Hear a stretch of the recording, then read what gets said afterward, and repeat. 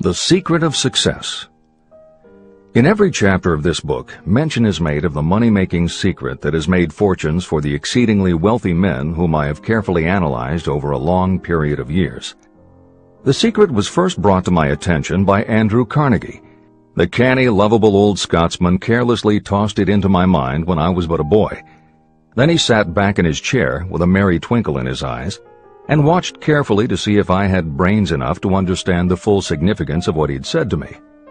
When he saw that I had grasped the idea, he asked if I would be willing to spend 20 years or more preparing myself to take it to the world, to men and women who, without the secret, might go through life as failures. I said I would, and with Mr. Carnegie's cooperation, I have kept my promise. Editor's comments. In 1908, during a particularly down time in the U.S. economy and with no money and no work, Napoleon Hill took a job as a writer for Bob Taylor's magazine. He was hired to write success stories about famous men. Although it would not provide much in the way of income, it offered Hill the opportunity to meet and profile the giants of industry and business, the first of whom was the creator of America's steel industry, multimillionaire Andrew Carnegie, who was to become Hill's mentor. Carnegie was so impressed by Hill's perceptive mind that following their 3-hour interview, he invited Hill to spend the weekend at his estate so they could continue the discussion. During the course of the next 2 days, Carnegie told Hill that he believed any person could achieve greatness if they understood the philosophy of success and the steps required to achieve it. "It's a shame," he said, "that each new generation must find the way to success by trial and error when the principles are really clear-cut." Carnegie went on to explain his theory that his knowledge could be gained by interviewing those who had achieved greatness and then compiling the information and research into a comprehensive set of principles. He believed that it would take at least 20 years, and that the result would be the world's first philosophy of individual achievement. He offered Hill the challenge, for no more compensation than that Carnegie would make the necessary introductions and cover travel expenses. It took Hill 29 seconds to accept Carnegie's proposal. Carnegie told him afterward that had it taken him more than 60 seconds to make the decision, he would have withdrawn the offer. For a man who cannot reach a decision promptly, once he has all the necessary facts, cannot be depended upon to carry through any decision he may make. It was through Hill's unwavering dedication that this book was eventually written. For detailed information on the life of Hill, read or listen to the audiobook of A Lifetime of Riches, the Biography of Napoleon Hill, by Michael J. Ritt, Jr. and Kurt Landers. Michael Ritt worked as Hill's assistant for 10 years and was the first employee of the Napoleon Hill Foundation, where he served as executive director, secretary, and treasurer. The material in his book comes from his own personal knowledge of Hill, as well as from Hill's unpublished autobiography. That is the end of the editor's comment. This book, Think and Grow Rich, contains the Carnegie secret, a secret that has been tested by thousands, now millions of people in almost every walk of life. It was Mr. Carnegie's idea that the magic formula, which gave him a stupendous fortune, ought to be placed within reach of people who do not have the time to investigate how others had made their money. It was his hope that I might test and demonstrate the soundness of the formula through the experience of men and women in every calling. He believed the formula should be taught in all public schools and colleges. He said that if it were properly taught, it would revolutionize the entire educational system, and the time spent in school could be reduced to less than half. In Chapter 4, On Faith, you will read the astounding story of the organization of the giant United States Steel Corporation. It was conceived and carried out by one of the young men through whom Mr. Carnegie proved that his formula will work for all who are ready for it. This single application of the secret, by Charles M. Schwab, made him a huge fortune in both money and opportunity. Roughly speaking, this particular application of the formula was worth $600 million. These facts give you a fair idea of what reading this book may bring to you, provided you know what it is that you want. Editor's comment. According to one method of calculation, through inflation alone, it would take approximately $20 in 2001 to buy what $1 would have bought in 1901. However, to find the contemporary equivalent value of $600 million is not simply a matter of multiplying by the increase in the cost of living. Although there are other factors and variables in calculating buying power, even by conservative estimates, the $600 million would translate into at least $12 billion at the beginning of the 21st century. That's the end of the editor's comment. The secret was passed on to thousands of men and women who have used it for their personal benefit. Some have made fortunes with it. Others have used it successfully in creating harmony in their homes. A clergyman used it so effectively that it brought him an income of upwards of $75,000 a year, approximately $1.5 million in contemporary terms. Arthur Nash, a Cincinnati tailor, used his near-bankrupt business as a guinea pig on which to test the formula. The business came to life and made a fortune for its owners. The experiment was so unique that newspapers and magazines gave it millions of dollars worth of publicity. The secret was passed on to Stuart Austin Weir of Dallas, Texas. He was ready for it, so ready that he gave up his profession and studied law. Did he succeed? You'll read the answer in Chapter 6, Specialized Knowledge. While I was the advertising manager of the LaSalle Extension University, I had the privilege of seeing J.G. Chaplin, president of the university, use the formula so effectively that he made LaSalle one of the great extension schools of this country. The secret is mentioned no fewer than 100 times throughout this book. It has not been directly named, for it seems to work more successfully when it is merely left in sight, where those who are ready and searching for it may pick it up. That is why Andrew Carnegie passed it to me without giving me its specific name. If you are ready to put it to use, you will recognize this secret at least once in every chapter, but you will not find an explanation of how you will know if you are ready. That would deprive you of much of the benefit you will receive when you make the discovery in your own way. If you have ever been discouraged, if you have had difficulties that took the very soul out of you, if you have tried and failed, if you were ever handicapped by illness or physical affliction, the story of my own son's discovery and use of the Carnegie formula may prove to be the oasis in the desert of lost hope for which you have been searching. This secret was extensively used by President Woodrow Wilson during the World War and by President Roosevelt during the Second World War. It was passed on to every soldier in the training received before going to the front. President Wilson told me it was a powerful factor in raising the funds needed for the war. A peculiar thing about this secret is that those who acquire and use it find themselves literally swept on to success. However, as is often pointed out in this book, there is no such thing as something for nothing. The secret cannot be had without paying a price, although the price is far less than its value. Another peculiarity is that the secret cannot be given away, and it cannot be purchased for money. Unless you are intentionally searching for the secret, you cannot have it at any price. That is because the secret comes in two parts, and in order for you to get it, one of those parts must already be in your possession. The secret will work for anyone who is ready for it. Education has nothing to do with it. Long before I was born, the secret had found its way into the possession of Thomas Edison, and he used it so intelligently that he became the world's leading inventor, although he had only 3 months of schooling. The secret was passed on to Edwin C. Barnes, a business associate of Mr. Edison's.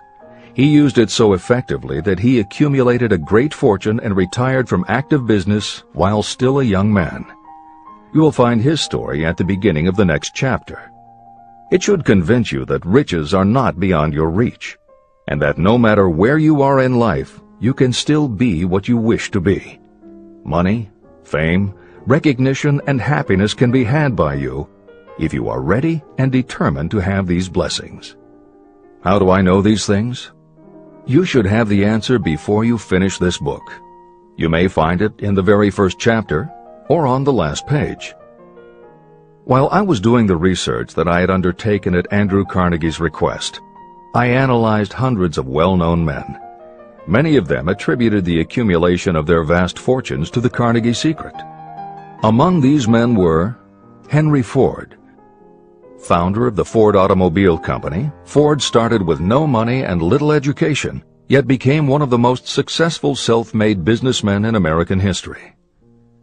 William Wrigley, Jr., a traveling salesman who found that his customers liked the chewing gum he gave away as a premium better than the goods he sold, so he started his own company. John Wanamaker. Known as the Merchant Prince, he created the world's first department store and was hailed for his innovations in marketing, customer service, and employee benefits. James J. Hill. Known as the Empire Builder, he built the transcontinental Great Northern Railway, encouraged homesteading in the West, then established shipping routes linking America to Asia. George S. Parker. A school teacher who grew tired of fixing his students' pens, he created a new design, founded the Parker Pen Company, and turned a simple idea into a fortune. E. M. Statler. The son of a poor pastor, he started as a bellboy and worked his way up until he was able to start his own chain of Statler hotels, famous for their luxury and service with a smile. Henry L. Doherty. Started at age 12 as an office boy for Columbia Gas, he went on to acquire 53 utilities companies and patented 140 innovations for natural gas and oil production. Cyrus H.K. Curtis. Starting with a small agricultural weekly, Curtis turned it into Ladies' Home Journal, created Saturday Evening Post, then assembled one of the largest newspaper empires. George Eastman.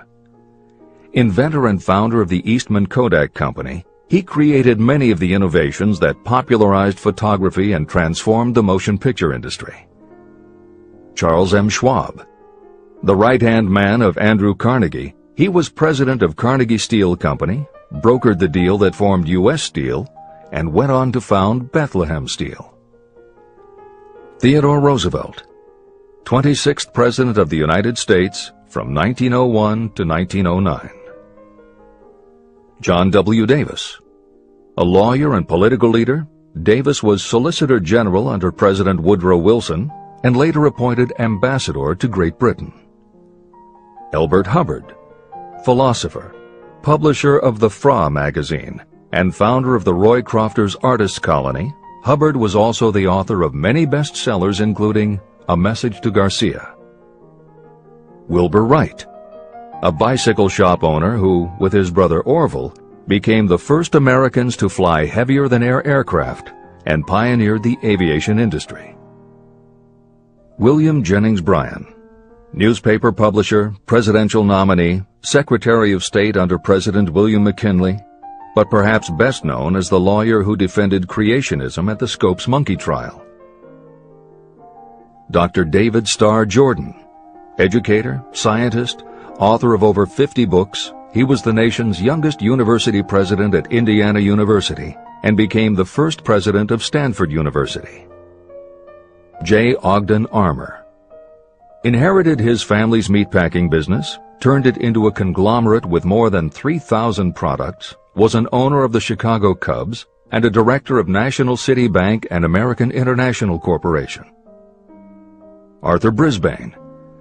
A crusading journalist and syndicated columnist, Brisbane was sought after by every major news organization and was the most read and highest-paid editorial writer of his day.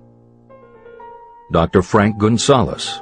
A Chicago preacher who delivered such a powerful sermon, Philip D. Armour gave him $1 million to start the Armour Institute of Technology, of which he became president. Daniel Willard. President of the B&O Railroad for more than 30 years, he was honored by having the city of Willard, Ohio, named for him. King Gillette. A traveling salesman and born tinkerer, Gillette was trying to shave on a moving train when he came up with the idea of the safety razor, which became the foundation of a corporate giant. Ralph A. Weeks. President of International Correspondence Schools, Weeks helped finance Napoleon Hill's Intra-Wall Institute, established to educate and rehabilitate prison inmates. Judge Daniel T. Wright, instructor at Georgetown Law School, where Napoleon Hill was studying when Bob Taylor's magazine gave him the assignment to write a profile of Andrew Carnegie. John D. Rockefeller. With $1,000 in savings plus another $1,000 borrowed from his father, he started a kerosene company which he grew into the giant Standard Oil and one of the world's greatest fortunes. Thomas A. Edison. Inventor and entrepreneur, he perfected the electric light bulb, the phonograph, the motion picture camera, and owned the rights to more than 1,000 patented inventions. Frank A. Vanderlip. A poor boy who became a journalist, social reformer, and self-made millionaire, he was president of the National City Bank, now Citibank, and Assistant Secretary of the Treasury. F.W. Woolworth. A clerk in a general store, he pioneered the idea of fixed-price selling and self-service and forever changed retail selling with a chain of Woolworth 5 and 10 cent stores. Colonel Robert A. Dollar. Starting with a small schooner bought to haul lumber down the West Coast, he built the Dollar Steamship Company, the largest fleet of luxury liners sailing under the U.S. flag. Edward A. Filene. Founder of the Boston-based stores, he devised revolutionary methods of distribution and merchandising and became famous for the first bargain basement department. Edwin C. Barnes. The only man Thomas Edison ever had as a partner, Barnes took Edison's failing dictaphone and sold it so successfully it became a fixture in offices and made him a multimillionaire. Arthur Nash. A Cincinnati tailor who used his bankrupt business as a guinea pig for the Carnegie Secret and was so successful the newspapers made him famous as Golden Rule Nash. Clarence Darrow. Famed as a lawyer, public speaker, and defender of the underdog, Darrow is best known as the lawyer who defended teaching the theory of evolution at the Scopes monkey trial. Woodrow Wilson. 28th President of the United States of America from 1913 to 1921. William Howard Taft. 27th President of the United States of America from 1909 to 1913. Luther Burbank. World-renowned horticulturalist who introduced over 800 varieties of new plants in his effort to improve the quality of plants and thereby increase the world's food supply. Edward W. Bok. Although he had only 6 years schooling, by the age of 20 he was editor of Ladies' Home Journal, which he helped to build into the world's most widely circulated magazine. Frank A. Munsey. A telegraph operator who quit to launch Argosy magazine, then parlayed his fortune into a newspaper empire that included the Washington Times and the New York Herald. Elbert H. Gary. Chairman of U.S. Steel, at the time the largest corporation in the world, Gary spearheaded the construction of its first major project, the Gary Works Steel Plant, and the city of Gary, Indiana. Dr. Alexander Graham Bell. Best known as the inventor of the telephone, Bell also perfected recording devices, advances in aircraft, and was a co-founder of the National Geographic Society. John H. Patterson. President of National Cash Register, Patterson was known as an advertising visionary and a genius at motivating his sales force, which made NCR the leader in its field. Julius Rosenwald. A small manufacturer who foresaw the future of mail order, he bought 25% of Sears Roebuck & Company, and together with Richard Sears built it into an icon of American business. Stuart Austin Weir. A construction engineer Hill met in the Texas oil fields who, inspired by the Carnegie Secret, went to law school after age 40 and also helped publish Napoleon Hill's magazine. Dr. Frank Crane. A noted psychologist, essayist, and author of the book 4-Minute Essays on subjects such as the price of liberty, pragmatism, the duty of the rich, and how to keep friends. J.G. Chaplin, president of the LaSalle Extension University at the time Napoleon Hill worked in the university's advertising and sales department, where he first realized his talent for motivating people. Jennings Randolph, a congressman, then U.S. Senator from West Virginia. Randolph was a lifelong admirer of Napoleon Hill, and it was he who encouraged Hill to act as advisor to President Franklin Delano Roosevelt. These names represent a small fraction of well-known Americans whose achievements, financial and otherwise, prove that those who understand and apply the Carnegie secret reach high positions in life. Editor's comment. As Napoleon Hill says, the preceding list includes only some of the more than 500 multimillionaires and extraordinarily successful individuals whom Napoleon Hill interviewed prior to writing Think and Grow Rich. It does not include the equally impressive list of people he came in contact with after the publication, nor does it include the names of those who did not have the opportunity to meet Napoleon Hill personally, but who attribute their success to having read this book. It is said that Napoleon Hill and Think and Grow Rich have made more millionaires than any other person in history. It might equally well be said that Napoleon Hill inspired more motivational experts than any other man in history. It is practically impossible to find a motivational speaker who does not draw upon Hill's work. His influence can be seen in the writings of his early peers, Dale Carnegie and Norman Vincent Peale. Later successful authors and speakers such as W. Clement Stone, Og Mandino, and Earl Nightingale either worked directly with Napoleon Hill or with the Napoleon Hill Foundation.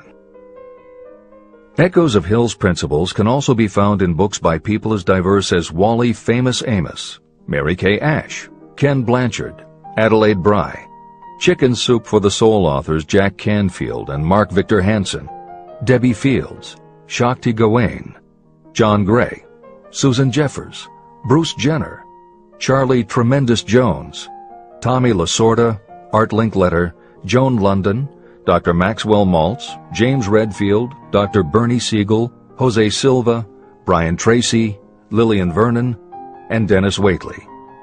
Stephen Covey, author of The 7 Habits of Highly Effective People, has often spoken of the influence of Napoleon Hill.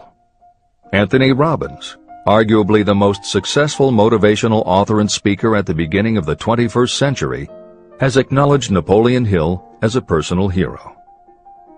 That is the end of the editor's comment. I have never known anyone who was inspired to use the Carnegie secret who did not achieve noteworthy success. On the other hand, I have never known anyone to distinguish themselves or to accumulate riches of any consequence without possession of the secret. From these two facts, I draw the conclusion that the secret is more important for self-determination than anything you receive through what is popularly known as education. Somewhere, as you read, the secret will jump from the page and stand boldly before you, if you are ready for it. When it appears, you will recognize it.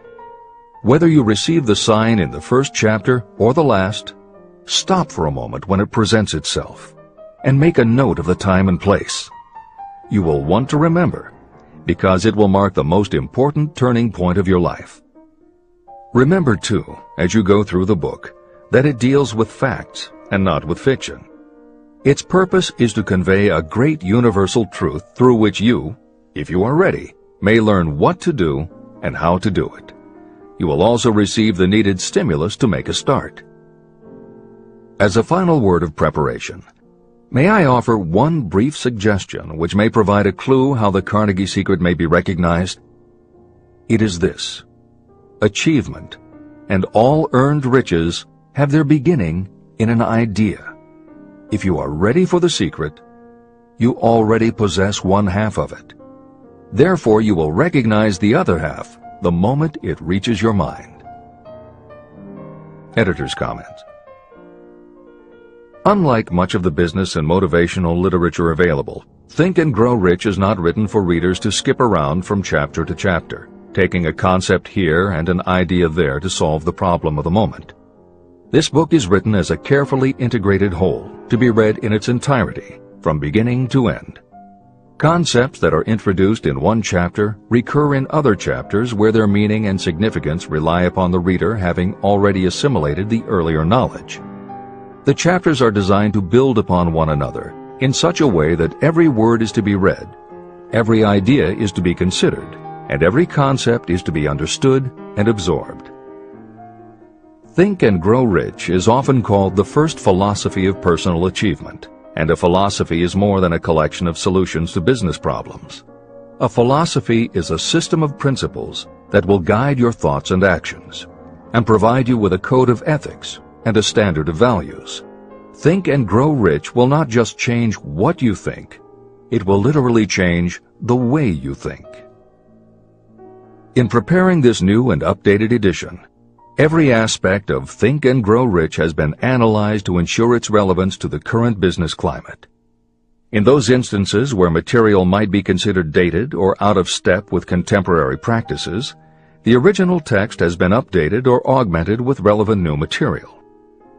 A hallmark of the original edition of Think and Grow Rich is that in every chapter Napoleon Hill cites real-life examples based on his own first-hand knowledge of America's most successful self-made multimillionaires.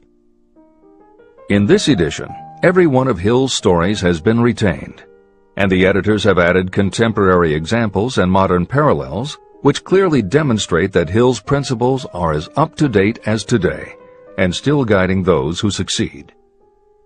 In addition to contemporary examples, where the editors felt it would be of interest to the reader, we have included marginal notes that provide relevant information about recent developments. Where applicable, we have also suggested books or other materials that complement various aspects of Napoleon Hill's philosophy. On a more technical note, the editors have approached the written text as we would that of a living author. When we encountered what modern grammarians would consider run-on sentences, outdated punctuation, or other matters of form, we opted for contemporary usage. Those readers familiar with earlier editions will note that the chapter numbers have been changed in this edition. Originally, Think and Grow Rich began with an unnumbered chapter, a word from the author. In this edition, that text appears as Chapter 1, and is renamed The Secret of Success. The chapters that follow are renumbered sequentially and proceed in their original order. The chapter that was previously titled The Mystery of Sex Transmutation has been retitled Sexuality, Charisma and Creativity, and the text has been restructured and annotated to reflect the role of women in contemporary society. All editorial commentary is clearly set off in a font and style that is different from the original text. This is the end of the editor's comments.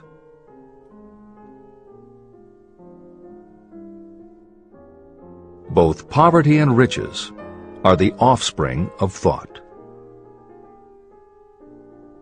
Chapter 2. Thoughts are things.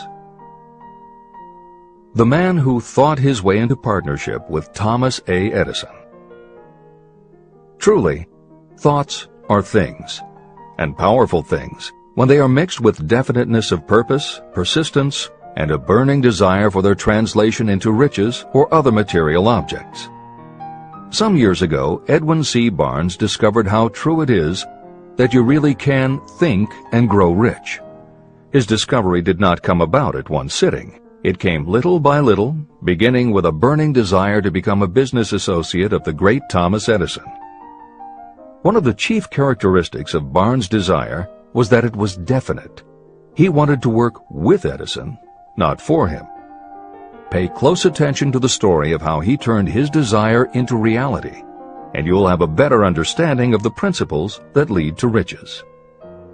When this desire, or this thought, first flashed into his mind, he was in no position to act upon it. Two problems stood in his way. He did not know Mr. Edison, and he did not have enough money to buy a train ticket to West Orange, New Jersey, where the famed Edison Laboratory was located. These problems would have discouraged the majority of people from making any attempt to carry out the desire. But his was no ordinary desire. The Inventor and the Tramp. Edwin C. Barnes presented himself at Mr. Edison's laboratory and announced that he had come to go into business with the inventor. Years later, in speaking about that first meeting, Mr. Edison said about Barnes, "He stood there before me looking like an ordinary tramp, but there was something in the expression of his face which conveyed the impression that he was determined to get what he had come after. I had learned from years of experience with men that when a man really desires a thing so deeply that he is willing to stake his entire future on a single turn of the wheel in order to get it, he is sure to win. I gave him the opportunity he asked for, because I saw he had made up his mind to stand by until he succeeded. Subsequent events proved that no mistake was made." It could not have been the young man's appearance that got him his start in the Edison office. That was definitely against him. It was what he thought that counted. Barnes did not get his partnership with Edison on his first interview. What he did get was a chance to work in the Edison offices at a very nominal wage. Months went by. Nothing happened to bring nearer the goal that Barnes had set as his definite major purpose. But something important was happening in Barnes' mind. He was constantly intensifying his desire to become the business associate of Edison. Psychologists have correctly said, when one is truly ready for a thing, it puts in its appearance. Barnes was ready for a business association with Edison, and he was determined to remain ready until he got what he was seeking. He did not say to himself, "Ah, well, what's the use? I guess I'll change my mind and try for a salesman's job."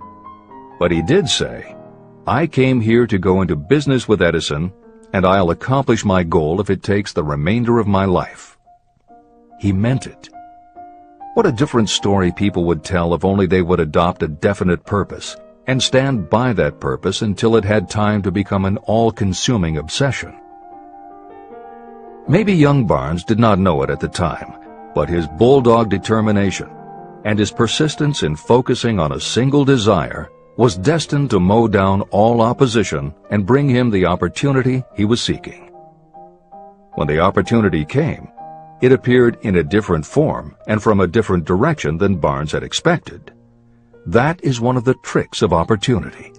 It has a sly habit of slipping in by the back door, and often it comes disguised in the form of misfortune or temporary defeat.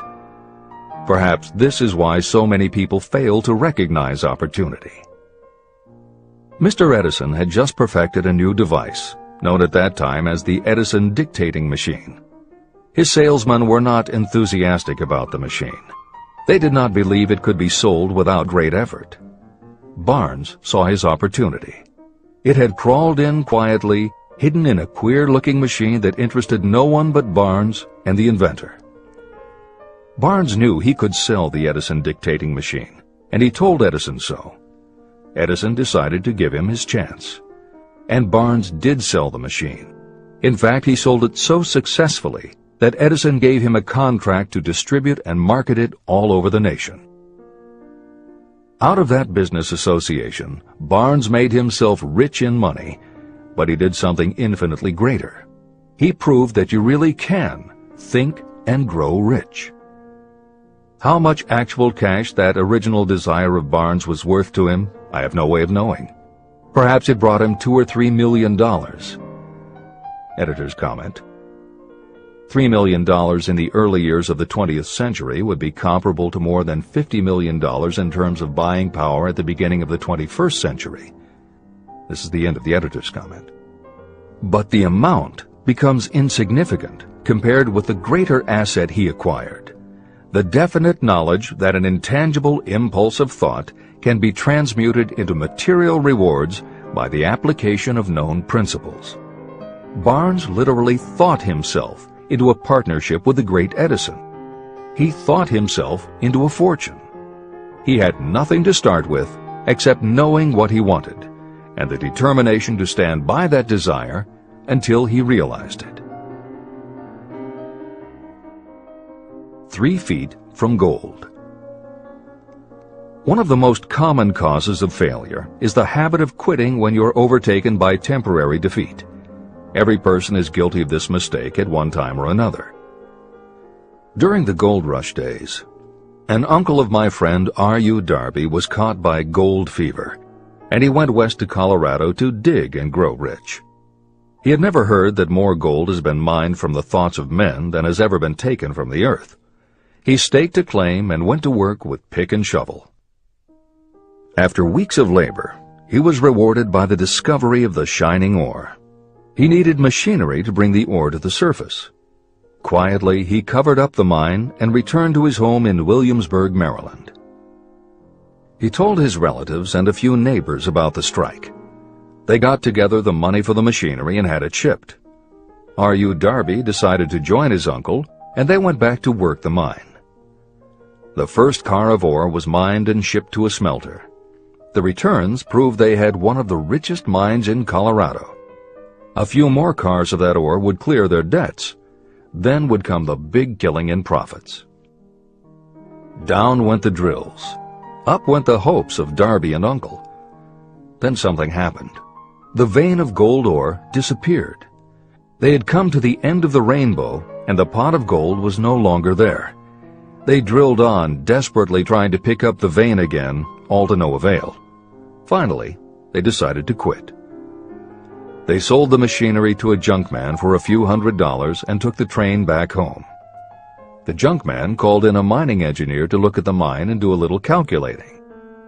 The engineer advised that the project had failed because the owners were not familiar with fault lines. His calculations showed that the vein would be found just 3 feet from where the Darbys had stopped drilling. And that is exactly where it was found. The junkman took millions of dollars in ore from the mine because he knew enough to seek expert counsel before giving up. Long afterward, Mr. Darby recouped his loss many times over when he made the discovery that desire can be transmuted into gold. The discovery came after he went into the business of selling life insurance. Never forgetting that he lost a huge fortune because he stopped 3 feet from gold, Darby profited by the experience in his newly chosen field. He simply said to himself, "I stopped 3 feet from gold, but I will never stop because men say no when I ask them to buy insurance." Darby became one of a small group of men who sell over $1 million in life insurance annually. He owed his stickability to the lesson he learned from his quitability in the gold mining business. Before success comes in anyone's life, that person is sure to meet with much temporary defeat, and perhaps some failure. When defeat overtakes a person, the easiest and most logical thing to do is to quit. That is exactly what the majority of people do. More than 500 of the most successful people this country has ever known told me their greatest success came just one step beyond the point at which defeat had overtaken them. Failure is a trickster with a keen sense of irony and cunning. It takes great delight in tripping you just when success is almost within reach. Editor's comments. Napoleon Hill's creed, "Every failure brings with it the seed of an equivalent success," was the inspiration for entrepreneur and motivational speaker Wayne Allen Root to write his book, The Joy of Failure. Published in the late 1990s, it not only tells Wayne's personal story of using his failures as stepping stones to success, he also recounts stories from other successful people, which prove that the rich and famous got to be that way only because of what they learned from their failures. People such as Jack Welch, the hugely successful CEO of General Electric, who early in his career failed dramatically when a plastics plant for which he was responsible blew up. Billionaire Charles Schwab was a failure at school and university, flunking basic English twice due to a learning disability, and then failed on Wall Street more than once before he thought of the idea that grew to make him very rich indeed. Sylvester Stallone, Bruce Willis, Oprah Winfrey, Bill Clinton, Stephen Jobs, Donald Trump, and a host of other equally well-known achievers all had to fail in order to learn the lessons that ultimately made them successes. Every one of them was a failure, but none of them was defeated. Charles F. Kettering, who patented more than 200 inventions including the automobile ignition, the spark plug, Freon for air conditioners and the automatic transmission, said, "From the time a person is 6 years old until he graduates from college, he has to take 3 or 4 examinations a year. If he flunks once, he is out." But an inventor is almost always failing. He tries and fails maybe 1,000 times. If he succeeds once, then he's in. These two things are diametrically opposite. We often say that the biggest job we have is to teach a newly hired employee how to fail intelligently. We have to train him to experiment over and over and to keep on trying and failing until he learns what will work. Failures are just practice shots. This is the end of the editor's comment. A 50-cent lesson in persistence. Shortly after Mr. Darby received his degree from the University of Hard Knocks, he witnessed something that proved to him that no does not necessarily mean no. One afternoon, he was helping his uncle grind wheat in an old-fashioned mill. The uncle operated a large farm on which a number of sharecropper farmers lived. Quietly, the door was opened, and a small child, the daughter of a tenant, walked in and took her place near the door. The uncle looked up, saw the child, and barked at her roughly, "What do you want?" Meekly, the child replied, "My mom says to send her 50 cents. "I'll not do it," the uncle retorted. "Now you run on home." But she did not move. The uncle went ahead with his work, not noticing that she did not leave. When he looked up again and saw her still standing there, he said, "I told you to go on home. Now go, or I'll take a switch to you." But she did not budge. The uncle dropped a sack of grain he was about to pour into the mill hopper and started toward the child. Darby held his breath. He knew his uncle had a fierce temper.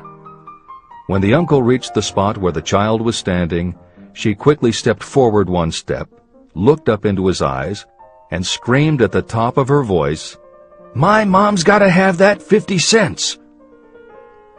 The uncle stopped, looked at her for a minute, put his hand in his pocket, took out $50, and gave it to her. The child took the money and slowly backed toward the door, never taking her eyes off the man whom she had just conquered. After she had gone, the uncle sat down on a box and looked out the window into space for more than 10 minutes. He was pondering, with awe, over the whipping he had just taken. Mr. Darby, too, was doing some thinking. This was the first time in all his experience that he had seen a child deliberately master an adult. How did she do it? What happened to his uncle that caused him to lose his fierceness and become as docile as a lamb? What strange power did this child use that made her master of the situation? These questions flashed into Darby's mind, but he did not find the answer until years later when he told me the story. Strangely, the story of this unusual experience was told to me in the old mill on the very spot where the uncle took his whipping. As we stood there in that musty old mill, Mr. Darby repeated the story and finished by asking, "What can you make of it? What strange power did that child use that so completely whipped my uncle?" The answer to his question will be found in the principles described in this book. The answer is full and complete. It contains enough details and instructions for you to understand and apply the same force that the little child accidentally stumbled upon. Keep your mind alert, and you will learn exactly what strange power came to the rescue of the child. You may catch a glimpse of the power in this chapter, or it may flash into your mind in some later chapter. If you stay alert to the possibility, somewhere you will find the idea that will quicken your receptive powers and place at your command this same irresistible power. It may come in the form of a single idea, or it may come as a complete plan or a purpose. It may even cause you to go back over your past experiences of failure or defeat, and in doing so, it may bring to the surface some lesson by which you can regain all that you lost through defeat. After I had explained to Mr. Darby the power unwittingly used by the little child, he mentally retraced his 30 years as a life insurance salesman.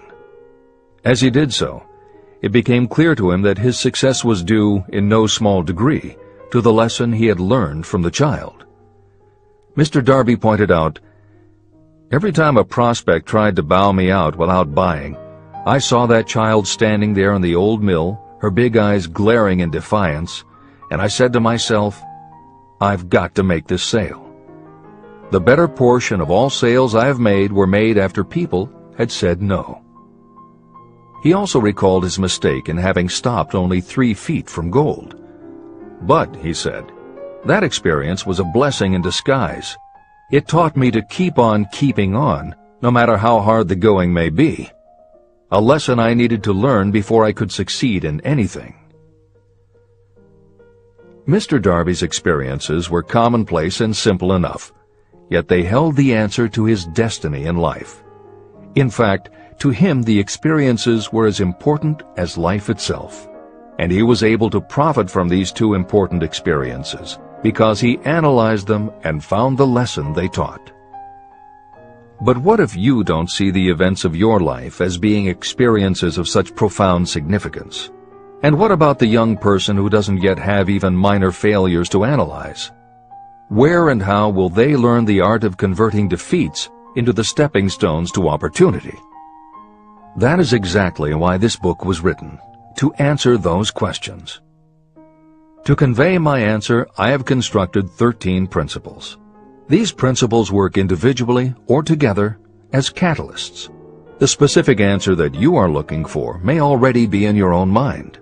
Reading these principles may be the catalyst that causes your answer to suddenly come to you as an idea, a plan, or a purpose. One sound idea is all you need to achieve success. These 13 principles contain the best and most practical ways and means of creating ideas. Success consciousness.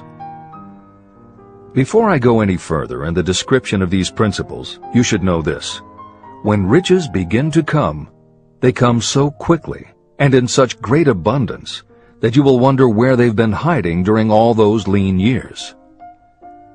This is an astounding statement, especially when you take into consideration the popular belief that riches come only to those who work hard and long. When you begin to think and grow rich, you will observe that riches begin with a state of mind, with definiteness of purpose, with little or no hard work. What you need to know now is how to acquire the state of mind that will attract riches. I spent 25 years researching the answer to that question, because I, too, wanted to know how wealthy men become that way.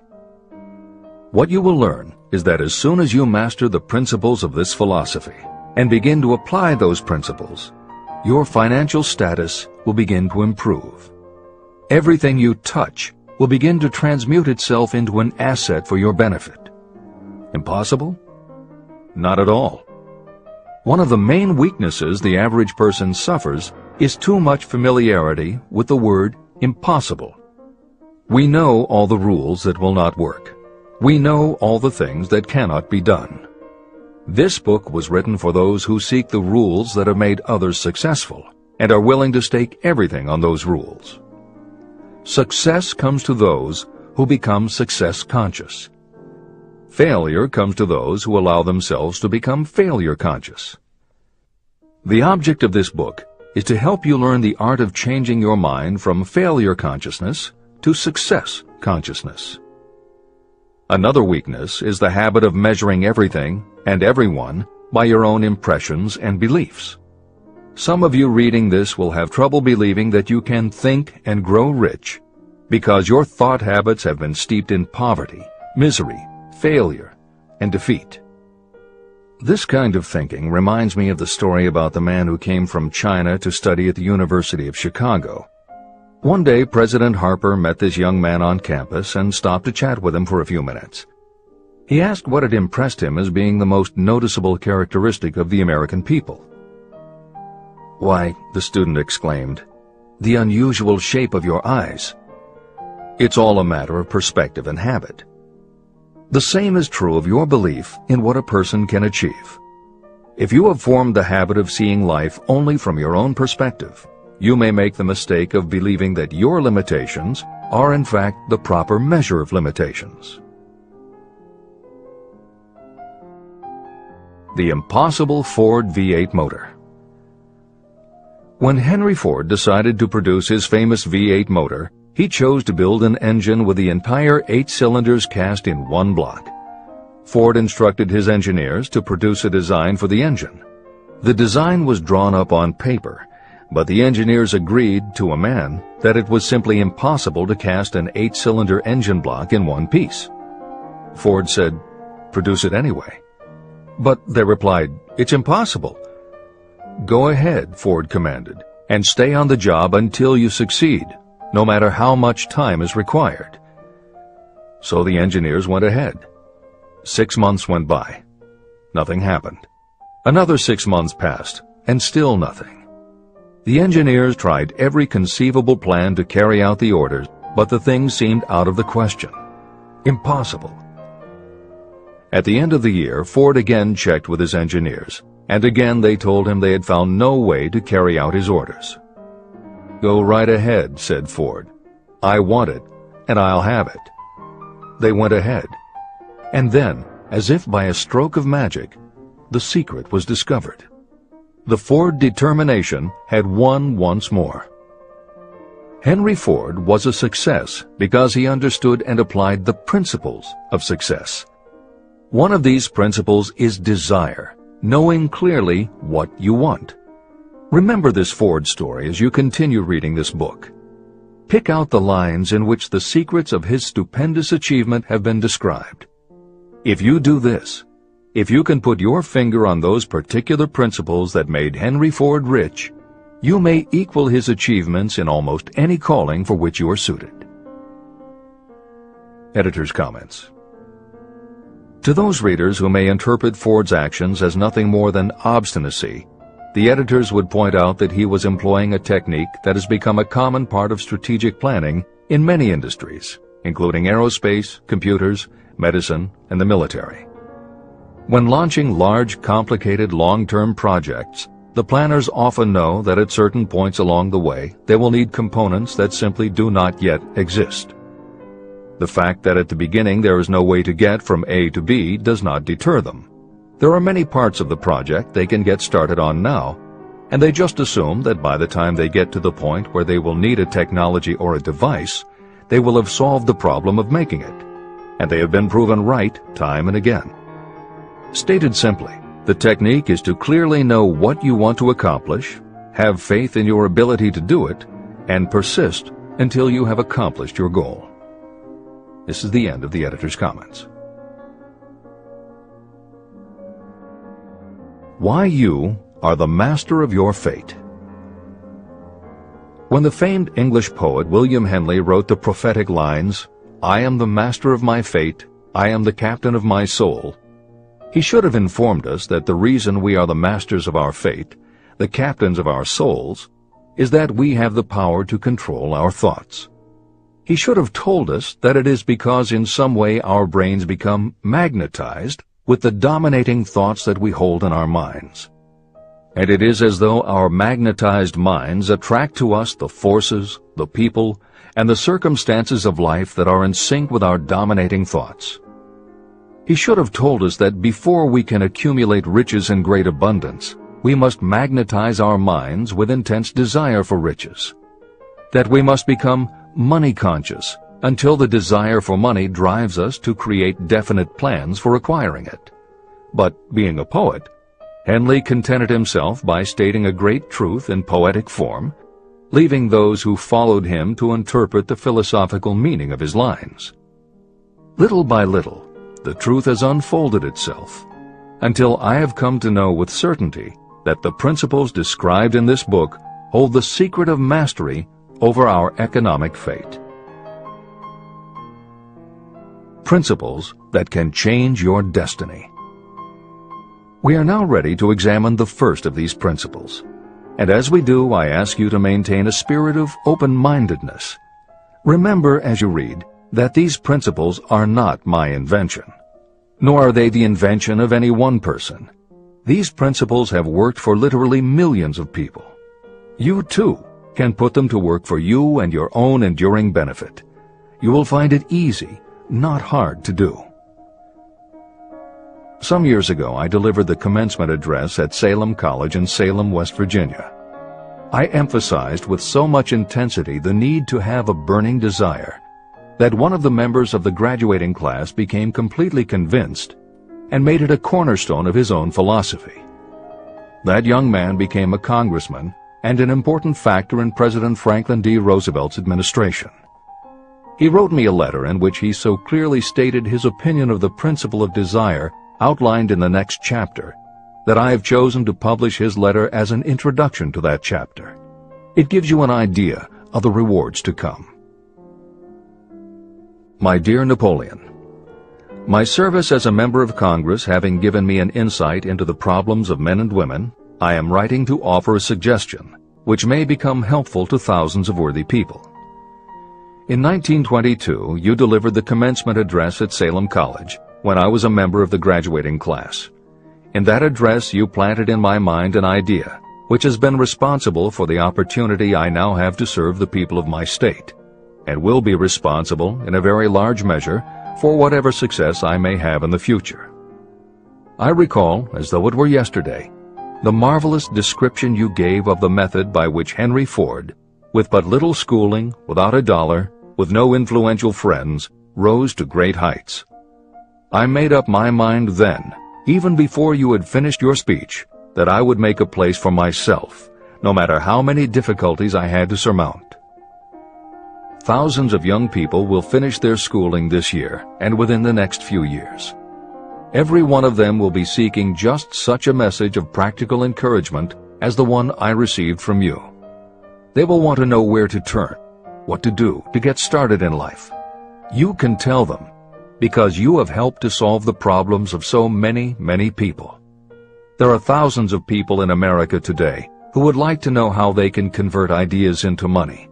People who must start from scratch without finances and recoup their losses. If anyone can help them, you can. If you publish the book, I would like to own the first copy that comes from the press, personally autographed by you.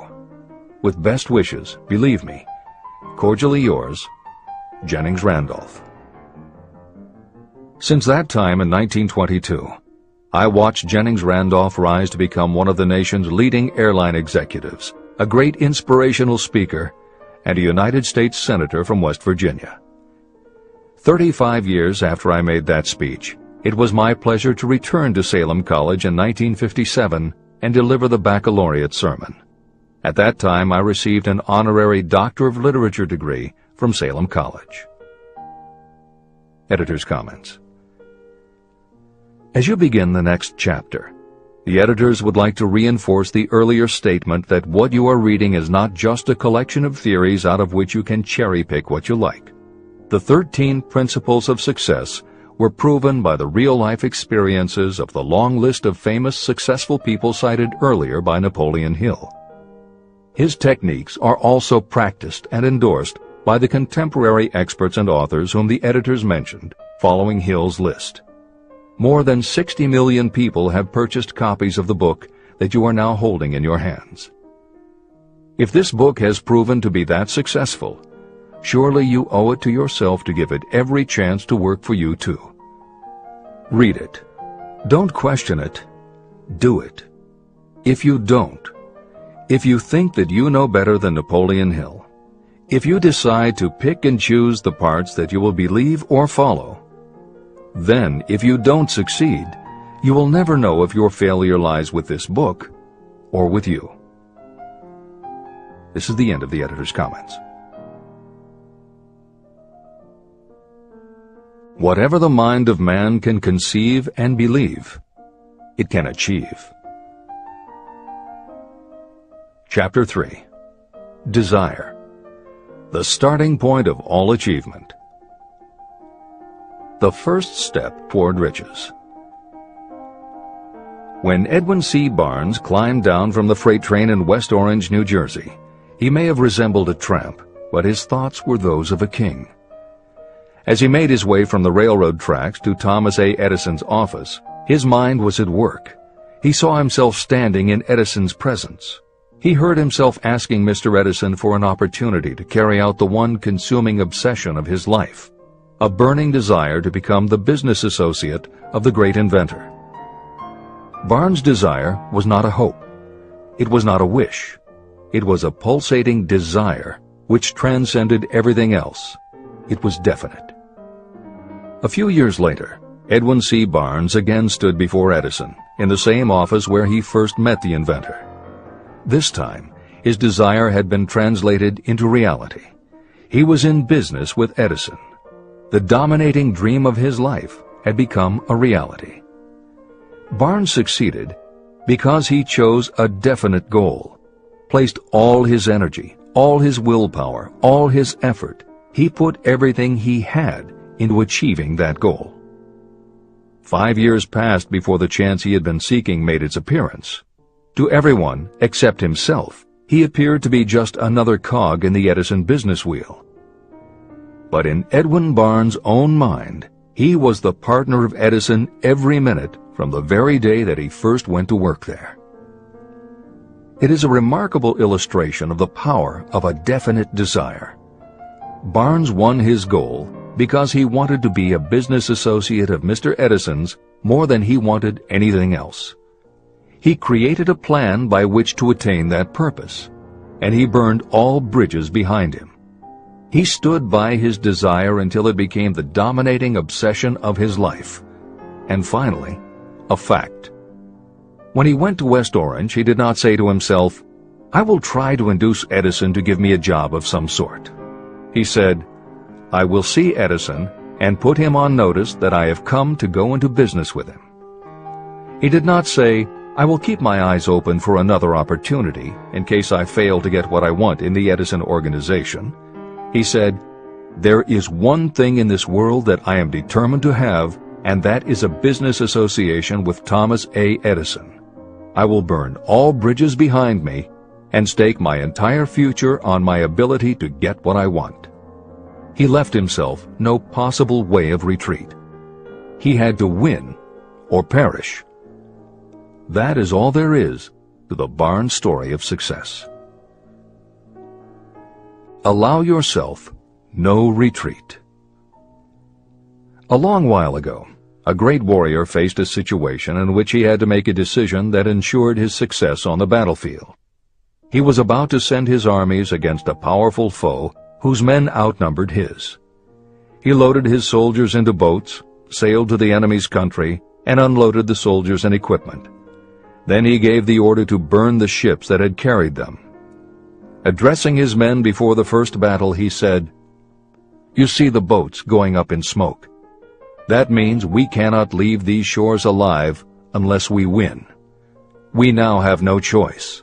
We win or we perish." They won. Every person who wins in any undertaking must be willing to burn his ships and cut all sources of retreat. That is the only way you can be sure of maintaining the state of mind known as a burning desire to win. It is essential to success. The morning after the Great Chicago Fire, a group of merchants stood on State Street, looking at the smoking remains of what had been their stores. They went into a conference to decide if they would try to rebuild or if they would leave Chicago and start over in a more promising section of the country. They decided to leave, all except one. The merchant who decided to stay and rebuild pointed a finger at the remains of his store and said, "Gentlemen, on that very spot I will build the world's greatest store, no matter how many times it may burn down." That was in 1871. The store was built. It still stands there today. The Marshall Field's department store is a towering monument to the power of that state of mind known as a burning desire. The easy thing would have been for Marshall Field to do exactly what his fellow merchants did. When the going was hard and the future looked dismal, they pulled up and went where the going seemed easier. Mark well this difference between Marshall Field and the other merchants. It is that difference which distinguishes those who succeed from those who fail. Every human being old enough to understand the value of money wishes for it, but wishing will not bring riches. Desiring riches, with a state of mind that becomes an obsession, then planning definite ways and means to acquire riches, and backing those plans with persistence, a persistence which does not recognize failure. That's what will bring riches. Editor's comments. In other of his writings, Napoleon Hill uses the term definiteness of purpose as being interchangeable with desire. The following explanation is adapted from the Napoleon Hill Foundation's book, Believe and Achieve. Desire, or definiteness of purpose, is more than goal setting. In simplest terms, your desire is your roadmap to achieving an overall career objective. Your goals represent specific steps along the way. Having a desire, or definiteness of purpose for your life, has a synergistic effect on your ability to achieve your goals. As you become better at what you do, you devote all of your resources toward reaching your objective. You become more alert to opportunities, and you reach decisions more quickly. Every action you take ultimately boils down to the question, will this goal help me reach my desire, my overall objective, or won't it? Your purpose will become your life. It will permeate your mind, both conscious and subconscious. This is the end of the editor's comments. 6 ways to turn desire into gold. The method by which your desire for riches can be transmuted into its financial equivalent consists of 6 definite, practical steps. 1. Fix in your mind the exact amount of money you desire. It is not sufficient merely to say, "I want plenty of money." Be definite about the amount. There is a psychological reason for such definiteness explained in subsequent chapters. 2. Determine exactly what you intend to give in return for the money you desire. There is no such reality as something for nothing. 3. Establish a definite date when you intend to possess the money you desire. 4. Create a definite plan for carrying out your desire and begin at once, whether you are ready or not, to put this plan into action. 5. Now write it out. Write a clear, concise statement of the amount of money you intend to acquire. Name the time limit for its acquisition. State what you intend to give in return for the money, and describe clearly the plan through which you intend to accumulate it. 6. Read your written statement aloud, twice daily. Read it once just before retiring at night, and read it once after arising in the morning. As you read, see and feel and believe yourself already in possession of the money. It is important that you follow the instructions in these 6 steps. It is especially important that you observe and follow the instructions in the 6th step.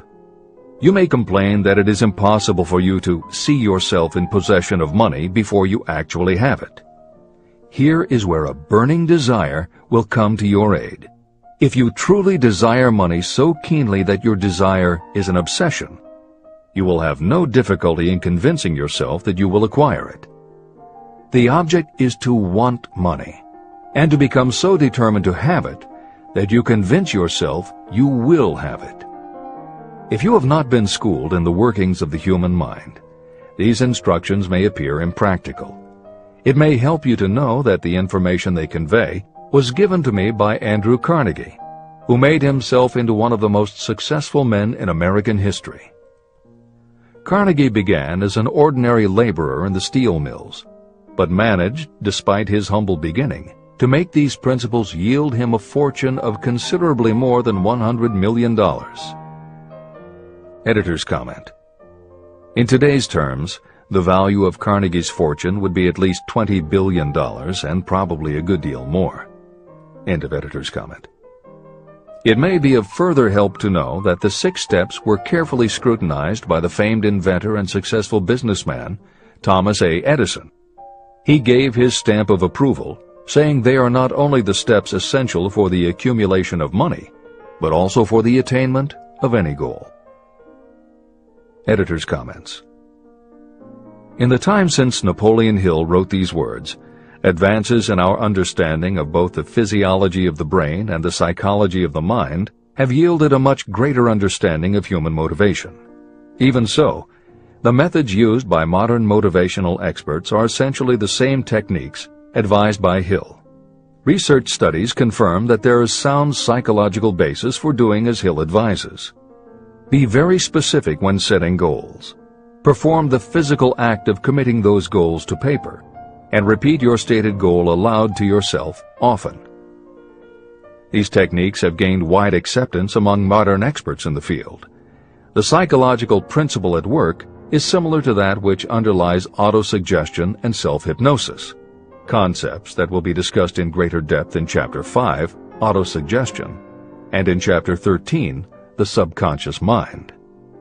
Hill's instruction to see yourself as you will be when you have already achieved your objective is also a specific technique. Today it is commonly taught by motivational experts under the term creative visualization. In Chapter 4 on faith and in Chapter 5 on autosuggestion, Hill elaborates on his method. Before moving on, the editors would like to reinforce Hill's advice to follow his instructions to the letter. The editors know there is a tendency for the reader to assume that it is enough for them just to intellectually understand a concept. As you read Hill's 6 points, you probably found yourself thinking, sure, some people might need to write things down, but I'm not a kid, I get the idea. Or, okay, I understand that saying it out loud might help some less sophisticated people, but I already understand the point intellectually. If you feel that way, let us remind you that many of the most successful people whom you admire did not think they were too smart or too sophisticated to follow Hill's instructions. The editors would again point out that if Napoleon Hill believed the actual acts of writing and speaking your goals is important, and if psychologists and motivational experts agree, then you would be foolish not to follow this simple advice. Just do it. This is the end of the editor's comments. The steps call for no hard labor. They call for no sacrifice. To apply them does not call for a great amount of education. But the 6 steps do call for enough imagination to see and to understand that the accumulation of money cannot be left to chance or luck. You may as well know right here that you can never have riches in great quantity unless you can work yourself into a white heat of desire for money and actually believe you will possess it.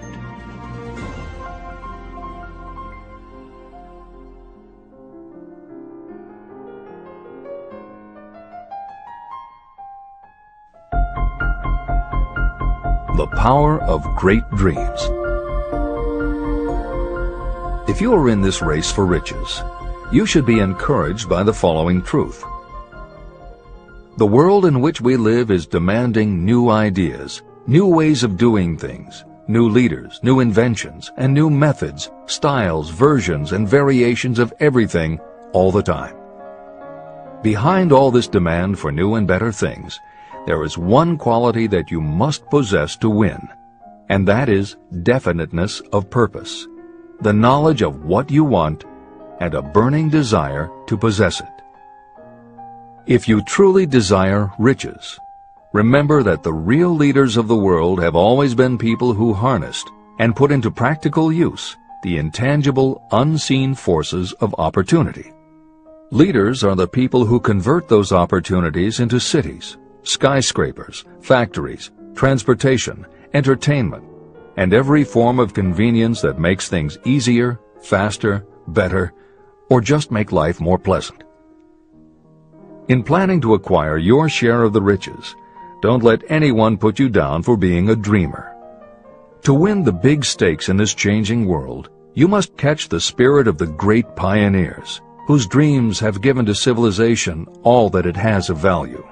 It is that spirit which serves as the lifeblood of our own country, your opportunity and mine to develop and market our talents. A burning desire to be and to do is the starting point from which the dreamer must take off.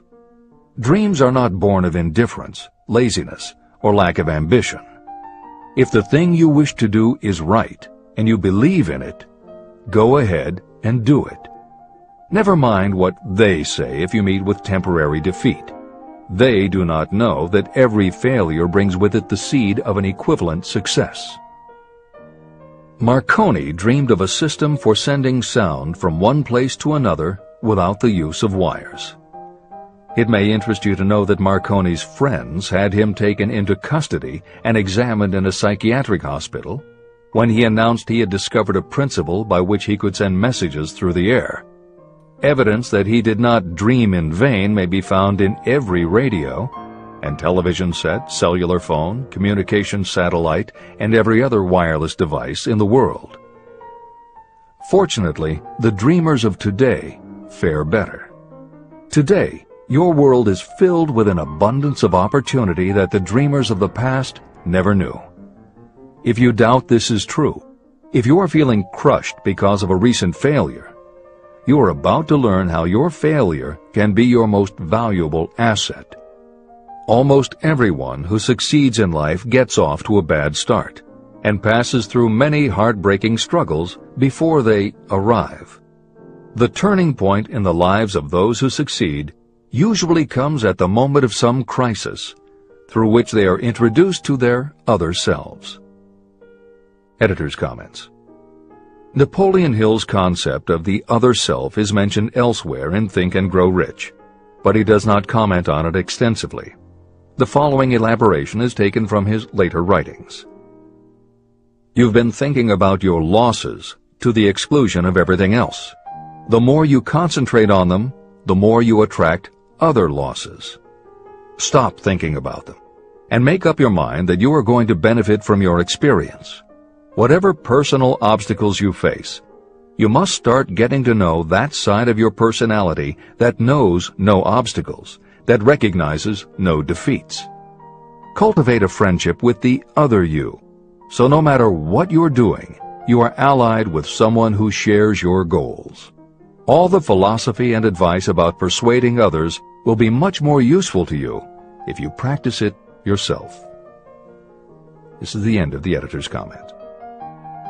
Sidney Porter discovered the genius that slept within his brain only after he had met with great misfortune.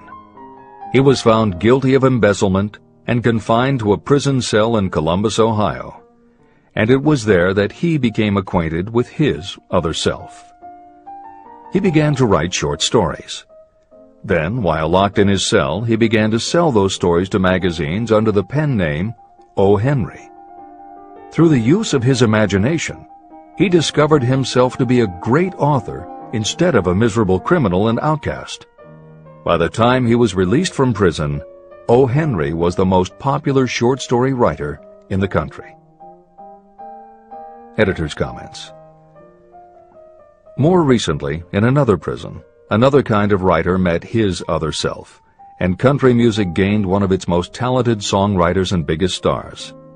As a kid, Merle Haggard's family home was a converted boxcar in Bakersfield, California.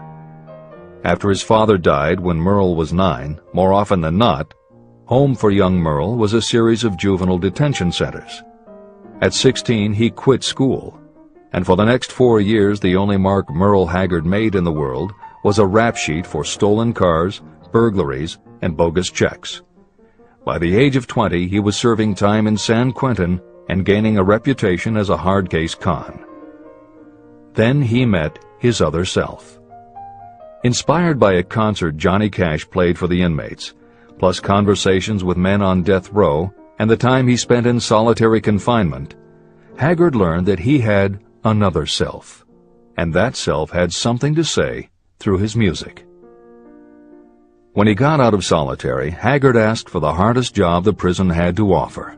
He enrolled in night school courses at the prison, straightened himself out, and won his parole after 2.5 years. He went back to Bakersfield and dug ditches during the day so he could polish his songwriting and performing at night. Within 3 years, he had a recording contract. Within 5 years, he had his first top 10 hit, and has since gone on to become one of the most influential voices in modern country music. This is the end of the editor's comments. Thomas Edison dreamed of a lamp that could be operated by electricity, and he began where he stood to put his dream into action. He failed more than 10,000 times. Despite his failures, he stood by that dream until finally he was driven to the discovery of the genius that slept within his brain. Editor's comments. Dean Kamen got to know his other self very early in life. While he was a teenager, Kamen started his own company, building and selling control systems for automated sound and light shows. He was still in high school when he got the contract to automate the Times Square New Year's Eve ball. Though he went on to attend university, he never bothered to graduate because he was too busy working on something he called auto-syringe, the first wearable infusion pump for administering drug therapies. His invention was hailed as a medical landmark, as were many of his other breakthroughs, which include a revolutionary kidney dialysis machine, an insulin pump for diabetics, an improved stent used for heart patients, and more than 150 other devices he has patented. One day, seeing the difficulty a man in a wheelchair was having getting up a curb, Kamen set his mind to creating a device that would liberate people confined to wheelchairs. The result is the iBot, a revolutionary wheel device that uses computers and a system of stabilizing gyroscopes that imitate the working of the human body. It not only goes over curbs, but it will even go up and down stairs, travel over almost any kind of rough ground, and will allow the user to raise themselves eye to eye with a standing person. And it does it all without the user having to get out of the device or needing anyone's assistance. In 2001, Kamen hit the front pages when he introduced the Segway, a one-person people mover based on his iBot technology. It's a two-wheel scooter-like device that zips and zooms forward, backward, left, right, and comes to a stop without the rider doing anything more than barely shifting his or her body. It is so sensitive that it is almost as though it obeys the user's thoughts. The Segway may be a world-changing invention, with possible applications for work and travel that stagger the imagination. As this is being written, the Segway is already being used to navigate large warehouses and is being tested by police departments and postal employees.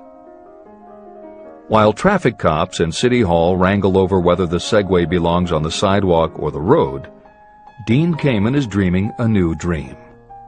This time, the dream is an invention that may literally bring light to some of the darkest corners of the earth. Kamen has developed a non-polluting electric generator that can use almost anything as fuel. But here's the extraordinary part. He has created a revolutionary closed system so that the engine's heat is used to purify 10 gallons of drinkable water every hour. This amazing invention could bring safe drinking water to parts of the world where contaminated water kills millions, and at the same time, it will provide a source of cheap, reliable electric power. Dean Kamen is not some academic hidden in a lab somewhere. Kamen is an inventor.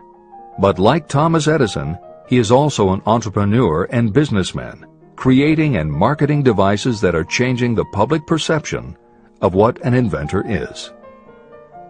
This is the end of the editor's comments. Henry Ford, poor and uneducated, dreamed of a horseless carriage. He went to work with what tools he possessed without waiting for opportunity to favor him, and now evidence of his dream belts the entire earth. He put more wheels into operation than any man who ever lived because he was not afraid to back his dreams. Editor's comments. Stephen Jobs and Steve Wozniak, two university dropouts, dreamed of making and selling computers that the average person could use. Like Ford, working with the tools they possessed, they built the first Apple computer in the Jobs family garage. And like Ford, they weren't afraid to back their dreams. After showing their prototype to a local retailer, they got an order for 25 machines. Jobs sold his Volkswagen, and Woz sold his expensive Hewlett-Packard scientific calculator to raise $1,300 to start their new company. They took the money, convinced the local electronics suppliers to grant them a line of credit, and started production of the Apple I. They revolutionized the computer hardware and software industry. Released in 1976 and priced at $666, the Apple I earned them $774,000. 2 years later, they introduced the Apple II, which in the next 3 years earned $140 million. In 1980, Apple went public, and after the first day of trading, the company had a market value of $1.2 billion. Wozniak left the company in 1981, but Jobs pushed through the development of the Macintosh in 1984. In 1985, Jobs left too, but in 1998 he came back to Apple to revitalize the floundering company with the creation of the iMac computers, the animation company Pixar, the iPod, and iTunes. In presenting stories of contemporary successes, the editors have followed Hill's style of using real people to illustrate the principles of success. But Napoleon Hill was granted a rare privilege. Unlike anyone before or after, he had the opportunity to personally meet the most powerful and successful people and learn firsthand the dreams that inspired them, the obstacles that confronted them, and how they found the courage within themselves to overcome their failures. Hill met many of the inventors and the empire builders who laid the foundations of 20th century American industry while they were still news, not history. Then for more than 25 years, he studied the habits and learned the secrets of the next generations who built on the foundations, forged new industries, devised new systems, and dreamed new dreams. It was only because Hill was given such unprecedented access over such a long period that he was able to compare, contrast, analyze, and then formulate a philosophy of achievement based on the real stories of real people who had used these techniques to create their success. Think and Grow Rich revolutionized self-help writing, and to this day is the standard against which all motivational literature is measured. Its success also helped create the market for the thousands of business biographies that tell in detail how the dreams were born, plans were made, frustrations were faced, and triumphs achieved in every sector of modern business. And because this wealth of information is now available, with little more than the click of a mouse, you can read, hear, or watch today's greatest entrepreneurs and most successful CEOs confirming in their own words the basic truth behind every one of the principles Napoleon Hill explains in this book. The products or services they sell may be different, but the story of their success is the same. Dreams, followed by failures, followed by lessons learned, then success. For every Henry Ford, Thomas Edison, or O. Henry that Napoleon Hill cites to make a point, today there is a Steve Jobs, Dean Kamen, or Merle Haggard, proving that Hill's points are still valid. This is the end of the editor's comments. There is a difference between wishing for a thing and being ready to receive it. No one is ready for a thing until they believe they can acquire it. The state of mind must be belief, not mere hope or wish. Open-mindedness is essential for belief. Closed minds do not inspire faith, courage, and belief. Remember, no more effort is required to aim high in life, to demand abundance and prosperity, than is required to accept misery and poverty. A great poet has correctly stated this universal truth through these lines. I bargained with life for a penny, and life would pay no more. However, I begged at evening when I counted my scanty store. For life is a just employer. He gives you what you ask. But once you have set the wages, why, you must bear the task. I worked for a menial's hire, only to learn dismayed that any wage I had asked of life, life would have willingly paid. Desire outwits Mother Nature. As a fitting climax to this chapter, I wish to introduce one of the most unusual persons I have ever known. I first saw him a few minutes after he was born. He came into the world without any physical sign of ears. When pressed for an opinion, the doctor concluded that the child might be deaf and mute for life. I challenged that doctor's opinion. I had the right to do so. I was the child's father. I, too, reached a decision. But I expressed my opinion silently, in the secrecy of my own heart. In my own mind, I knew that my son would hear and speak. How? I was sure there must be a way, and I knew I would find it. I thought of the words of the immortal Emerson. The whole course of things goes to teach us faith. We need only obey. There is guidance for each of us, and by lowly listening, we shall hear the right word. The right word? Desire. More than anything else, I desired that my son should not be deaf and unable to speak. From that desire, I never receded, not for a second. What could I do about it? Somehow, I would find a way to transplant into that child's mind my own burning desire for ways and means of conveying sound to his brain without the aid of ears. As soon as the child was old enough to cooperate, I would fill his mind so completely with a burning desire to hear that nature would, by methods of her own, translate it into physical reality. All this thinking took place in my own mind, but I spoke of it to no one. Every day I renewed the pledge I had made to myself that my son should not be deaf. As he grew older and began to take notice of things around him, we observed that he had a slight degree of hearing. When he reached the age when children usually begin talking, he made no attempt to speak, but we could tell by his actions that he could hear certain sounds slightly. That was all I needed to know. I was convinced that if he could hear, even slightly, he might develop still greater hearing capacity. Then something happened that gave me hope. It came from an entirely unexpected source. We bought a phonograph.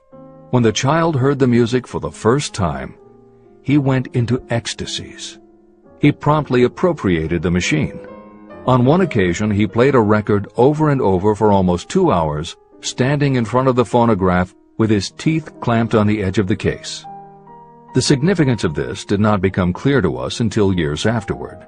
At the time, we had never heard of the principle of bone conduction of sound.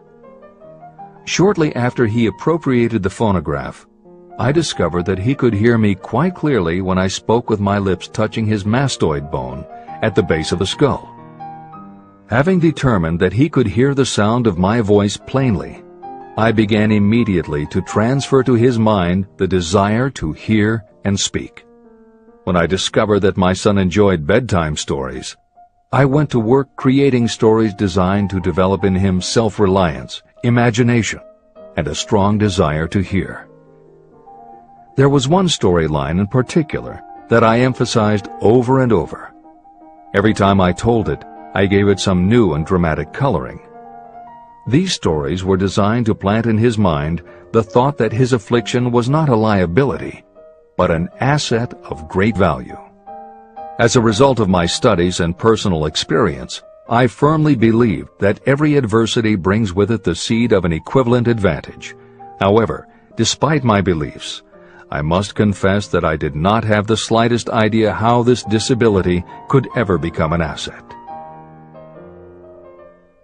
He won a new world with 6 cents. As I analyze the experience in retrospect, I can see now that my son's faith in me had much to do with the astounding results. He did not question anything I told him. I sold him on the idea that he had a distinct advantage over his older brother, and that this advantage would reflect itself in many ways. For example, the teachers in school would observe that he had no ears, and because of this they would show him special attention and treat him with extraordinary kindness. And they always did. I also sold him on the idea that when he became old enough to sell newspapers, his older brother had already become a newspaper merchant, he would have a big advantage over his brother. My reasoning was that people would pay him extra money for his wares because they could see that he was a bright, industrious boy, despite the fact that he had no ears. When he was about 7, he showed the first evidence that my method of stimulating his mind was bearing fruit. For several months he begged for the privilege of selling newspapers, but his mother would not give the project her consent. Finally, he took matters in his own hands. One afternoon, when he was left at home with the staff, he climbed through the kitchen window, shinnied to the ground, and set out on his own. He borrowed 6 cents in capital from the neighborhood shoemaker and invested it in papers, which he sold out. He took his earnings, reinvested in more newspapers, and kept repeating until late in the evening. After balancing his accounts and paying back the 6 cents he had borrowed from his banker, he had a net profit of 42 cents. When we got home that night, we found him in bed asleep with the money tightly clenched in his hand. His mother opened his hand, removed the coins, and cried. Of all things, to me it seemed she was crying over her son's first victory. My reaction was the reverse. I laughed, for I knew that my endeavor to plant in my son's mind an attitude of faith in himself had been successful. His mother saw in his first business venture a little deaf boy who had gone out in the streets and risked his life to earn money. I saw a brave, ambitious, self-reliant little businessman whose stock in himself had been increased 100%. He had gone into business on his own initiative and had won. I was not only pleased, I was impressed. He had clearly demonstrated the first signs of a resourcefulness that would go with him all through life. The little deaf boy went through grade school, high school, and college without being able to hear his teachers, except when they shouted loudly at close range. He did not go to a school for the deaf, and we did not use sign language. We were determined that he should live like any other boy who could hear and speak. We stood by that decision, although it cost us many heated debates with school officials. While he was in high school, he tried an electronic hearing aid, but it was of no value to him. During his last week in college, something happened that marked the most important turning point of his life. Through what seemed to be mere chance, he came into possession of another electronic hearing device, which was sent to him on trial. He was slow about testing it, due to his disappointment with a similar device.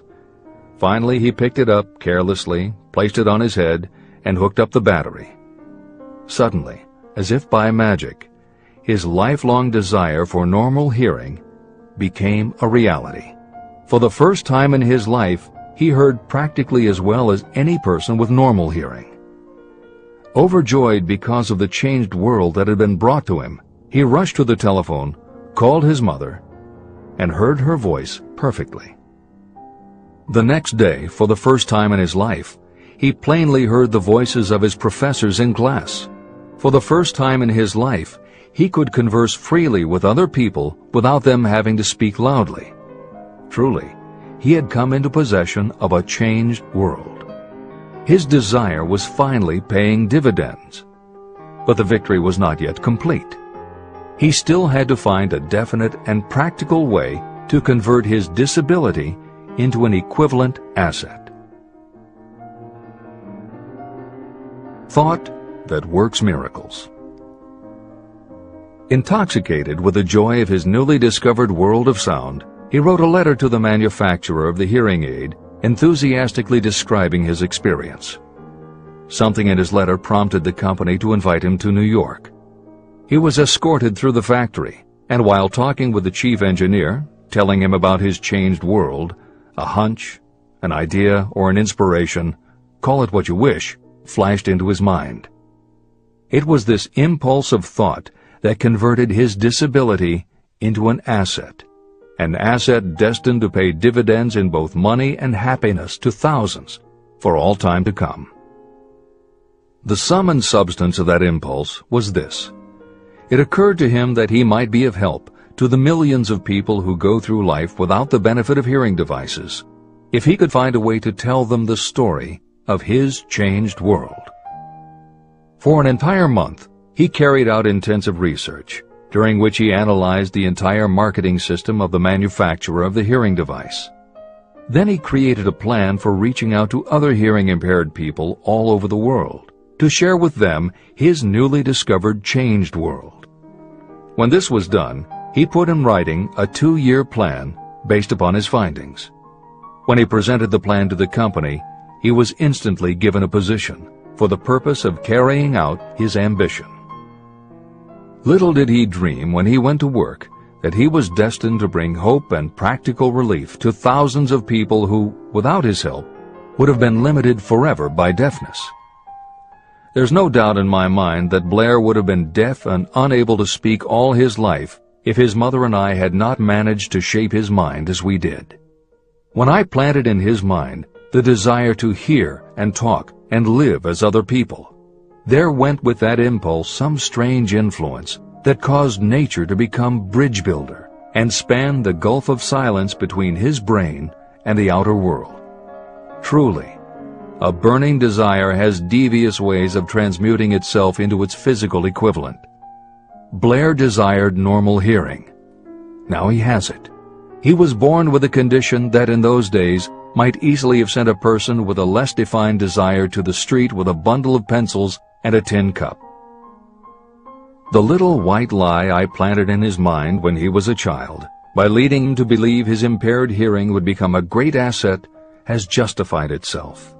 I am convinced it is a fact that there is nothing, right or wrong, that belief plus burning desire cannot make real. These qualities are free to everyone. Editor's comments. As Napoleon Hill was finishing this chapter on desire, it was reported that the famed opera singer Madame Schumann-Heink had died. A passage in her obituary struck Hill as being so appropriate to the subject of this chapter that he was moved to comment as follows. End of editor's comment. One short paragraph in the newspaper story about the famed opera singer Madame Schumann-Heink gives the clue to this unusual woman's stupendous success. I quote the paragraph because the clue it contains is none other than desire. Early in her career, Madame Schumann-Heink visited the director of the Vienna Court Opera to have him test her voice, but he did not test it. After taking one look at the awkward and poorly dressed girl, he exclaimed, none too gently, "With such a face, and with no personality at all, how can you ever expect to succeed in opera? My good child, give up the idea. Buy a sewing machine and go to work. You can never be a singer." Never is a long time. The director of the Vienna Court Opera may have known much about the technique of singing, but he knew little about the power of desire when it assumes the proportion of an obsession. If he had known more of that power, he would not have made the mistake of condemning genius without giving it an opportunity. Editor's comments. Although few readers of this edition will be familiar with Madame Schumann-Heink, every reader knows a half-dozen similar stories. It is true for every generation and every kind of music. At some time, even the biggest stars were failures. At some time, someone told them they weren't good enough. But every one of those times that they failed, their desire was bigger than their failure. That is why you know their stories. And it's also why you've never heard about the thousands of other performers who were also told they weren't good enough. The ones you've never heard of are the ones whose desire wasn't big enough. They are the ones who believed that failure was defeat. This is the end of the editor's comment. Several years ago, one of my business associates became ill. He became worse as time went on, and finally was taken to the hospital for an operation. The doctor warned me that there was little, if any, chance of my ever seeing him alive again. But that was the doctor's opinion. It was not the opinion of the patient. Just before he was wheeled away, he whispered to me, "Do not be disturbed, Chief. I will be out of here in a few days." The attending nurse looked at me with pity. But the patient did come through safely. After it was all over, his physician said, nothing but his own desire to live saved him. He never would have pulled through if he had not refused to accept the possibility of death. Editor's comments. By the 1980s, the phenomenon that Napoleon Hill wrote about in the preceding paragraph was embraced by a growing segment of the population. Among the adherents were numerous medical professionals who incorporated the concept under the term the body-mind connection. And by the turn of the 21st century, the belief that the mind can manifest physical changes in the body had become a part of mainstream medical practice. In Chapter 5, Autosuggestion, you will find further comment on the medical aspects of having a burning desire. This is the end of the editor's comment. I believe in the power of desire backed by faith in yourself, because I have seen this power lift people from lowly beginnings to places of power and wealth. I have seen it rob the grave of its victims. I have seen it serve as the medium by which people staged a comeback after having been defeated in 100 different ways. And I have seen it provide my own son with a normal, happy, successful life, despite nature's having sent him into the world without ears. How can you harness and use the power of desire? The first part of the answer is in the technique at the beginning of this chapter. You will learn more about it in the next and subsequent chapters of this book. Through some strange and powerful principle, nature wraps up in the impulse of strong desire that something that recognizes no such word as impossible, and accepts no such reality as failure. There are no limitations to the mind except those we acknowledge. Chapter 4. Faith in your ability. Visualization of and belief in attainment of desire. The second step toward riches. Faith is the head chemist of the mind. When faith is blended with thought, the subconscious mind instantly picks up the vibration. The subconscious then translates it and transmits it to infinite intelligence. The emotions of faith, love, and sex are the most powerful of all the major positive emotions. When the three are blended, they have the effect of coloring thought in such a way that it instantly reaches the subconscious mind. There, it is changed into a form that induces a response from infinite intelligence. Editor's comments. In the preceding paragraph, Napoleon Hill uses two terms, faith and infinite intelligence, both of which may convey to the reader a religious connotation that Hill did not intend. The following will define the meaning of the words as Hill uses them in the following chapter. In modern usage, the word faith has become almost interchangeable with religious belief, which is not the way Hill uses the word. Faith, as it is used here, means having confidence, trust, and an absolute unwavering belief that you can do something. And in order for you to have faith in yourself as Hill means it, it has to be true on a subconscious level. If you have a nagging doubt in the back of your mind, or if you are just going through the motions of pretending you believe, it won't work, because your subconscious will know your doubts. Unless you have absolute total confidence, unless you are convinced without question, then you don't have faith. Hill uses the term infinite intelligence to identify that part of the human mind and thinking process that produces hunches, flashes of insight, and leaps of logic. Hill's concept has similarities to what psychologist Carl Jung called the collective unconscious. And on another level, it is very close to what contemporary psychologists refer to as working in the flow state, or being in the zone. Infinite intelligence is discussed in greater depth in later chapters. Hill also uses another term, the subconscious mind, that should be commented on before the reader proceeds with this chapter. Although there are differing schools of thought, in general, modern psychology developed from the pioneering work of Sigmund Freud and Carl Jung. Each believed that the human mind operates on both a conscious and an unconscious level, but they differed on the role the subconscious plays and the way it influences attitude and action. Through his own research and studies, Napoleon Hill developed a theory of the conscious and subconscious that is closest to the Jungian view. The following briefly describes the basis of Hill's view. The conscious mind. Your conscious mind receives information through the five senses of sight, smell, taste, hearing, and touch. Your conscious mind keeps track of what you need for thinking and operating, and it filters out what you don't need. Your conscious mind, and what your memory retains, is the intelligence with which you normally think, reason, and plan. The subconscious mind. Your subconscious has access to all the same information your conscious mind receives, but it doesn't reason the way your conscious mind does. It takes everything literally. It doesn't make value judgments. It does not filter, and it does not forget. You cannot command your conscious mind to reach out and dip into your subconscious mind. However, under certain circumstances, all those forgotten facts and ideas that are always there in your subconscious can, if they are firmly rooted, influence your conscious attitudes and actions. This is the end of the editor's comments. How to develop faith. The following statement is very important in understanding the importance of autosuggestion in the transmutation of desire into its physical or monetary equivalent.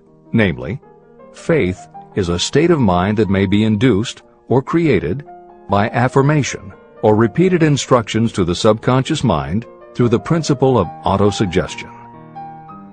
The repetition of affirmations is like giving orders to your subconscious mind, and it is the only known method of voluntary development of the emotion of faith, absolute belief that you can do something. As an illustration, consider why you are reading this book. You want to acquire the ability to transmute the intangible thought impulse of desire into its physical counterpart, money.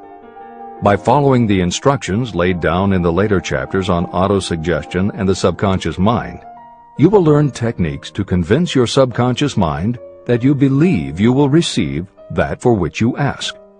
Your subconscious will act upon that belief and pass it back to you in the form of faith, followed by definite plans for procuring that which you desire.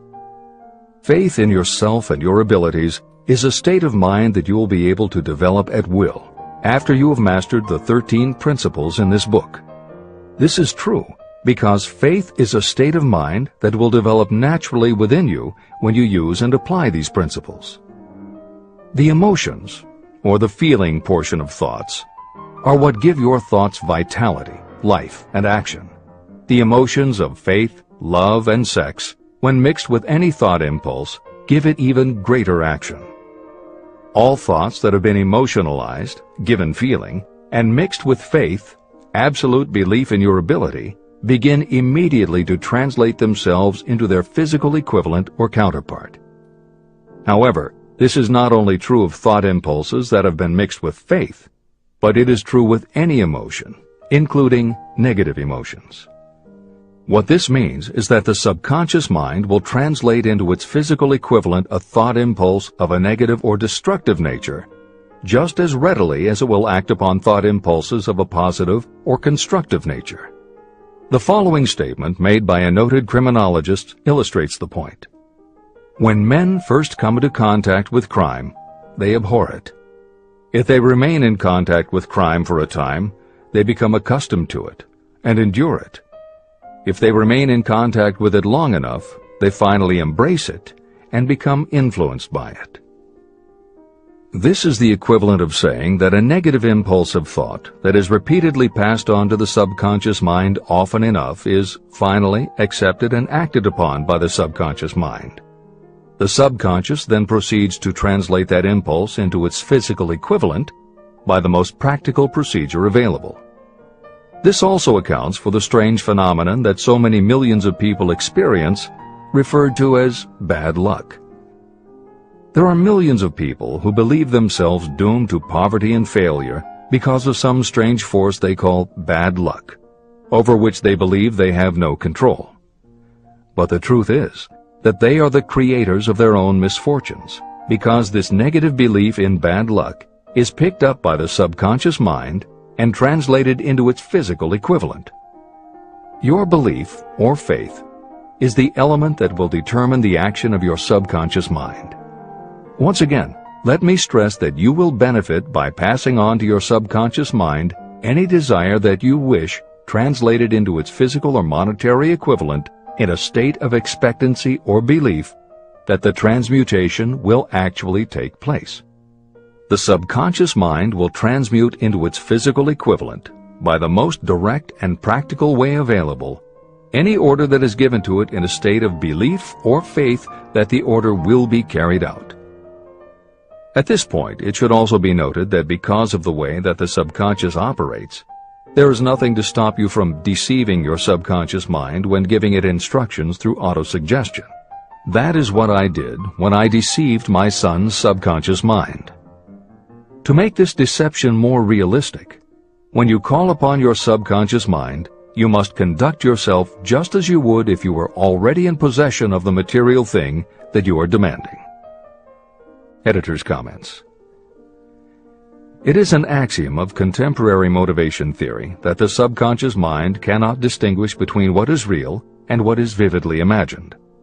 One of the most frequently cited studies supporting this concept was done with a group of basketball players. The players were divided into 3 teams, and the players on each team were tested on their ability to make free throws. The teams were then separated for a period of time, and each team was given instructions which they were told would improve their abilities. One team was instructed to practice making baskets on a daily basis. The second team was instructed not to practice during the period and not to even think about basketball. The third team was also instructed not to practice during the period, but instead the members were told to spend their daily practice time visualizing in detail the process of making baskets. At the end of the experiment, the teams were again tested. The team that rested showed a decrease in ability. The team that practiced showed a marked increase in ability. And the team that didn't practice but visualized making baskets showed an increase in ability almost equal to those who had practiced daily. As Hill says, you can deceive your subconscious through autosuggestion. If you convincingly plant an idea in your subconscious will accept and work with the idea as though it were a fact. But the key word is convincingly. If you try to send a message to your subconscious, but in the back of your mind you have a nagging doubt whether it will work, your subconscious will pick that up also. You will have sent mixed messages that cancel each other out. That is why Hill stresses the importance of doing it with faith. Your subconscious will not judge if it is true or false, positive or negative, but it does respond to the power of the input, how emotionalized the thought is. This is the end of the editor's comment. It is essential for you to encourage the positive emotions as the dominating forces of your mind. But faith in yourself doesn't come from merely reading instructions. Now that you understand the theory, you must begin to apply it. By experimenting and practicing, you will develop your ability to mix faith with any order you give to your subconscious. When you have faith in your ability, then you can give your subconscious mind instructions, which it will accept and act upon immediately. When your mind is dominated by positive emotions, it will encourage the state of mind known as faith. Faith in yourself is a state of mind that you can create by autosuggestion. All through the ages, religious leaders have admonished people to have faith. They say to have faith in this, that, and the other dogma or creed, but they have failed to tell people how to have faith. They have not stated that faith is a state of mind that may be induced by self-suggestion. In language that anyone can understand, this book explains the principle through which faith in your ability to accomplish a goal may be developed where it does not already exist. Before we begin, you should be reminded again that faith is the eternal elixir that gives life, power, and action to the impulse of thought. Faith is the starting point of all accumulation of riches. Faith is the basis of all miracles and of all mysteries that cannot be analyzed by the rules of science. Faith is the only known antidote for failure. Faith is the element that, when mixed with desire, gives you direct communication with infinite intelligence. Faith is the element that transforms the ordinary vibration of thought created by the human mind into the spiritual equivalent. Faith is the only way the force of infinite intelligence can be harnessed and used. The magic of self-suggestion. It is a fact that you will come to believe whatever you repeat to yourself, whether the statement is true or false. If you repeat a lie over and over, you will eventually accept that lie as truth. Moreover, you will believe it to be the truth. You are what you are because of the dominating thoughts that you permit to occupy your mind. Thoughts that you deliberately place in your own mind and encourage with sympathy, and with which you mix any one or more of the emotions, constitute the motivating forces that direct and control your every movement, act, and deed. The following sentence is a very significant statement of truth. Thoughts that are mixed with any of the feelings of emotions become like a magnetic force, which attracts other similar or related thoughts. A thought that is magnetized with one of the emotions may be compared to a seed. When it is planted in fertile soil, it germinates, grows, and multiplies itself over and over again. What was originally one small seed becomes countless millions of seeds of the same kind. The human mind is constantly attracting vibrations that are in sync with whatever dominates the mind. Any thought, idea, plan, or purpose that you hold in your mind attracts a host of its relatives. Add these relatives to its own force, and it grows until it becomes the prime motivator of the person in whose mind it has been housed. Now, let us go back to the starting point. How can the original seed of an idea, plan, or purpose be planted in the mind? The answer? Any idea, plan, or purpose may be placed in the mind through repetition of thought. This is why you are asked to write out a statement of your major purpose, or definite chief aim. Commit it to memory, and repeat it out loud day after day until these vibrations of sound have reached your subconscious mind. You are what you are because of the dominating thoughts that you permit to occupy your mind. If you choose to, you can throw off any bad influences from your past and build your own life the way you want it to be.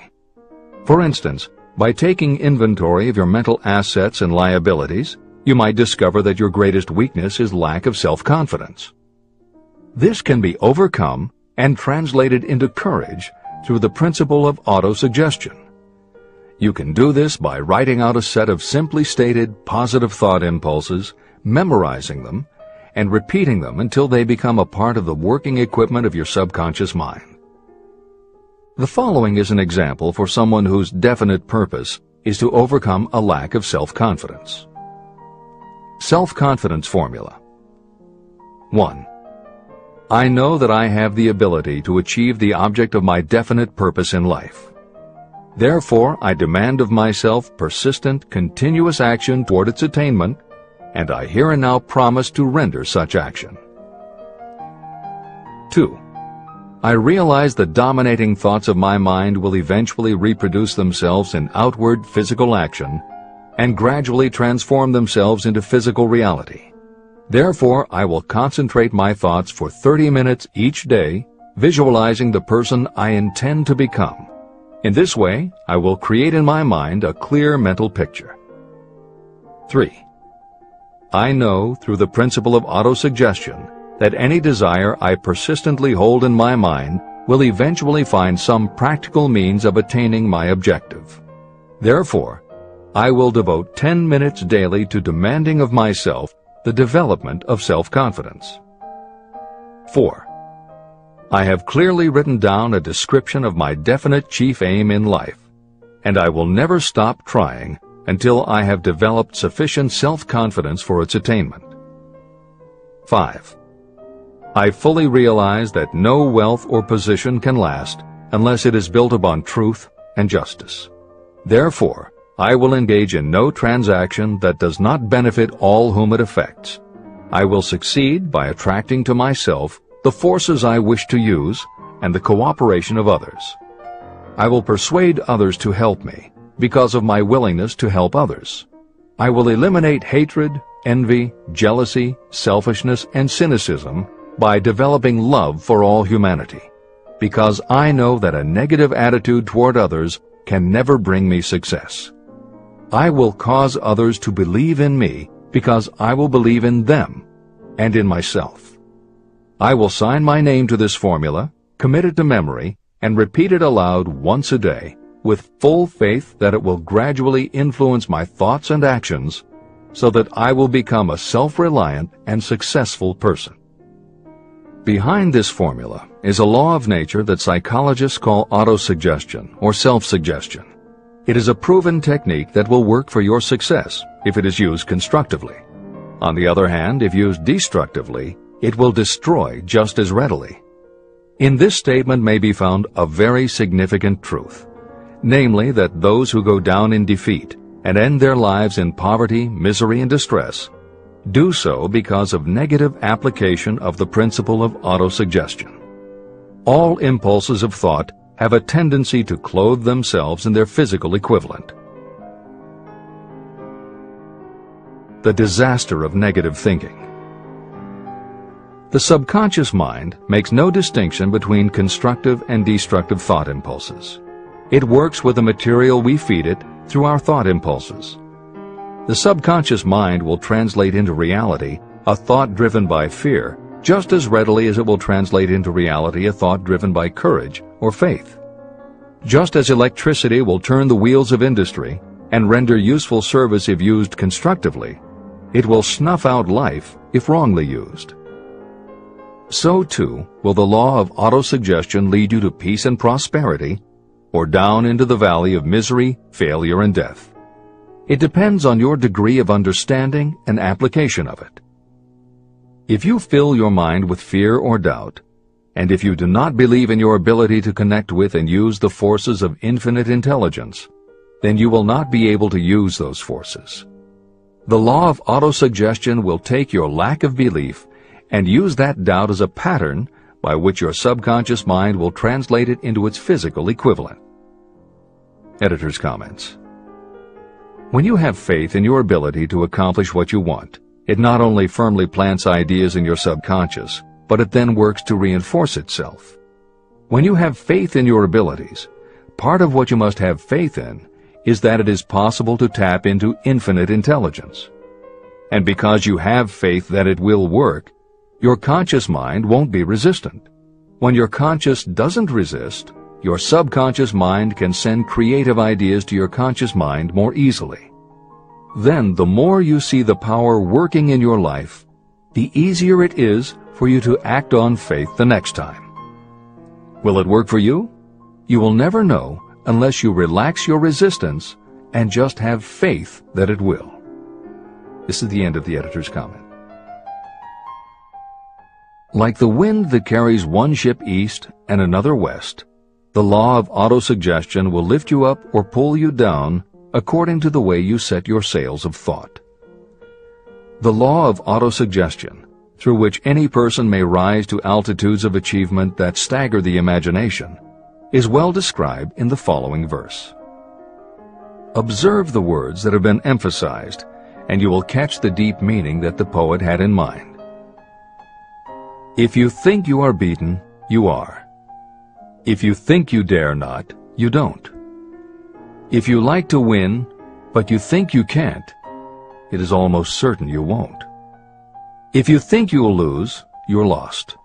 For out in the world we find, success begins with a fellow's will.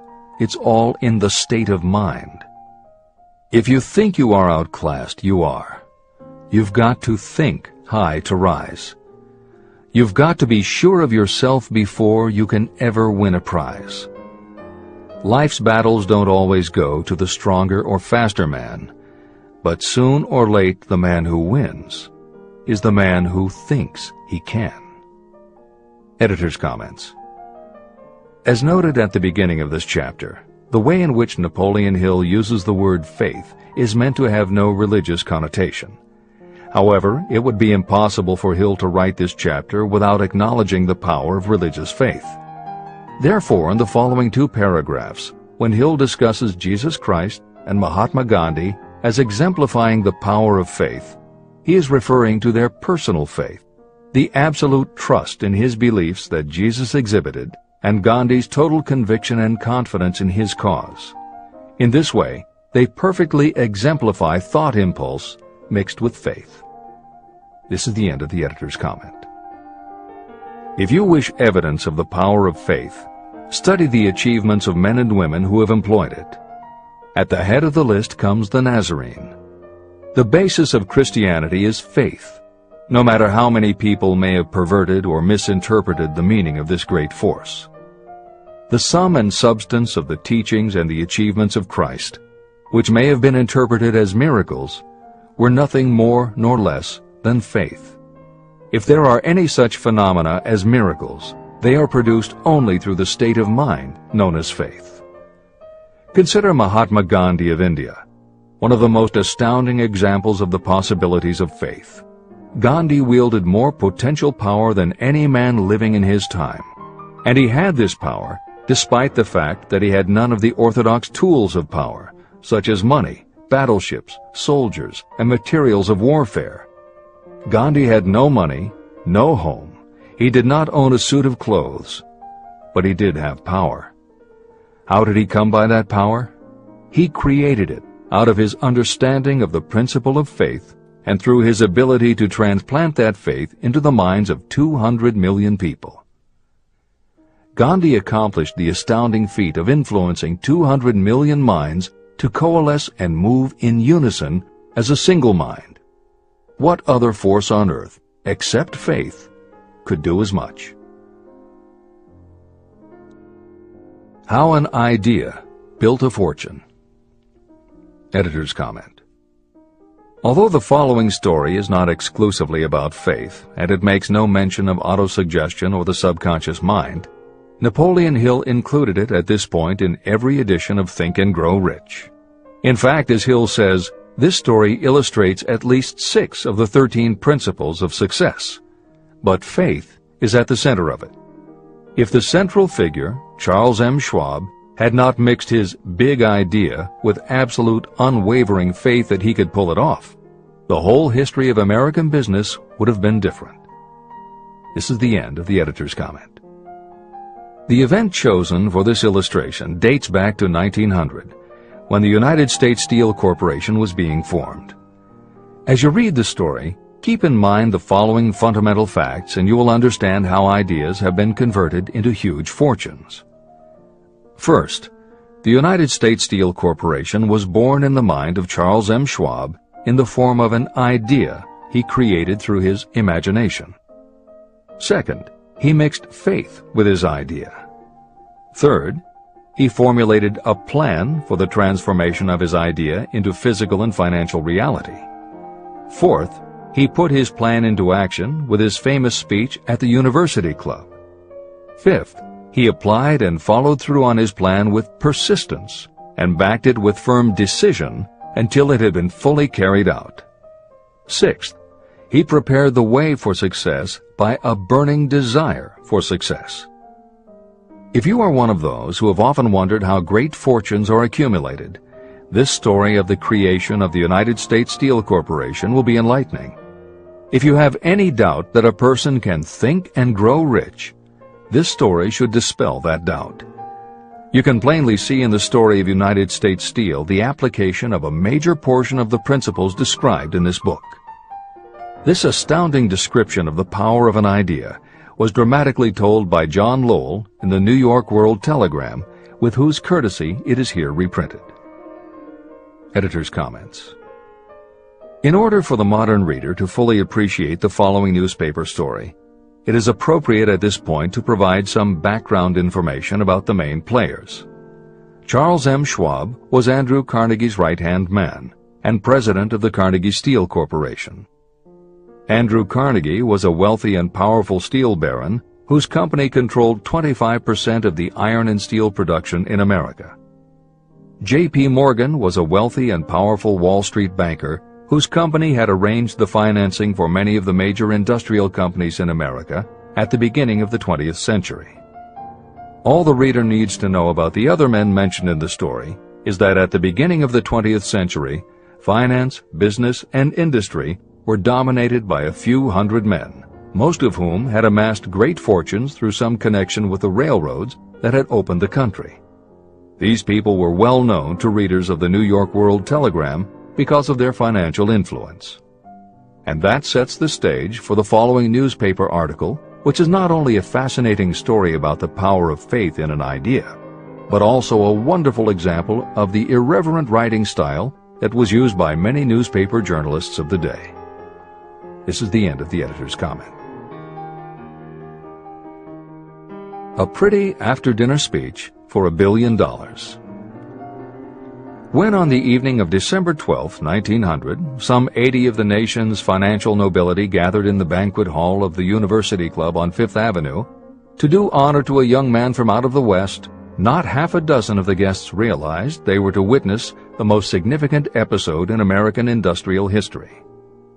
J. Edward Simmons and Charles Stewart Smith, their hearts full of gratitude for the lavish hospitality bestowed on them by Charles M. Schwab during a recent visit to Pittsburgh, had arranged the dinner to introduce the 38-year-old steel man to Eastern banking society. But they didn't expect him to stampede the convention. They warned him, in fact, that the bosoms within New York's stuffed shirts would not be responsive to oratory, and that if he didn't want to bore the Stillmans and Harrimans and Vanderbilts, he had better limit himself to 15 or 20 minutes of polite vaporings and let it go at that. Even John Pierpont Morgan, sitting on the right hand of Schwab as became his imperial dignity, intended to grace the banquet table with his presence only briefly. And so far as the press and public were concerned, the whole affair was of so little moment that no mention of it found its way into print the next day. So the two hosts and their distinguished guests ate their way through the usual 7 or 8 courses. There was little conversation, and what there was of it was restrained. Few of the bankers and brokers had met Schwab, whose career had flowered along the banks of the Monongahela, and none knew him well. But before the evening was over, they, and with them Money Master Morgan, were to be swept off their feet, and $1 billion baby, the United States Steel Corporation, was to be conceived. It is perhaps unfortunate for the sake of history that no record of Charlie Schwab's speech at the dinner ever was made. It is probable, however, that it was a homely speech, somewhat ungrammatical, for the niceties of language never bothered Schwab, full of epigram and threaded with wit. But aside from that, it had a galvanic force and effect upon the $5 billion of estimated capital that was represented by the diners. After it was over, and the gathering was still under its spell, although Schwab had talked for 90 minutes, Morgan led the orator to a recessed window where, dangling their legs from the high, uncomfortable seat, they talked for an hour more.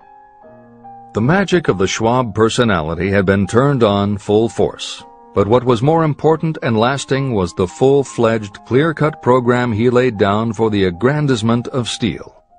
Many other men had tried to interest Morgan in slapping together a steel trust after the pattern of the biscuit, wire and hoop, sugar, rubber, whiskey, oil, or chewing gum combinations. Editor's comments. The Random House College Dictionary defines a trust as an illegal combination of industrial or commercial companies in which the stock is controlled by a central board of trustees, thus making it possible to control prices and destroy competition. Many of America's new industrial companies had grown so quickly that they were not yet profitable. They were saddled with huge debt incurred in raising the capital to finance their rapid expansion, and at the same time they were faced with having to cut costs and slash prices or go out of business.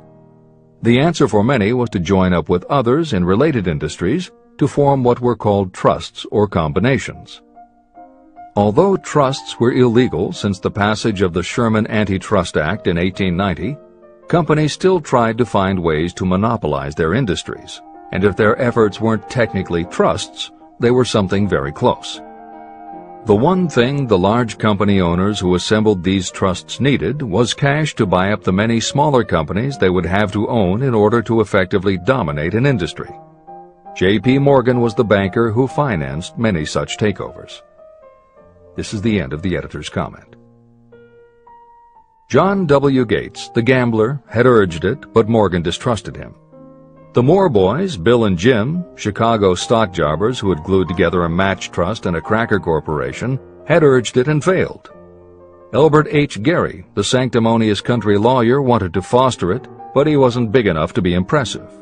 Until Schwab's eloquence took J.P. Morgan to the heights from which he could visualize the solid results of the most daring financial undertaking ever conceived, the project was regarded as a delirious dream of easy-money crackpots. The financial magnetism that began a generation ago to attract thousands of small and sometimes inefficiently managed companies into large and competition-crushing combinations had become operative in the steel world through the devices of that jovial business pirate, John W. Gates. Gates already had formed the American Steel and Wire Company out of a chain of small concerns, and together with Morgan had created the Federal Steel Company. But by the side of Andrew Carnegie's gigantic vertical trust, a trust owned and operated by 53 partners, those other combinations were picayune. They might combine to their heart's content, but the whole lot of them couldn't make a dent in the Carnegie organization, and Morgan knew it.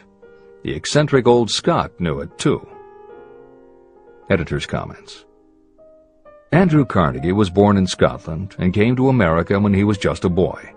He made his first move to join the elite group of American tycoons when he quit his job as a bobbin boy in a cotton mill, earning $1.20 a week, and got a job as a telegraph messenger boy. He soon taught himself to operate a telegraph key, which got him hired as personal telegrapher and secretary to the head of the Pennsylvania Railroad. It wasn't long before he'd worked his way up the ranks to superintendent of the Pittsburgh division, which in turn put him in a position to become an early investor in the Pullman Company, which became the leading manufacturer of railway cars. Carnegie's investment in Pullman and some successful real estate ventures gave him the capital to go into business for himself.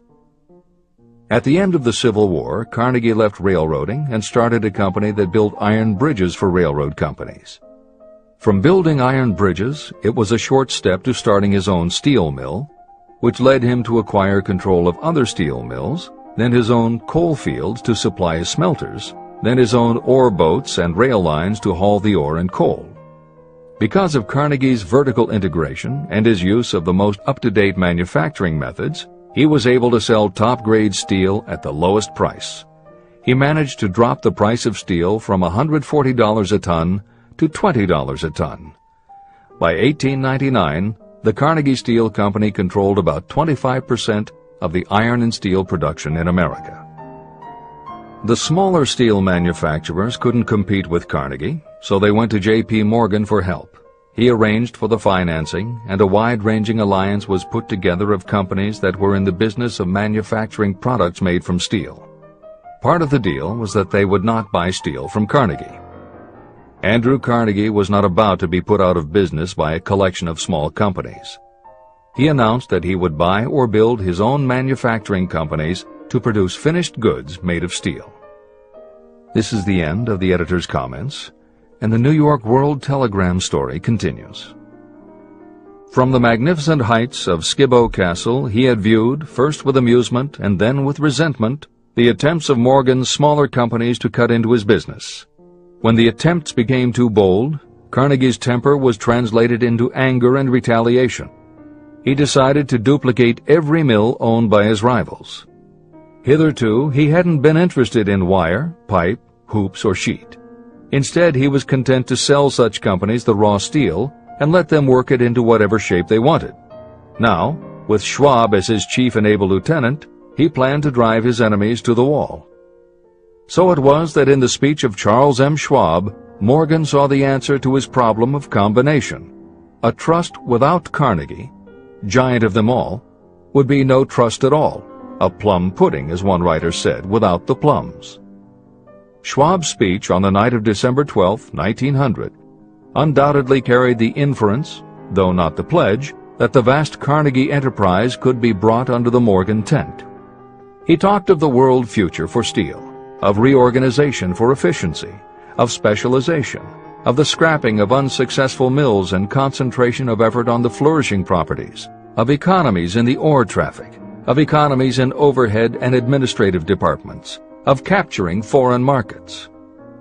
More than that, he told the buccaneers among them wherein lay the errors of their customary piracy. Their purposes, he inferred, had been to create monopolies, raise prices, and pay themselves fat dividends out of privilege. Schwab condemned the system in his heartiest manner. The short-sightedness of such a policy, he told his hearers, lay in the fact that it restricted the market in an era when everything cried for expansion. By cheapening the cost of steel, he argued, an ever-expanding market would be created. More uses for steel would be devised, and a goodly portion of the world trade could be captured. Actually, though he did not know it, Schwab was an apostle of modern mass production. Editor's comments. For J.P. Morgan, all of Schwab's talk about economies of scale and expanding markets meant only one thing. Until that night, it was assumed that Andrew Carnegie would continue building his own manufacturing companies to compete with the steel trusts that Morgan had helped put together. Morgan knew that for Carnegie to do so would require an enormous amount of capital, and Morgan also knew that Carnegie had always been strongly against raising money by selling stock in his company. What Schwab seemed to be implying was that rather than going to Wall Street for the money needed to fight the trusts, Carnegie might be interested in selling his business. This is the end of the editor's comment.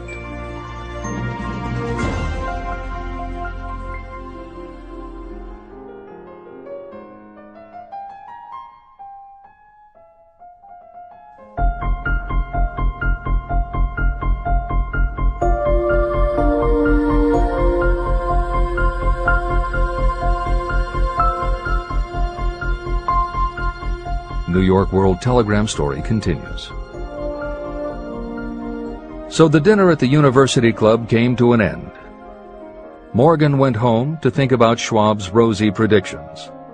Schwab went back to Pittsburgh to run the steel business for Andrew Carnegie, while Gary and the rest went back to their stock tickers to fiddle around in anticipation of the next move.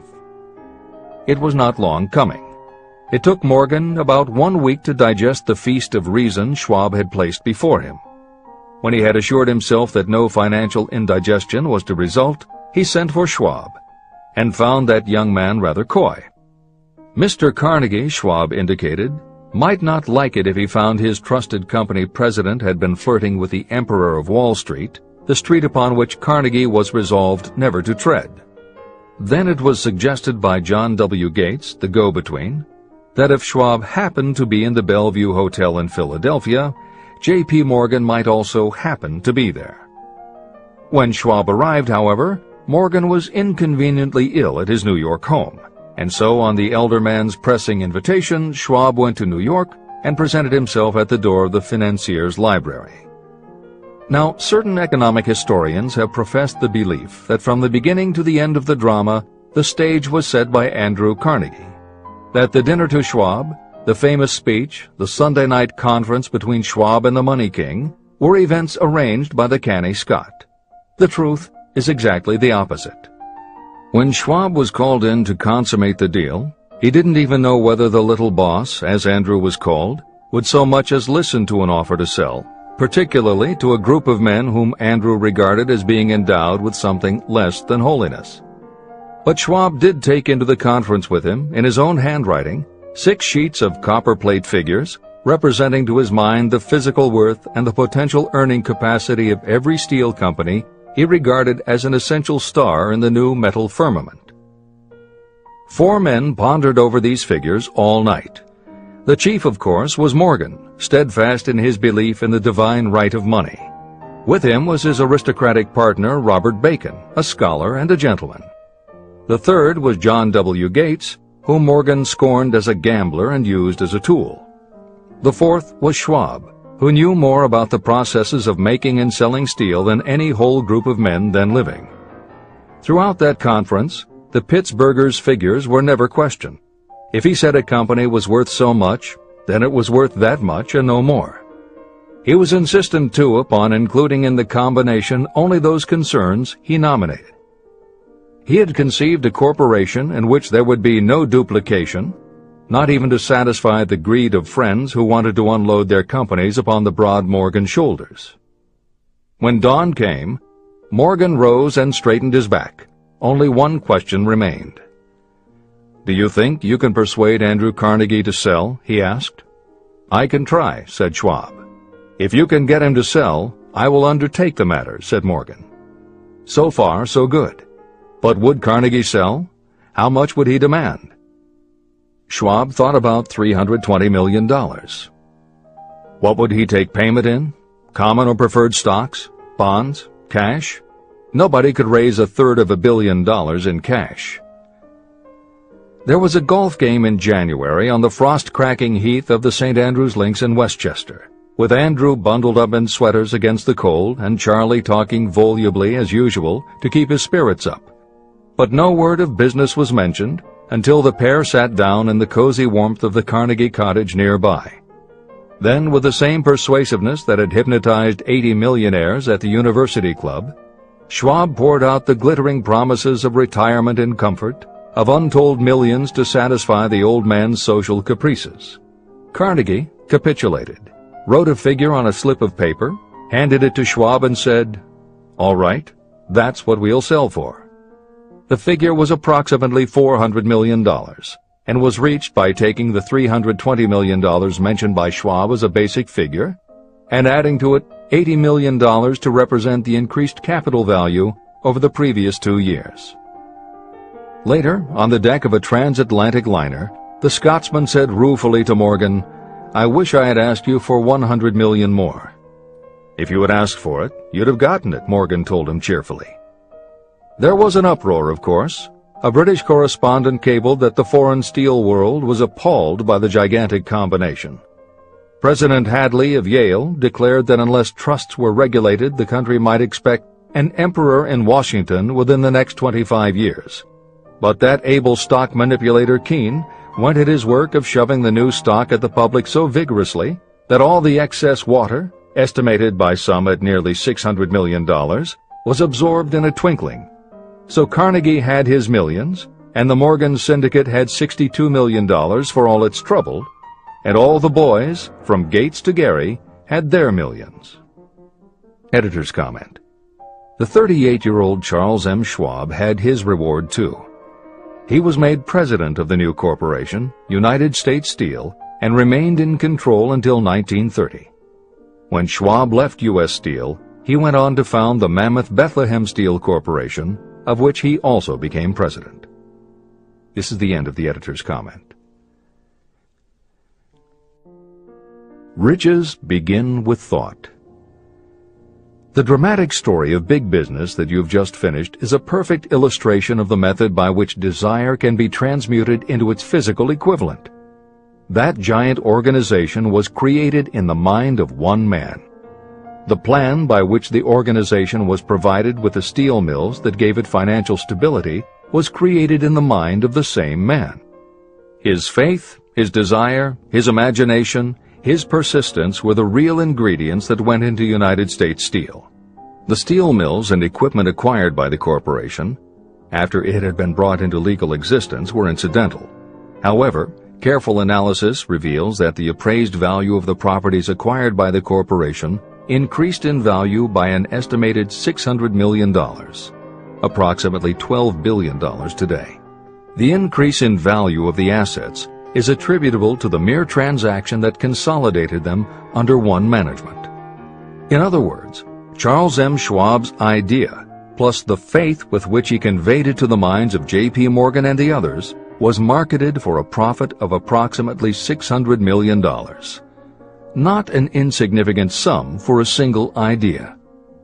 The United States Steel Corporation prospered and became one of the richest and most powerful corporations in America, employing thousands of people, developing new uses for steel and opening new markets, thus proving that the $600 million in profit that the Schwab idea produced was earned. Riches begin in the form of thought. The amount is limited only by the person in whose mind the thought is put into motion. Faith removes limitations. Remember this when you are ready to bargain with life for whatever it is that you ask as your price for having passed this way. Editor's comments.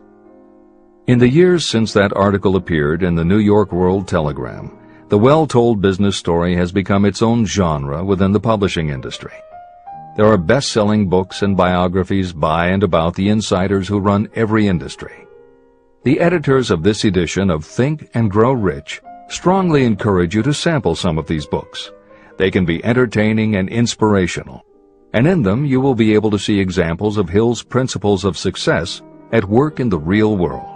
The best of them are not only entertaining and inspirational, but they are filled with ideas and techniques you can adapt and use. There are literally too many bestsellers from which to select a best of listing for inclusion here. Any such choice the editors might make would not necessarily be the best, but merely reflective of the interests of the person doing the choosing. However, there are 2 books the editors recommend that are not by or about a single individual or industry. These books are In Search of Excellence by Tom Peters and Breakthroughs by P.R. Nyack and John N. Ketteringham. Each of these books deals with a broad spectrum of industries, and within each industry they single out certain companies and individuals for analysis. Both were published at the beginning of the business book trend in the 1980s, but there are few books since then that better convey the importance of faith in a good idea. In Search of Excellence, chosen by a panel of experts as the most influential book of the past 20 years, was a runaway bestseller and will likely be in print for years to come. Breakthroughs may be harder to find, but it will be well worth the effort. This is the end of the editor's comments.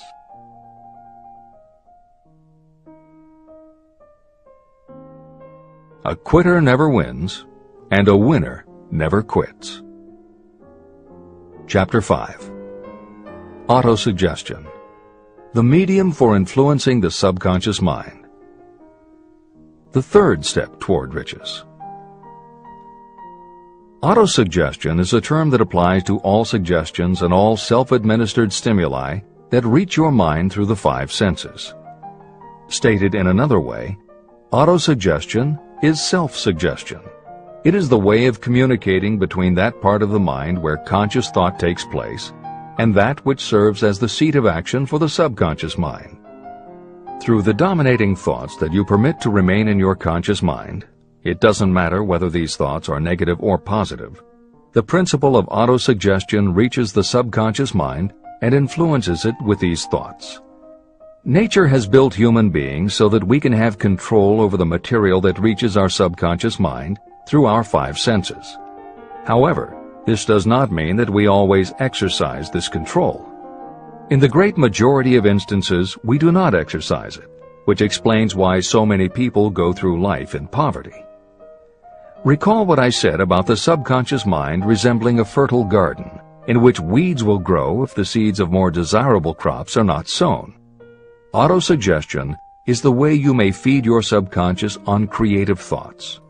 Or you can, by neglecting it, permit thoughts of a destructive nature to find their way into this rich garden of the mind. Editor's comments. Numerous psychological studies and experiments with hypnotherapy have validated Napoleon Hill's concept that a person's subconscious mind retains everything that person ever experienced. Studies also support the theory that the subconscious is non-judgmental. It does not filter or interpret, it simply processes information literally and stores it. For those readers who may be dubious about the subconscious, or that thoughts stored below the level of consciousness can exert enough influence to affect attitude and behavior, the following explanation should alleviate any such doubts. There is no doubt about the existence of the conditions known by the psychological terms fixations, phobias, and compulsive behaviors. These conditions occur when a child has learned something in such a powerful or dramatic way that the knowledge becomes firmly planted in the child's subconscious mind. Then, even as the child grows to adulthood and the conscious mind learns to understand that information from a mature point of view, because the childhood learning experience was so powerful, the subconscious still retains the childhood understanding of the information. The result is a fixation, phobia, or compulsive behavior that causes a response rooted in childhood, which does not make logical sense to the adult's conscious mind. That is because it does not come from the conscious. It comes from the subconscious belief that was so emotionalized it overrides the adult's logical conscious mind. Hill's theory is based on exactly the same psychological principles. Thoughts do remain stored in the subconscious. They remain just as they were when they were input, and the more highly emotionalized the thoughts are when they are input, the more influence they exert on attitude and behavior. It is this aspect of the subconscious that will allow you to use autosuggestion as a tool with which to input the positive thoughts that will help you achieve the success you desire. This is the end of the editor's comments. See and feel money in your hands. You were instructed in the last of the 6 steps described in Chapter 3 on desire to read aloud twice daily the written statement of your desire for money. You were also directed to see and feel yourself already in possession of the money. By following these instructions, you communicate the object of your desire directly to your subconscious mind in a spirit of absolute faith. Through repetition of this procedure, you will create thought habits that reinforce your efforts to transmute desire into its monetary equivalent. Read these steps again, very carefully, before you proceed further. 1.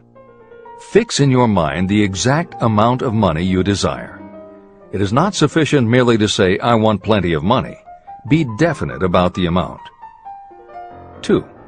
Determine exactly what you intend to give in return for the money you desire.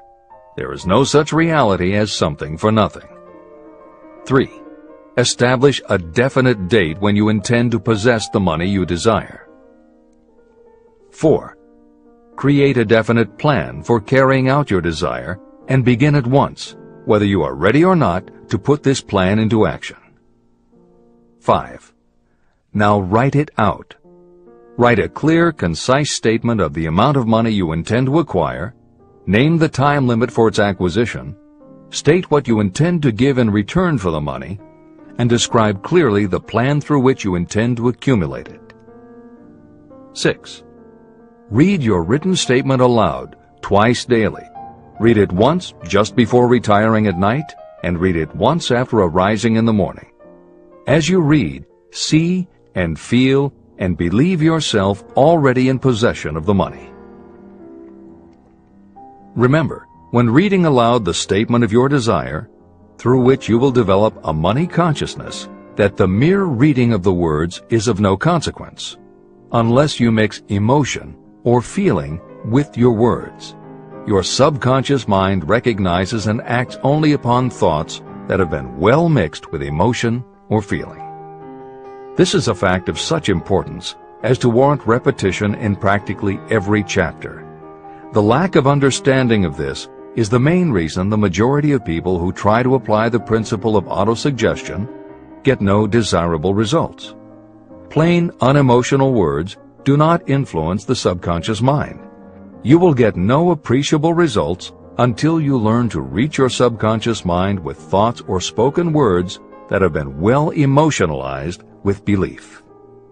Do not become discouraged if you cannot control and direct your emotions the first time you try. Remember, there is no such possibility as something for nothing. You cannot cheat even if you desire to do so. The price of ability to influence your subconscious mind is persistence in applying the principles described here. You cannot develop the desired ability for a lower price. You, and you alone, must decide whether or not the reward, the money consciousness, is worth the price you must pay for it in effort. Your ability to use the principle of autosuggestion will depend very largely upon your capacity to concentrate on a given desire until that desire becomes a burning obsession. How to strengthen your powers of concentration. When you begin to carry out the instructions in the 6 steps, it will be necessary for you to make use of the principle of concentration. Following are suggestions for the effective use of concentration. When you begin the first of the 6 steps, which instructs you to fix in your own mind the exact amount of money you desire, close your eyes and hold your thoughts on that amount of money until you can actually see the physical appearance of the money. Do this at least once each day. As you go through these exercises, follow the instructions given in Chapter 4 on faith and see yourself actually in possession of the money. Here is a most significant fact. The subconscious mind takes any orders given to it in a spirit of absolute faith and acts upon those orders. But the orders often have to be presented over and over again, repeated positive affirmation, before they are interpreted by the subconscious mind. Because of this, you might consider the possibility of playing a perfectly legitimate trick on your subconscious mind. Make it believe, because you believe it, that you must have the amount of money you are visualizing. Make it believe that this money is already awaiting your claim, so the subconscious mind must hand over to you practical plans for acquiring the money that is yours. Give this thought to your imagination, and see what your imagination can or will do to create practical plans for the accumulation of money through transmutation of your desire. Do not wait for a definite plan through which you will exchange services or merchandise in return for the money you are visualizing. Just start right now to see yourself in possession of the money, demanding, and expecting that your subconscious mind will hand over the plans you need. Be on the alert for these plans, and when they appear, put them into action immediately. When the plans appear, they will probably flash into your mind in the form of an inspiration or intuition from infinite intelligence. Treat it with respect and act upon it as soon as you receive it.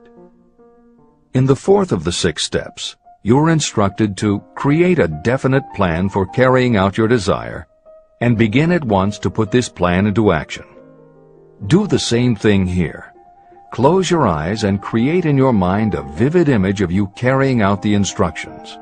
Do not trust to your reason when creating your plan for accumulating money through the transmutation of desire.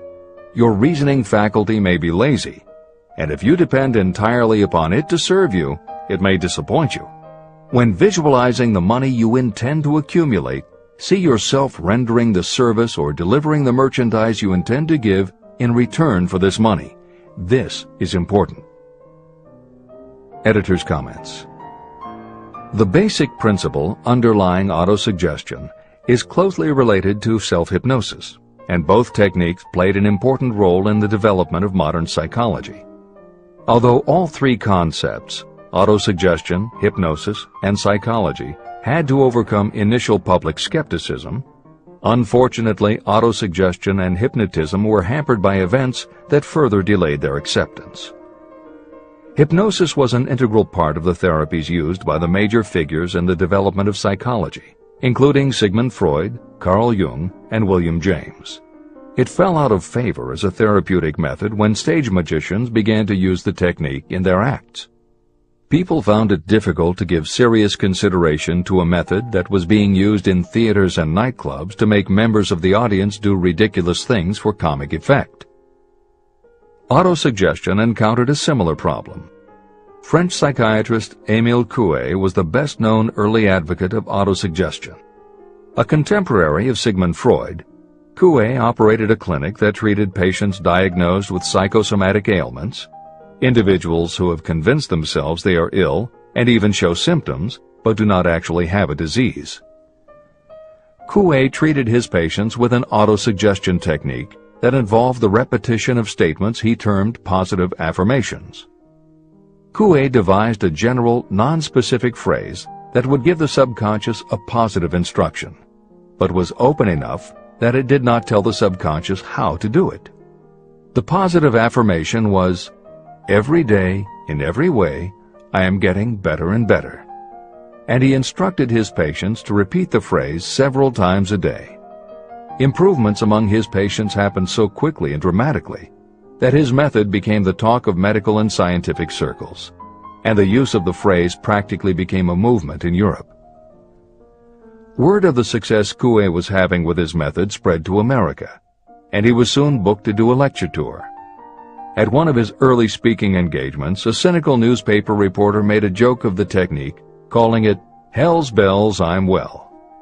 The joke followed Coué wherever he spoke, and the press coverage was so negative he canceled his tour and returned to practice in Europe. Serious scientists and therapists continued to work with autosuggestion. But just as had happened when stage magicians cast doubt upon the efficacy of hypnosis, Coué's method of positive affirmation fell out of favor with the general public. It took the openness of the latter part of the 20th century before the techniques of hypnosis and autosuggestion gained general acceptance once again. Today, if you go on the internet, there are over 40,000 web links featuring positive affirmations, and numerous bestsellers have been written on the subject. Virtually every newspaper, magazine, and television news program regularly features stories on the crucial role the mind plays in personal growth and achievement. Techniques based on autosuggestion have fostered countless best-selling books, audiobooks, and video programs. And every week thousands of people attend seminars, lectures, and retreats to be inspired by motivational speakers or spiritual leaders, and to learn techniques that will help them achieve success, almost all of which are based on the basic principles Napoleon Hill advocates in this book. When Hill instructs the reader to close your eyes and hold your thoughts on that amount of money until you can actually see the physical appearance of the money, he is in fact describing the autosuggestion technique most widely taught by contemporary motivational experts. Today it is called creative visualization, and it is regularly used by some of the most successful trainers of Olympic athletes and professional sports teams. It is used by NASA in training astronauts, and medical professionals use it in a variety of ways, including teaching it to patients who need to elevate their autoimmune system. Using visualization effectively is much more than simply daydreaming about something you would like to have or a goal you would like to achieve. Visualization is a specific technique that involves the use of imagination, creativity, vivid imagery, and affirmations, all focused on creating something you wish to manifest in reality. Napoleon Hill identified the practice of visualization and wrote about it as early as 1928 in his first bestseller, Law of Success. Since then, many other psychologists, medical professionals, motivational speakers, and authors have developed systems based on the same principles. Dr. Maxwell Maltz, a noted plastic surgeon, found that often it was as important for his patients to change their inner perception of themselves as it was to change their outer appearance. Dr. Maltz's landmark bestseller, Psycho-Cybernetics, draws heavily on visualization as a way to increase self-esteem and improve a wide range of abilities.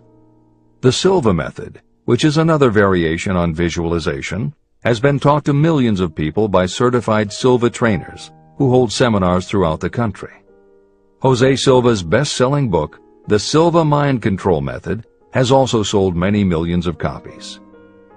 In 1978, 50 years after Napoleon Hill wrote about visualization in Law of Success, Shakti Gawain published the phenomenal bestseller Creative Visualization, and Adelaide Bry published Visualization, Directing the Movies of Your Mind. At about the same time, Dr. O. Carl Simonton, an oncologist, concluded that cancer patients who used visualizations in conjunction with chemotherapy treatments had a marked improvement over those who didn't. His bestseller, Getting Well Again, had a profound impact, and it was followed by books from other respected medical professionals, such as Love, Medicine, and Miracles by Dr. Bernie Siegel, and Superimmunity by Dr. Paul Purcell. Other bestsellers by Dr. John Sarno, Dr. Deepak Chopra, and Dr. Andrew Weil have made what once was referred to as alternative medicine now part of mainstream medical practice. This is the end of the editor's comments. Stimulate your subconscious mind. The instructions given previously for the steps necessary in your desire for money will now be summarized and blended with the principles covered by this chapter as follows. 1. Go to some quiet spot, preferably in bed at night, where you will not be disturbed or interrupted. Close your eyes and repeat aloud, so that you may hear your own words, the written statement of the amount of money you intend to accumulate. Be specific about the time limit for its accumulation, and a description of the service or merchandise you intend to give in return for the money. As you carry out these instructions, see yourself already in possession of the money. For example, Suppose that you intend to accumulate $50,000 by the 1st of January, 5 years from now, and that you intend to give your personal services as a salesperson in return for the money. Your written statement of your purpose should be similar to the following. By the first day of January, I will have in my possession $50,000, which will come to me in various amounts from time to time during the interim. In return for this money, I will give the most efficient service of which I am capable. I will give the fullest possible quantity and the best possible quality of service as a salesperson of, and describe the service or merchandise you intend to sell. I believe that I will have this money in my possession. My faith is so strong that I can now see this money before my eyes. I can touch it with my hands. It is now awaiting transfer to me at the time and in the proportion that I deliver the service in return for it. I am awaiting a plan for getting this money, and I will follow that plan when it is received. 2. Repeat this program night and morning until you can see in your imagination the money you intend to accumulate. 3. Place a written copy of your statement where you can see it night and morning and read it just before retiring and upon rising until it has been memorized. Editor's comments. The following is another suggestion adapted from Hill's later writings, which appear in Napoleon Hill's Keys to Success. Surround yourself with books, pictures, mottos, and other suggestive devices. Pick things that symbolize and reinforce achievement and self-reliance. Constantly add to your collection, and move things to new places where you can see them in a different light and in association with different things. I had a friend who was a realtor who kept her $1 Million Club certificate over her desk to remind herself of what she was capable. One day she took it down to dust and set it on top of a newspaper. When she picked it up again, she saw beneath it an article about the new football coach who had been hired at the university. Guess who bought a house she had been struggling to sell? This is the end of the editor's comments. Remember, as you carry out these instructions, that you are applying the principle of autosuggestion for the purpose of giving orders to your subconscious mind. Remember also that your subconscious mind will act only upon instructions that are emotionalized and handed over to it with feeling. Faith is the strongest and most productive of the emotions. These instructions may at first seem abstract. Do not let this disturb you. Follow the instructions no matter how abstract or impractical they may appear to be. If you do as you have been instructed, in spirit as well as in act, the time will soon come when a whole new universe of power will unfold to you. Skepticism, in connection with all new ideas, is characteristic of all human beings. If you follow the instructions, your skepticism will soon be replaced by belief, and belief will become crystallized into absolute faith. Many philosophers have made the statement that man is the master of his own earthly destiny, but most of them have failed to say why he is the master. The reason that man may become the master of himself and of his environment is because he has the power to influence his own subconscious mind. The actual performance of transmuting desire into money is through autosuggestion. That is the principle by which you can reach and influence the subconscious mind. The other principles are simply tools with which to apply autosuggestion.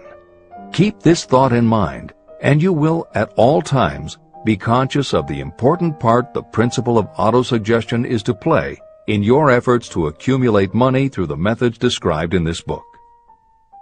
After you have read the entire book, come back to this chapter and follow in spirit and in action this instruction. Read the entire chapter aloud once every night until you become thoroughly convinced that the principle of autosuggestion is sound and that it will accomplish for you all that has been claimed for it. As you read, underscore with a pencil every sentence that impresses you. Follow the foregoing instruction to the letter, and it will open the way for a complete understanding and mastery of the principles of success. Every adversity, every failure, and every heartache carries with it the seed of an equivalent or a greater benefit. Chapter 6. Specialized Knowledge. Personal Experiences or Observations. The fourth step toward riches. There are two kinds of knowledge. One is general, the other is specialized.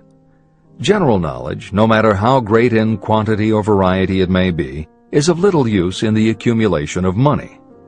The faculties of the great universities possess practically every form of general knowledge known to civilization.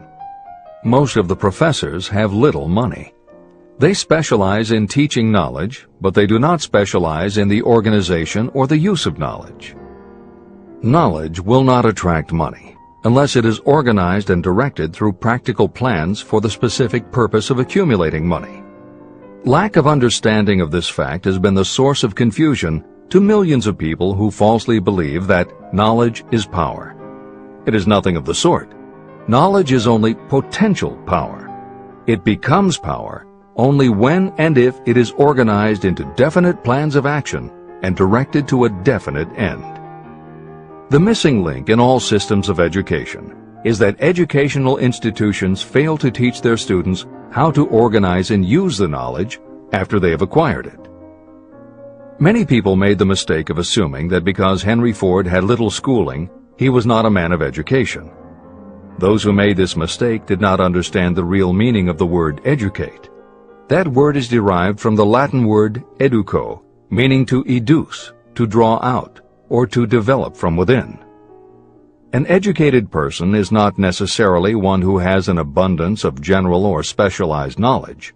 An educated person is one who has so developed the faculties of their mind that he or she may acquire anything they want or its equivalent without violating the rights of others. During the World War, a Chicago newspaper published editorials in which, among other statements, Henry Ford was called an ignorant pacifist. Mr. Ford objected to the statements and sued the paper for libeling him. When the suit was tried in the courts, the attorneys for the paper called Mr. Ford to the witness stand for the purpose of proving to the jury that he was ignorant. They asked Mr. Ford a great variety of questions. All of them intended to prove that while he might possess considerable specialized knowledge about manufacturing automobiles, he was in the main ignorant.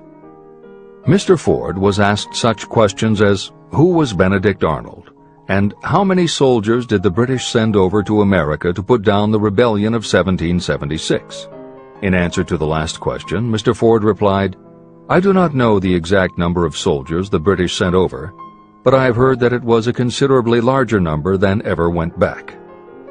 Finally, Mr. Ford became tired of this line of questioning. In reply to a particularly offensive question, he leaned over, pointed his finger at the lawyer who had asked the question, and said, If I should really want to answer the foolish question you have just asked, or any of the other questions you have been asking me, let me remind you that I have a row of electric push buttons on my desk, and by pushing the right button I can summon to my aid men who can answer any question I desire to ask concerning the business to which I am devoting most of my efforts. Now, will you kindly tell me why I should clutter up my mind with general knowledge for the purpose of being able to answer questions when I have men around me who can supply any knowledge I require? That answer floored the lawyer. Every person in the courtroom realized it was the answer not of an ignorant man, but of a man of education. Any person is educated who knows where to get knowledge when they need it and how to organize that knowledge into definite plans of action. Through the assistance of his mastermind group, Henry Ford had at his command all the specialized knowledge he needed to become one of the wealthiest men in America. It was not essential that he have this knowledge in his own mind. You can get all the knowledge you need. Before you can transmute your desire into money, you will require specialized knowledge of the service, merchandise, or profession that you intend to offer in return for fortune. Perhaps you may need much more specialized knowledge than you have the ability or the inclination to acquire. If this is true, you may bridge your weakness through the aid of your mastermind group. The mastermind is defined as coordination of knowledge and effort in a spirit of harmony between two or more people for the attainment of a definite purpose. The larger meaning of the mastermind group is explained in greater detail in later chapters. Editor's comments. After reading Hill's definition of the mastermind, many people may assume that he is describing teamwork. That would not be correct. The following explanation is adapted from the Napoleon Hill Foundation's book, Believe and Achieve. Teamwork can be achieved by any group, even one whose members have disparate interests, because all it requires is cooperation. In teamwork, people might simply be cooperating because they like the leader or out of a sense of duty.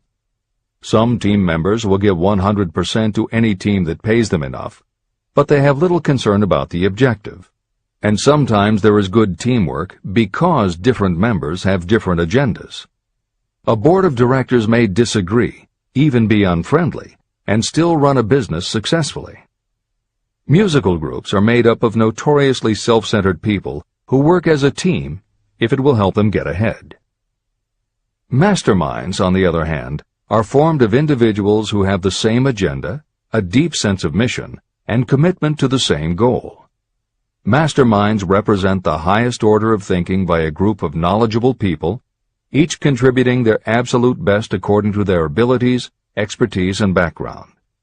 If you have ever been a part of a meeting when everything just clicked and ideas built upon other ideas, with each member contributing until out of the group activity came the best possible idea or solution, that was a mastermind at work. Napoleon Hill believed that you must make the mastermind experience a regular part of your life if you really want to succeed. How to select the right people for your mastermind will be discussed further in Chapter 11, The Power of the Mastermind. This is the end of the editor's comment. The accumulation of great fortunes calls for power, and power is acquired through highly organized and intelligently directed specialized knowledge.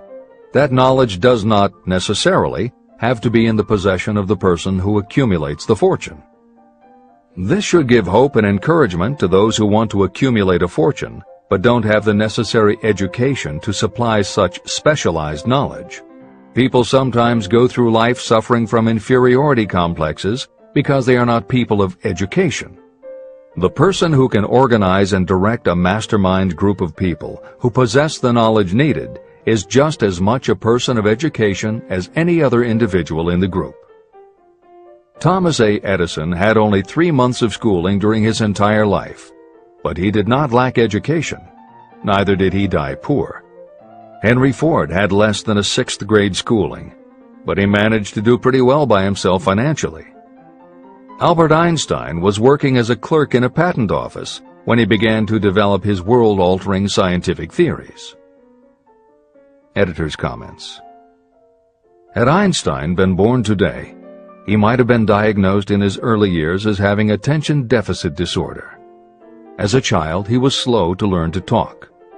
As a student, he showed little promise and was expelled from at least one school. But what Einstein could do was to focus his concentration on a goal of his choice. His famous theories were the result of thought experiments that took place inside his mind. It is said that the breakthrough which led him to the theory of relativity came not from specialized knowledge of physics or mathematics, but from his ability to imagine what would happen if he were riding on a beam of starlight through space. This is the end of the editor's comments. Specialized knowledge is among the most plentiful and the cheapest forms of service that may be had. If you doubt this, consult the payroll of any university. It pays to know how to purchase knowledge, and it pays to know where to look. First of all, decide the sort of specialized knowledge you require and the purpose for which it is needed. To a large extent, your major purpose in life, the goal toward which you are working, will help determine what knowledge you need. Your next move requires that you have accurate information concerning dependable sources of knowledge. The more important of these are your own experience and education, experience and education available through cooperation of others, mastermind alliance, colleges and universities, public libraries, and even easier, the internet, special training courses through night schools and home study courses in particular. As knowledge is acquired, it must be organized and put into use for a definite purpose through practical plans. Knowledge has no value except for what can be gained from its application toward some worthy end. Successful people never stop acquiring specialized knowledge related to their major purpose, business, or profession. Those who are not successful usually make the mistake of believing that the knowledge acquiring period ends when you finish school. The truth is that schools do little more than teach you how to acquire practical knowledge. Editor's comments. At this point in the original edition of Think and Grow Rich, Napoleon Hill included a newspaper story about education and job opportunities. Although the contemporary job market has changed considerably, the author of the article, Robert Moore, Director of Placements at Columbia University, made some comments that are perfectly aligned with the philosophy of Think and Grow Rich and are still holding true today. One such comment was, "The man who has been active on the campus, whose personality is such that he gets along with all kinds of people, and who has done an adequate job with his studies, has a most decided edge over the strictly academic student."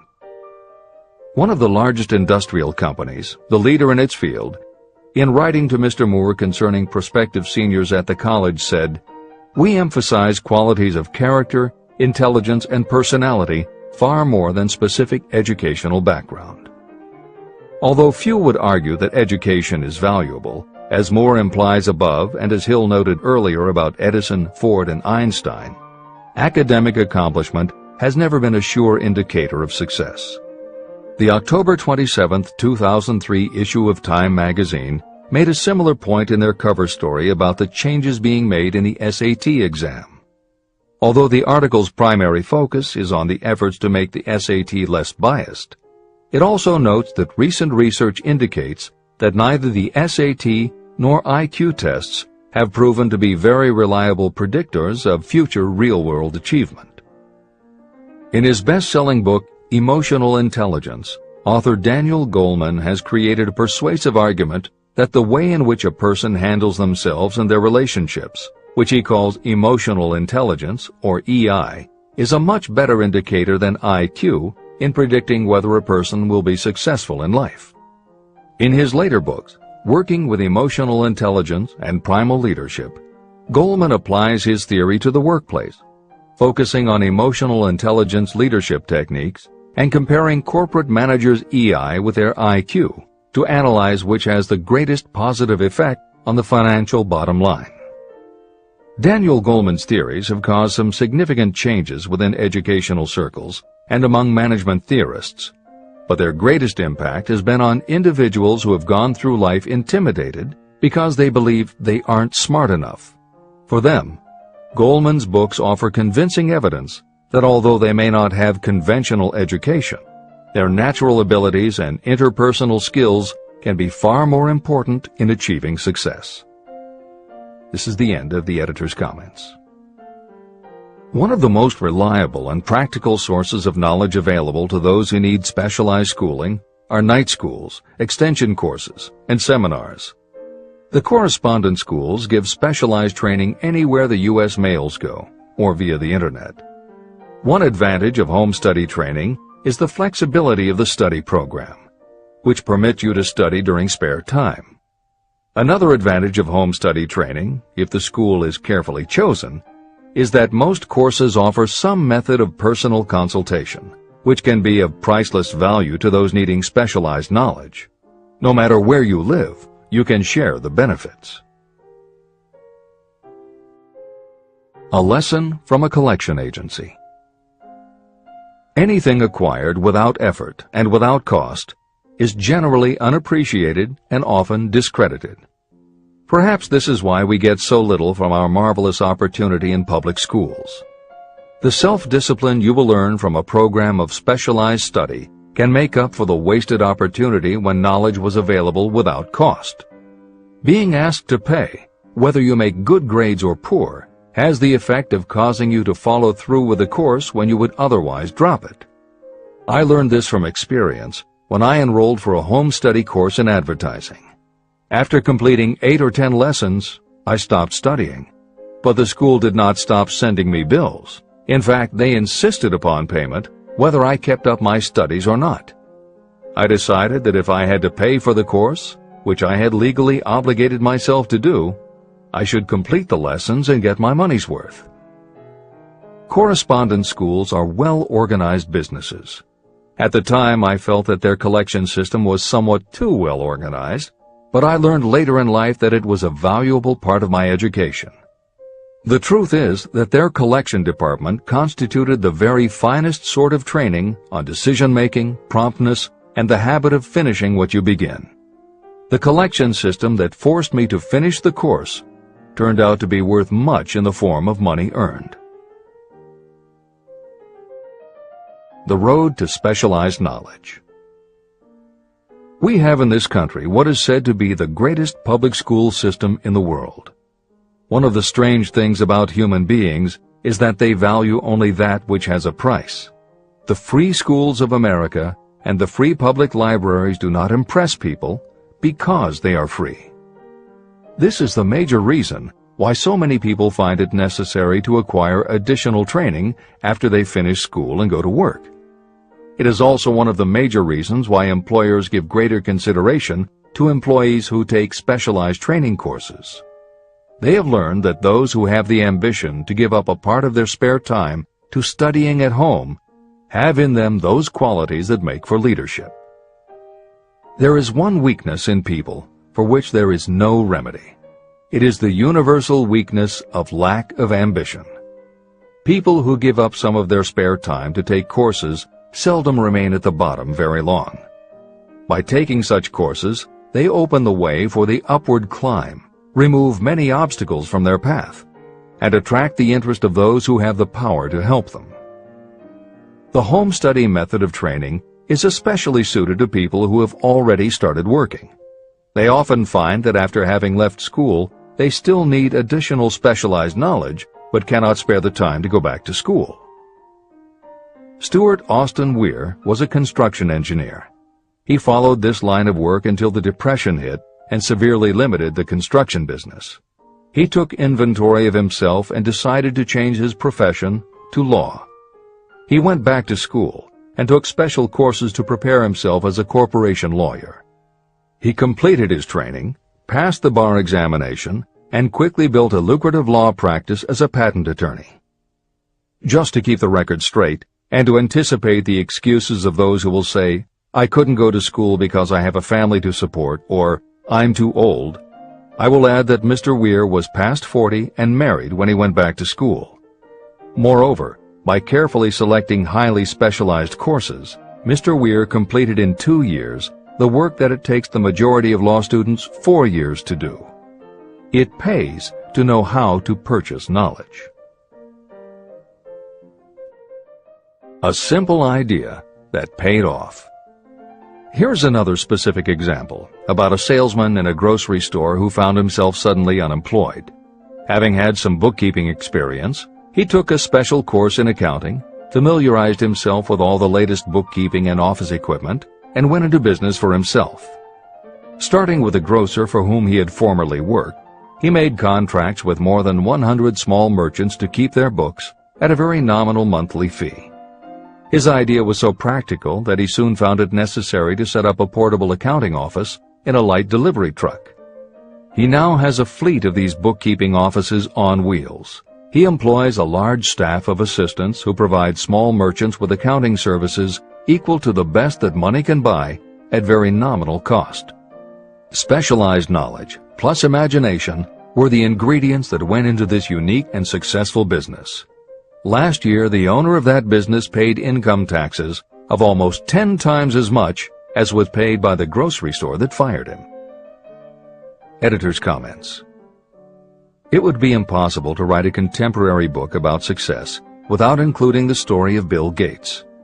And although the connection between the world's wealthiest man and Hill's story about a man who started a mobile accounting business may not be immediately obvious, the fact is that this is a very apt place to include the story of Microsoft.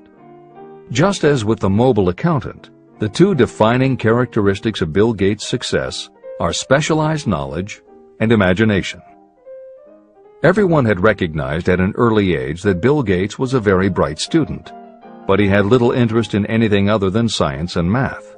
And when the mothers group at his school arranged for the students to learn about computing, that became his passion. By the time he was 13, he taught himself computer programming. And throughout high school and his years at university, his life revolved around computer clubs and odd jobs working for companies that had something to do with computers.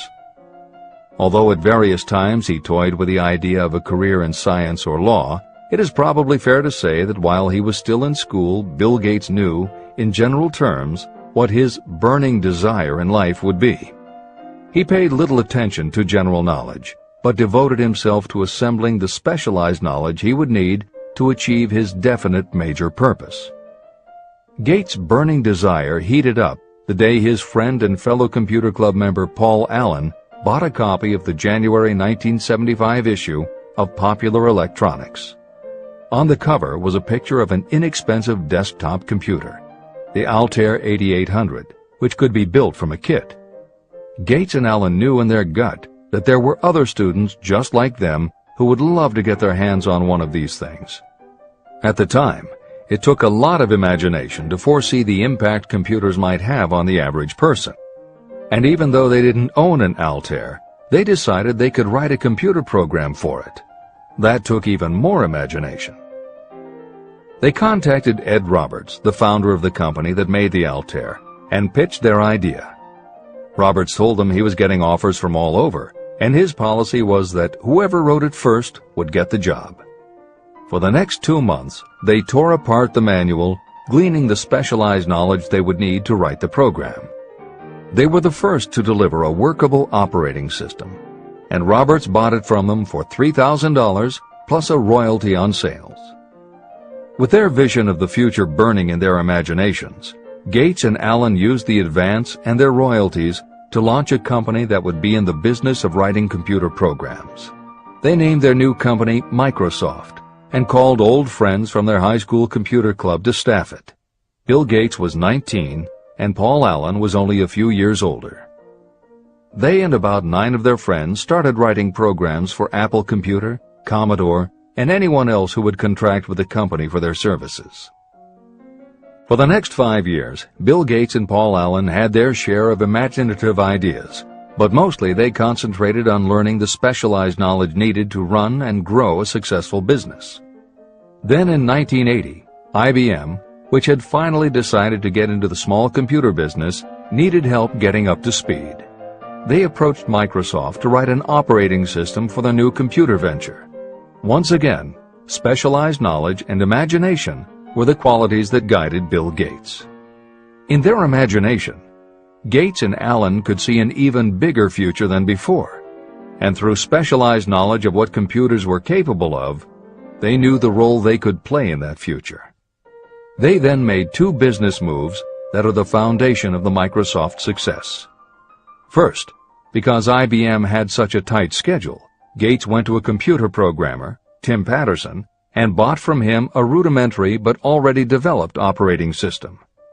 Gates then set to work modifying the system, and he renamed it MS-DOS, for Microsoft Disk Operating System. The other move that was crucial to their success was the negotiation with IBM. They started from the position that they would not sell an operating system to IBM. What they would do was license the system to IBM in exchange for a royalty on every copy sold with an IBM computer. And it would not be an exclusive license, which meant that Microsoft could also license the system to other computer companies.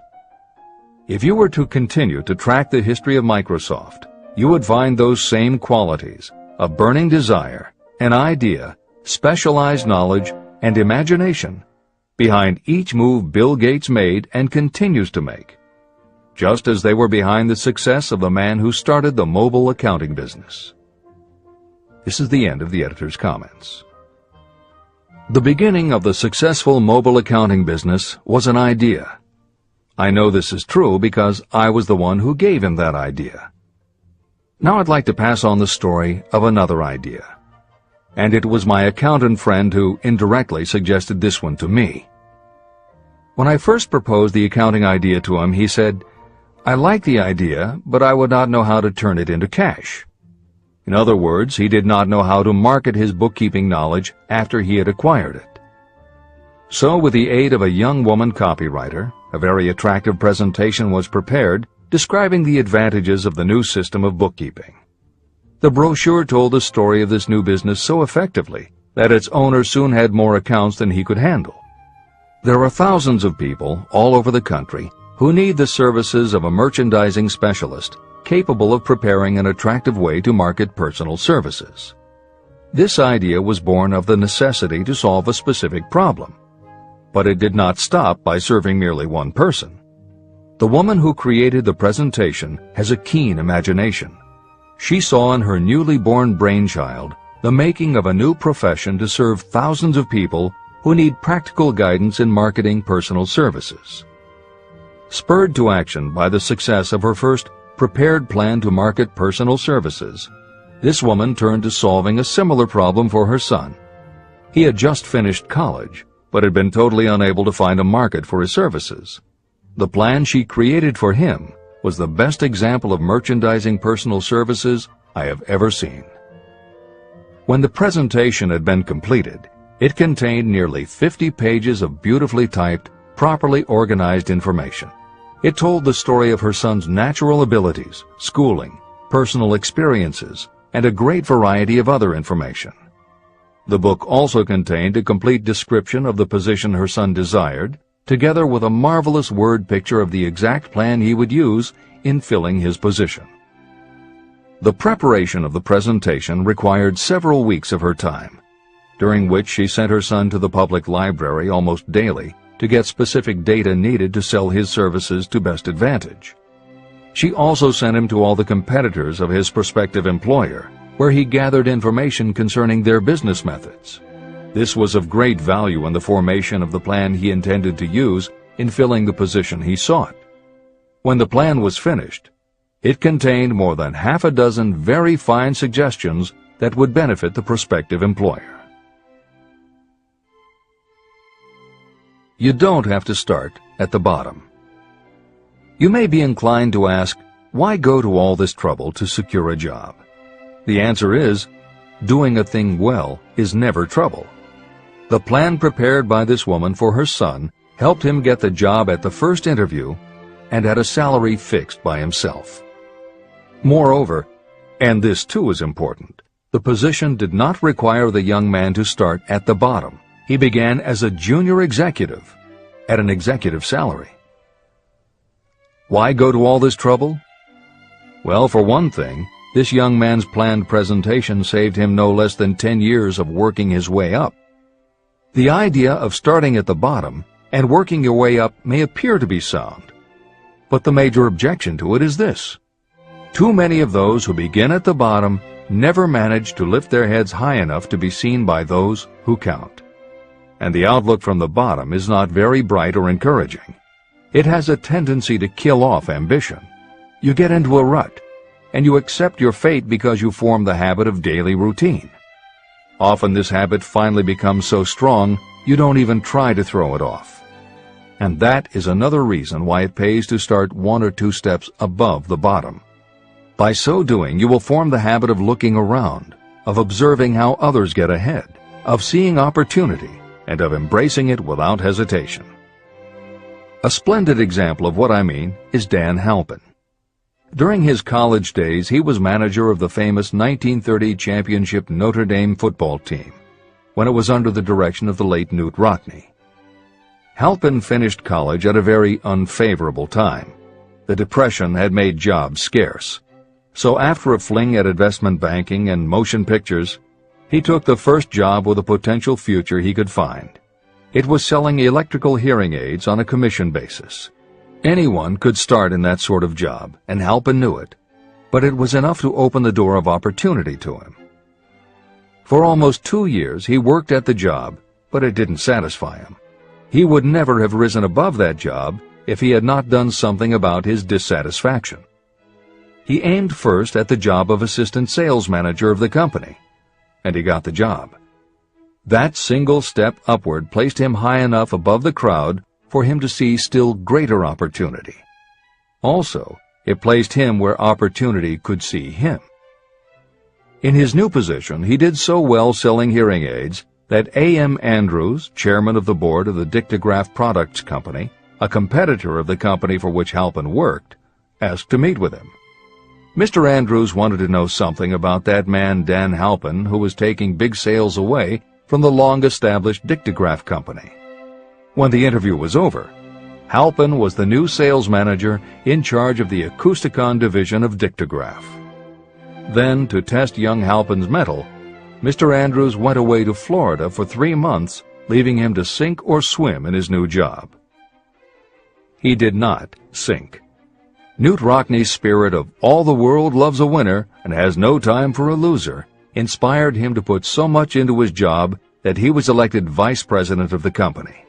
Vice president was a job that most would be proud to earn through 10 years of loyal effort, but Halpin turned the trick in little more than 6 months.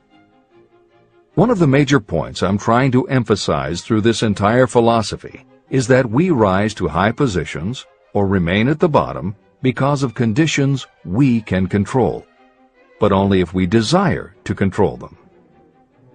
I am also trying to emphasize another point, that both success and failure are largely the results of habit. I have not the slightest doubt that Dan Halpin's close association with the greatest football coach America ever knew planted in his mind the same kind of desire to excel that made the Notre Dame football team world famous. Truly, there's something to the idea that hero worship is helpful, provided you worship a winner. My belief in the theory that business associations are vital factors, both in failure and in success, was clearly demonstrated when my son Blair was negotiating with Dan Halpin for a position. Mr. Halpin offered him a beginning salary of about 1/2 what he could have gotten from a rival company. I brought parental pressure to bear and encouraged Blair to accept the job with Mr. Halpin. I believe that close association with people who refuse to compromise with circumstances is an asset that can never be measured in terms of money. The bottom is a monotonous, dreary, unprofitable place for any person. That is why I have taken the time to describe how lowly beginnings can be overcome by proper planning. Make your ideas pay off through specialized knowledge. The woman who prepared the personal service sales plan for her son now receives requests from all parts of the country, from others who want to market their personal services for more money. But don't think that all her plan consists of is clever salesmanship to help her clients get more money for the same services they formerly sold for less. She looks after the interests of the purchaser as well as the seller of personal services. She prepares her plans so that the employers receive full value for the additional money they pay. If you have the imagination and seek a more profitable outlet for your personal services, this suggestion may be the stimulus for which you have been searching. The idea could earn you an income far greater than that of the average doctor, lawyer, or engineer whose education required several years in college. Editor's comments. Mary Kay Ash was literally researching and writing down specialized knowledge when the idea for a new business was born in her imagination. Mary Kay had quit her job as a very successful sales manager in the gift business because she had become discouraged by seeing the men she had trained earning more and being promoted ahead of her. She decided to write an advice book for career women, but as she assembled the knowledge women would need to get ahead, she realized she was writing a business plan for the kind of business she would like to run. She took her life savings of $5,000, went out and found a skincare cream she liked, acquired the rights to it, and began to contact her friends and friends of friends to see if they would like to be beauty consultants for her new company. But what she was offering wasn't just a chance to sell skincare products. It was a very imaginative combination of philosophy and opportunity that gave women the chance to achieve both personal satisfaction and financial success. The company showed a modest profit in its first year, and continued to grow each year until, by the beginning of the 21st century, there were over 1 million independent beauty consultants in 30 countries with wholesale sales of more than $1.5 billion. 3 times Mary Kay Cosmetics was named as one of the 100 best companies to work for in America, and Lifetime Television Network named Mary Kay the businesswoman of the century. She became one of the most in-demand motivational speakers and the best-selling author of 3 books. Neil Balter also started his company based on specialized knowledge and imagination. He got his specialized knowledge from his job as a carpenter's apprentice. His imagination came into play the day he was hired by a customer who wanted to clear up a messy closet by having shelves installed. Now that kind of job must have been offered to thousands of carpenters, but not one of them had the imagination to see in it what Neil Balter saw. When he finished the work, Balter didn't just see nicely fitted shelves. He saw that he had created a solution for a problem that was common to every household in America. He took the money he earned from the job and started his own business, California Closet Company, which specialized in shelves and fittings designed to attractively organize closet space for maximum efficiency. But Balter's imagination didn't stop once he had his own business up and running. Now he could imagine an even bigger operation. So he went out to find new specialized knowledge about operating and franchising a business. Neil Balter had licensed more than 100 California closet franchises when Williams-Sonoma offered to buy the company for $12 million. Lillian Vernon's specialized knowledge was in an area that many women had, but they didn't have the imagination she had. To quote from her autobiography, "An eye for winners." Handbags. I knew about those. Why not sell them? And belts to match. Didn't every teenage girl strolling along the street anywhere in the United States sport a handbag and belt? And my handbags would offer something special. Each one would be personalized with initials. I knew with absolute certainty that teenagers would go for items that made them feel unique. She believed enough in her idea that she spent $495 to take a small ad in 17 magazine. The ad brought in $32,000 in orders. That was when Lillian Vernon started to gather other specialized knowledge about renting space, manufacturing products, warehousing, and shipping, all of which she'd need to grow her idea of bags and belts into a direct response business featuring a whole array of distinctively monogrammed items. Within a few years, she needed more specialized knowledge about product photography, layout, printing, and direct mail, as she imagined having her own catalog. She started by mailing a 16-page black and white catalog to 125,000 customers who had bought products from her in the past. At the beginning of the 21st century, Lillian Vernon was still picking the merchandise and overseeing the design of her catalogs, many of which now run well over 100 full-color pages, are mailed to millions of people many times each year, and generate approximately $250 million in annual sales. There is another story about gathering specialized knowledge that is so good we will use it to conclude this editorial comment. It actually comes from the Napoleon Hill archives, and although he did not include it in Think and Grow Rich, he often used it as an example in his lectures and seminars. There was a young man who started out working for the railroad in 1893 as a machinist at 5 cents an hour. He was always taking courses and learning what he could about steam engines, and by 1905 he had worked his way up through the ranks until he was superintendent of motive power for Chicago Great Western in Olwine, Iowa. Then he did something that must have made his friends think he had taken leave of his senses. He was attending the Chicago Automobile Show when a red and white locomobile caught his attention. He put up his life savings of $700 and convinced a friend to co-sign a loan for $4,300 so he could buy the car. He promptly took it home, put it into a shed, jacked it up, and proceeded to take it apart piece by piece. Then he put it back together again. Then he took it apart and put it back together again. After doing that a few more times, he had learned what he wanted to know.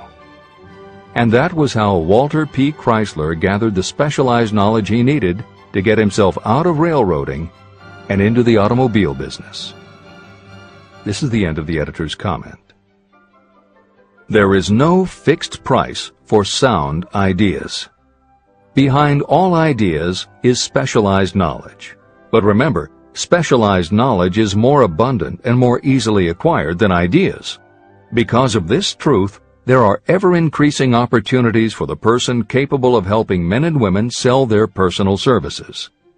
Capability means imagination, the one quality needed to combine specialized knowledge with ideas to create organized plans that will yield riches. If you have imagination, this chapter may present you with an idea that is the beginning of the riches you desire. Remember, the idea is the main thing. Specialized knowledge may be found just around the corner. Any corner.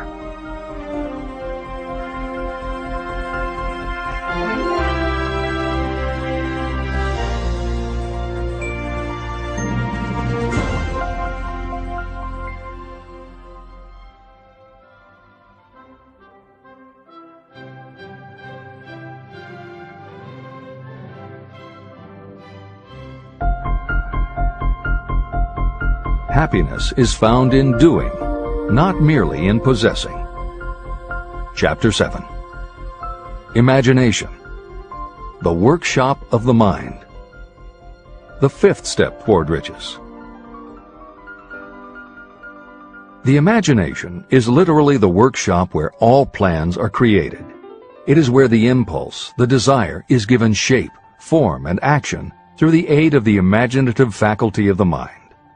It has been said that we can create anything that we can imagine.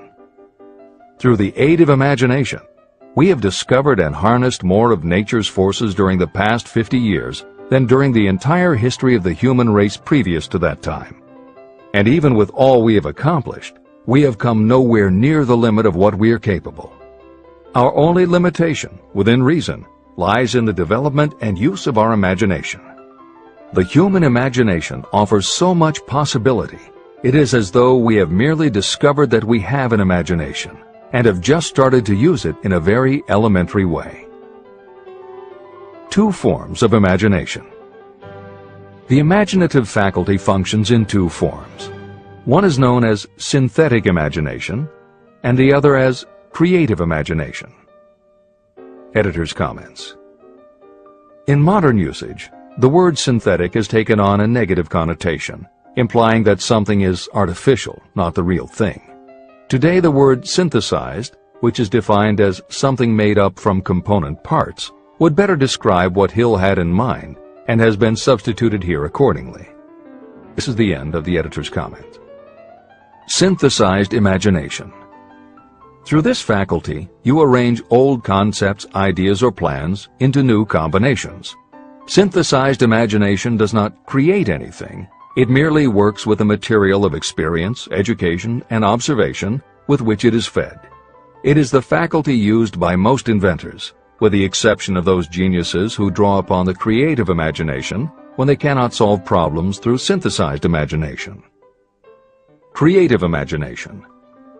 Through the faculty of creative imagination, the finite human mind has direct communication with infinite intelligence, the faculty through which hunches and inspirations are received. It is by this faculty that all basic or new ideas are handed over to mankind. It is through this faculty that we pick up vibes from other people, and in that way one individual may tune in or communicate with the subconscious minds of others. This concept is explained in greater detail later. The creative imagination works automatically, but only when your conscious mind is motivated, energized, and working at such a high rate that it becomes very perceptive and receptive, such as when the conscious mind is stimulated through the emotion of a strong desire. The great leaders of business, industry, and finance, and the great artists, musicians, poets, and writers became great because they developed the faculty of creative imagination. Editor's comment. At this point, it should be noted that both kinds of imagination are equally valuable to you, and they work together so seamlessly, it is often hard to tell where one ends and the other begins. For instance, when Jeff Bezos created the idea of Amazon.com, was it synthesized imagination or creative imagination? At the time, Many people were getting onto the idea of the internet as a sales medium. From this, it could be concluded that he was drawing upon experience, education, and observation, which would mean he was using synthesized imagination. But why did he decide to sell books? Was that synthesized or creative? Did that idea come out of something in his subconscious that just felt like books were the right thing? And what about that name? Calling a bookstore Amazon didn't make sense to anyone but Bezos, but it certainly caught the public's attention. How important was the name in the store's success? Was that choice creative or synthesized? Now take it a step further. What about eBay? Amazon had already shown that you could sell a lot of goods on the internet. When Pierre Omidyar hit on the idea of selling things on the internet by turning it into an auction house, what part was synthesized and what part was creative? The answer is, it doesn't matter. Whether you are consciously assembling the parts of a plan, or if subconsciously the pieces fall into place and suddenly hit you in a flash of inspiration, all that matters is that you are putting your imagination to work. And the more you use it, the better both the synthesized and the creative will work for you. This is the end of the editor's comment. Desire is a thought, an impulse. It is nebulous and ephemeral. It is abstract and of no value until it has been transformed into its physical counterpart. While the synthesized imagination is the one that will be used most frequently in the process of transforming desire into money, there will be circumstances and situations that demand the use of the creative imagination as well. Both the synthesized and the creative imagination become more alert and receptive with use. And though your imaginative faculty may have become weak through lack of use, you can revive it. Just as any muscle or organ of the body develops the more it is used, your imagination also becomes more receptive in direct response to the amount that you use it. Use your synthesized imagination. First, let us focus attention on the development of the synthesized imagination. This is the faculty that you will use more often in converting desire into money. Transformation of the intangible impulse of desire into the tangible reality of money calls for the use of a plan or plans. To make plans, you must use your imagination. Mainly, this will require you to use your synthesized imagination as you draw upon your experience, your education, and your observations. Editor's comment. The following is adapted from Hill's later writing and appears in Napoleon Hill's Keys to Success. An excellent example of synthesized imagination is Edison's invention of the light bulb. He began with one recognized fact that other people had discovered. A wire could be heated by electricity until it produced light. The problem was that the intense heat quickly burned the wire out, and the light never lasted more than a few minutes. Edison failed more than 10,000 times in his attempt to control this heat. When he found the method, it was by applying another common fact that had simply eluded everyone else. He realized that charcoal is produced by setting wood on fire, covering it with soil, and allowing the fires to smolder. The soil permits only enough air to reach the fire to keep it burning without blazing, and that way the wood isn't burned up. When Edison recognized this fact, his imagination immediately associated it with the idea of heating the wire. He placed the wire inside a bottle, pumped out most of the air, and produced the first incandescent light. It burned for 8.5 hours. Everything that Edison used to make the electric light was widely known, but the way he synthesized the knowledge changed the world and made him a very wealthy man. W. Clement Stone called the process the R2A2 formula. Recognize and relate, assimilate and apply. If you do that with everything you see, hear, think, and experience, it will give you a new way of looking at familiar things. If you do that, you can achieve what others believe is impossible. Later in this chapter, you will read of other fortunes that grew from even simpler synthesized ideas. And these stories should lead you to conclude that the combination of ideas is nothing that you couldn't have thought of yourself. That alone should start your own imagination synthesizing ideas. However, Even though these stories will inspire you and you will be anxious to get started, this is not yet the point for you to start making plans. Here, and throughout Think and Grow Rich, Napoleon Hill reminds the reader that this book is meant to be read all the way through before beginning to put the philosophy into practice. There are other ideas to be assimilated from later chapters that will influence your imagination and therefore affect the plans you may develop. This is the end of the editor's comments. Read the entire book through, then come back to this chapter and begin to put your imagination to work on the building of a plan for transforming your desire into money. Examples and instructions for creating plans are given in almost every chapter. Carry out the instructions that are best suited to your needs and put your plan in writing. The moment you complete this, you will have definitely given concrete form to your intangible desire. Now, read that sentence once more in a slightly different way. The moment I put my plan in writing, I will have definitely given concrete form to my desire. Now read it aloud and realize what you are telling yourself. Desire is only a thought. Through synthesized imagination, your experience, education, and observations will give it shape, form, and action. From the moment you follow those instructions and write out your desire and your plan, you will have actually taken the first of a series of steps that will enable you to convert the thought into its physical counterpart. Editor's comments. Synthesized imagination plays a role in every phase of a business plan. In fact, some of the most successful companies actually get started from synthesized imagination. When an entrepreneur, drawing upon his or her education, experience, and observations, takes an idea from one source and gives it a new application. That is exactly what happened with Ruth Handler. She and her husband, along with another partner, had started a small manufacturing company which had evolved into toy manufacturing. The success of their business depended on coming up with new toy ideas. Watching her young daughter at play, Ruth Handler noticed that she was fascinated with cutout books that featured teenage girl or career women paper dolls that she could cut out clothes for. She also knew that little girls loved to play dress-up in grown-up clothes. These ideas, drawn from Ruth Handler's education, experience, and observations, synthesized themselves in her imagination and came together as a new idea. Ruth Handler announced that they should make a lifelike teenage girl doll. Not a paper doll, but a real three-dimensional grown-up doll with a woman's figure, and they could also make grown-up clothes to fit it, so that girls could play dress-up with the doll. In honor of the source of inspiration, Ruth Handler named the new doll after her daughter, Barbie. As obvious as it seems now, until Ruth Handler, no one had the imagination to make and market a doll that looked like a woman.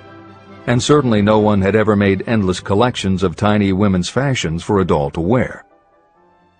Previously, we mentioned Jeff Bezos creating Amazon by combining the idea of a bookstore with the internet, and Pierre Omidyar doing the same thing with auctions when he launched eBay.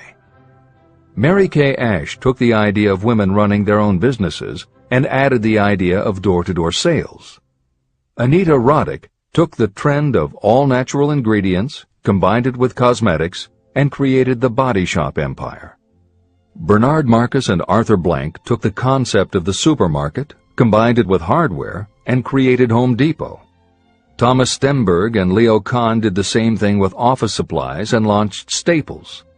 Once the connections are made, it may seem obvious, but making these supposedly obvious connections has brought success to many people. Napoleon Hill says imagination is like a muscle that can be strengthened through use.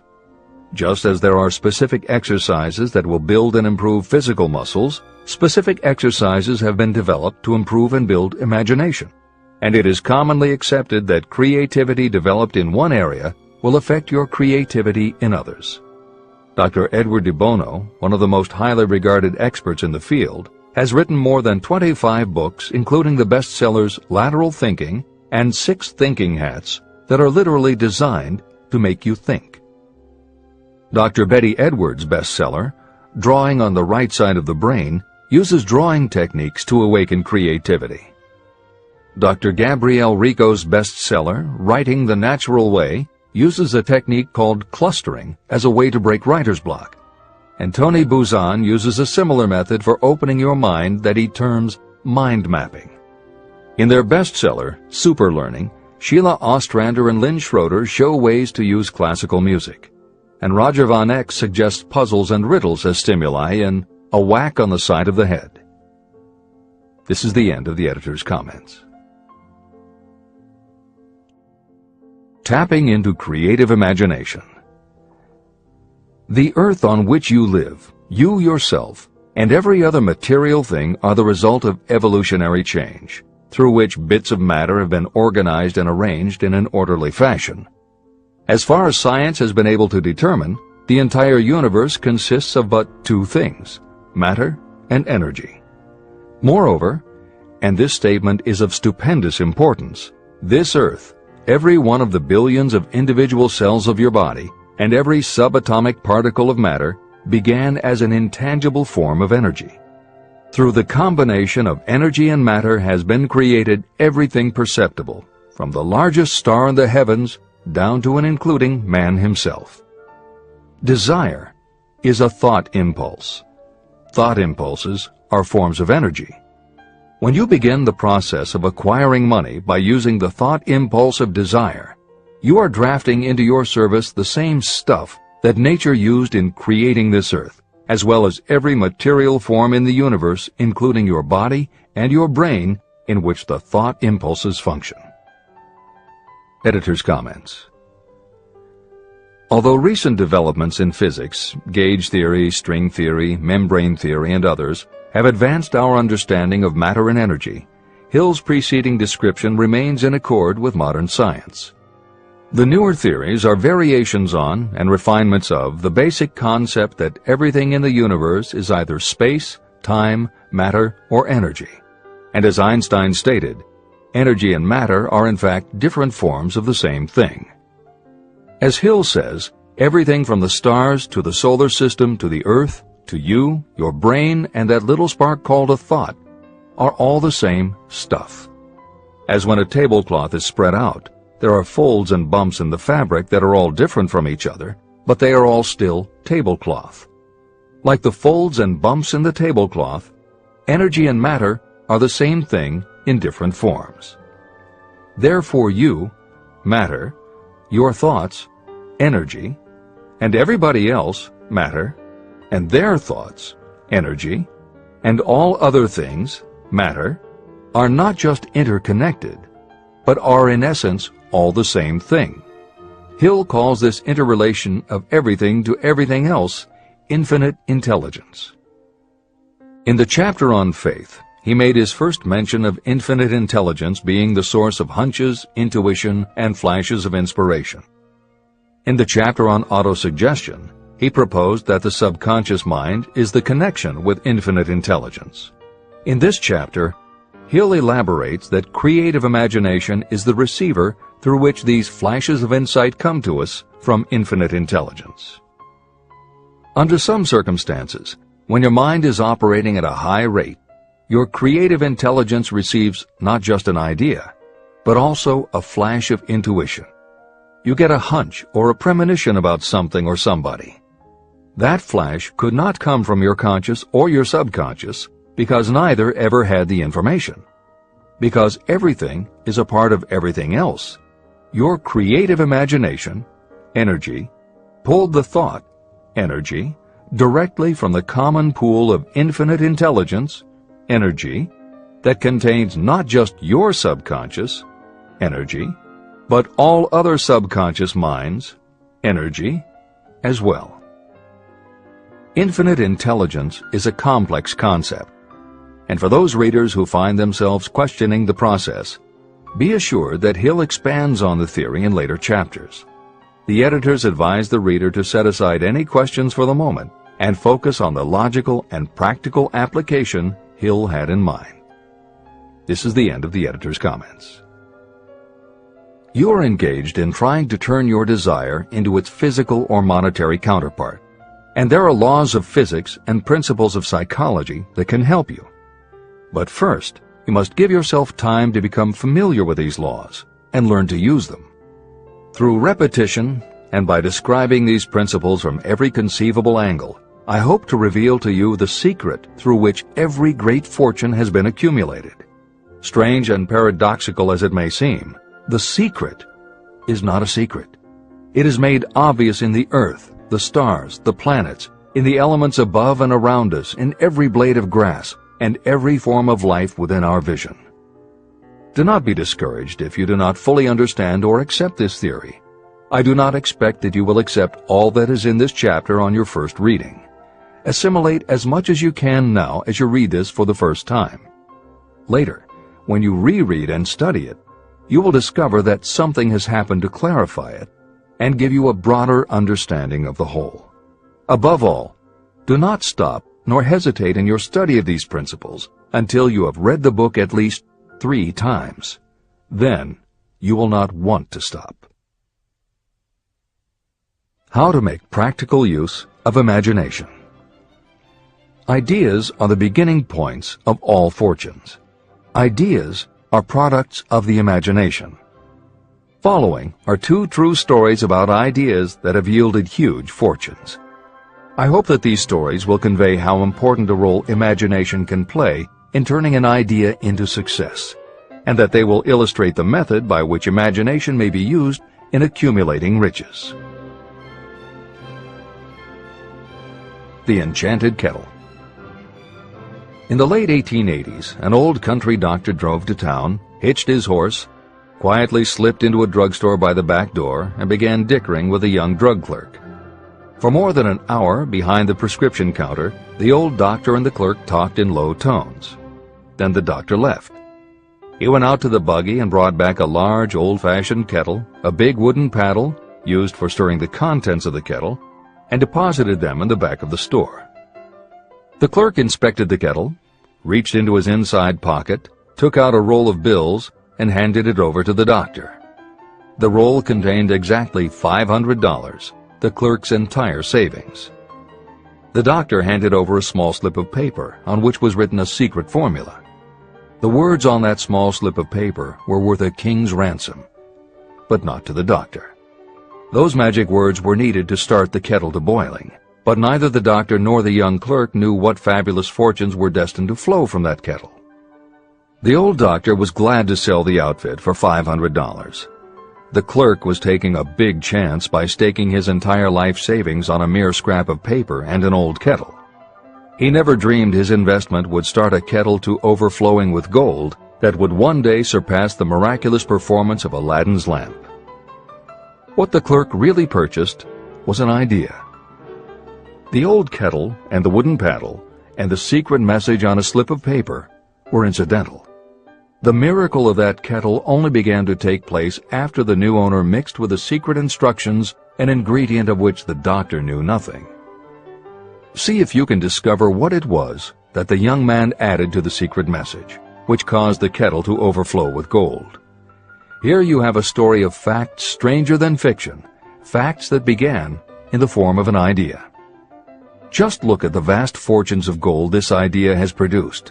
It has paid, and still pays, huge fortunes to men and women all over the world who distribute the contents of the kettle to millions of people. The old kettle is now one of the world's largest consumers of sugar, thus providing jobs to thousands of men and women engaged in growing sugarcane and in refining and marketing sugar.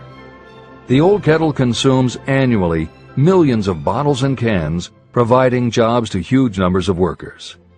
The old kettle gives employment to an army of clerks, stenographers, copywriters, and advertising experts throughout the nation. It has brought fame and fortune to scores of artists who have created magnificent pictures describing the product. The old kettle has converted Atlanta, which was a small southern city, into the business capital of the South, where it now benefits, directly or indirectly, every business and practically every resident of the city. The influence of this idea now benefits every civilized country in the world, pouring out a continuous stream of gold to all who touch it. Gold from the kettle built and maintains one of the most prominent colleges of the South, where thousands of young people receive the training essential for success. If the product of that old brass kettle could talk, it would tell thrilling tales in every language. Tales of love, of business, of professional men and women who are daily being stimulated by it. I am sure of at least one such tale of romance, for I was a part of it, and it all began not far from the very spot on which the drug clerk purchased the old kettle. It was there that I met my wife, and it was she who first told me of the enchanted kettle. It was the product of that kettle we were drinking when I asked her to accept me for better or worse. Whoever you are, wherever you may live, whatever your occupation, just remember every time you see the words Coca-Cola that its vast empire of wealth and influence grew out of a single idea. And that idea, the mysterious ingredient the drug clerk, Asa Candler, mixed with a secret formula, was imagination. Stop and think of that for a moment. Keep in mind that the steps to riches described in this book are the very same principles through which the influence of Coca-Cola has been extended to every city, town, village, and crossroads of the world. Now here's the most important thing to remember. The ideas you create may have the possibility of duplicating the enormous success of this worldwide thirst killer. Editor's comments. Harlan Sanders, too, had a recipe in a magic kettle. Actually, his kettle was a pressure cooker, but neither his cooker nor his recipe of 11 herbs and spices would be mentioned here if he didn't also have imagination. Harlan Sanders owned and operated a successful motel and cafe in Corbin, Kentucky. Then, when the new interstate highway came through, it bypassed Sanders' location. In a short time, his business went broke, leaving him with little more than his recipe for fried chicken and a way to make it quickly in a pressure cooker. At 62 years of age, the Colonel, as people called him, had to find a new way to make a living.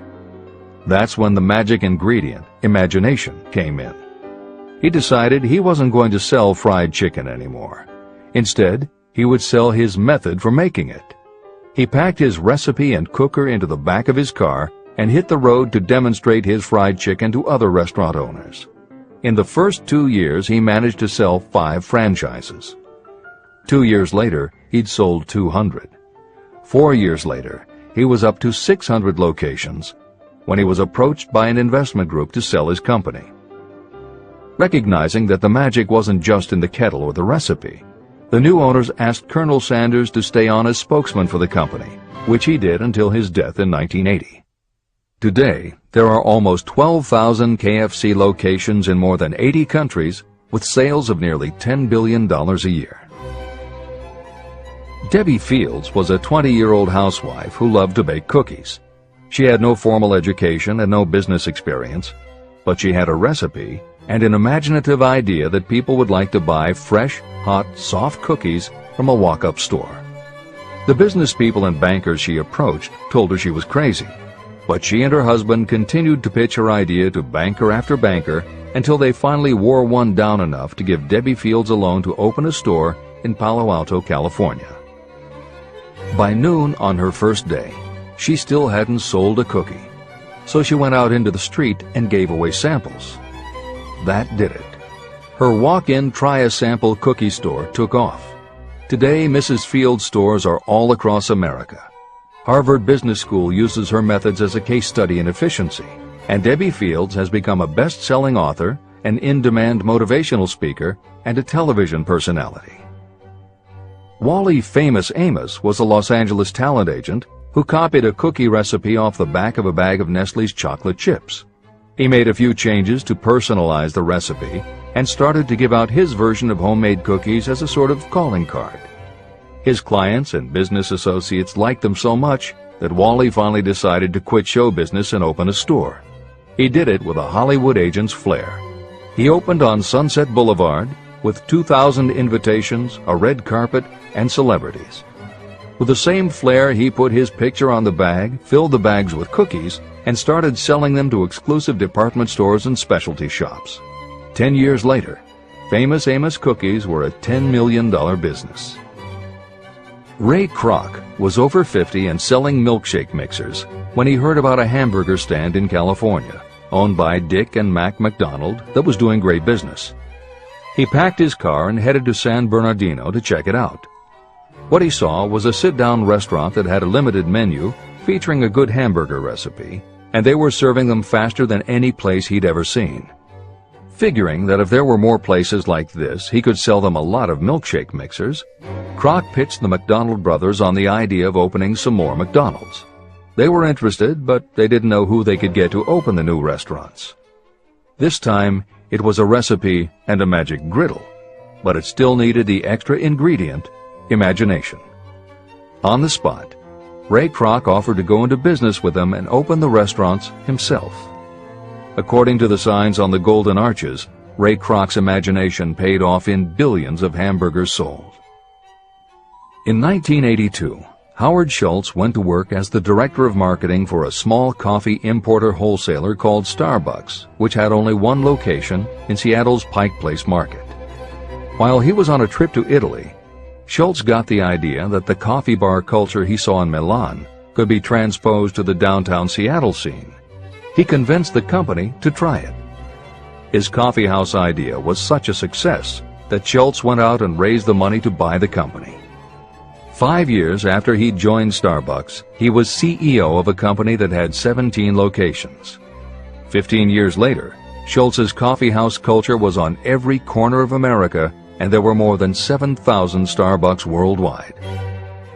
As a final example of imagination, we offer Paul Newman's salad dressing. Now, it would seem that it doesn't take much imagination for a big celebrity to put his name on a product, and that's what Newman thought too. But when he and his partner, A.E. Hotchner, pitched their salad dressing idea to companies that specialize in marketing foods, nobody was interested unless they would personally put up about $1 million for the first year's operations. According to Newman and Hotchner's book, Shameless Exploitation, they found out that almost all celebrity products in the food business have been disastrous failures, and now nobody would touch them. So when it came to marketing salad dressing, even Paul Newman's big name wasn't the magic they needed. And unless they were willing to put up a ridiculous amount, money wasn't the magic either. The magic would have to be in the imaginative way that they would convince the right people to help them, and in having the perseverance to stick with it until they succeeded. And just like most everyone with an idea, they were told they were crazy to try it. They were turned down by bottling companies that wouldn't do small runs, and they were rejected by distributors who wouldn't take a chance on another celebrity product. In the end, it was one supermarket owner, Stu Leonard, who helped hook them up with the right suppliers. But even that wouldn't have been enough if Stu Leonard hadn't had enough imagination to see the possibilities and agree to put Newman's own salad dressing on the shelves in his store. 15 years later, Newman's Own Brands was a $100 million company, which gives all profits to charity. This is the end of the editor's comments. What I would do if I had $1 million. The following story proves the truth of that old saying, where there's a will, there's a way. It was told to me by that beloved educator and clergyman Frank W. Gonzalez, who began his preaching career in the Stockyards region of Chicago. While Dr. Gonzalez was going through college, he observed many defects in our educational system, defects that he believed he could correct if he were the head of a college. He made up his mind to organize a new college in which he could carry out his ideas without being handicapped by orthodox methods of education. He needed $1 million to put the project across. Where was he to lay his hands on so large a sum of money? That was the question that absorbed most of this ambitious young preacher's thought, but he couldn't seem to make any progress. Every night, he took that thought to bed with him. He got up with it in the morning. He took it with him everywhere he went. He turned it over and over in his mind until it became a consuming obsession with him. Being a philosopher as well as a preacher, Dr. Gonzalez recognized, as do all who succeed in life, that definiteness of purpose is the starting point from which one must begin. He recognized, too, that definiteness of purpose takes on life and power when backed by a burning desire to translate that purpose into its material equivalent. He knew all these great truths, yet he did not know where or how to lay his hands on $1 million. The normal thing would have been to give up and quit, saying, well, my idea's a good one, but I can't do anything with it because I can't raise the $1 million. That is exactly what the majority of people would have said, but it is not what Dr. Gonzalez said. What he said, and what he did, are so important that I will now introduce him and let him speak for himself. One Saturday afternoon, I sat in my room thinking of ways and means of raising the money to carry out my plans. For nearly 2 years I had been thinking, but I had done nothing but think. The time had come for action. I made up my mind, then and there, that I would get the necessary $1 million within a week. How? I was not concerned about that. The main thing of importance was the decision to get the money within a specified time. I want to tell you that the moment I reached a definite decision to get the money within a specified time, a strange feeling of assurance came over me, such as I had never before experienced. Something inside me seemed to say, "Why didn't you reach that decision a long time ago? The money was waiting for you all the time." I called the newspapers and announced I would preach a sermon the following morning entitled, "What I Would Do If I Had $1 Million." I went to work on the sermon immediately, but I must tell you frankly that the task was not difficult because I had been preparing that sermon for almost 2 years. Long before midnight, I had finished writing the sermon. I went to bed and slept with a feeling of confidence, for I could see myself already in possession of the $1 million. Next morning I arose early, went into the bathroom, read the sermon, then knelt on my knees and asked that my sermon might come to the attention of someone who would supply the needed money. While I was praying, I again had that feeling of assurance that the money would be forthcoming. In my excitement, I walked out without my sermon and did not discover the oversight until I was in my pulpit and about ready to begin delivering it. It was too late to go back for my notes, and what a blessing that I couldn't go back. Instead, my own subconscious mind yielded the material I needed. When I arose to begin my sermon, I closed my eyes and spoke with all my heart and soul of my dreams. I not only talked to my audience, but I fancy I talked also to God. I told what I would do with $1 million if that amount were placed in my hands. I described the plan I had in mind for organizing a great educational institution, where young people would learn to do practical things and at the same time develop their minds. When I had finished and sat down, a man slowly arose from his seat, about 3 rows from the rear, and made his way toward the pulpit. I wondered what he was going to do. He came into the pulpit, extended his hand, and said, "Reverend, I liked your sermon. I believe you can do everything you said you would if you had $1 million. To prove that I believe in you and your sermon, if you will come to my office tomorrow morning, I will give you the $1 million. My name is Philip D. Armour." Young Gonzalez went to Mr. Armour's office, and the $1 million was presented to him. With that money, he founded the Armour Institute of Technology, now known as Illinois Institute of Technology. The $1 million that launched the Armour Institute came as the result of an idea. Behind the idea was a desire that young Gonzalez had been nursing in his mind for almost 2 years. Observe this important fact. He got the money within 36 hours after he reached a definite decision in his own mind to get it and decided upon a definite plan for getting it. There was nothing new or unique about young Gonzalez vaguely thinking about $1 million and weakly hoping for it. Others have had similar thoughts. But there was something very unique and different about the decision he reached on that memorable Saturday, when he put vagueness into the background and definitely said, "I will get that money within a week." The principle through which Dr. Gonzalez got his $1 million is still alive. It is available to you. This universal law is as workable today as it was when the young preacher made use of it so successfully. Editor's comments.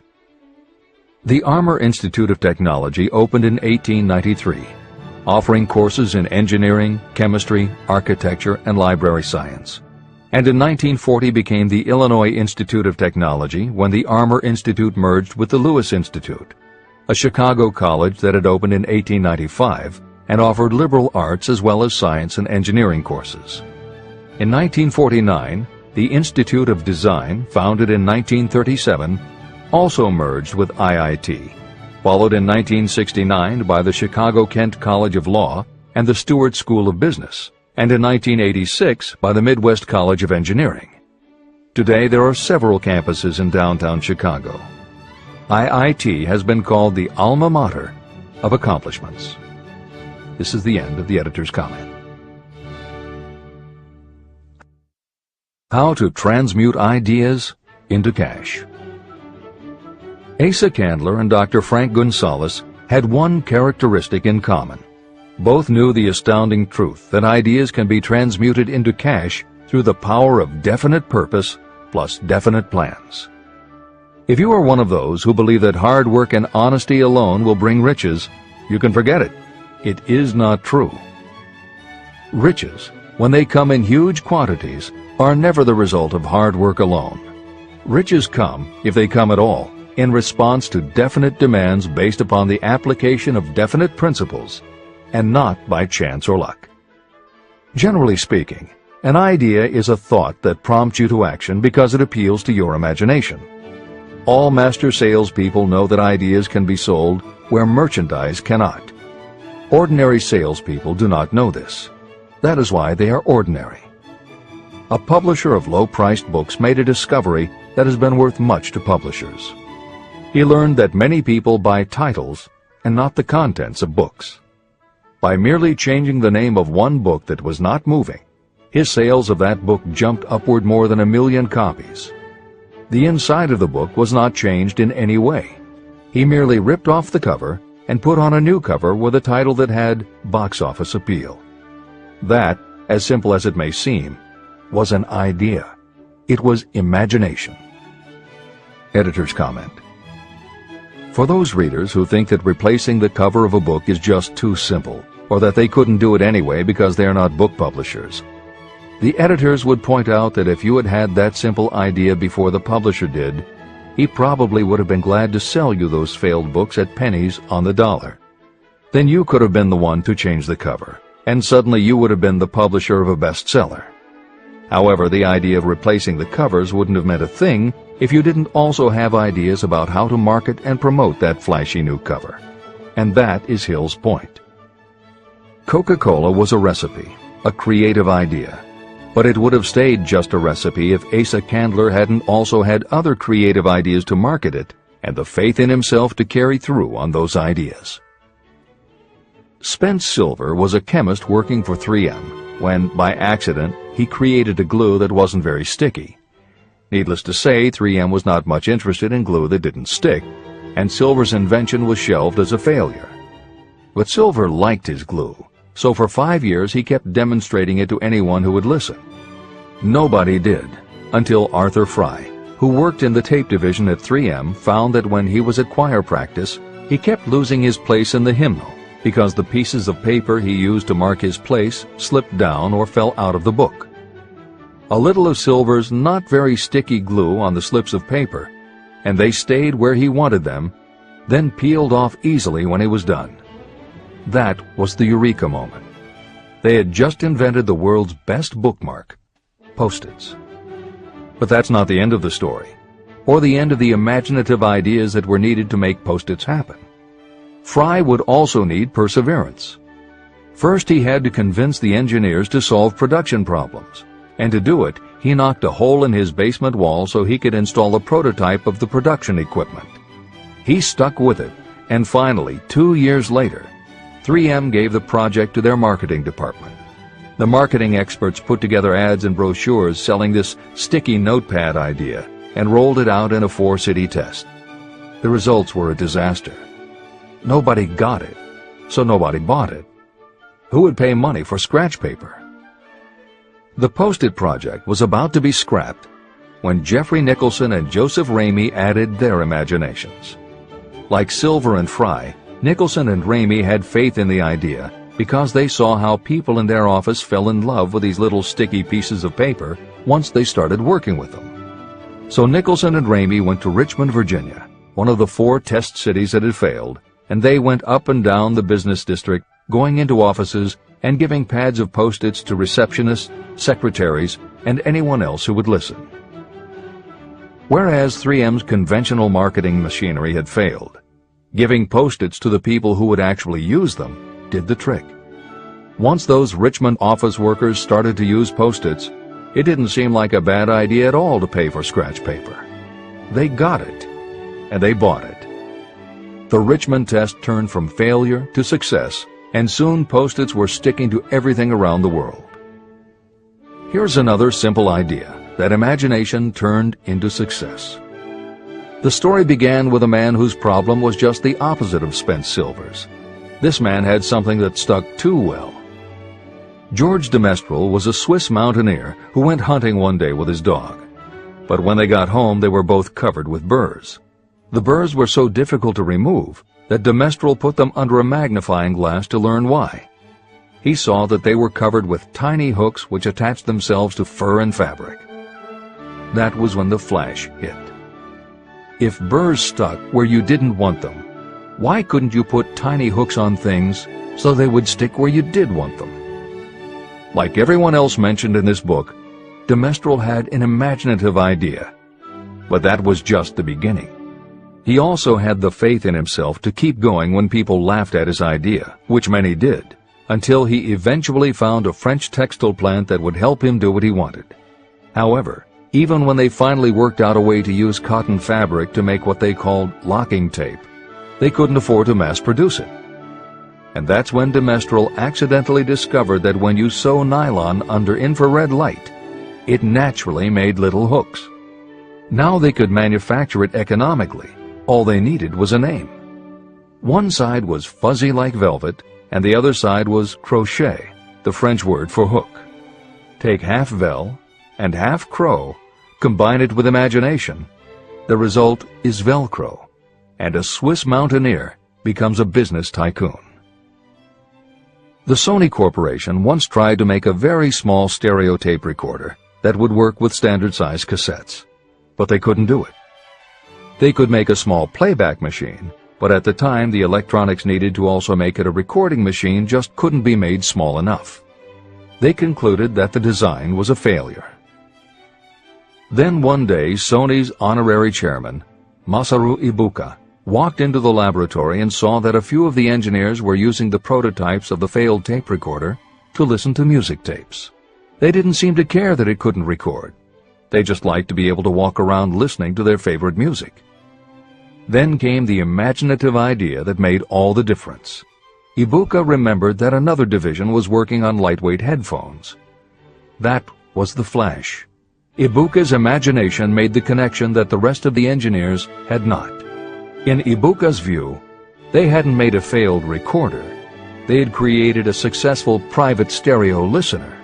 They added the headphones, named it the Walkman, and it revolutionized both the music business and the electronics industry. Clarence Saunders was a grocery clerk in a small southern retail store. One day he was standing with a tray in his hands waiting his turn in a cafeteria.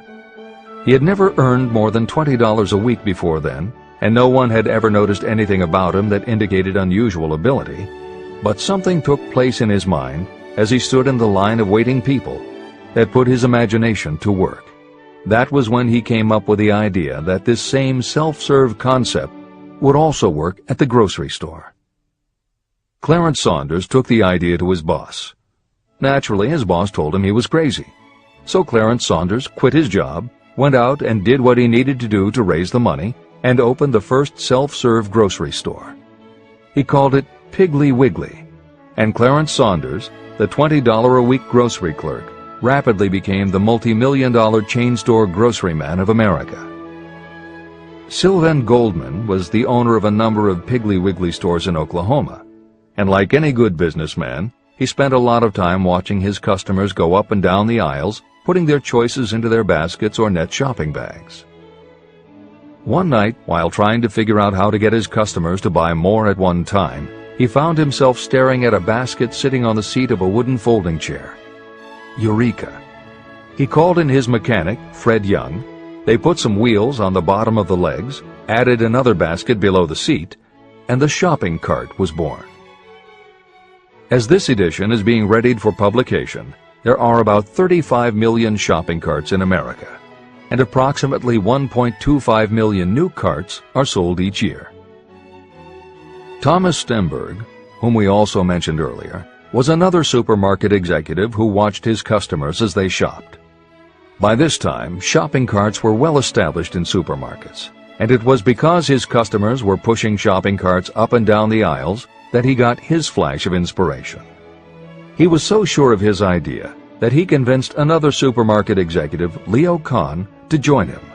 Together, they took the supermarket concept and applied it to selling office supplies. And in 1986, they opened their first store in Brighton, Massachusetts. They called it Staples. In 1989, they took the company public, and 10 years later, there were more than 1,000 Staples stores with revenues exceeding $7 billion. We'll end this commentary with another set of connected stories, which make the point that sometimes the most imaginative part of marketing is in the timing. If you were to go shopping in the late 1800s, it usually meant bartering with a merchant who would then have to get the goods from storage shelves kept behind the counter. In the 1870s, fixed pricing was just starting to be used by storekeepers. Merchants were trying the idea by setting out a table of merchandise that was all priced the same, usually 5 cents. Frank Winfield Woolworth was a clerk in a general store, and he convinced the store owner to let him try the 5-cent table idea. Although it worked, the owner wasn't impressed. So Woolworth borrowed $350 from his boss, and in 1879 opened his first 5-cent store in Utica, New York. It was an entire store full of goods where everything cost a nickel.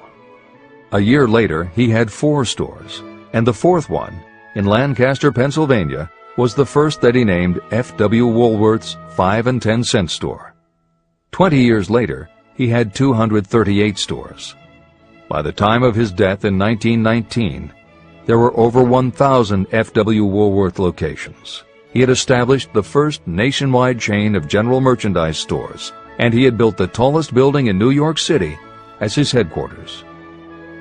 The Woolworth Company stayed true to the original idea and didn't carry any merchandise that cost more than a dime until 1932, when the top price was raised to 20 cents. But as times changed, the fixed price was dropped, the merchandise became more varied, and the company kept growing until it had over 8,000 stores worldwide, selling everything from notions to appliances and furniture. Then in the 1960s and 1970s, something started to happen. The mood of America was changing, but the Woolworth stores weren't. And that was when Sam Walton opened the first Walmart in Rogers, Arkansas in 1962. Walton got into the retail business after the Second World War, when his father-in-law loaned him the money to buy a franchise Butler Brothers store in Bentonville, Arkansas. By 1962, Sam and his brother Bud owned 16 variety stores in Arkansas, Missouri, and Kansas. It was in these stores that Sam Walton first started adding the magic ingredient of imagination. In addition to his flair for promotion, Sam tried new approaches to the way household goods and general merchandise could be sold at retail. He insisted on clean, well-lighted interiors, and he introduced the concept of self-service, with aisles wide enough for shopping carts and checkout counters at the front of the store. He also started buying direct from manufacturers, and he created profit-sharing plans that kept his family of employees loyal, hard-working, and neighborly. In 1962, he incorporated those and other imaginative ideas when he opened his first store that he called Walmart. The basic magic was that he sold brand-name merchandise at discount prices. But there was also magic in the way he kept a friendly hometown feel to his store, even though it was what is now called a big box store.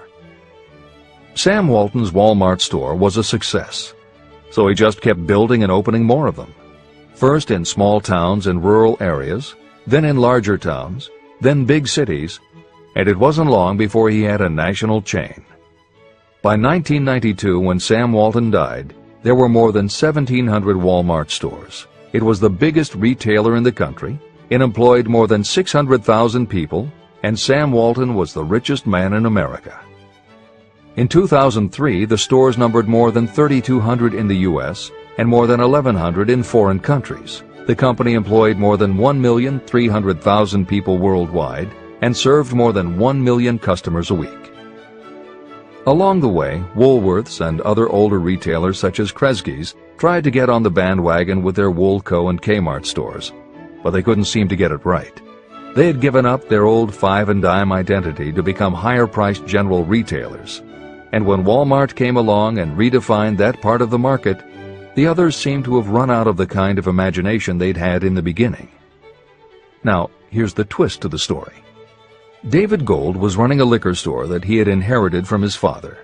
He noticed that whenever he put out a display of goods priced at 98 cents or $1, the goods would sell okay.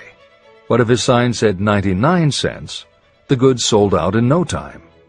He decided that he would open a store called the 99-cent only store, where everything would be priced at 99 cents. Sound familiar? Frank Woolworth's imaginative idea from 1879, which had been dropped at his namesake chain by the 1940s and 1950s, had just gotten a fresh shot of imagination from David Gold in 1982.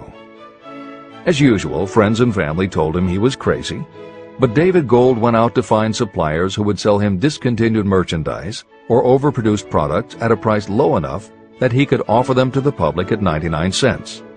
He found them. And they even had brand-name products of everything from hardware to pantyhose, cleaning products, motor oil, kitchenware, cosmetics, electronics, toys, canned goods, frozen foods, cookies, fresh fruit, even gourmet foods. More than 5,000 items that he could sell for 99 cents and still make a profit. David Gold opened his first well-lighted, brightly colored green and fuchsia wide-aisle store in Inglewood, California in 1982. By 2003, he had 142 stores in California, Nevada, and Arizona, and he was listed on the Forbes 400 as having earned a personal fortune estimated at more than $650 million. As Napoleon Hill wrote elsewhere about the creation of Piggly Wiggly, where in this story do you see the slightest indication of something that you could not duplicate? The plan, which made millions of dollars for its originator, was a very simple idea that anyone could have adopted. Yet considerable imagination was required to put the idea to work in a practical sort of way. The more simple and easily adapted an idea is, the greater is its value, as no one is looking for ideas that are involved with great detail or are in any way complicated. This is the end of the editor's comments. There is no standard price on ideas. The creator of ideas sets his or her own price, and if they are smart, they get it. The story of practically every great fortune starts with the day when a creator of ideas and a seller of ideas got together and worked in harmony. Carnegie surrounded himself with men who could do what he could not do, men who created ideas and men who put ideas into operation, and that was what made him and the others fabulously rich. Millions of people go through life hoping for favorable breaks. Perhaps a favorable break can get you an opportunity, but the safest plan is not to depend upon luck. It was a favorable break that gave me the biggest opportunity of my life, but more than 20 years of determined effort had to be devoted to that opportunity before it became an asset. The break consisted of my good fortune in meeting and gaining the cooperation of Andrew Carnegie. On that occasion, Carnegie planted in my mind the idea of organizing the principles of achievement into a philosophy of success. Millions of people have profited by the discoveries made in the years of research, and fortunes have been accumulated through the application of the philosophy. The beginning was simple. It was an idea that anyone might have developed. The favorable break came through Carnegie.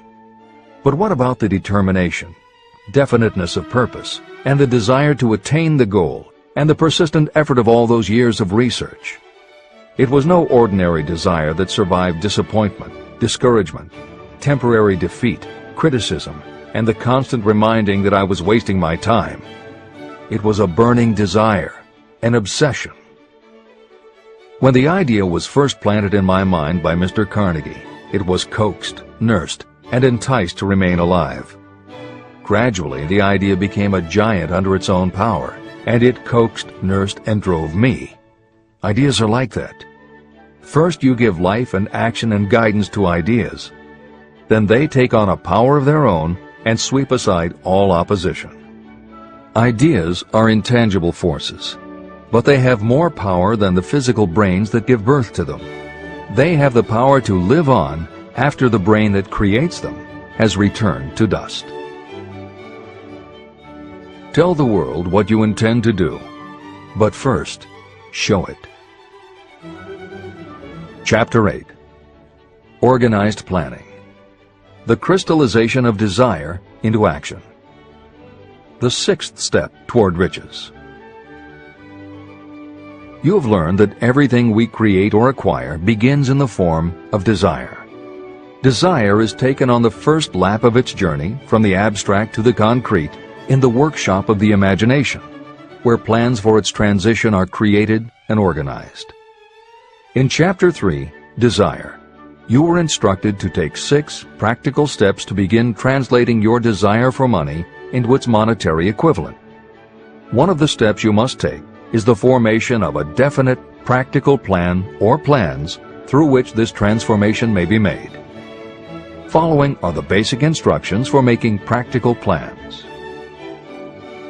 Ally yourself with a group of as many people as you may need for the creation and carrying out of your plan or plans for the accumulation of money, making use of the mastermind principle. Compliance with this instruction is absolutely essential. Do not neglect it.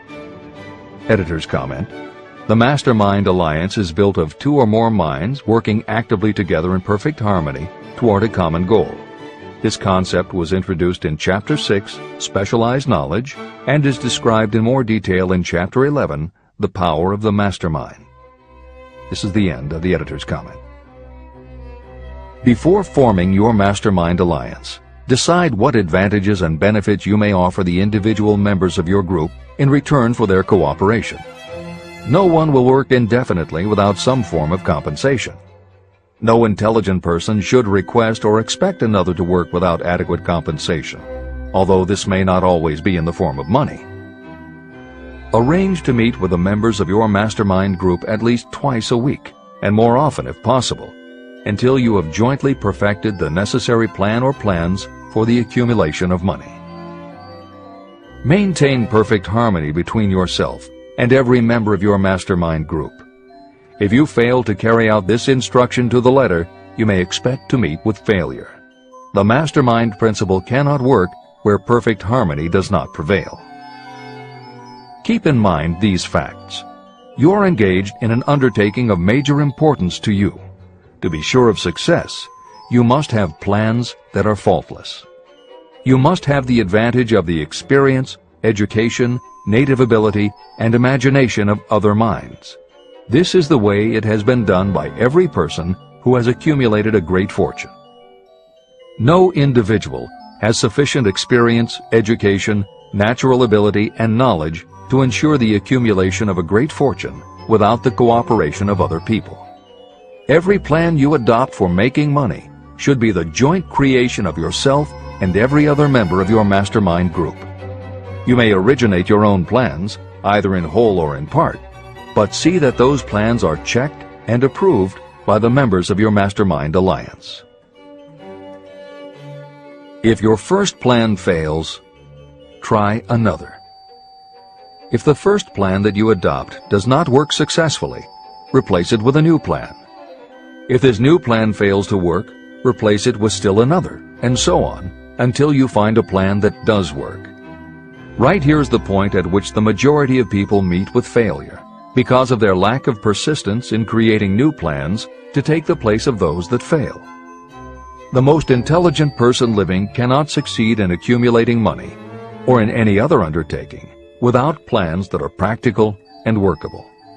Just keep this fact in mind, and remember when your plans fail that temporary defeat is not permanent failure. It may only mean that your plans have not been sound.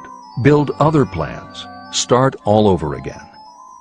Temporary defeat should mean only one thing: the certain knowledge that there is something wrong with your plan.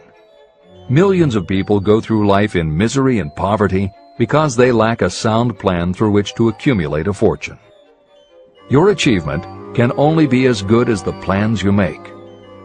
You are never whipped until you quit in your own mind. James J. Hill, who was the greatest railroad builder of them all, met with temporary defeat when he first tried to raise the capital needed to build the Great Northern Railroad from the east to the west. But he turned defeat into victory through new plans.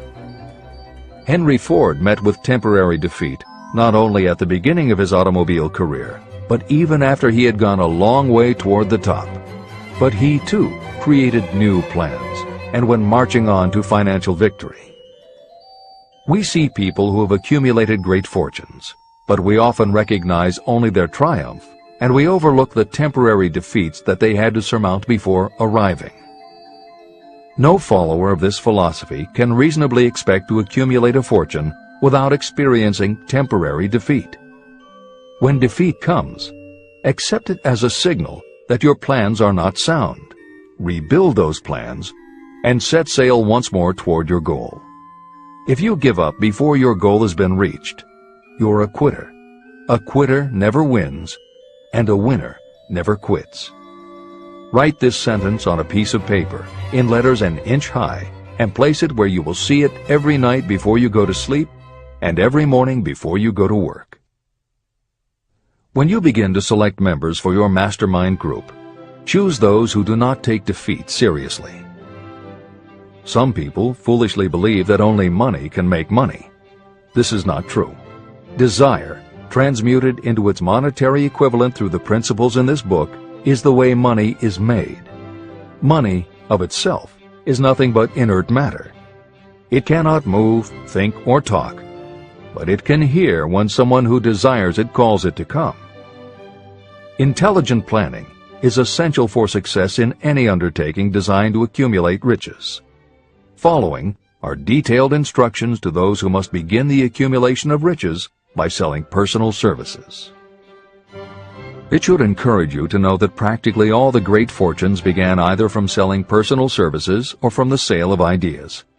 When you think about it, what else except ideas and personal services can you give in return for riches if you don't have products or property? Leaders and followers. Broadly speaking, there are two types of people in the world. One type is known as leaders and the other as followers. Decide at the outset whether you intend to become a leader in your chosen calling or remain a follower. The difference in compensation is vast. The follower cannot expect to make as much as a leader, although some followers make the mistake of thinking they should. It is no disgrace to be a follower. On the other hand, it is no credit to remain a follower. Most great leaders began as followers. They became great leaders because they were intelligent followers. With few exceptions, the person who cannot follow a leader intelligently cannot become an efficient leader. The person who can follow a leader most efficiently is usually the person who develops into leadership most rapidly. An intelligent follower has many advantages, including the opportunity to acquire knowledge from the leader. The major attributes of leadership. The following are important factors of leadership. 1. Unwavering courage based upon knowledge of yourself and your occupation. No follower wishes to be dominated by a leader who lacks self-confidence and courage. Certainly no intelligent follower will be dominated by such a leader for very long.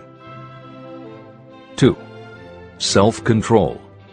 The person who cannot control himself can never control others. Self-control sets a strong example for your followers, which the more intelligent followers will emulate. 3. A keen sense of justice.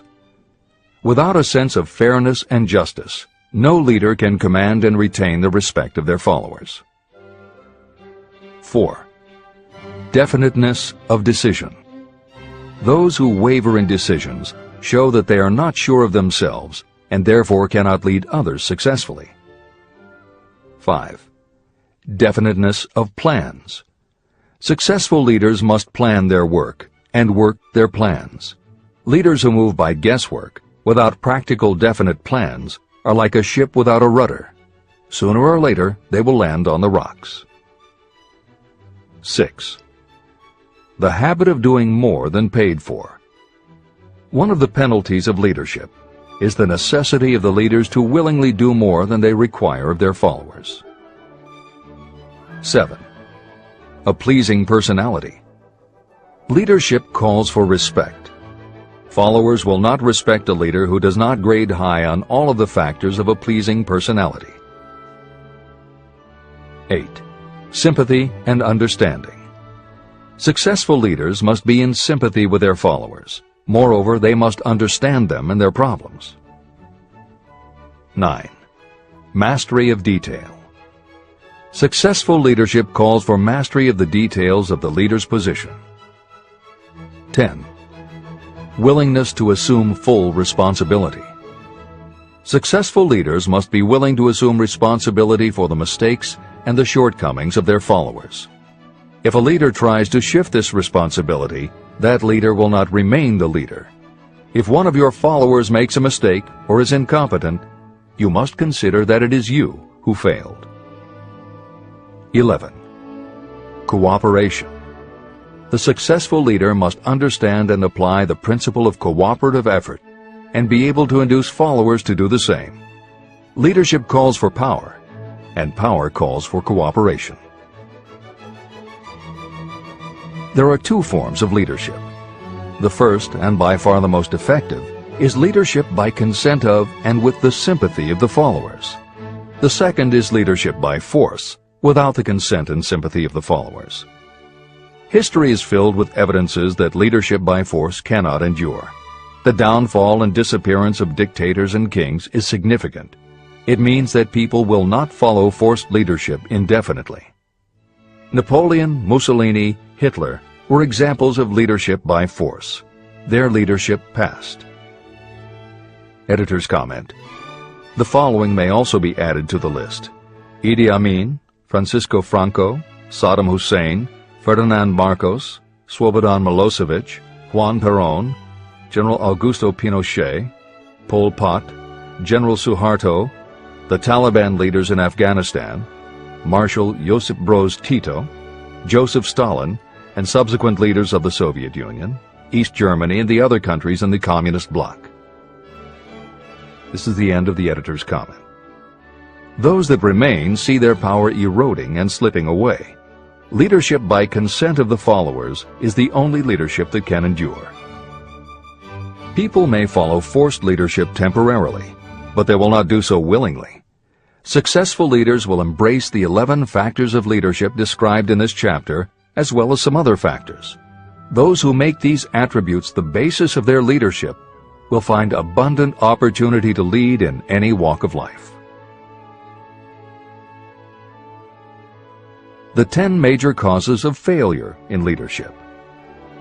The following are the major faults of leaders who fail. It is just as essential for you to know what not to do as it is to know what to do. 1. Inability to organize details. Efficient leadership calls for the ability to organize and master details. No genuine leader is ever too busy to do anything that may be required in the capacity as leader. Whether a leader or follower, when you admit that you are too busy to change your plans or to give attention to any emergency, you are admitting your inefficiency. The successful leader must be the master of all details connected with the position. That means, of course, that you must acquire the habit of relegating details to capable lieutenants. 2. Unwillingness to render humble service.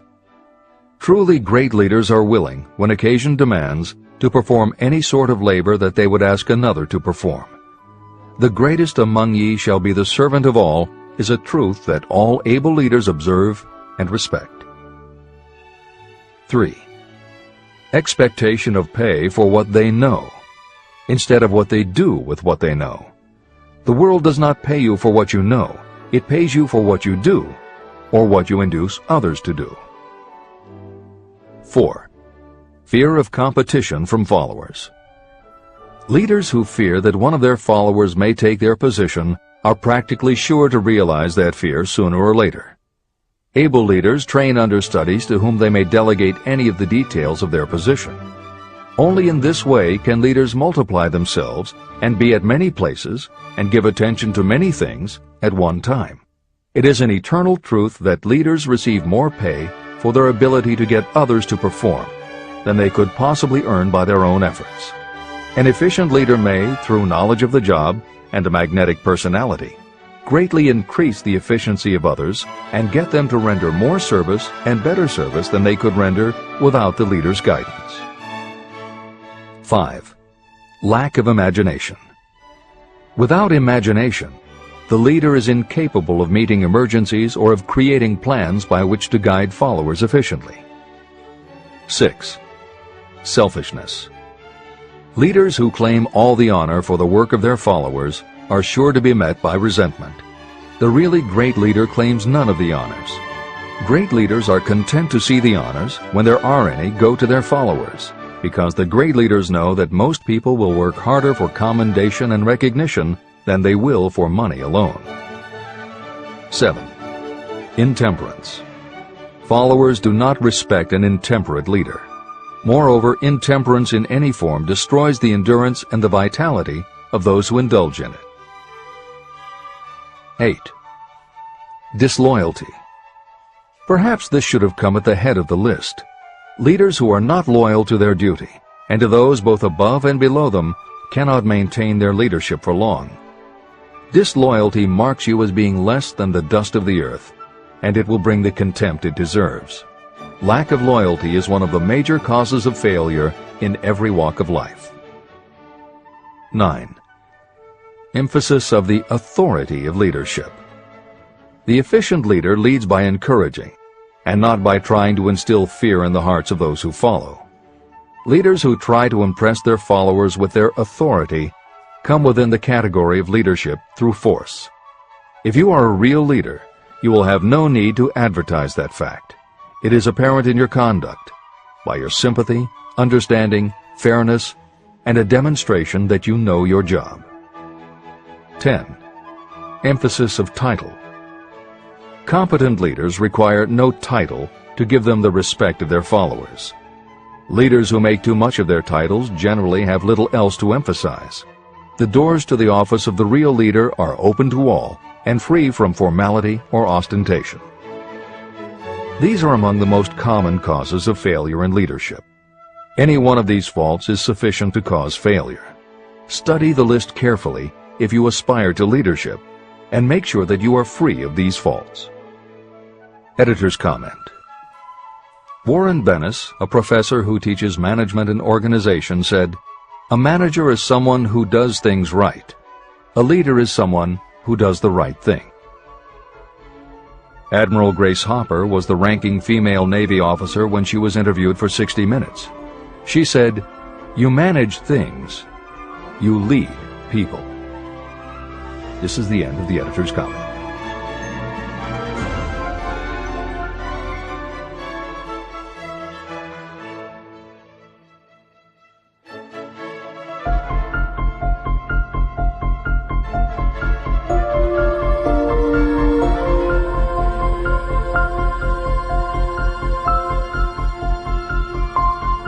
When and how to apply for a position.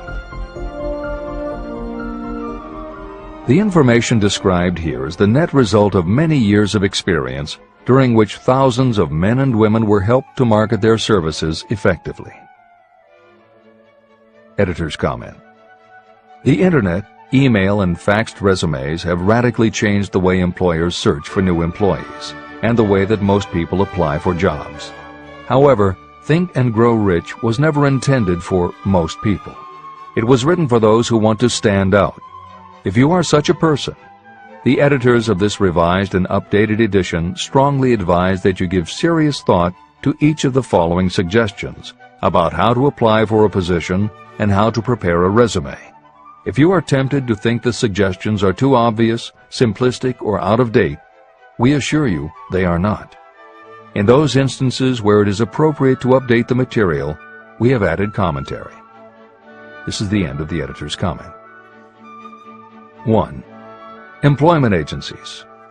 Care must be taken to select only reputable companies that can show adequate records of achievement of satisfactory results. Editor's comment.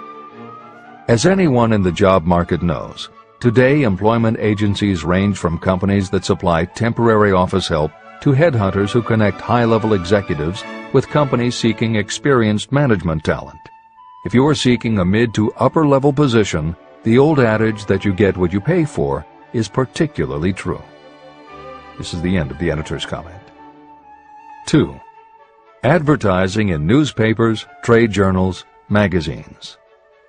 Classified advertising may produce satisfactory results for those applying for entry-level, clerical, or salaried positions. For those seeking executive positions, a well-written and well-designed display ad, though more expensive, may be more desirable.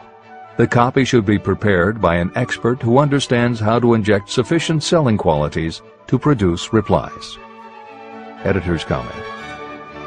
For individuals, the display ad approach is not very common in the contemporary job market.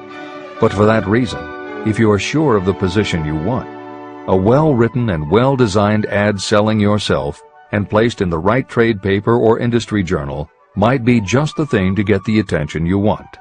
However, if you attempt this approach, be prepared that it will be an expensive experiment.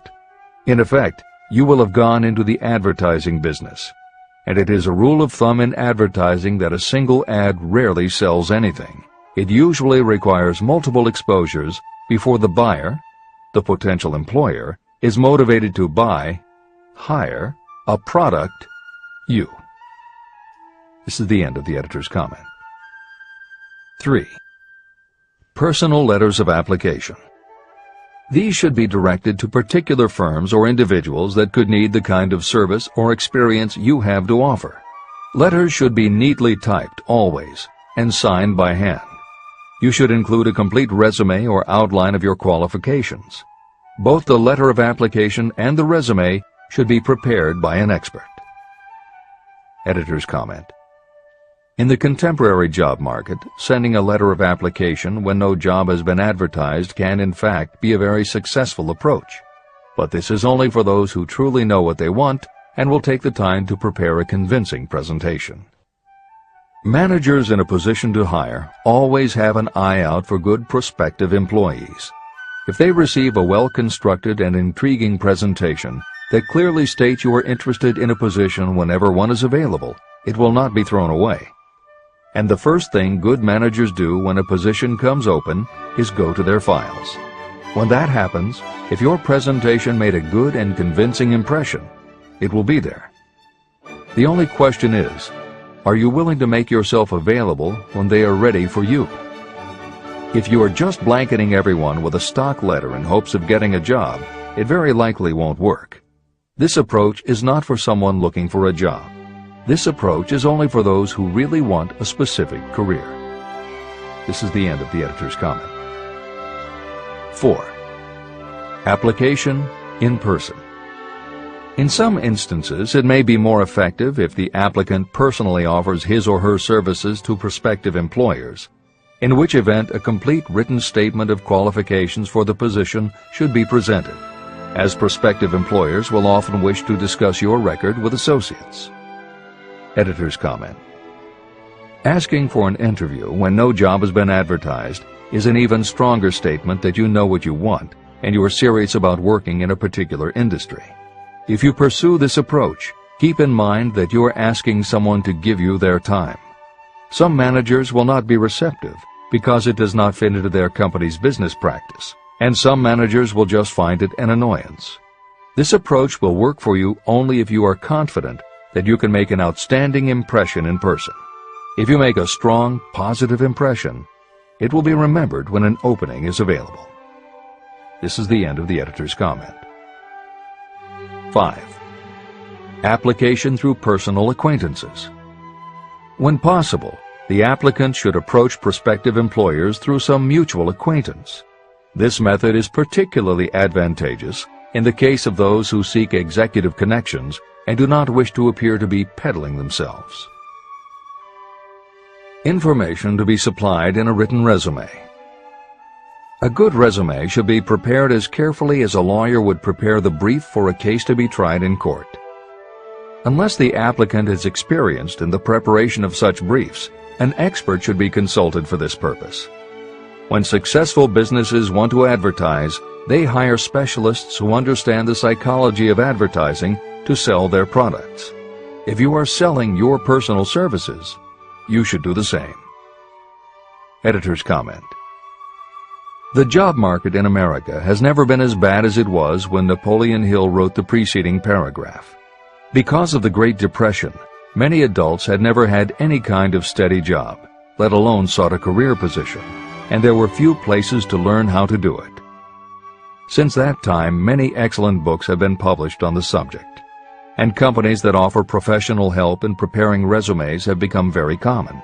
However, neither books nor copywriters are magic. It all begins with what you have to offer. The editors of this edition suggest that you start to assemble your presentation using the guidelines that appear below. Once you have a first draft, you should review at least one of the books on the subject to see what suggestions are offered that might help you sell yourself better than you have already done. Then, depending how satisfied you are, you might also want to seek advice from a professional who specializes in such presentations. We offer 2 notes of caution. First, make sure that your presentation does not look like something turned out by a resume mill. Having received many resumes over the years, the editors warn you that some professionals use the same stock phrases, buzzwords, and formats for every client, and this can be a dead giveaway that someone else prepared your resume, or that you have simply copied from a book. Your intention should be to make yours stand out. The second word of caution is, don't go overboard in trying to stand out. There is a balance between catching an employer's attention and looking like you are trying too hard. For instance, if you are a New York marketing executive applying to a Los Angeles company, sending your application with a bag of fresh bagels by next morning FedEx would probably make a good impression, whereas sending a dartboard with your picture in the center might be viewed as just a little too cute and a little too much. Clever is good, but professional is a must. Never be so clever that you don't look professional. Following are a set of guidelines for preparing your resume. Because part of your search for a position will involve responding to ads for job openings, and because it has become common to respond by faxing applications and resumes, Napoleon Hill's guidelines should be used to prepare 2 separate presentations. As Hill suggests below, you should prepare an elaborate presentation to be used when mailed or presented in person. But you should also prepare a second, shorter version that is designed specifically to be faxed. Take care to make your fax version complete and interesting, but it should be no more than 3 pages. The following information should appear in your presentation. 1. Education.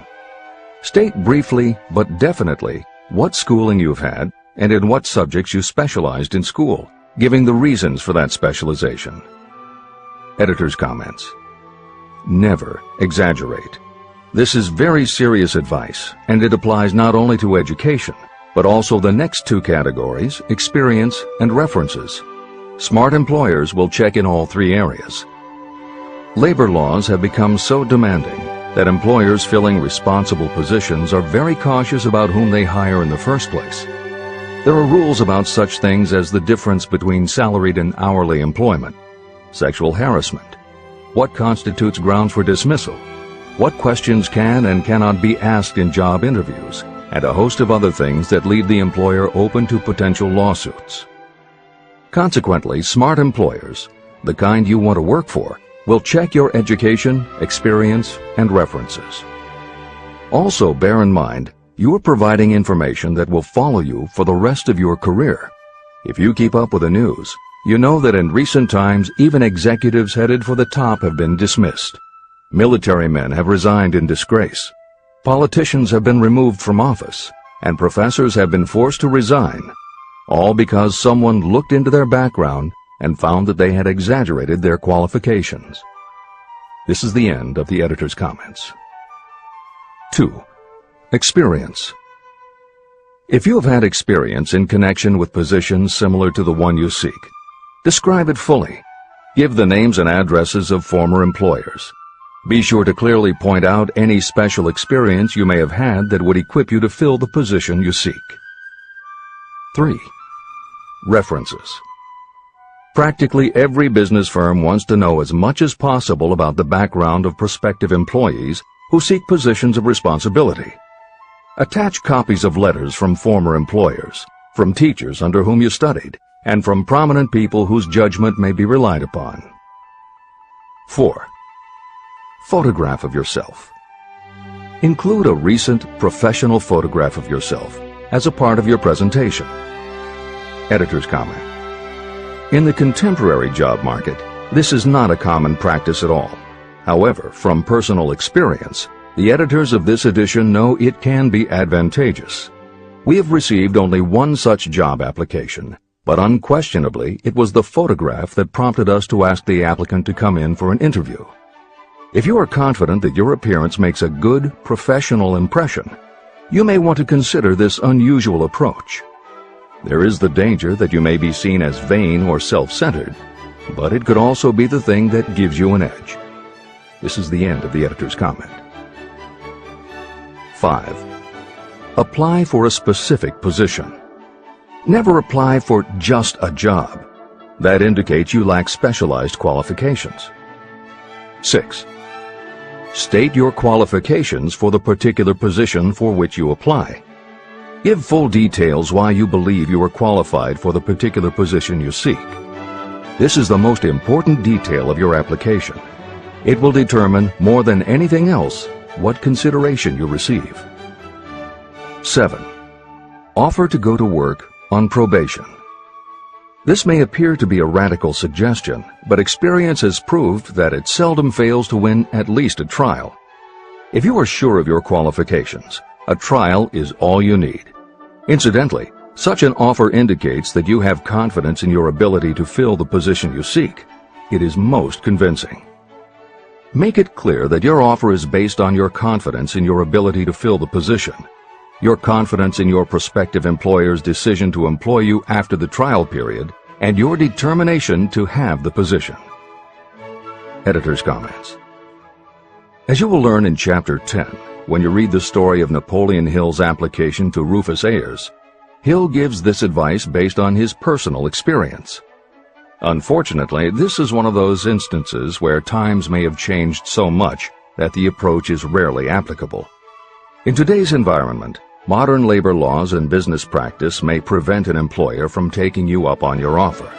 However, today many companies do have internship programs that allow an employer to test drive employees to see how well they might fit in.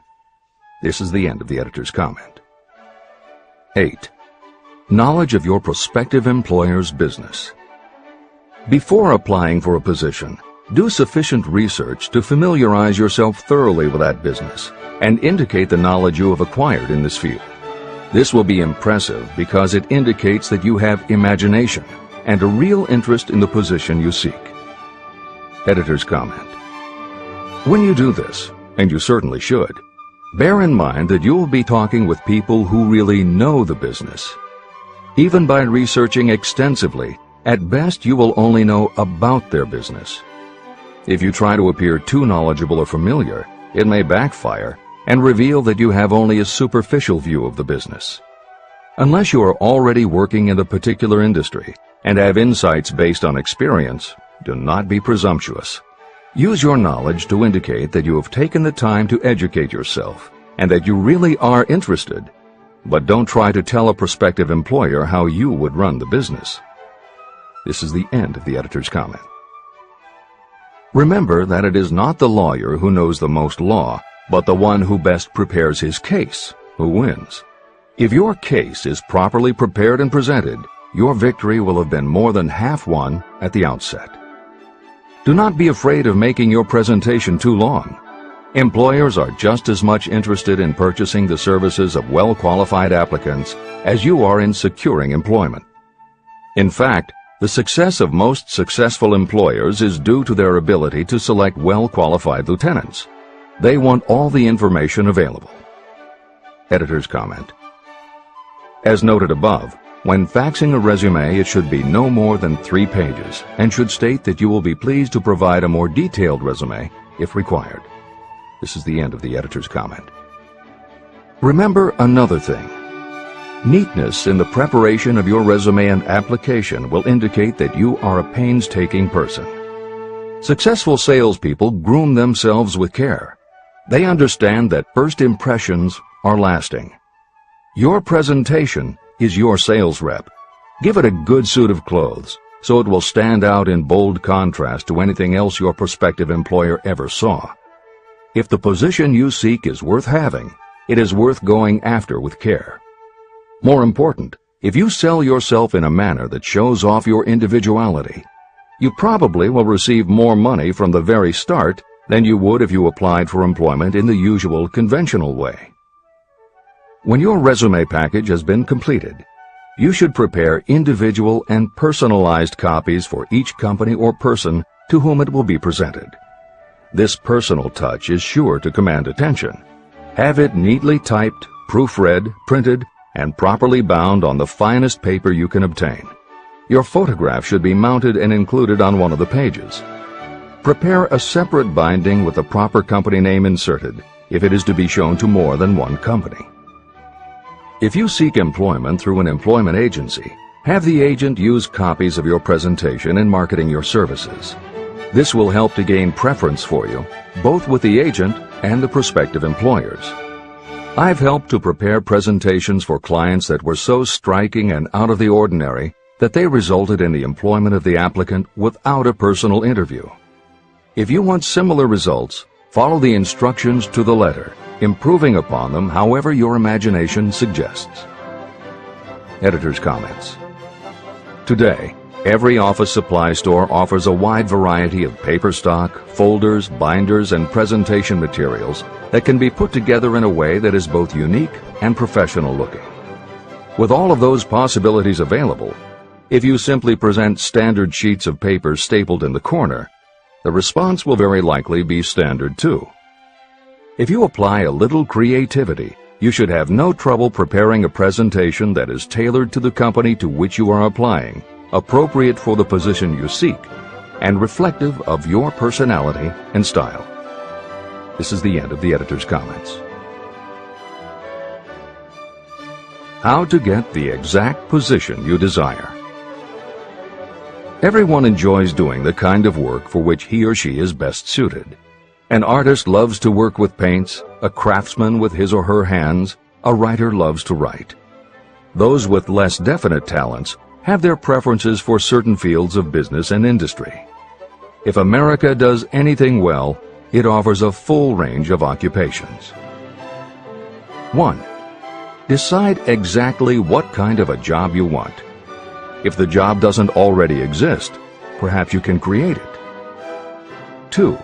Choose the company or individual for whom you wish to work. 3. Study your prospective employer as to policies, personnel, and chances for advancement. 4. By analysis of yourself, your talents, and your capabilities, figure what you can offer. Plan specific ways and means of giving advantages, services, developments, or ideas that you believe you can successfully deliver. 5. Forget about a job. Forget whether or not there is an opening. Forget the usual routine of, have you got a job for me? Concentrate on what you can give. 6.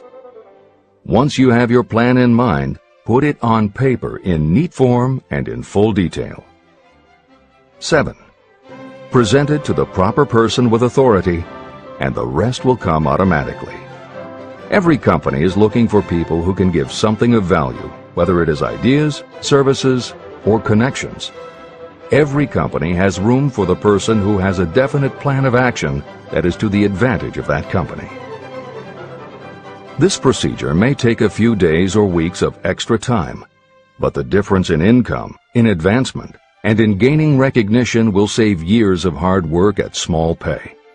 It has many advantages, the main one being that it will often save you from 1 to 5 years of your time in reaching a chosen goal. Every person who starts or gets in halfway up the ladder does so by deliberate and careful planning. The new way of marketing services. Men and women who market their services must recognize the change that has taken place in connection with the relationship between employer and employee. The future relationship should be more in the nature of a partnership, consisting of the employer, the employee, and the public they serve. In the past, employers and employees have bartered among themselves, not considering that in reality they were bargaining at the expense of the third party, the public they serve. Both the employer and the employee should consider themselves as fellow employees whose business it will be to serve the public efficiently. Editor's comment. In the preceding paragraph, Napoleon Hill once again demonstrates his foresight into the future direction of American business. As you will recognize in the following section, the point he makes by citing the coal and gas companies would at a later time be equally applicable to the telephone monopolies, and later still to computer software and internet companies, and to cable television suppliers when competitors started to offer satellite TV. This snapshot of how and why business has changed should provide you with a blueprint for the attitude you must adopt and the way you must conduct yourself if you are going to attain the success you're seeking. This is the end of the editor's comment. During the Depression, I spent several months in the anthracite coal region of Pennsylvania, studying conditions that all but destroyed the coal industry. The coal operators and the unions drove hard bargains in negotiating their labor contracts. The cost of the bargaining was passed on to the customer by adding to the price of the coal. However, in the end, they discovered their actions had worked against them. What their delays and high prices had actually accomplished was to open the market to their competitors. Inadvertently, they had built up a wonderful business for the manufacturers of oil-burning stoves and furnaces, as well as for the producers of oil. A similar experience happened to the gas companies. We can all remember the time when the gas meter reader pounded on the door hard enough to break the panels. When the door was opened, he pushed his way in uninvited with a scowl on his face that plainly said, "What the hell did you keep me waiting for?" All that has undergone a change. The meter man now conducts himself as a gentleman who is delighted to be at your service, sir. Before the gas companies learned that their scowling meter men were offending customers, their competitors, the polite salesmen of oil burners came along and did a land office business. These illustrations are mentioned here to show that we are where we are and what we are because of our own conduct. If there is a principle of cause and effect that controls business, finance, and transportation, this same principle controls individuals and determines their economic status. Courtesy and service are the watchwords of merchandising today, and they apply to the person who is marketing personal services even more directly than to the employer. In the final analysis, you are employed by the customer. If you fail to serve well, both you and your employer will pay for it by the loss of the privilege of serving. What is your QQS rating? In the preceding, the causes of success in marketing services effectively and permanently have been clearly described. Unless those causes are studied, analyzed, understood, and applied, no one can market services effectively and permanently. Every man or woman must be their own sales force of their personal services. The quality and the quantity of service rendered, and the spirit in which it is rendered, determine the price and the duration of employment. To market your personal services effectively, which means a permanent market at a satisfactory price under pleasant conditions, you must adopt and follow the QQS formula. QQS means that quality plus quantity plus the proper spirit of cooperation equals perfect salesmanship of service.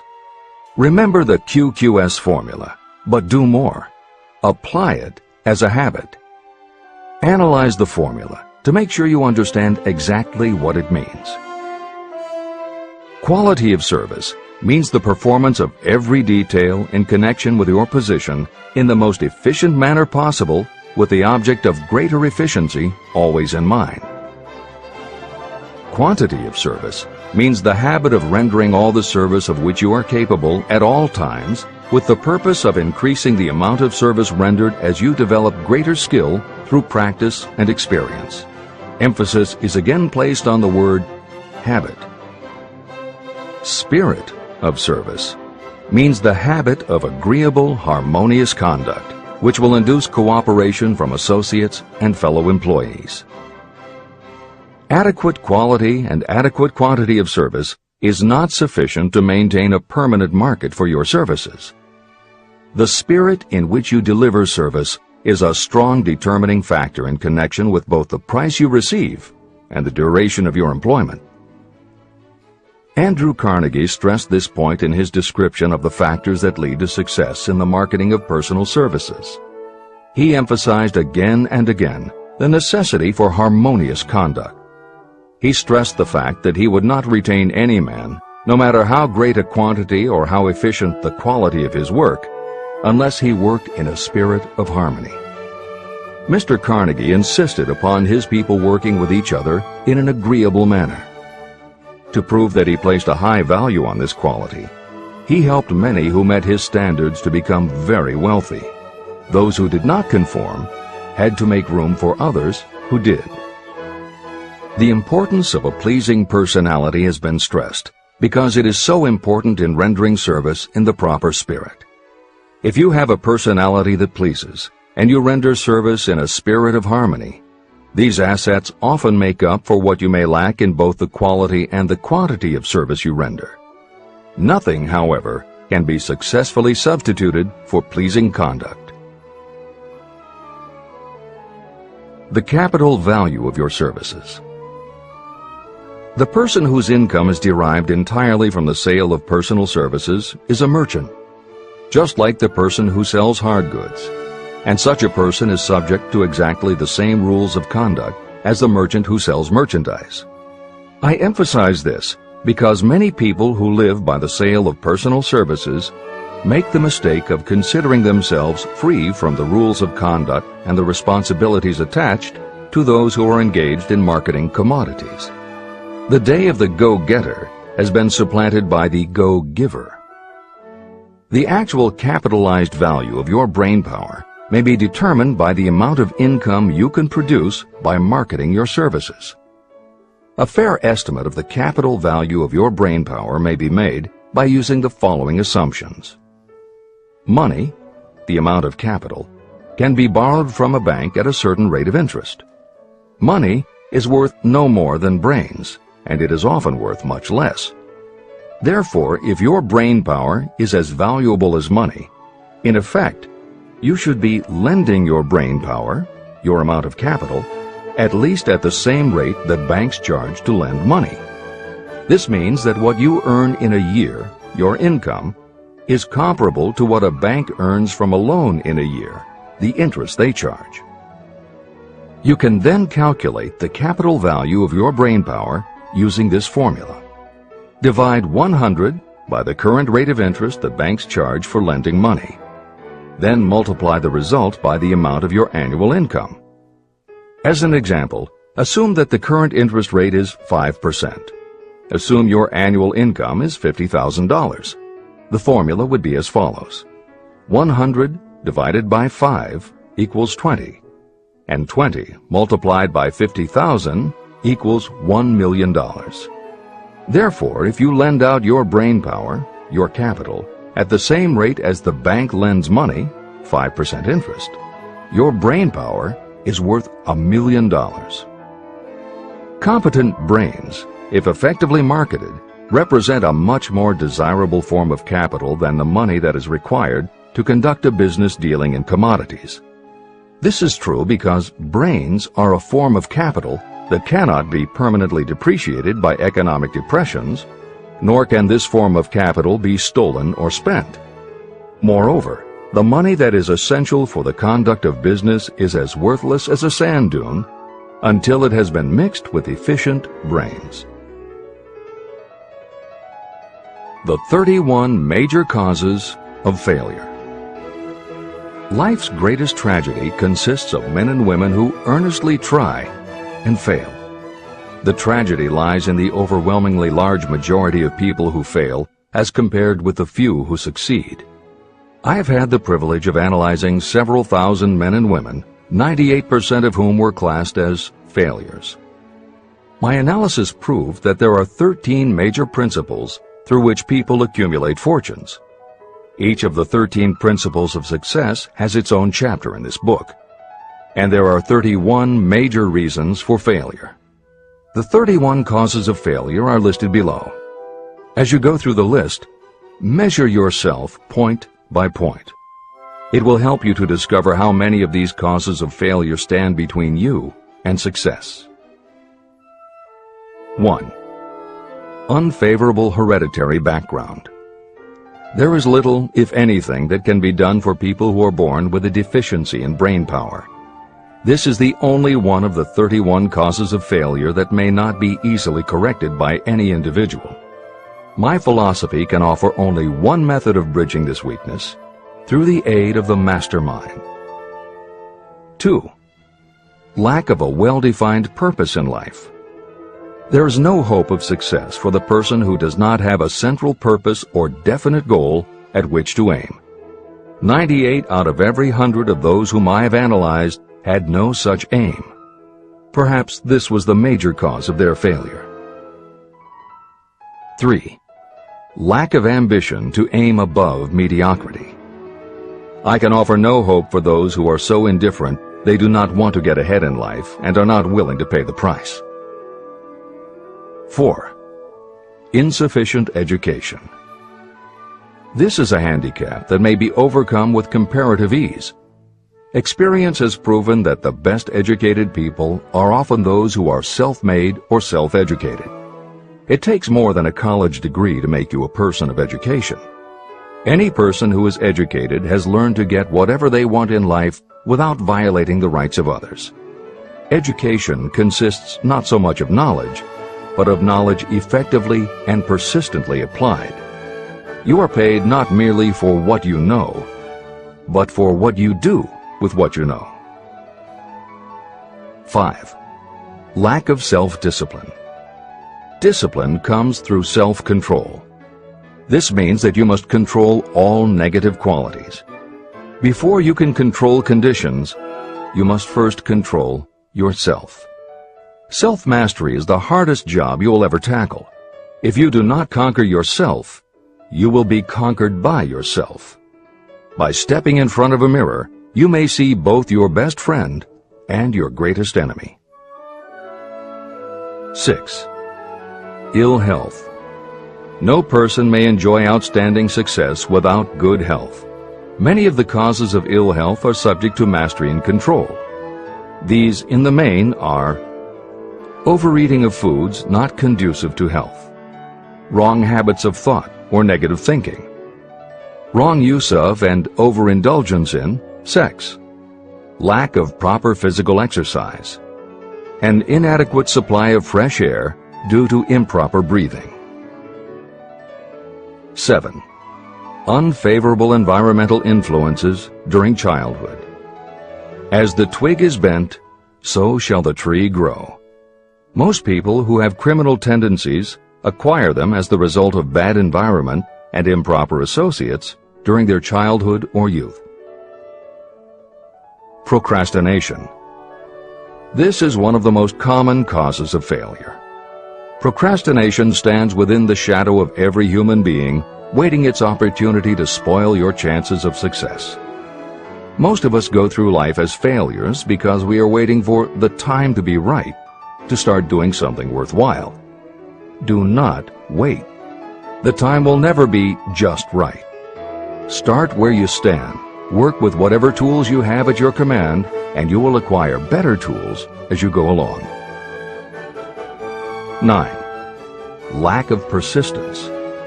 Most of us are good starters, but poor finishers of everything we begin. People are prone to give up at the first signs of defeat. There is no substitute for persistence. The person who makes persistence his or her watchword discovers that failure finally becomes tired and makes its departure. Failure cannot cope with persistence. 10. Negative personality. There is no hope of success for the person who repels people through a negative personality. Success comes through the application of power, and power is attained through the cooperative efforts of other people. A negative personality will not induce cooperation. 11. Lack of control of sexual urges. Sexual energy is the most powerful of all the stimuli that move people into action. Because it is the most powerful of the emotions, if it is controlled, it can be converted into other creative channels. 12. Uncontrolled desire for something for nothing.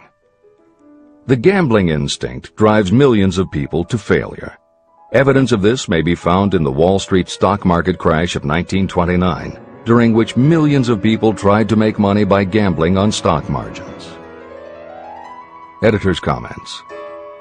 For those who are not familiar with the stock market and buying on margin, the following is a simplified explanation of what caused the crash of '29. The first thing to understand is that prior to the Great Depression, there was widespread optimism about the expanding economy. Businesses were booming, and the people who had invested in those companies were making fortunes almost overnight. When the average person saw how much money was being made, they wanted to get in on it, and there was a way for them to do it. Even average people who didn't have enough ready cash to buy stocks could do so because brokers allowed customers to purchase stocks on margin by making what amounted to a down payment. However, part of the purchase agreement stated that when the brokers called in the margin accounts, which they could do at any time, the customers would have to come up with the rest of the cash immediately to pay the balance owing on the original purchase price. That is why Hill used the term gambling when he referred to the stock market. These average people weren't investing in companies. They were betting on the future rise in value. The idea, in the average person's mind, was that they would only have to scrape together enough to pay the margin, which was a small percentage of the full cost. Then when the price of the stock went up, they would sell, which would give them more than enough money to pay the broker the balance owing on the purchase price, and they could pocket the difference. This worked fine as long as stock prices continued to rise, but when the stock market crashed, the stockbrokers called in the margins, and the people who had bought at prices they really couldn't afford suddenly found that they had to come up with the cash. And that was why so many average people got wiped out in the crash of '29. They gambled money they didn't have by buying on margin. This is the end of the editor's comments. 13. Lack of a well-defined power of decision. Those who succeed reach decisions promptly and change them very slowly. Those who fail reach decisions very slowly and change them frequently and quickly. Indecision and procrastination are twins. Where one is found, the other is also usually found. Kill off this pair before they completely tie you to the treadmill of failure. 14. One or more of the 6 basic fears. Fear of poverty, fear of criticism, fear of ill health, fear of loss of love, fear of old age, and fear of death. You will find an in-depth analysis of these 6 basic fears in the final chapter. They must be mastered before you can market your services effectively. 15. Wrong selection of a mate in marriage. This is a most common cause of failure. The relationship of marriage brings people intimately into contact. Unless this relationship is harmonious, failure is likely to follow. Moreover, it will be a form of failure that destroys ambition. 16. Overcaution. The person who takes no chances generally has to take whatever is left when others are through choosing. Overcaution is as bad as undercaution. Both are extremes to be guarded against. Life itself is filled with the element of chance. 17. Wrong selection of associates in business. This is one of the most common causes of failure in business. In marketing personal services, you should use great care to select an employer who will be an inspiration and who is intelligent and successful. We emulate those with whom we associate most closely. Pick an employer who is worth emulating. 18. Superstition and prejudice. Superstition is a form of fear. It is also a sign of ignorance. Successful people keep open minds and are afraid of nothing. 19. Wrong selection of a vocation. You cannot have outstanding success in work that you do not like. The most essential step in the marketing of personal services is that of selecting an occupation into which you can throw yourself wholeheartedly. Although money or circumstances may require you to do something you don't like for a time, no one can stop you from developing plans to make your goal in life a reality. Editor's comments. Most contemporary experts agree with Napoleon Hill's statement that finding the work you love is of key importance in achieving success that is truly rewarding. This concept coincides so well with modern attitudes that it has inspired a number of books, including Feel the Fear and Do It Anyway by Susan Jeffers, Wishcraft by Barbara Sher, and Do What You Love, The Money Will Follow by Marcia Sinitar. All three books became bestsellers by expanding upon that single concept. This is the end of the editor's comments. 20. Lack of concentration of effort. The jack of all trades seldom is good at any. Concentrate all of your efforts on one definite chief aim. 21. The habit of indiscriminate spending. You cannot succeed if you are eternally in fear of poverty. Form the habit of systematic saving by putting aside a definite percentage of your income. Money in the bank gives you a very safe foundation of courage when bargaining for the sale of personal services. Without money, you must take what you are offered and be glad to get it. 22. Lack of enthusiasm. Without enthusiasm, you cannot be convincing. Moreover, enthusiasm is contagious, and the person who has it under control is generally welcome in any group of people. 23. Intolerance. The person with a closed mind on any subject seldom gets ahead. Intolerance means that you have stopped acquiring knowledge. The most damaging forms of intolerance are those connected with religious, racial, and political differences of opinion. 24. Intemperance. The most damaging forms of intemperance are connected with overeating, alcohol, drugs, and sexual activities. Overindulgence in any of these can be fatal to success. 25. Inability to cooperate with others. More people lose their positions and their big opportunities in life because of this fault than for all other reasons combined. It is a fault that no well-informed business person or leader will tolerate. 26. Possession of power that was not acquired through self-effort. Sons and daughters of wealthy parents and others who inherit money that they did not earn. Power in the hands of one who did not acquire it gradually is often fatal to success. Quick riches are more dangerous than poverty. 27. Intentional dishonesty. There is no substitute for honesty. You may be temporarily dishonest because of circumstances over which you have no control without permanent damage, but there is no hope for you if you are dishonest by choice. Sooner or later, your deeds will catch up with you, and you will pay by loss of reputation and perhaps even loss of liberty. 28. Egotism and vanity. These qualities serve as red lights that warn others to keep away. They are fatal to success. 29. Guessing instead of thinking. Most people are too indifferent or lazy to acquire facts with which to think accurately. They prefer to act on opinions created by guesswork or snap judgments. 30. Lack of capital. This is a common cause of failure among those who start out in business for the first time. You must have a sufficient reserve of capital to absorb the shock of your mistakes and to carry you over until you have established a reputation. 31.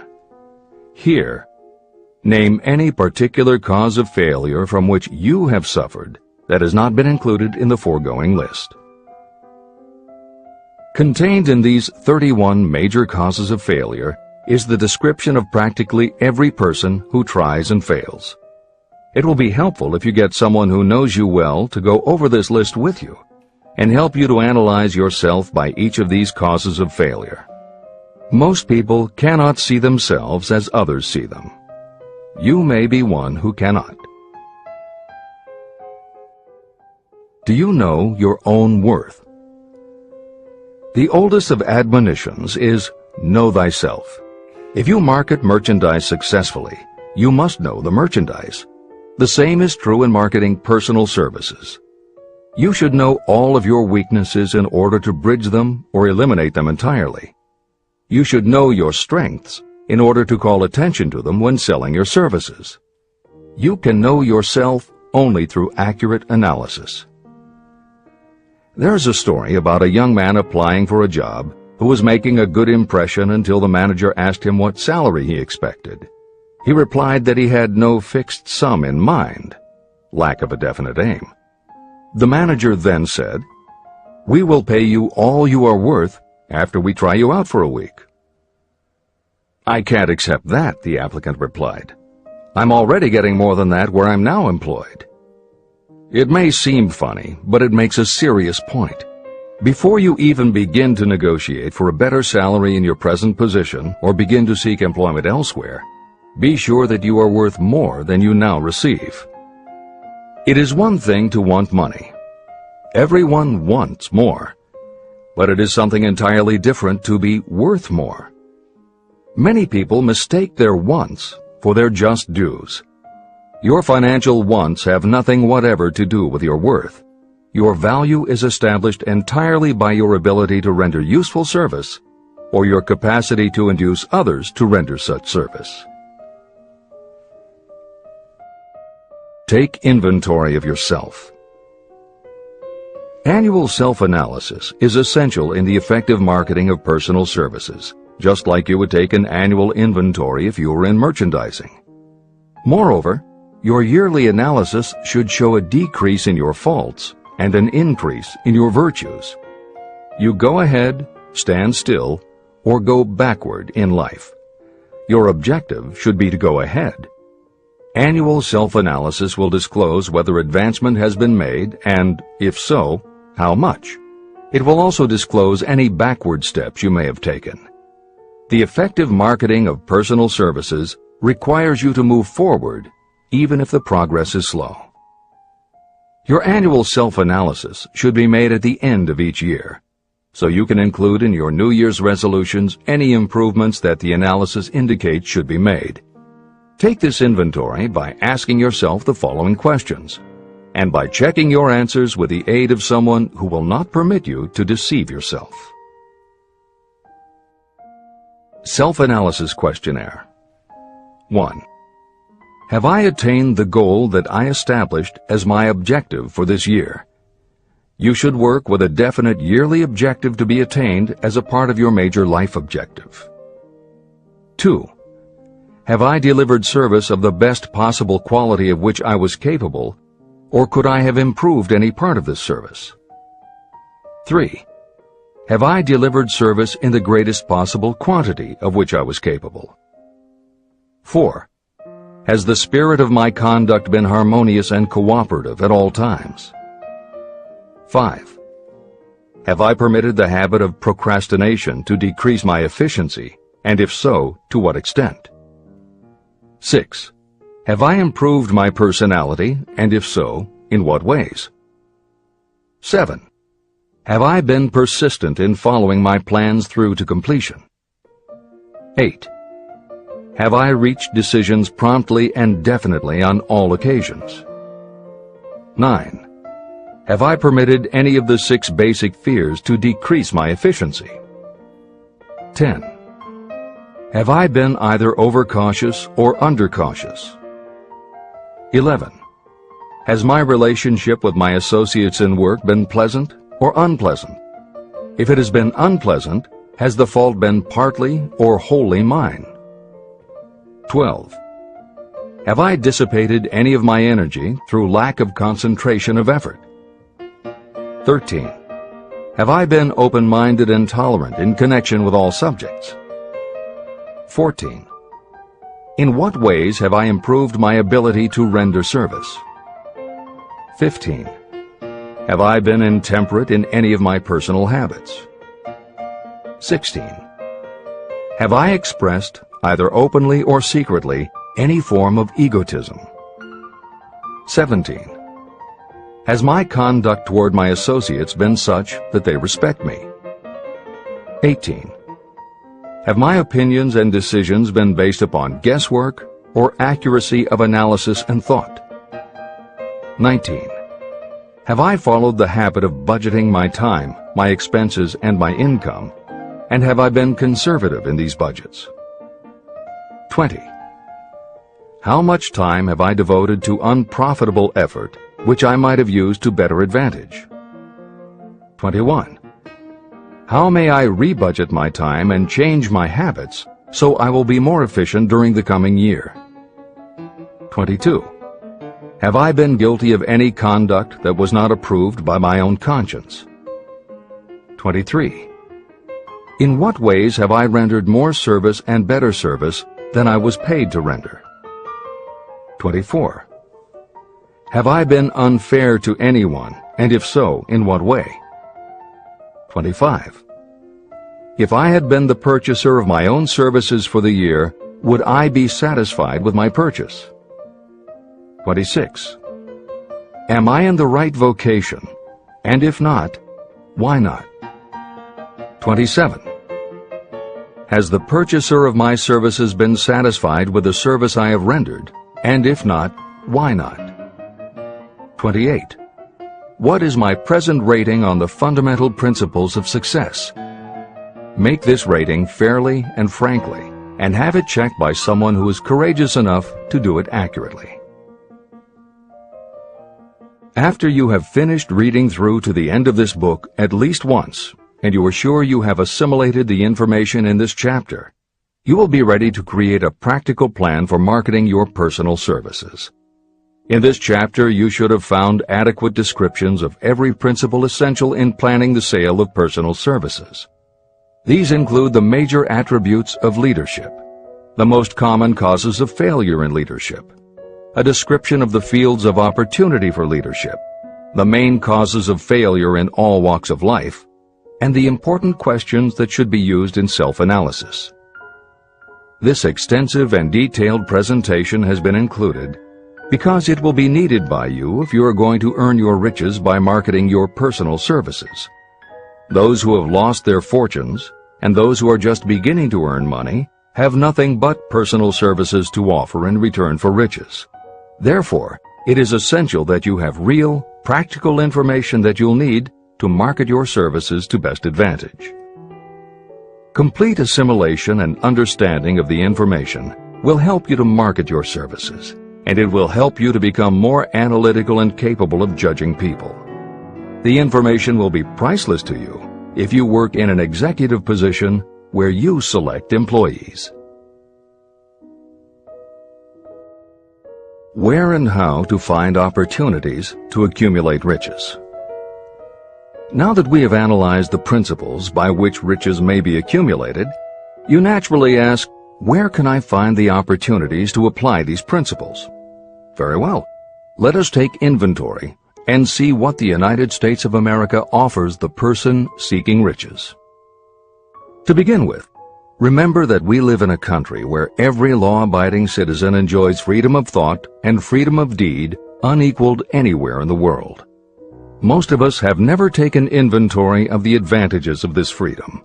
We have never compared our unlimited freedom with a curtailed freedom in other countries. Here we have freedom of thought, freedom in the choice and enjoyment of education, freedom in religion, freedom in politics, freedom in the choice of a business, profession, or occupation, freedom to accumulate and own all the property we can accumulate, freedom to choose our place of residence, freedom in marriage, freedom through equal opportunity to all races, freedom of travel from one state to another, freedom in our choice of foods, and freedom to aim for any station in life for which we have prepared ourselves, even for the presidency of the United States. We have other forms of freedom, but this list gives an overview of the most important freedoms that offer you the opportunity to think and grow rich. The United States is the only country guaranteeing to every citizen, whether native-born or naturalized, so broad and varied a list of freedoms. Next, let us recount some of the blessings that our widespread freedom has placed within our hands. Take the average American family of average income and sum up the benefits available to every member of the family in this land of opportunity and plenty. Food. Next to freedom of thought and deed comes food, clothing, and shelter, the three basic necessities of life. Because of our universal freedom, the average American family has available at its door the choicest selection of food to be found anywhere in the world, and at prices within its financial range. Shelter. This family lives in a comfortable apartment or house, complete with light, heat, water, and many conveniences.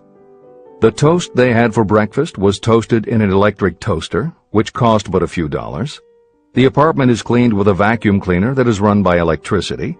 Hot and cold water is available at all times in the kitchen and the bathroom. The food is kept cool in a refrigerator. Clothes are washed and dried, dishes are clean, and numerous labor-saving devices are run on power obtained by putting a plug into a wall socket. The family receives entertainment and information from all over the world 24 hours a day if they want it, by merely flipping a switch on their radio or television or computer. There are other conveniences, but the foregoing list will give a fair idea of some of the concrete evidences of the freedoms that we, of America, enjoy. Clothing. Anywhere in the United States, the family with average clothing requirements can dress very comfortably at a cost that is only a small portion of their earnings. Only the three basic necessities of food, clothing, and shelter have been mentioned. The average American also has other options and advantages that are available in return for reasonable effort. The average American has security of property rights not found in any other country in the world. We can place any surplus money in a bank with the assurance that our government will protect it and make good to us if the bank fails. If an American citizen wants to travel from one state to another, he or she needs no passport and no one's permission. You may go when you please, and you may travel by car, train, bus, airplane, ship, or any other method that you can afford. The miracle that has provided these blessings. We often hear politicians proclaiming the freedom of America when they solicit votes, but they seldom take the time or trouble to analyze the source of this freedom. Having no axe to grind, no grudge to express, and no ulterior motives, I will give you a frank analysis of that mysterious, abstract, greatly misunderstood something that gives to every citizen of America more blessings, more opportunities to accumulate wealth, and more freedom of every nature than may be found in any other country. I have the right to analyze the source and nature of this unseen power because I know, and have known for more than half a century, many of the men who organized that power, and many who are now responsible for its maintenance. The name of this mysterious benefactor of mankind is capital. Capital consists not only of money, but also of highly organized, intelligent groups of individuals who plan ways and means of using money efficiently for the good of the public and profitably to themselves. These groups consist of scientists, educators, chemists, inventors, business analysts, publicists, transportation experts, accountants, lawyers, doctors, and other men and women who have highly specialized knowledge in all fields of industry and business. They pioneer, experiment, and blaze trails in new fields of endeavor. They support colleges, hospitals, schools, build good roads, publish newspapers, pay most of the cost of government, and take care of the many details essential to human progress. Stated briefly, the capitalists are the brains of civilization because they supply the entire fabric of which all education, enlightenment, and human progress consist. Money without brains is always dangerous. Properly used, it is the most important essential of civilization. To give you an idea of how important organized capital is, try to imagine that it is your job to provide and prepare a simple family breakfast, but you have to do it without the aid of capital. To supply the tea, you would have to make a trip to China or India. Unless you are an excellent swimmer, you would become rather tired before making the round trip. Then, too, another problem would confront you. What would you use for money, even if you had the physical endurance to swim the ocean? To supply sugar, you would have to take another swim to the Caribbean islands, or a long walk to the sugar beet section of Utah. But even then you might come back without the sugar, because organized effort and money are necessary to produce sugar, to say nothing of what is required to refine, transport, and deliver it to the breakfast table anywhere in the United States. Eggs you could obtain easily enough from nearby farms, but you might have a very long walk to Florida or California and back before you could serve grapefruit juice. You would have another long walk to Kansas or one of the other wheat-growing states when you went after wheat bread. Dry cereal would have to be omitted from the menu because it would not be available except through the labor of a trained group of workers and suitable machinery, all of which call for capital. After resting, you could take off for another little swim down to South America, where you would pick up a couple of bananas. On your return, you could take a short walk to the nearest farm having a dairy and pick up some butter and cream. Then your family would be ready to sit down and enjoy breakfast. Seems absurd, doesn't it? Well, the procedure described would be the only possible way these simple items of food could be delivered if we had no capitalistic system. The capital cornerstone of our lives. The sum of money required for the building and maintenance of the planes, trucks, trains, and cargo ships used in the delivery of that simple breakfast is so huge that it staggers imagination. It runs into billions of dollars. Not to mention the armies of trained employees required to run all those planes, trucks, ships, and trains. But transportation is only a part of the requirements of modern civilization in capitalistic America. Before there can be anything to haul, something must be grown from the ground or manufactured and prepared for market. This calls for more billions of dollars for equipment, machinery, packaging, marketing, and to pay the wages of millions of men and women. Transportation systems do not spring up from the earth and function automatically. They come in response to the call of civilization.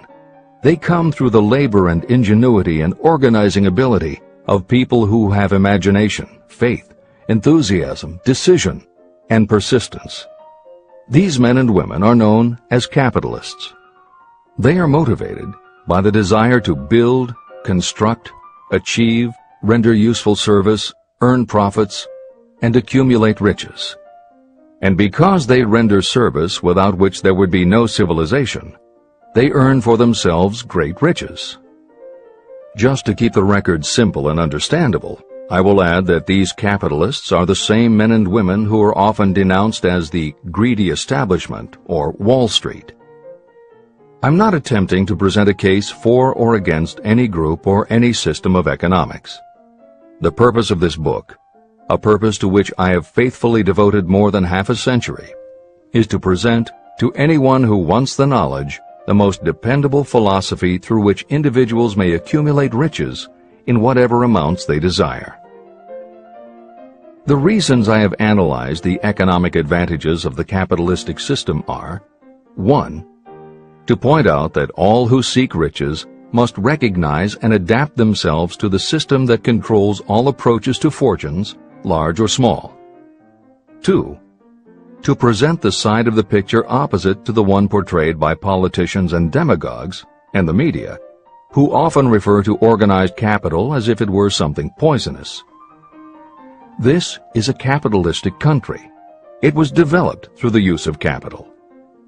We who claim the right to partake of the blessings of freedom and opportunity, we who seek to accumulate riches here, should know that neither riches nor opportunity would be available to us if organized capital had not provided these benefits.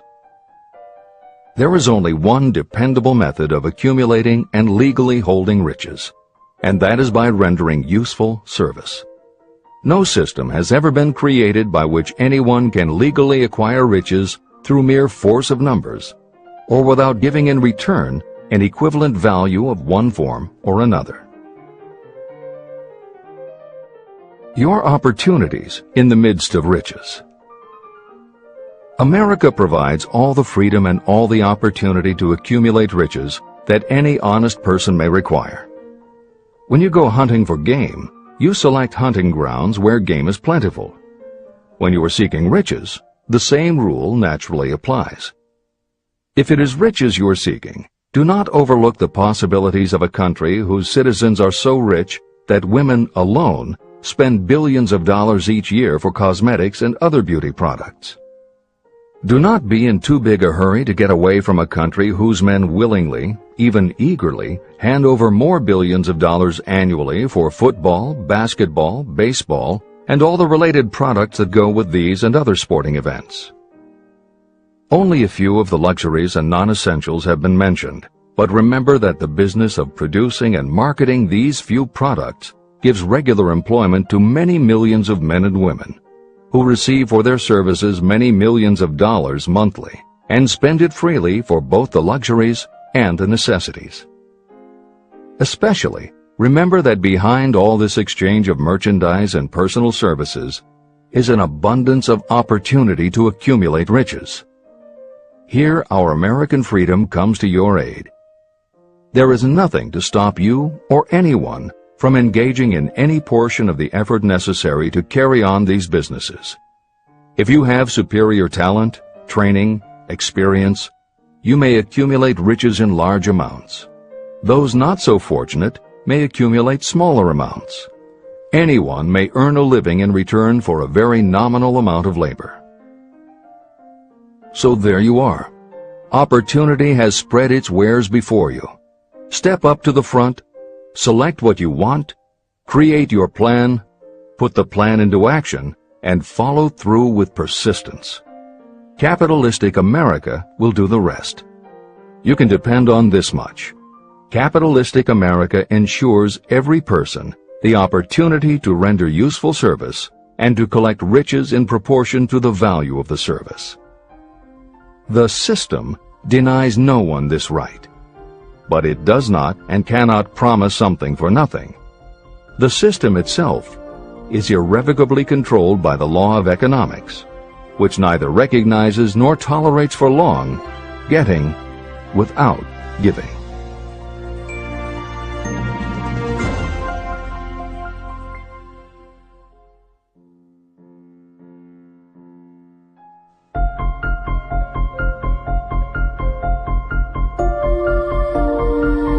Conceit is a fog that envelops a man's real character beyond his own recognition. It weakens his native ability and strengthens all his inconsistencies. Chapter 9. Decision. The mastery of procrastination. The seventh step toward riches. Analysis of over 25,000 men and women who had experienced failure reveals that lack of decision was near the head of the list of the 31 major causes of failure. Procrastination, the opposite of decision, is a common enemy which practically every person must conquer. You will have an opportunity to test your capacity to reach quick and definite decisions when you finish reading this book and begin to put the principles into action. My analysis of several hundred people who had accumulated fortunes well beyond the $1 million mark disclosed the fact that every one of them had the habit of reaching decisions promptly and of changing these decisions slowly. People who fail to accumulate money, without exception, have the habit of reaching decisions, if at all, very slowly and of changing these decisions quickly and often. One of Henry Ford's most outstanding qualities was his habit of reaching decisions quickly and definitely and changing them slowly. This quality was so pronounced in Mr. Ford that it gave him the reputation of being obstinate. It was this quality that prompted Mr. Ford to continue to manufacture his famous Model T, the world's ugliest car, when all of his advisors and many of the purchasers of the car were urging him to change it. Perhaps Mr. Ford delayed too long in making the change, but the other side of the story is that Mr. Ford's firmness of decision yielded a huge fortune before the change in model became necessary. Some say that Mr. Ford's definiteness of decision was just obstinacy, but even this quality is preferable to slowness in reaching decisions and quickness in changing them. Editor's comments. Henry Ford's consistency extended also to the color of the Model T, 15 million of which in 19 years of production from 1908 to 1927 were made only in black and with little change in the design. Shortly after its introduction, Napoleon Hill met with Ford to talk about the principles of success. According to Hill, in Michael Ritt's biography of Napoleon Hill, A Lifetime of Riches, Henry Ford was cold, indifferent, unenthusiastic, and spoke only when forced to, unless he was talking about his car. Early on, few people other than Carnegie could foresee the success Ford would achieve, which Hill later attributed to Ford's self-control and concentrated effort. At Hill's first meeting with him in 1911, Ford was interested only in talking about the Model T.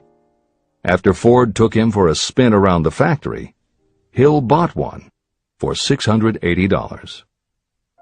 This is the end of the editor's comments. Making your own decisions. The majority of people who fail to accumulate the money they need are generally easily influenced by the opinions of others. They permit gossip, rumors, other people's opinions, and the news reporters to do their thinking for them. Opinions are the cheapest commodities on earth. Everyone has a flock of opinions they are ready to tell anyone who will listen. If you are too influenced by other people's opinions when you reach decisions, you will not succeed in any undertaking, much less in that of transmuting your own desire into money. If you are influenced by the opinions of others, you will have no desire of your own. Keep your own counsel. Rely on yourself to reach your own decisions when you begin to put these principles into practice, and follow through on your decisions. Take no one into your confidence except the members of your mastermind group, and be very sure that you choose for your group only those who will be in complete sympathy and harmony with your purpose. Close friends and relatives, while not meaning to do so, often handicap one through opinions. And for some reason, even friends often seem to think that ridiculing you and your plans is funny. Thousands of men and women carry inferiority complexes with them all through life because some well-meaning but ignorant person destroyed their confidence through opinions or ridicule. You have a brain and mind of your own. Use it and reach your own decisions. If you need facts or information from others to help you reach decisions, acquire the facts or information you need quietly, without disclosing your purpose. It is characteristic of people who have a smattering of knowledge to try to give the impression that they know more than they do. Such people generally do too much talking and too little listening. Keep your eyes and ears open and your mouth closed if you wish to acquire the habit of prompt decision. Those who talk too much do little else. If you talk more than you listen, you may miss some important piece of knowledge that might have been very useful to you. By talking too much, you may also disclose your plans and purposes to people who will take great delight in defeating you because they envy you. Remember, every time you open your mouth in the presence of a person who really has knowledge, you tip your hand and show that person your exact stock of knowledge, or you tip your hand to your lack of it. The mark of genuine wisdom is modesty and silence. Keep in mind that every person is, like you, seeking the opportunity to accumulate money. If you talk about your plans too freely, You may be surprised when you learn that some other person has beat you to it by using the plans you bragged about. Let one of your first decisions be to keep a closed mouth and open ears and eyes.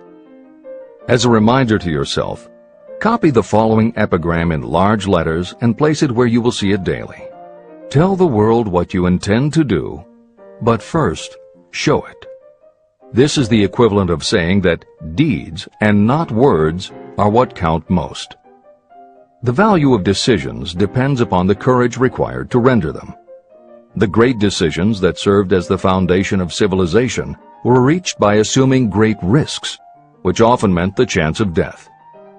Lincoln's decision to issue his famous Proclamation of Emancipation, which gave freedom to African Americans, was rendered with full understanding that his act would turn thousands of friends and political supporters against him. When the rulers of Athens gave Socrates the choice of disclaiming his teachings or being sentenced to death, Socrates' decision to drink the cup of poison, rather than compromise in his personal belief, was a decision of courage. It turned time ahead 1,000 years and gave to people then unborn the right to freedom of thought and of speech. 56. Who risked the gallows? The greatest decision of all time, as far as any American citizen is concerned, was reached in Philadelphia on July 4, 1776, when 56 men signed their names to a document that they well knew would bring freedom to all Americans, or leave every one of the 56 hanging from a gallows. You have heard of this famous document, the Declaration of Independence. But have you taken from it the great lesson in personal achievement it so plainly taught? We all remember the date of this momentous decision, but few of us realize what courage that decision required. We remember our history as it was taught. We remember dates and the names of the men who fought. We remember Valley Forge and Yorktown. We remember George Washington and Lord Cornwallis. But we know little of the real forces behind these names, dates, and places. We know even less of that intangible power that ensured freedom long before Washington's armies reached Yorktown. It is nothing short of tragedy that the writers of history have missed entirely even the slightest reference to the irresistible power that gave birth and freedom to the nation destined to set up new standards of independence for all the peoples of the earth. I say it is a tragedy because it is the same power that must be used by every individual who overcomes the difficulties of life and forces life to pay the price asked. Let us briefly review the events that gave birth to this power. The story begins with an incident in Boston on March 5, 1770. British soldiers were patrolling the streets, openly threatening the citizens by their presence. The colonists resented armed men marching in their midst. They began to express their resentment openly, hurling stones as well as epithets at the marching soldiers, until the commanding officer gave orders, "Fix bayonets, charge." The battle was on. It resulted in the death and injury of many. The incident aroused such resentment that the Provincial Assembly, made up of prominent colonists, called a meeting for the purpose of taking definite action. Two of the members of that assembly were John Hancock and Samuel Adams. They spoke up courageously and declared that a move must be made to eject all British soldiers from Boston. Remember this: a decision in the minds of two men might properly be called the beginning of the freedom that we of the United States now enjoy. Remember, too, that the decision of these two men called for faith and courage because it was dangerous. Before the assembly adjourned, Samuel Adams was appointed to call on Hutchinson, the governor of the province, and demand the withdrawal of the British troops. The request was granted, and the troops were removed from Boston, but the incident was not closed. It had caused a situation that was destined to change the entire trend of civilization.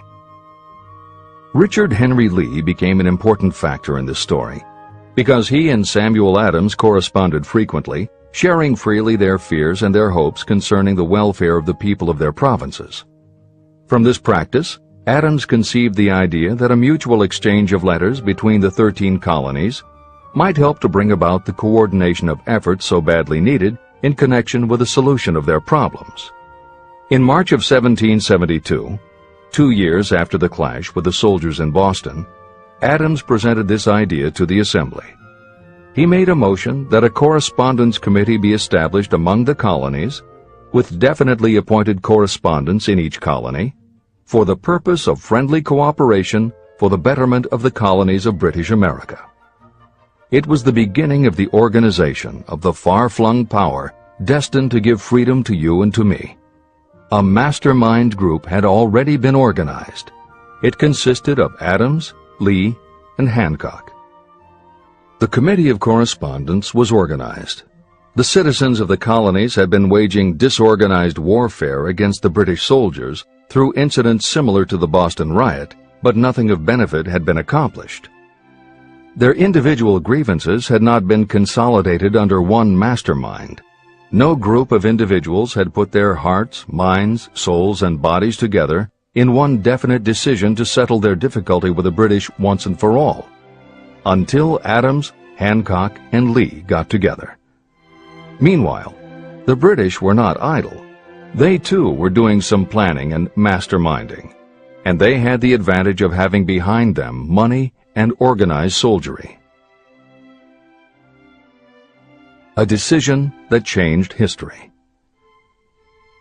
The Crown appointed Gage to supplant Hutchinson as the governor of Massachusetts. One of the new governor's first acts was to send a messenger to call on Samuel Adams for the purpose of endeavoring to stop his opposition by fear. You will best understand the spirit of what happened from this quotation of the conversation between Colonel Fenton, the messenger sent by Gage, and Adams.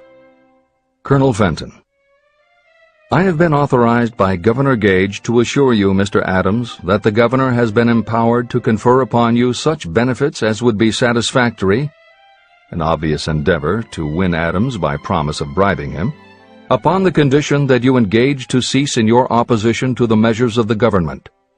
It is the governor's advice to you, sir, not to incur the further displeasure of His Majesty. Your conduct has been such as makes you liable to penalties of an act of Henry VIII, by which persons can be sent to England for trial for treason or misprision of treason at the discretion of a governor of a province.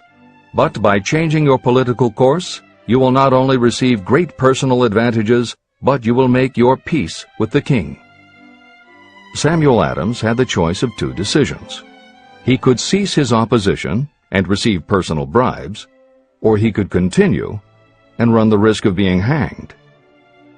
Clearly, the time had come when Adams was forced to reach, instantly, a decision that could have cost his life. Adams insisted upon Colonel Fenton's word of honor that the colonel would deliver to the governor the answer exactly as Adams would give it to him. Adams' answer: Then you may tell Governor Gage that I trust I have long since made my peace with the King of Kings. No personal consideration shall induce me to abandon the righteous cause of my country. And tell Governor Gage it is the advice of Samuel Adams to him no longer to insult the feelings of an exasperated people. When Governor Gage received Adams' caustic reply, he flew into a rage and issued a proclamation that read, I do hereby, in His Majesty's name, offer and promise His most gracious pardon to all persons who shall forthwith lay down their arms and return to the duties of peaceable subjects, excepting only from the benefit of such pardon Samuel Adams and John Hancock, whose offenses are of too flagitious a nature to admit of any other consideration but that of condign punishment. Adams and Hancock were on the spot. The threat of the irate governor forced the two men to reach another decision, equally as dangerous. They hurriedly called a secret meeting of their staunchest followers. After the meeting had been called to order, Adams locked the door, placed the key in his pocket, and informed all present that it was imperative that a Congress of the colonists be organized, and that no man should leave the room until the decision for such a Congress had been reached. Great excitement followed. Some weighed the possible consequences of such radicalism. Some expressed grave doubt as to the wisdom of so definite a decision in defiance of the Crown. Locked in that room were two men immune to fear, blind to the possibility of failure, Hancock, and Adams. Through the influence of their minds, the others were induced to agree that, through the Correspondence Committee, arrangements should be made for a meeting of the First Continental Congress to be held in Philadelphia, September 5, 1774. Remember this date. It is more important than July 4, 1776. If there had been no decision to hold a Continental Congress, there could have been no signing of the Declaration of Independence. Before the first meeting of the new Congress, another leader, in a different section of the country, was deep in the throes of publishing a summary view of the rights of British America. He was Thomas Jefferson, of the province of Virginia, whose relationship to Lord Dunmore, representative of the Crown in Virginia, was as strained as that of Hancock's and Adams with their governor. Shortly after his famous Summary of Rights was published, Jefferson was informed that he was subject to prosecution for high treason against His Majesty's government. Inspired by the threat, one of Jefferson's colleagues, Patrick Henry, boldly spoke his mind, concluding his remarks with a sentence that shall remain forever a classic. "If this be treason, then make the most of it."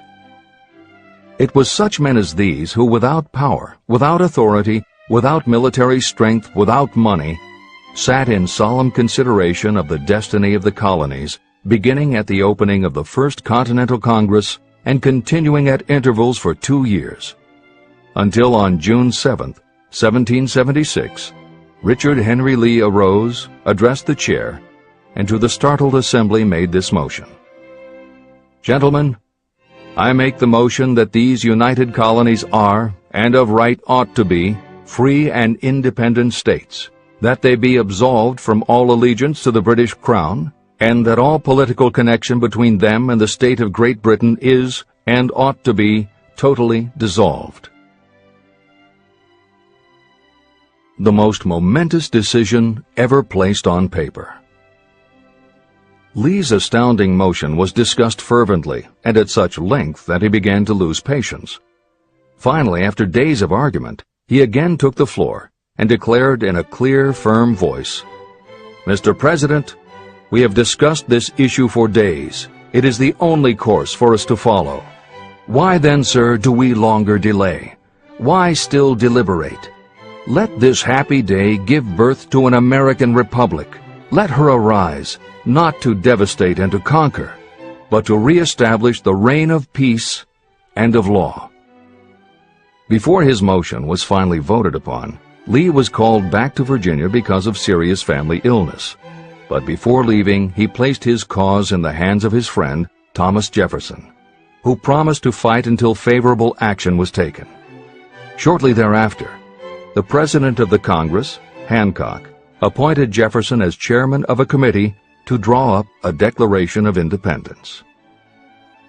Long and hard the committee labored on a document that would mean, when accepted by the Congress, that every man who signed it would be signing his own death warrant should the colonies lose in the fight with Great Britain that was sure to follow. The document was drawn, and on June 28th, the original draft was read before the Congress. For several days it was discussed, altered, and made ready. On July 4th, 1776, Thomas Jefferson stood before the Assembly and fearlessly read the most momentous decision ever placed on paper.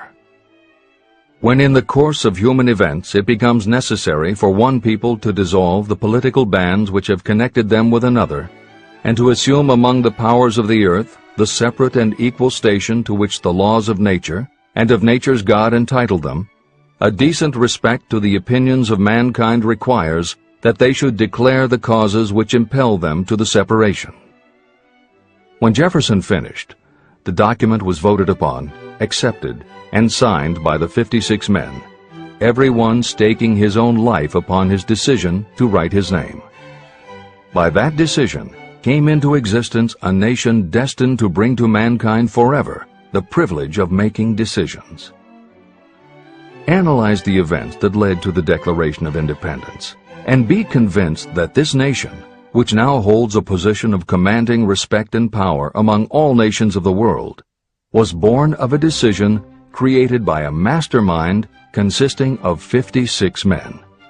Note well the fact that it was their decision that ensured the success of Washington's armies, because the spirit of that decision was in the heart of every soldier who fought with him, and served as a spiritual power which recognizes no such thing as failure.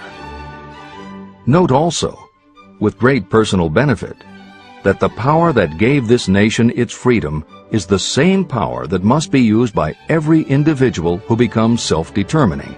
This power is made up of the principles described in this book. It will not be difficult to detect in the story of the Declaration of Independence at least 6 of these principles: desire, decision, faith, persistence, the mastermind, and organized planning.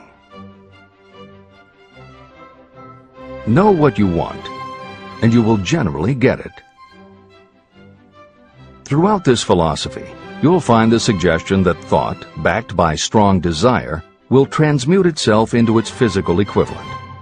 The story of the founding of America and the story of the organization of the United States Steel Corporation are perfect examples of the method by which thought makes this astounding transformation.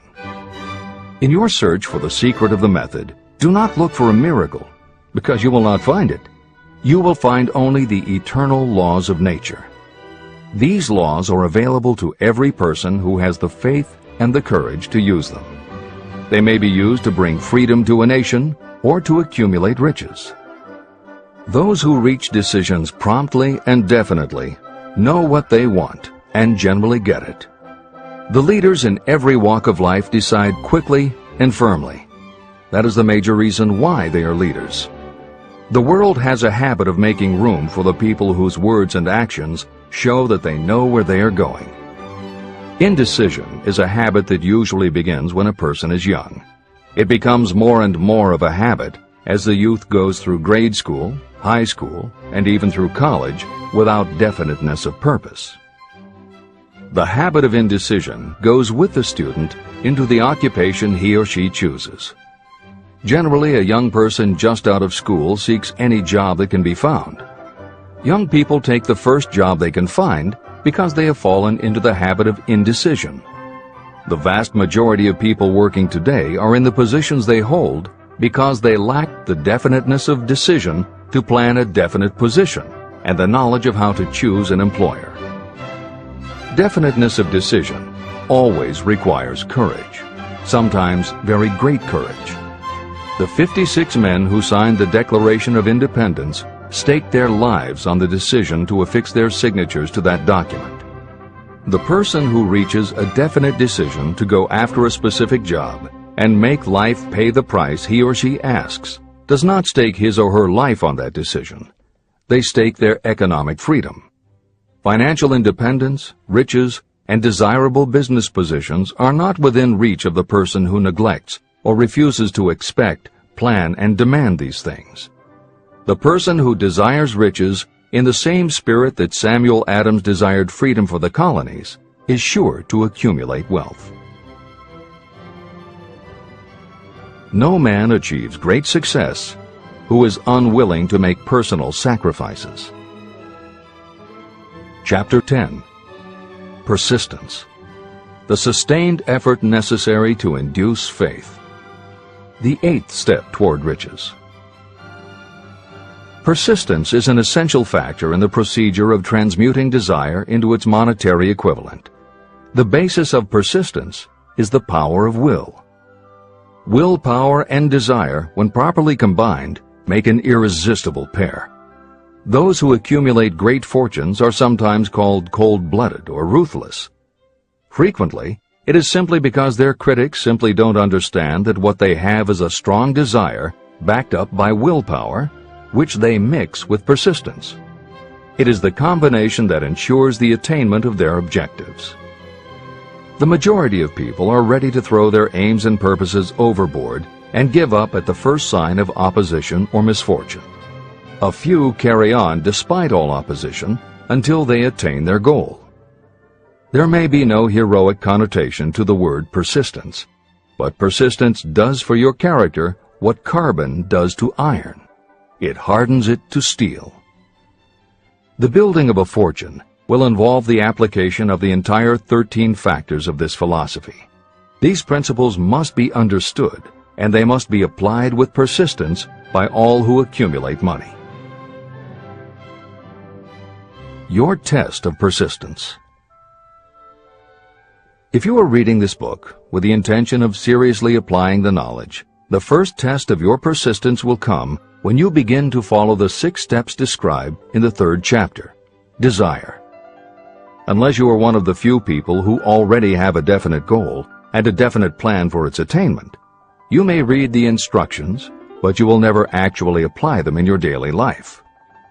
Lack of persistence is one of the major causes of failure. Moreover, my experience with thousands of people has proved that lack of persistence is a weakness common to the majority of people. However, it is a weakness that may be overcome by effort. The ease with which lack of persistence may be conquered will depend entirely upon the intensity of your desire. The starting point of all achievement is desire. Keep this constantly in mind. Weak desires bring weak results, just as a small amount of fire makes a small amount of heat. If you are lacking in persistence, this weakness may be remedied by building a stronger fire under your desires. Continue reading through to the end of this book. Then go back to Chapter 3 and start immediately to carry out the instructions for using the 6 steps. The eagerness with which you follow these instructions will indicate clearly how much or how little you really desire to accumulate money. If you find that you are indifferent, you may be sure that you have not yet acquired the money consciousness that you must possess before you can be sure of accumulating a fortune. Fortunes gravitate to those whose minds have been prepared to attract them, just as surely as water gravitates to the ocean. If you are weak in persistence, focus on the instructions in Chapter 11, Power of the Mastermind. Surround yourself with a mastermind group, and through the cooperation of the members of this group, you can develop persistence. You will find additional instructions for the development of persistence in Chapter 5, Autosuggestion, and in Chapter 13, The Subconscious Mind. Follow the instructions in these chapters until you build up habits that convey to your subconscious mind a clear picture of the object of your desire. From that point on, you will not be handicapped by lack of persistence. Your subconscious mind works continuously while you are awake and while you are asleep. Are you money conscious or poverty conscious? Occasional effort to apply the rules will be of no value to you. To get results, you must apply all of the rules until they become a fixed habit with you. In no other way can you develop the necessary money consciousness. Just as money is attracted to those who have deliberately set their mind on it, poverty is attracted to those whose mind is open to it. And although money consciousness must be developed intentionally, poverty consciousness develops without conscious application of habits favorable to it. Poverty consciousness will seize the mind that is not occupied with money consciousness.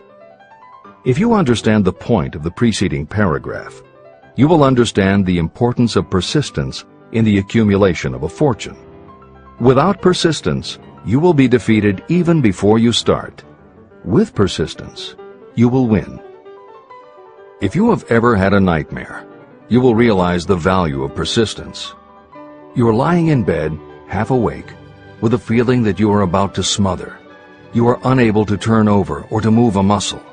You realize that you must begin to regain control over your muscles. Through persistent effort of willpower, you finally manage to move the fingers of one hand. By continuing to move your fingers, you extend your control to the muscles of one arm until you can lift it. Then you gain control of the other arm. You finally gain control over the muscles of one leg, and then extend it to the other leg. Then, with one supreme effort of will, you regain complete control over your muscular system and snap out of your nightmare. You did it step by step. You may find it necessary to snap yourself out of your mental inertia in a similar way. First, by moving slowly, then increasing your speed, until you gain complete control over your will. Be persistent, no matter how slowly you may have to move at first. With persistence will come success. Snap out of mental inertia. If you select your mastermind group with care, you will have in it at least one person who will aid you in the development of persistence. Some people who have accumulated great fortunes did so because of necessity. They developed the habit of persistence because circumstances forced them to become persistent. Those who have cultivated the habit of persistence seem to enjoy insurance against failure. No matter how many times they are defeated, they finally arrive up toward the top of the ladder. Sometimes it appears that there is a hidden guide whose duty is to test us through all sorts of discouraging experiences. Those who pick themselves up after defeat and keep on trying finally arrive, and the world says, "I knew you could do it." The hidden guide lets no one enjoy great achievement without passing the persistence test. Those who can't take it simply do not make the grade. Those who can take it are rewarded for their persistence, and in return they get the goal they are pursuing. But that is not all. They receive something infinitely more important than material compensation: the knowledge that every failure brings with it the seed of an equivalent advantage. Persist past your failures. The people who learn from experience the importance of persistence will not accept defeat as being anything more than temporary. They are the ones whose desires are so persistently applied that defeat is finally changed into victory. We see that an overwhelmingly large number of people go down in defeat, never to rise again. We also see the few who take the punishment of defeat as an urge to greater effort. But what we do not see, what most of us never suspect of existing, is the silent but irresistible power that comes to the rescue of those who fight on in the face of discouragement. If we speak of this power at all, we call it persistence and let it go at that. One thing is sure: if you do not have persistence, you will not achieve noteworthy success in any calling. As I'm writing these lines, I can look out the window and see, less than a block away, the great mysterious Broadway, the graveyard of dead hopes and the front porch of opportunity. From all over the world, people have come to Broadway seeking fame, fortune, power, love, or whatever it is that human beings call success. Once in a great while, someone steps out from the long procession of seekers, and the world hears that another person has conquered Broadway. But Broadway is not easily nor quickly conquered. Broadway acknowledges talent, recognizes genius, and pays off in money only after a person has refused to quit. The secret is always inseparably attached to one word: persistence. Editor's comments. Today we think of making it on Broadway in terms of the theater, but here Napoleon Hill uses Broadway as a metaphor for the New York arts, publishing, and entertainment industries in general. In the original edition of Think and Grow Rich, Hill used this introduction to tell of Fannie Hurst, one of the best-selling authors of the day, who pounded the streets of New York for 4 years and received 36 rejection slips from one publisher alone before her persistence paid off and she finally got published. Although Napoleon Hill chose Fannie Hurst to illustrate his point about overcoming poverty and adversity, he knew all about both from personal experience. Hill's own story is one of very humble beginnings and devastating failures that would have defeated most people. It was only through his extraordinary persistence that the original edition of the book you hold in your hands was published. And for that reason, the editors of this edition have included this brief biography of Napoleon Hill. The following is adapted from A Lifetime of Riches, the biography of Napoleon Hill, written by Michael J. Ritt Jr. and Kirk Landers, and also draws upon Napoleon Hill's first bestseller, his 4-volume masterwork, Law of Success. In it, Hill told of the 7 turning points in his own life, and those excerpts told in his words are told in the first person. Born into poverty in the backwoods of Virginia, young Nap, as he was called, was the local gun-toting troublemaker. He would probably have ended up a criminal had his widowed father not met and married Martha Ramey Banner. Nap's new stepmother set out to change the family's mountain ways, and she started by trading Napoleon a typewriter for his 6-shooter pistol. She told him, "If you become as good with a typewriter as you are with that gun, you may become rich and famous and known throughout the world." Her faith and encouragement turned young Nap around, and by the age of 15, he was submitting stories to the local newspapers and doing everything he could to get himself out of his meager circumstance. After completing high school and 1 year at a business college, he wrote an audacious letter to Rufus Ayers, one of the most powerful men in the coal industry. Hill wrote to apply for a job, but he said that he didn't want a salary.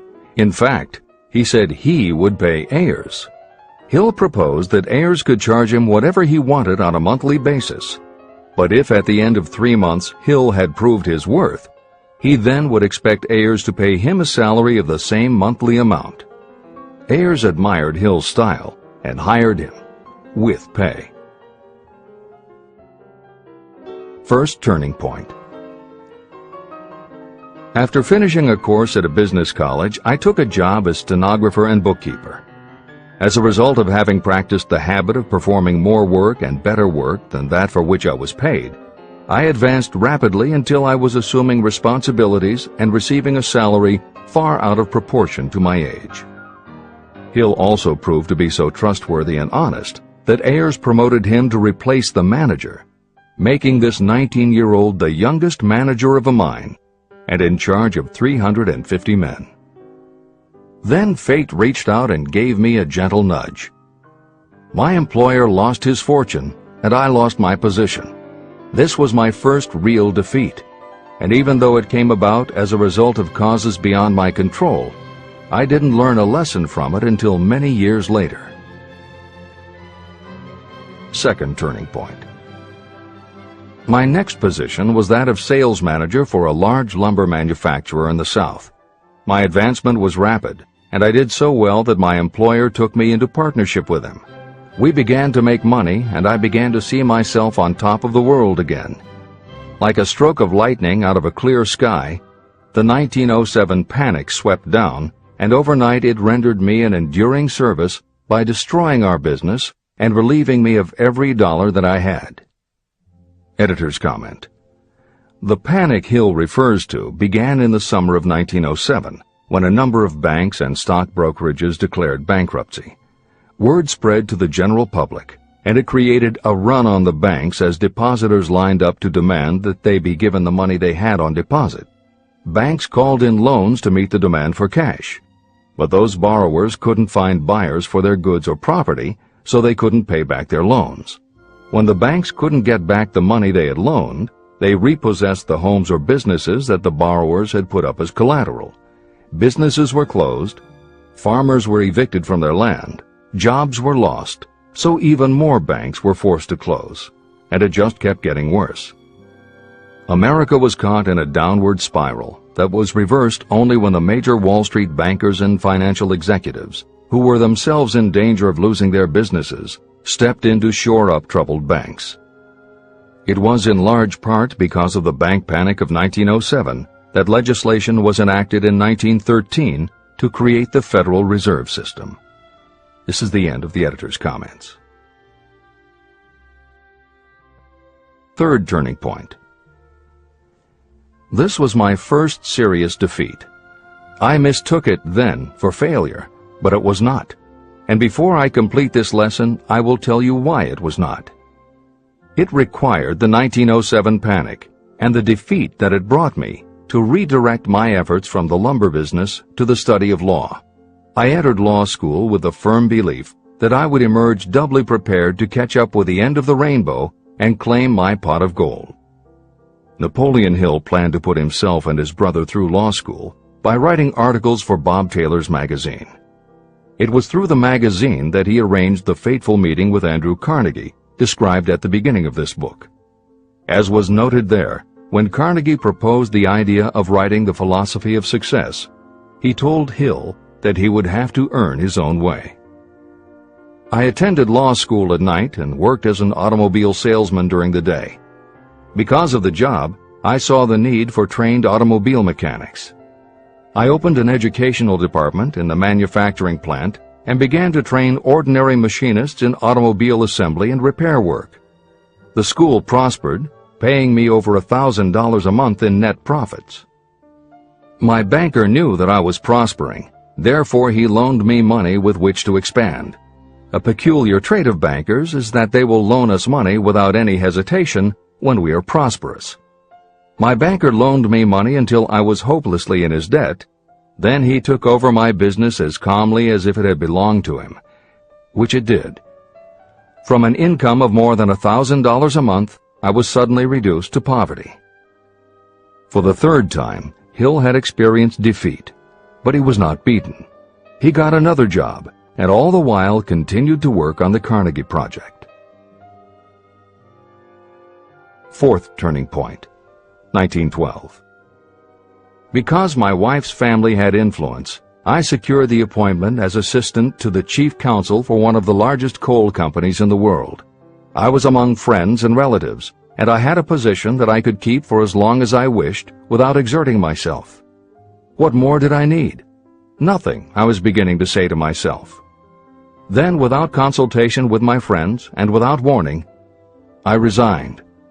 This was the first turning point that was of my own selection. It was not forced upon me. I quit that position because the work was too easy and I was performing it with too little effort. This move proved to be the next most important turning point of my life, although it was followed by 10 years of effort that brought almost every conceivable grief the human heart can experience. I selected Chicago as my new field of endeavor. I made up my mind that if I could gain recognition in Chicago, in any honorable sort of work, it would prove that I had something that might be developed into real ability. Fifth turning point. My first position in Chicago was that of advertising manager for a large correspondence school. I did so well that the president of the school induced me to resign my position and go into the candy manufacturing business with him.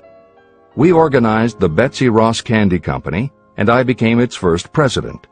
The business grew rapidly, and soon we had a chain of stores in 18 different cities. They did so well, in fact, Hill's partners decided they wanted to take over the business. They had Hill arrested on a false charge and then offered to withdraw the charge if he would turn over to them his interest in the business. Outraged at the suggestion, Hill refused. When the case went to court, his partners failed to appear for the hearing. Hill sued them for malicious damage to his character. The judge's ruling completely vindicated Hill and allowed him the option to have his partners thrown in jail. Being arrested seemed at the time a terrible disgrace, even though the charge was false. It was not a pleasant experience, and I would not wish to go through a similar experience again, but I must admit that it was worth all the grief it cost me, because it gave me the opportunity to find out that revenge was not a part of my makeup. Sixth turning point. This turning point came shortly after my dreams of success in the candy business had been shattered, when I turned my efforts to teaching advertising and salesmanship as a department of one of the colleges in the Midwest. My school prospered from the very beginning. I had a resident class and also a correspondence school through which I was teaching students in nearly every English-speaking country. It was 1917. And in April of that year, President Woodrow Wilson declared the United States would enter the war against Germany. Hill contacted the president, who he had previously met through Andrew Carnegie, and offered his services to help the war effort. Hill was given the position of creating public relations materials and helping to sell war bonds. When not operating his school, he threw himself into his war work, for which he insisted that he be paid only $1 a year. Then came the second military draft, and it practically destroyed my school, as it caught most of those who were enrolled as students. At one stroke, I charged off more than $75,000 in tuition fees. Once more, I was penniless. Despite the fact that Hill had to scrape just to get by, he continued to work for President Wilson and continued to refuse to take any compensation. Though Hill had a family to support, and the ridicule of his relatives put a tremendous strain on relations, he also continued to work on the Carnegie Project.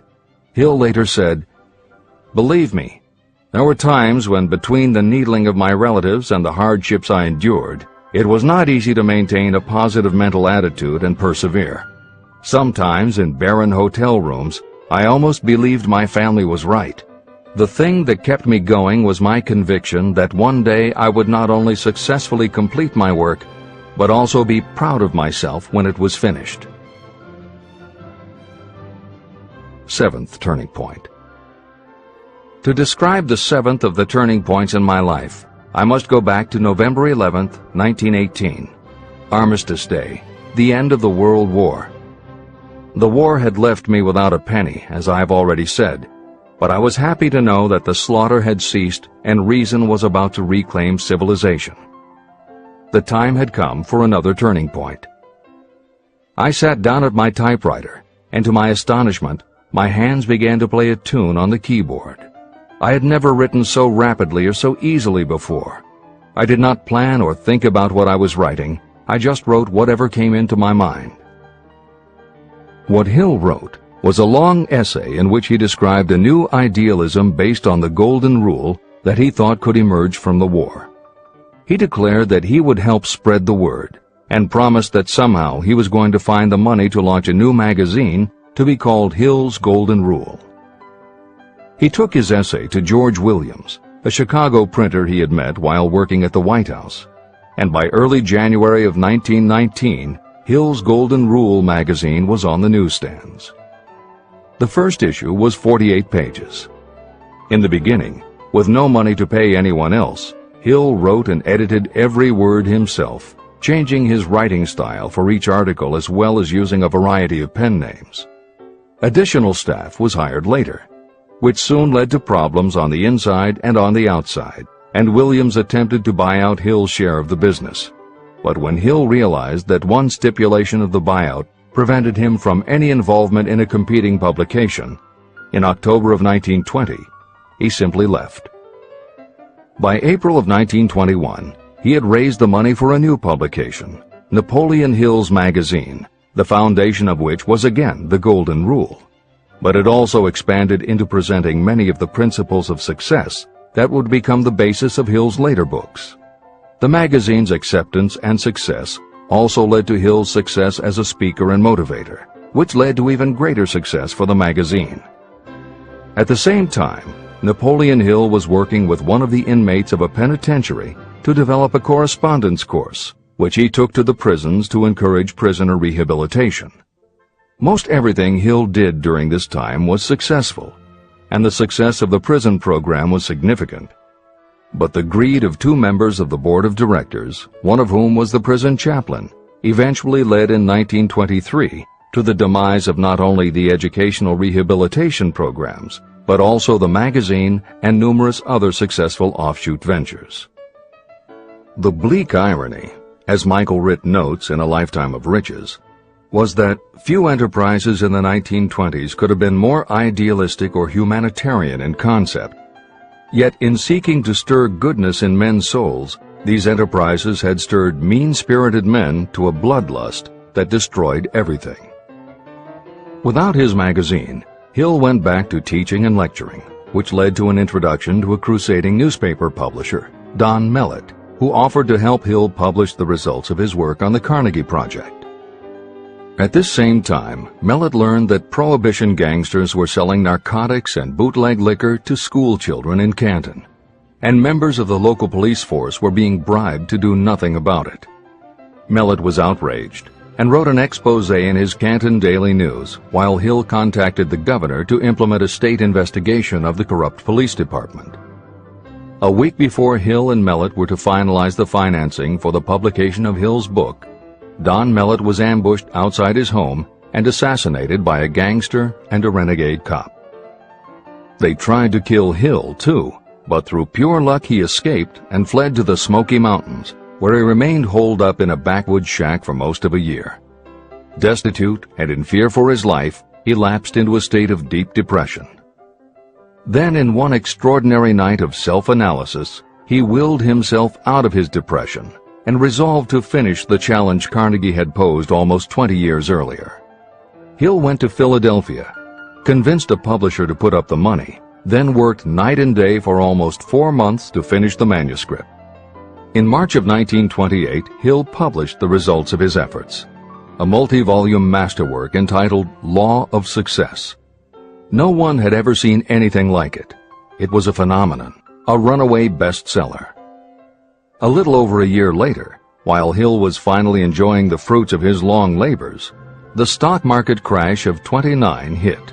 The bottom fell out of everything, including the market for books. Though he never gave up on his vision, like the rest of America, Hill struggled through the Depression. He lectured, he wrote, and he taught in every way he could, but it was very hard to preach personal achievement to a country that had lost faith in itself. Napoleon Hill made it his personal mission to turn the tide by creating a variety of self-help programs, but it became disappointingly apparent that it was going to take more than one man to do it. When Franklin Delano Roosevelt was elected president, he reached out to Hill. Though Napoleon Hill was an avowed capitalist, he believed enough in the ultimate goal of FDR's policies that he committed himself to helping the new administration. Throughout the Depression years, he became a close confidant of the president's, helping to guide Roosevelt in his efforts to revitalize America. It is said that it was Hill who gave FDR the famous line, "We have nothing to fear but fear itself." And though Hill was dead broke, just as he had done for President Wilson, he refused to accept more than $1 a year for his efforts. In 1937, as America was finally beginning to see glimmerings of hope that the Great Depression might end, Hill convinced his publisher that America now needed a book to help shake off the mental and emotional stigma of those terrible times. He was right.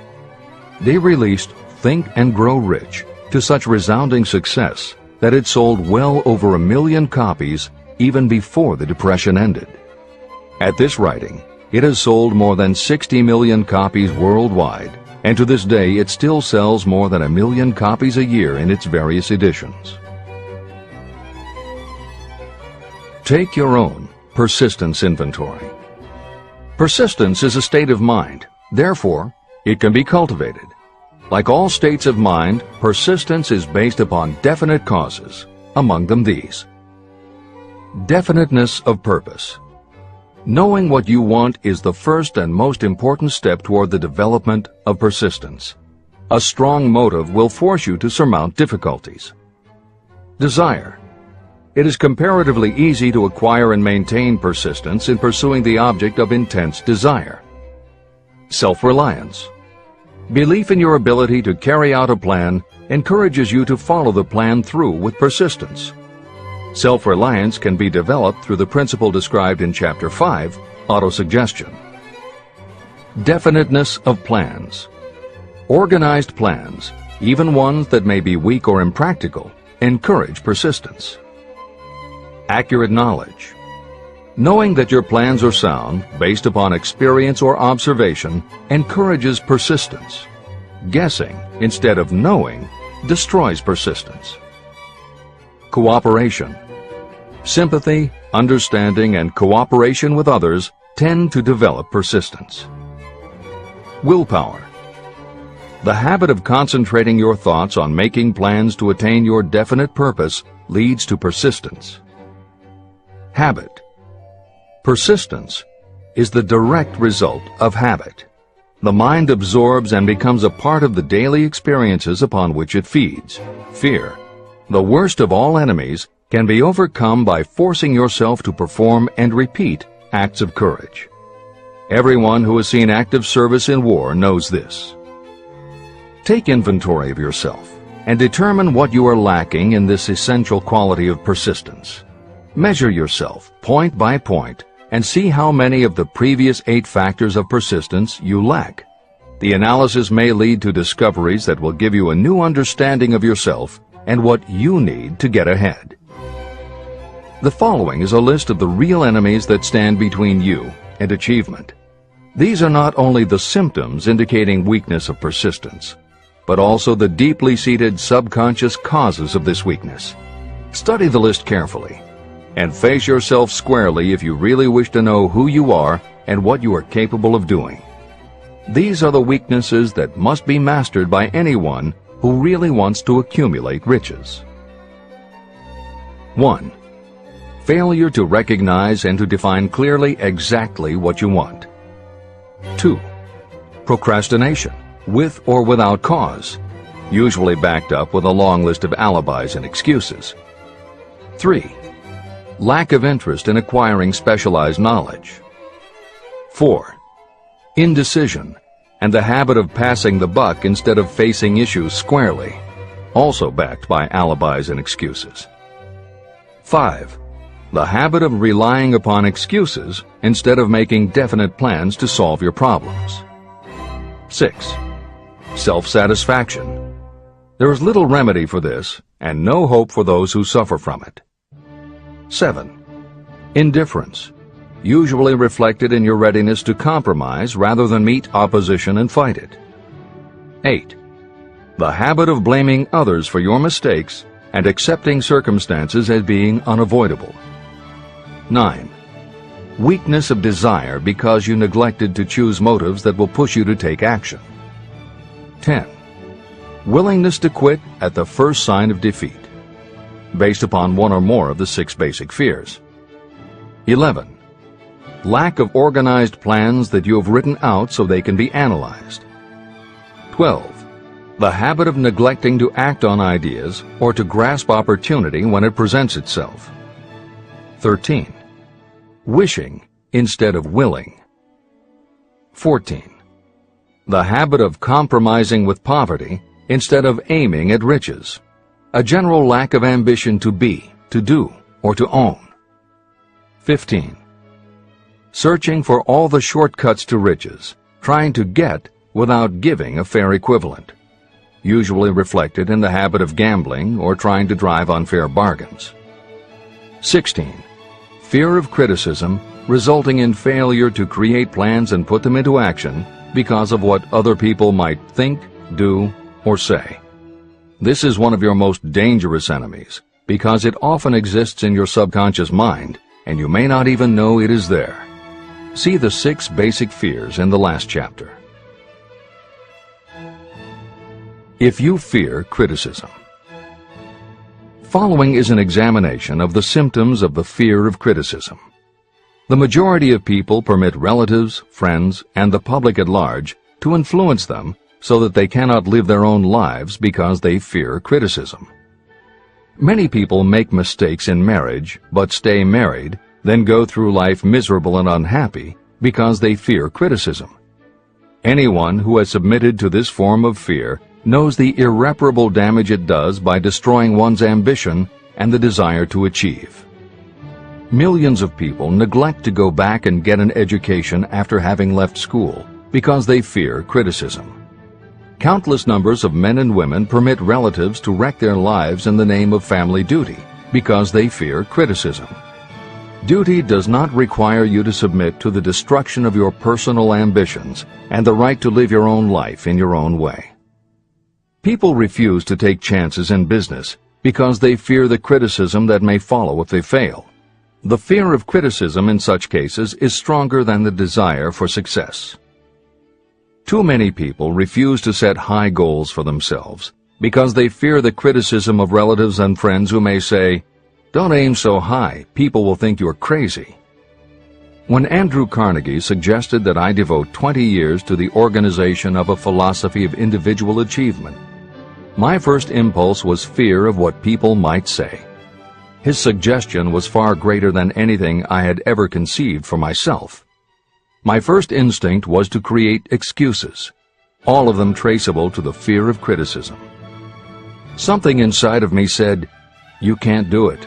The job is too big and requires too much time. What will your relatives think of you? How will you earn a living? No one has ever organized a philosophy of success. What right have you to believe you can do it? Who are you anyway to aim so high? Remember your humble birth. What do you know about philosophy? People will think you are crazy, and they did. Why hasn't some other person done this before now? These and many other questions flashed into my mind. It seemed as if the whole world had suddenly turned its attention to me with the purpose of ridiculing me into giving up all desire to carry out Mr. Carnegie's suggestion. Later in life, after having analyzed thousands of people, I discovered that most ideas are stillborn. To grow, ideas need the breath of life injected into them through definite plans of immediate action. The time to nurse an idea is at the time of its birth. Every minute it lives gives it a better chance of surviving. The fear of criticism is what kills most ideas that never reach the planning and action stage. Breaks can be made to order. Many people believe that success is the result of lucky breaks. There may be something to that, but if you depend upon luck, you will almost surely be disappointed. The only break anyone can afford to rely on is a self-made break. These come through the application of persistence. The starting point is definiteness of purpose. Editor's comments. In 1999, Mark Myers, editor of one of the country's most influential self-help newsletters, Bottom Line Personal, wrote a book entitled How to Make Luck: 7 Secrets Lucky People Use to Succeed. In it, he tells of a study that was done by the psychology department at the University of Hertfordshire near London. They assembled a group of people, half of whom either thought themselves lucky or were considered to be lucky by others. The other half of the group believed they were unlucky. They were all brought to campus to watch a computerized random coin toss. Each person watched as a cartoon elf came on screen and flipped a coin. Each was asked to call heads or tails. The results of the experiment proved that the unlucky group guessed right approximately the same number of times as the lucky group. In follow-up interviews, the researchers concluded that the only difference between so-called lucky and unlucky people was that the lucky people tended to remember the good things that had happened in their lives, and those that thought they were unlucky tended to dwell on the bad things. The scientific fact is that luck, in terms of calling a coin toss, spinning a wheel, or turning a card, is completely random, and there's nothing we can do about it. All we can control is what we say and do. Everything else that happens to us depends upon the actions of others and the random world in which we live. Then why do some people seem to be so lucky and get all the lucky breaks? Myers says it is because, unlike luck, lucky breaks are something you can control, and lucky people, whether they know it or not, have taken specific steps to make their good luck. You can influence lucky breaks in 2 ways. You have to intentionally put yourself in luck's way, and you must make people want to help you because they believe that you deserve their help. Once you have let the world know you are ready for a break, luck is largely a matter of being introduced to opportunities by people who open doors for us. Myers calls these people gatekeepers. Gatekeepers offer help not only out of goodwill, but also because they hope you will help them in return when you are in a position to do so. People who are lucky make it a point to impress their gatekeepers so that they will be the first to come to mind when opportunities arise. Your gatekeepers must believe that you deserve a break, and that it is worth it to them to give you one. One of the best ways to do that is simply to behave and act lucky. If you act like a loser, people think you are a loser. If you perceive yourself as lucky, it will be easier for others to see you that way. And if you are believed to be a lucky person, your chances of receiving lucky opportunities will increase, partly because others hope some of your luck will rub off on them. This is the biggest secret lucky people know. They know that when they seem lucky, more people want to help them. There are people waiting to make a difference in your life if you show them you are willing to make an effort and that you are enthusiastic. Mark Myers' book is devoted to explaining ways to do that. As Hill says, the only lucky break anyone can afford to rely upon is a self-made break. These come through the application of persistence. The starting point is definiteness of purpose. This is the end of the editor's comments. If you stop the first 100 people you meet on the street and ask them what they want most in life, 98 of them would not be able to tell you. If you press them for an answer, some will say security, many will say money, a few will say happiness, and others will say fame and power. Some might tell you they want social recognition, ease in living, the ability to sing, dance, or write. But none of them will be able to give you the slightest indication of a plan by which they hope to attain these vaguely expressed wishes. Riches do not respond to wishes. They respond only to definite plans backed by definite desires through constant persistence. How to develop persistence. There are 4 simple steps that lead to the habit of persistence. They call for no great amount of intelligence, no particular amount of education, and little time or effort. These necessary steps are: 1. A definite purpose backed by a burning desire for its fulfillment. 2. A definite plan expressed in continuous action. 3. A mind closed tightly against all negative and discouraging influences, including negative suggestions of relatives, friends, and acquaintances. 4. A friendly alliance with one or more persons who will encourage you to follow through with both plan and purpose. These 4 steps are essential for success in all walks of life. An important purpose of the 13 principles of this philosophy is to enable you to take those 4 steps as a matter of habit. They are steps by which you may control your economic destiny. They are steps that lead to freedom and independence of thought. They are steps that lead to riches in small or great quantities. They are steps that lead the way to power, fame, and worldly recognition. They are 4 steps that guarantee favorable breaks. They are steps that convert dreams into physical realities. They are steps that lead also to the mastery of fear, discouragement, indifference. There is a magnificent reward for anyone who learns to take these 4 steps.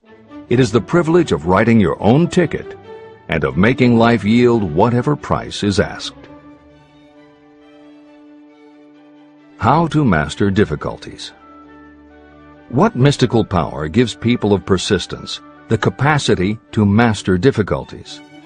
Does the quality of persistence set up in your mind some form of spiritual, mental, or chemical activity that gives you access to supernatural forces? Does infinite intelligence throw itself on the side of the person who still fights on when the whole world seems to be against them? These and many other similar questions were in my mind as I watched Henry Ford start from scratch and build an industrial empire with little more than persistence. Or Thomas Edison, who, with less than 3 months of schooling, became the world's leading inventor. He turned his persistence into sound recording and playback machines, motion picture cameras and projectors, and the incandescent light, to say nothing of 100 other useful inventions. I had the opportunity to analyze both Mr. Edison and Mr. Ford up close and personal, year by year, over a long period of time. So I speak from actual knowledge when I say that I found no quality except persistence in either of them that even remotely suggested the major source of their stupendous achievements. If you make an impartial study of the prophets, philosophers, and religious leaders of the past, you will come to the inevitable conclusion that persistence, concentration of effort, and definiteness of purpose were the major sources of their achievements. Consider, for example, the fascinating story of Muhammad. Analyze his life. Compare him with men of achievement in this modern age of industry and finance, and observe how they all have one outstanding trait in common: persistence. If you want to understand more about the power of persistence and how it works, I strongly suggest that you read a biography of Muhammad. Editor's comments. At the beginning of the 21st century, there was an increased interest in Islam due to the attacks on the World Trade Center and the subsequent war on terror. Consequently, the modern reader will have no difficulty finding a number of very good books about Muhammad. At the time that Hill was writing the first edition of Think and Grow Rich, one of the best biographies of Muhammad was written by Esad Bey, who was born in Baku, Azerbaijan, the son of a Jewish businessman named Nusenbaum. Later, he changed his name when he converted to Islam. During the Russian Revolution, he fled his home for Berlin, where he lived until the rise of Hitler again forced him to move, first to Austria and then finally to Italy. It is believed by some that this man, known as Esad Bey, also wrote under another pen name, Kurban Said, and was in fact the author of the acclaimed Azerbaijani novel, Ali and Nino. That Napoleon Hill was very impressed with this particular biography of Muhammad is clear from his recommendation, which follows. I strongly suggest that you read a biography of Muhammad, especially the one by Esad Bey. This brief review of that book, which appeared in the Herald Tribune, will provide a preview of the rare treat in store for those who take the time to read the entire story of one of the most astounding examples of the power of persistence known to civilization. The Last Great Prophet. Reviewed by Thomas Sugru. Muhammad was a prophet, but he never performed a miracle. He was not a mystic. He had no formal schooling. He did not begin his mission until he was 40. When he announced that he was the messenger of God, bringing word of the true religion, he was ridiculed and labeled a lunatic. Children tripped him, and women threw filth upon him. He was banished from his native city, Mecca, and his followers were stripped of their worldly goods and sent into the desert after him. When he had been preaching 10 years, he had nothing to show for it but banishment, poverty, and ridicule. Yet before another 10 years had passed, he was dictator of all Arabia, ruler of Mecca, and the head of a new world religion which was to sweep to the Danube and the Pyrenees before exhausting the impetus he gave it. That impetus was threefold: the power of words, the efficacy of prayer, and man's kinship with God. His career never made sense. Muhammad was born to impoverished members of a leading family of Mecca. Because Mecca, the crossroads of the world, home of the magic stone called the Kaaba, great city of trade and the center of trade routes, was unsanitary, its children were sent to be raised in the desert by Bedouins. Muhammad was thus nurtured, drawing strength and health from the milk of nomad, vicarious mothers. He tended sheep and soon hired out to a rich widow as leader of her caravans. He traveled to all parts of the Eastern world, talked with many men of diverse beliefs, and observed the decline of Christianity into warring sects. When he was 28, Khadijah, the widow, looked upon him with favor and married him. Her father would have objected to such a marriage, so she got him drunk and held him up while he gave the paternal blessing. For the next 12 years, Muhammad lived as a rich and respected and very shrewd trader. Then he took to wandering in the desert, and one day he returned with the first verse of the Koran and told Khadijah that the archangel Gabriel had appeared to him and said that he was to be the messenger of God. The Koran, the revealed word of God, was the closest thing to a miracle in Muhammad's life. He had not been a poet. He had no gift of words. Yet the verses of the Koran, as he received them and recited them to the faithful, were better than any verses which the professional poets of the tribes could produce. This, to the Arabs, was a miracle. To them, the gift of words was the greatest gift. The poet was all-powerful. In addition, the Quran said that all men were equal before God, that the world should be a democratic state, Islam. It was this political heresy, plus Muhammad's desire to destroy all the 360 idols in the courtyard of the Kaaba, which brought about his banishment. The idols brought the desert tribes to Mecca, and that meant trade. So the businessmen of Mecca, the capitalists, of which he had been one, set upon Muhammad. Then he retreated to the desert and demanded sovereignty over the world. The rise of Islam began. Out of the desert came a flame which would not be extinguished. A democratic army, fighting as a unit and prepared to die without wincing. Muhammad had invited the Jews and Christians to join him, for he was not building a new religion. He was calling all who believed in one God to join in a single faith. If the Jews and Christians had accepted his invitation, Islam would have conquered the world. They didn't. They would not even accept Muhammad's innovation of humane warfare. When the armies of the Prophet entered Jerusalem, not a single person was killed because of his faith. When the Crusaders entered the city, centuries later, not a Muslim man, woman, or child was spared. But the Christians did accept one Muslim idea, the place of learning, the university.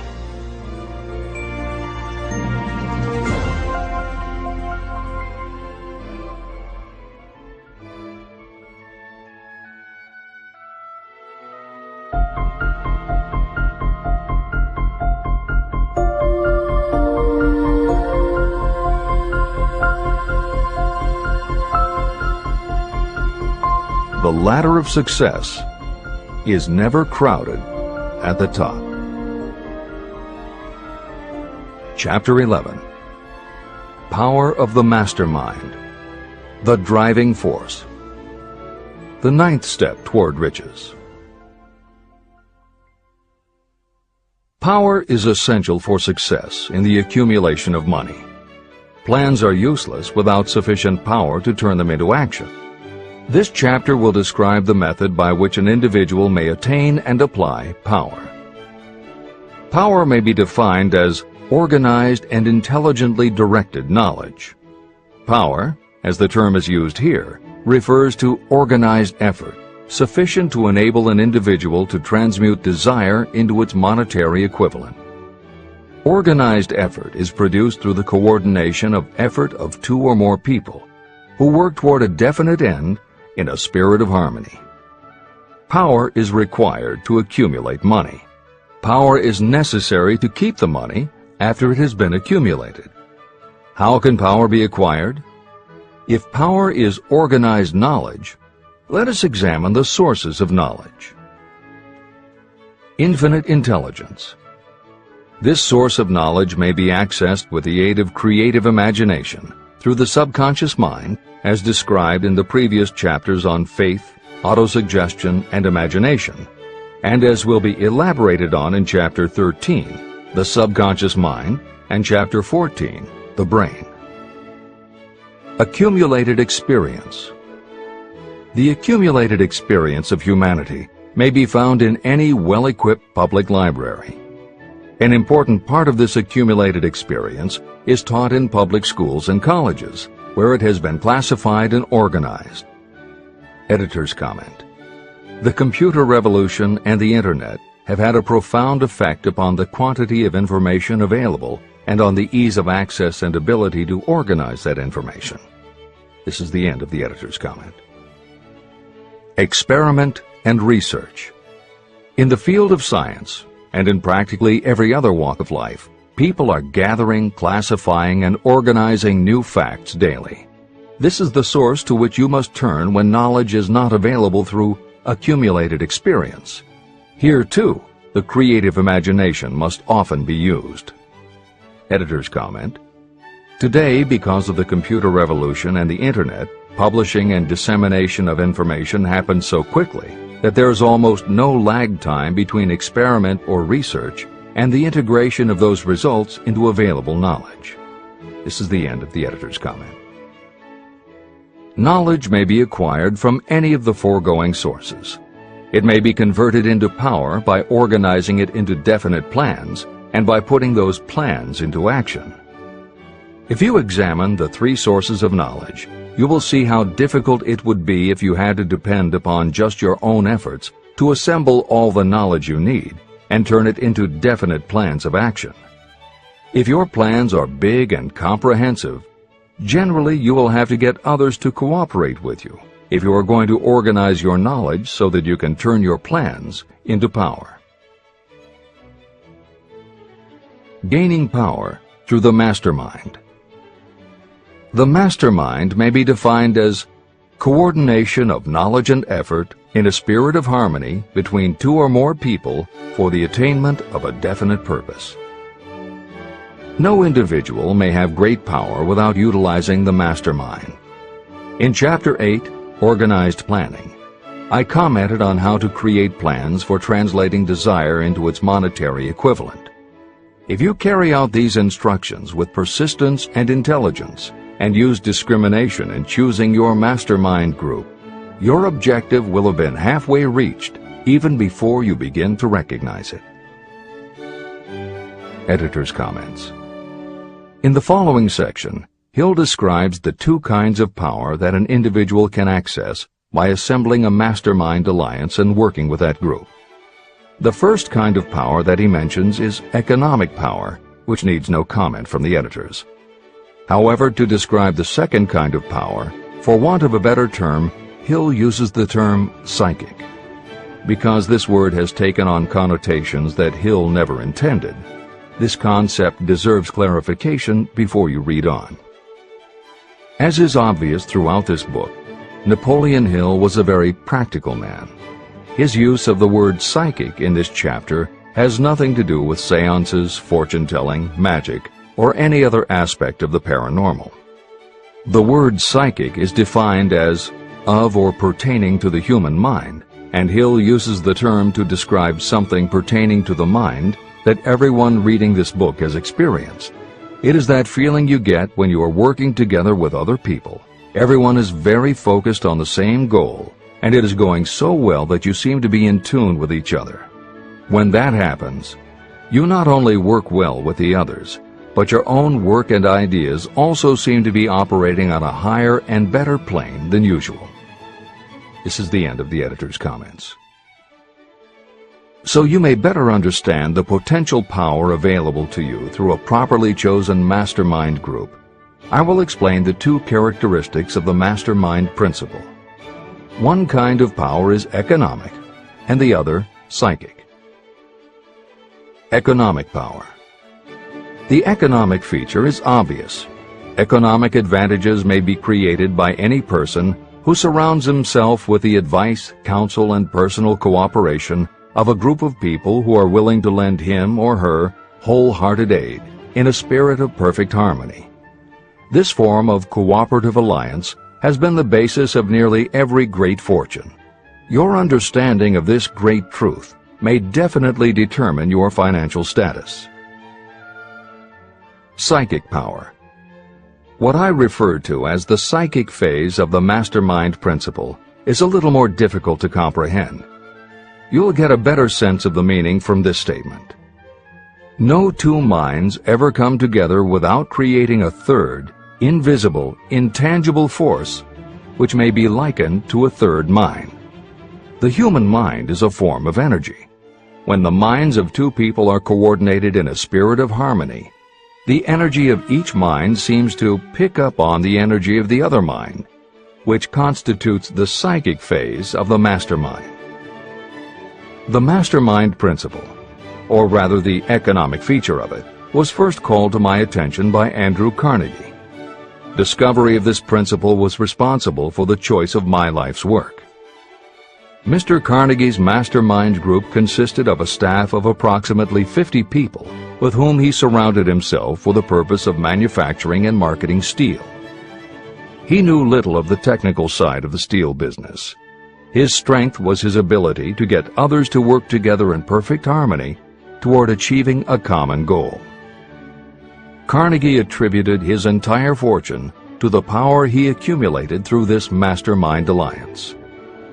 If you analyze the record of anyone who has accumulated a great fortune, and many of those who have accumulated modest fortunes, you will find that they have either consciously or unconsciously employed the mastermind principle. Great power can be accumulated through no other principle. How to multiply your brain power. The human brain may be compared to an electric battery. It is a fact that a group of batteries will provide more energy than a single battery. It is also a fact that the amount of energy provided by each individual battery depends upon the number and capacity of the cells it contains. The brain functions in a similar fashion. Some brains are more efficient than others. A group of brains coordinated or connected in a spirit of harmony will provide more thought energy than a single brain. just as a group of electric batteries will provide more energy than a single battery. Through this metaphor, you can see that the mastermind principle holds the secret of the power wielded by those who surround themselves with others of great brain power. The following will further define the so-called psychic phase of the mastermind principle. When a group of individual minds are coordinated and function in harmony, the increased energy created through that alliance becomes available to every individual mind in the group. Henry Ford began his business career under the handicap of poverty, illiteracy, and ignorance. Within the inconceivably short period of 10 years, Mr. Ford mastered these three handicaps, and within 25 years, he made himself one of the richest men in America. How did he do it? Here is an important clue. Mr. Ford's most rapid strides became noticeable from the time he became a personal friend of the famed inventor Thomas A. Edison. In the story of Ford's success, this is just the first indication of what the influence of one mind upon another can accomplish. Follow his story further, and you will have even more evidence that power may be produced through friendly alliance of minds. It is a fact that Mr. Ford's most outstanding achievements became even more pronounced later, after he formed the acquaintances of Harvey Firestone, John Burroughs, and Luther Burbank, each a man of great mental capacity. People take on the nature and the habits and the power of thought of those with whom they associate in a spirit of sympathy and harmony. Through his association with Edison, Burbank, Burroughs, and Firestone, Mr. Ford added to his own brain power the intelligence, experience, knowledge, and spiritual forces of these four men. Henry Ford used the mastermind principle in exactly the way it is described in this book. This principle is available to you. I have already mentioned Mahatma Gandhi. Let me review the method by which he attained his stupendous power. It may be explained in a few words. He came by power through inducing over 200 million people to coordinate with mind and body in a spirit of harmony for a definite purpose. In brief, Gandhi accomplished a miracle. For it is a miracle when 200 million people can be induced, not forced, to cooperate in a spirit of harmony. If you doubt that this is a miracle, try to get even 2 people to cooperate in a spirit of harmony for any length of time. Every person who manages a business knows how difficult it is to get employees to work together in a spirit even remotely resembling harmony. Editor's comments. The first step in putting together your mastermind alliance is to clearly know your desire. Your desire will tell you what you need. It could be a small group, just 2 or 3 people, as was the case with Stephen Jobs and Steve Wozniak when they formed Apple, Bill Gates and Paul Allen launching Microsoft, or Steven Spielberg, Jeffrey Katzenberg, and David Geffen creating DreamWorks SKG. Or it could be a large group, such as the Mastermind Alliance of 30 regional directors of Century 21 Real Estate, which founder Arthur Bartlett firmly believes was essential to the company's success.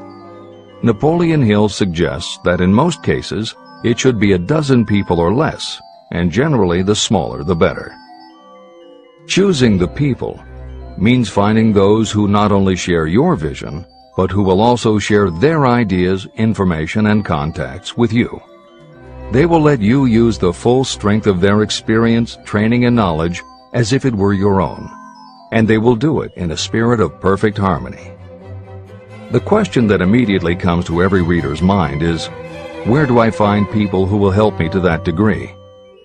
Napoleon Hill cannot answer that question for you, but he does tell you what to look for. Where you look is up to you. And if you really do have the desire to succeed, you will start looking and you won't give up until you find the right people. Napoleon Hill's description of the mastermind that appears below is augmented with additional material from articles and speeches he wrote after the publication of Think and Grow Rich. These were compiled for publication by Hill's friend, mentor, and business associate, W. Clement Stone, and appear in 2 books, Napoleon Hill's Keys to Success and Believe and Achieve. This is the end of the editor's comments. Finding your mastermind members.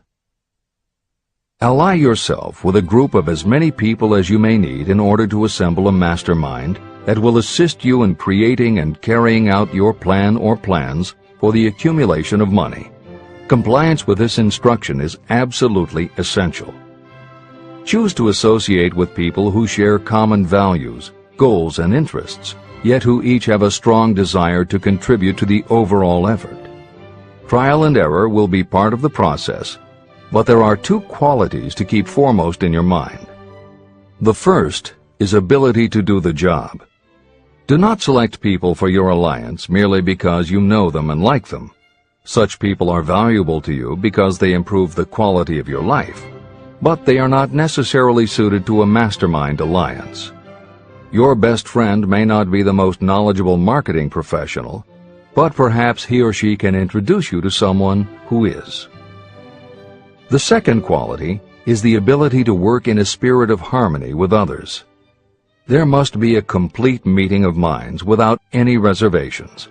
Personal ambition must be subordinate to the achievement of the purpose of the alliance. This includes your own. You must also insist upon confidentiality. Some people can give away an idea simply because they love to talk. You don't need them in your group. Attune yourself to every member of the group. Try to imagine how you would react in a given situation if you were in his or her shoes. Pay attention to body language. Sometimes facial expressions and movements say far more about what a person feels than the words that come out of his or her mouth. Be sensitive to what is not being said. Sometimes what is left out is far more important than what is included. Don't try to force the group along too quickly. Allow for those who want to test ideas by playing devil's advocate. Compensating your mastermind. Before forming your mastermind alliance, decide what advantages and benefits you may offer the individual members of your group in return for their cooperation. No one will work indefinitely without some form of compensation. No intelligent person should request or expect another to work without adequate compensation. Wealth will obviously have the most appeal to your members. Be fair and generous in your offer. Recognition and self-expression may be just as important as money to some of your members. Remember that in such partnerships, the principle of going the extra mile, doing more and better than paid for, is especially important. As the leader, you should set an example for the others to follow. Each member must agree at the outset on the contribution each will make and on the division of benefits and profits. Otherwise, be assured that dissension will arise, you will have wasted everyone's time, you will ruin friendships, and your venture will be destroyed. Meeting with your mastermind. Arrange to meet with the members of your mastermind group at least twice a week, and more often if possible, until you have jointly perfected the necessary plan or plans for the accumulation of money. The first meeting will be involved in sorting out strengths and weaknesses, and in fine-tuning your plans. Your alliance must be active to do any good. Establish specific responsibilities and action steps to be taken. As your mastermind matures and harmony grows among the members, you will find that the meetings create a flow of ideas into every member's mind. Don't let the meetings become so regular and formalized that they inhibit phone calls and other less formal contact. Mastermind maintenance. Maintain perfect harmony between yourself and every member of your mastermind group. If you fail to carry out this instruction to the letter, you may expect to meet with failure. The mastermind principle cannot work where perfect harmony does not prevail. Create a non-threatening environment. Explore all ideas with equal interest and concern for the originator's feelings. Everyone must deal with everyone else on a completely ethical basis. No member should seek unfair advantage at the expense of others. As the leader, you must inspire confidence in your members by your dedication to your desire, which is the object of the group. The members must know with certainty that you are reliable, trustworthy, and loyal. When you are finally ready to present the results of your efforts to investors, buyers, or the public, you may face your greatest leadership challenge in maintaining the harmony of your mastermind. The group's efforts will now be judged by outsiders, and facing judgment takes courage and persistence. The courage of separate individuals is nothing compared with that of a united team. The more you are able to maintain harmony, the greater the power, and the greater the power, the more resistance you can overcome. Marriage and the mastermind. A mastermind alliance with the person you love most deeply is of untold importance.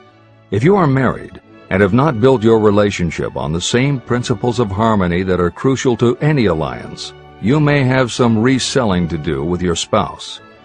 Set aside time each day to talk about what you want to achieve and how you are going about it. Rely on your definiteness of purpose to build your persuasive abilities, to convince your partner of the benefits of the work you are doing. It is very unlikely that your work will not affect your husband or wife in some significant way, and you absolutely must not drag your partner unwillingly into any adventure. Build your mastermind alliance into your marriage from the start, and it will steady and support you through the darkest moments. In fact, your whole family should be incorporated into your alliance. Lack of harmony at home can easily spill over elsewhere. A united family is a great team. The mastermind and infinite intelligence. The list of sources from which you can get power is headed by infinite intelligence. When two or more people coordinate in a spirit of harmony and work toward a definite objective, they place themselves in position to absorb power directly from that great universal storehouse that I refer to as infinite intelligence. This is the greatest of all sources of power. It is the source to which geniuses and great leaders turn, whether they may be conscious of the fact or not. In Chapter 13, The Subconscious Mind, and Chapter 14, The Brain, the methods for accessing infinite intelligence will be described in greater detail. This is not a course on religion.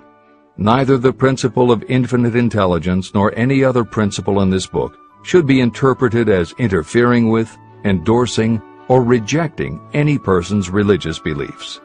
This book is confined exclusively to instructing the reader how to transmute the definite purpose of desire for money into its monetary equivalent. Read, and really think about what you are reading.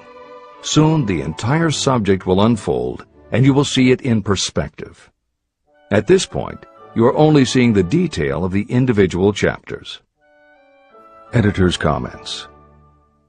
This chapter would not be complete without commenting on a mastermind that came into being almost 15 years after the first publication of Think and Grow Rich.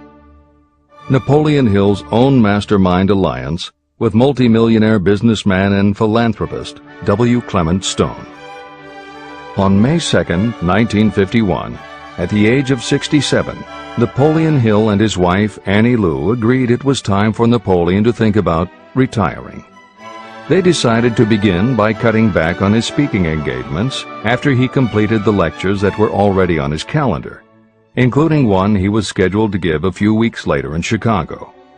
Unbeknownst to them, at that event, W. Clement Stone had prearranged to sit at the head table next to Napoleon Hill. Like Hill, Stone had been born into poverty. At the age of 6, he started selling newspapers to help pay the rent, and by 13, he owned his own stand. By 16, he was selling insurance, and by 20, he'd managed to scrape together $100, which he used to start his own insurance agency. Stone was a consummate salesman and motivator, and his company was growing very nicely. Then in 1938, he read Think and Grow Rich, and was so inspired by it that he bought a copy for every one of his employees and continued to do so for each new person who joined his company. Over the years, this amounted to thousands of copies. When Stone was introduced to Hill, he told him about all the copies he had purchased of Think and Grow Rich, and said that he firmly believed it was Hill's book that had transformed his sales force and turned his company from modest to extraordinary success. Napoleon Hill and W. Clement Stone found that they were in such complete accord that by the end of their first meeting, Hill had decided to postpone his retirement and join with Stone in a venture dedicated to creating a better world for this and future generations. Within a year, they launched Napoleon Hill Associates. They published new books by Hill, including How to Raise Your Own Salary and The Master Key to Riches. They reissued Hill's earlier bestsellers, and they co-authored a new bestseller, Success Through a Positive Mental Attitude. They also launched Success Unlimited magazine, created PMA Science of Success home study courses, made television programs, radio shows, a documentary film entitled A New Sound in Paris, which showed the amazing changes that happened when the entire town of Paris, Missouri, adopted the Napoleon Hill philosophy. And they both crisscrossed America speaking, teaching, giving interviews, and spreading the philosophy to as many people as possible. In addition to his work with Napoleon Hill Associates, Hill also consulted to W. Clement Stone's company, Combined Insurance Company of America.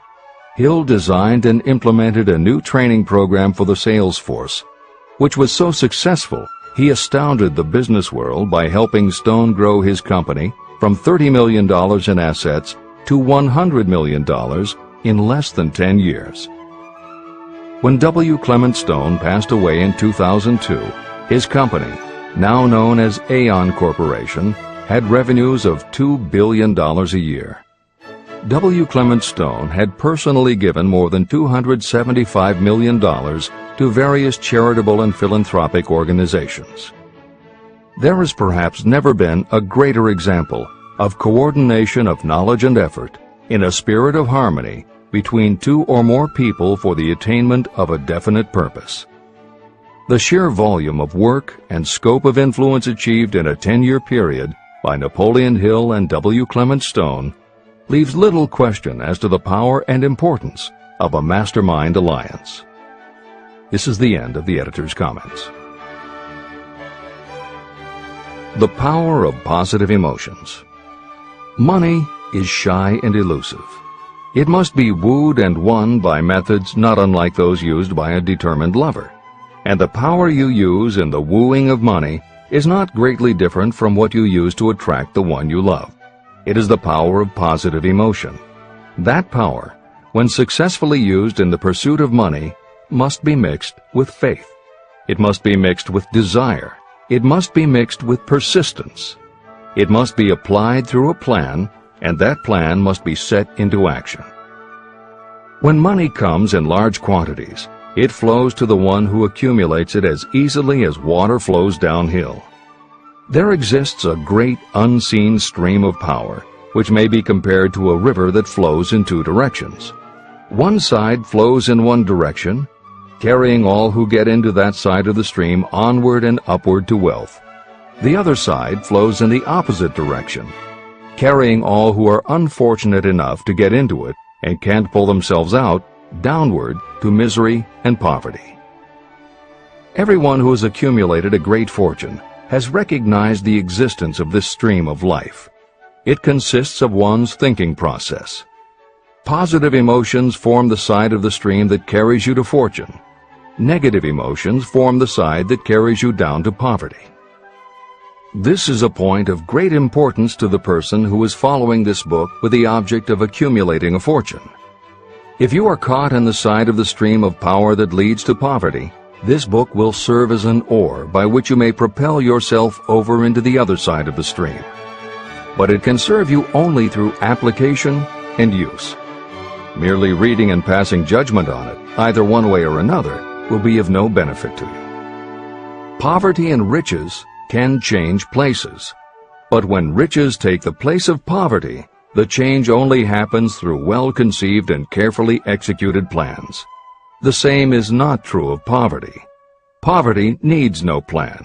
It needs no one to help it because it is bold and ruthless. Riches are shy and timid. They have to be attracted. More gold has been mined from the thoughts of men than has ever been taken from the earth. Chapter 12. Sexuality, Charisma, and Creativity. The 10th step toward riches. Editor's comments. What motivates human beings is the subject of continuing scientific research and philosophical debate. There is general agreement that the prime motivators are the basic human needs for food and water, shelter and clothing, and safety. Beyond these basic life-sustaining needs, however, there are other factors that motivate people to action. It is the definition of the other factors and their order of importance that continues to be open to interpretation. Perhaps the most widely known theory is psychologist Abraham Maslow's hierarchy of human needs, which lists 8 levels of motivational forces, starting with the basic physiological and safety needs, then ascends through belonging and love, esteem, understanding, aesthetics, self-actualization, and transcendence. Other psychologists and sociologists have defined and arranged the categories differently, but in almost all cases there is agreement that after the primary life-sustaining needs are met, sex and love are the next most important motivating forces. Napoleon Hill also compiled a hierarchy of what he referred to as mind stimuli. Like Maslow and other researchers, Hill identified sex and love as the most powerful non-life-sustaining factors in human motivation, but his focus was not on sex and love as they pertain to procreation. Hill was intrigued by the theory that if sex and love are such powerful forces in driving humans to action, there might be a correlation to outstanding achievement or material success. And if such a relationship exists, can the motivating force be intentionally channeled to this purpose? In the original edition of the following chapter, Hill used terms such as sex emotion and sex energy in his analysis of these motivating forces as they relate to attitude and personality. In this context, the use of the word sex was not meant to have the physical connotation that it often has today. Today, these concepts would be conveyed by words such as sexuality, passion, or charisma. In this edition, where appropriate, the editors have opted for the modern usage of these and similar terms. This is the end of the editor's comments. Charisma. The world is ruled, and the destiny of civilization is established by the human emotions. People are influenced more by feelings than by reason. Your creativity is set into action entirely by emotions, and not by cold reason. The human mind responds to stimuli, through which it may be keyed up in such a way that it takes on characteristics such as enthusiasm, creative imagination, and intense desire. The stimuli to which the mind responds most freely are 1. The desire for sexual expression, 2. Love, 3. A burning desire for fame, power, or financial gain, money, 4. Music, 5. Close friendship and/or admiration, 6. A mastermind alliance based upon the harmony of 2 or more people who ally themselves for advancement, 7. Mutual suffering, such as that experienced by people who are persecuted, 8.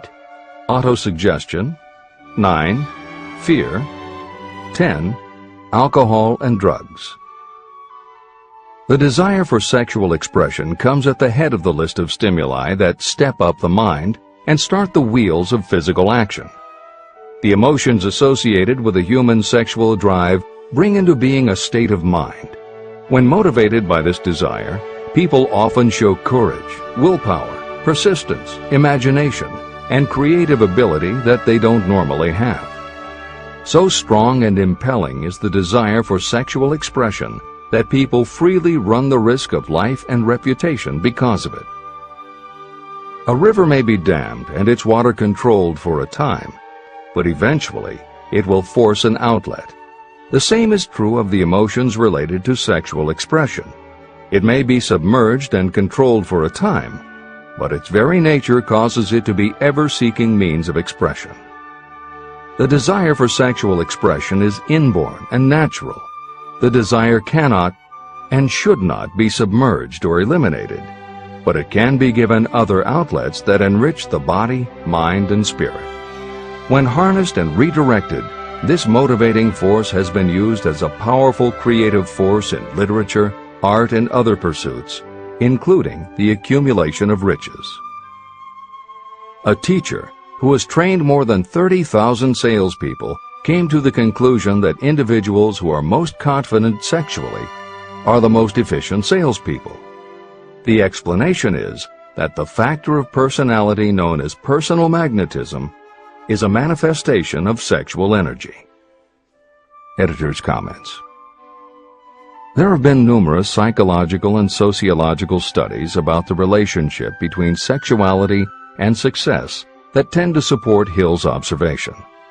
Because physical characteristics are the most quantifiable aspects of sexuality, most research studies focus on gender, attractiveness, body size, and age, and they measure indicators such as first impressions, expectation of performance, perception of performance, and social interaction. These studies generally conclude that when comparing individuals of equal competence, for men, the perception is that taller men will do better than short, a full head of hair will outperform balding, handsome or virile will beat out plain or older. For women, the results are comparable. The perception is that attractive performs better than plain, slim or shapely scores higher than overweight, younger is expected to be superior to older. These observations about physical sexuality may seem obvious, but they lead to a conclusion that is very significant. Obviously, not all people who succeed are tall and virile or attractive and shapely. It is also a fact that the success of those who are short, balding, plump, or plain isn't always due to superior skill or luck. Clearly, there is another kind of attractiveness that often supersedes physical appeal. This other kind of attractiveness is connected to human sexuality, but it is not what would usually be referred to as sexy. People who have this quality are often said to have chemistry, personality, charm, or appeal. Hill called this kind of attraction personal magnetism. Today, the more common term is charisma. This is the end of the editor's comments. When employing salespeople, a good sales manager looks for personal magnetism or charisma as the first requirement. People who lack this kind of sexual energy will never become enthusiastic, nor inspire others with enthusiasm. And enthusiasm is one of the most important requisites in salesmanship, no matter what you're selling. The public speaker, preacher, lawyer, or salesperson who is lacking in charisma is a flop as far as being able to influence others is concerned. That, plus the fact that most people are influenced through an appeal to their emotions, should easily convince you of the importance of charisma as a part of the salesperson's ability. Master salespeople attain mastery in selling because they either consciously or unconsciously transmute charisma, sexual energy, into sales enthusiasm. That statement explains the actual, practical meaning of sexual transmutation. The meaning of the word transmute is, in simple language, the changing or transferring of one element or form of energy into another. The transmutation of sexual energy means switching the mind from thoughts of physical expression to thoughts of some other nature. Salespeople who know how to turn on charisma have acquired the art of sexual transmutation, whether they know it or not. The majority of salespeople who transmute their sexual energy do so without being aware of what they are doing or how they are doing it. You can cultivate and develop this quality in your dealings with others.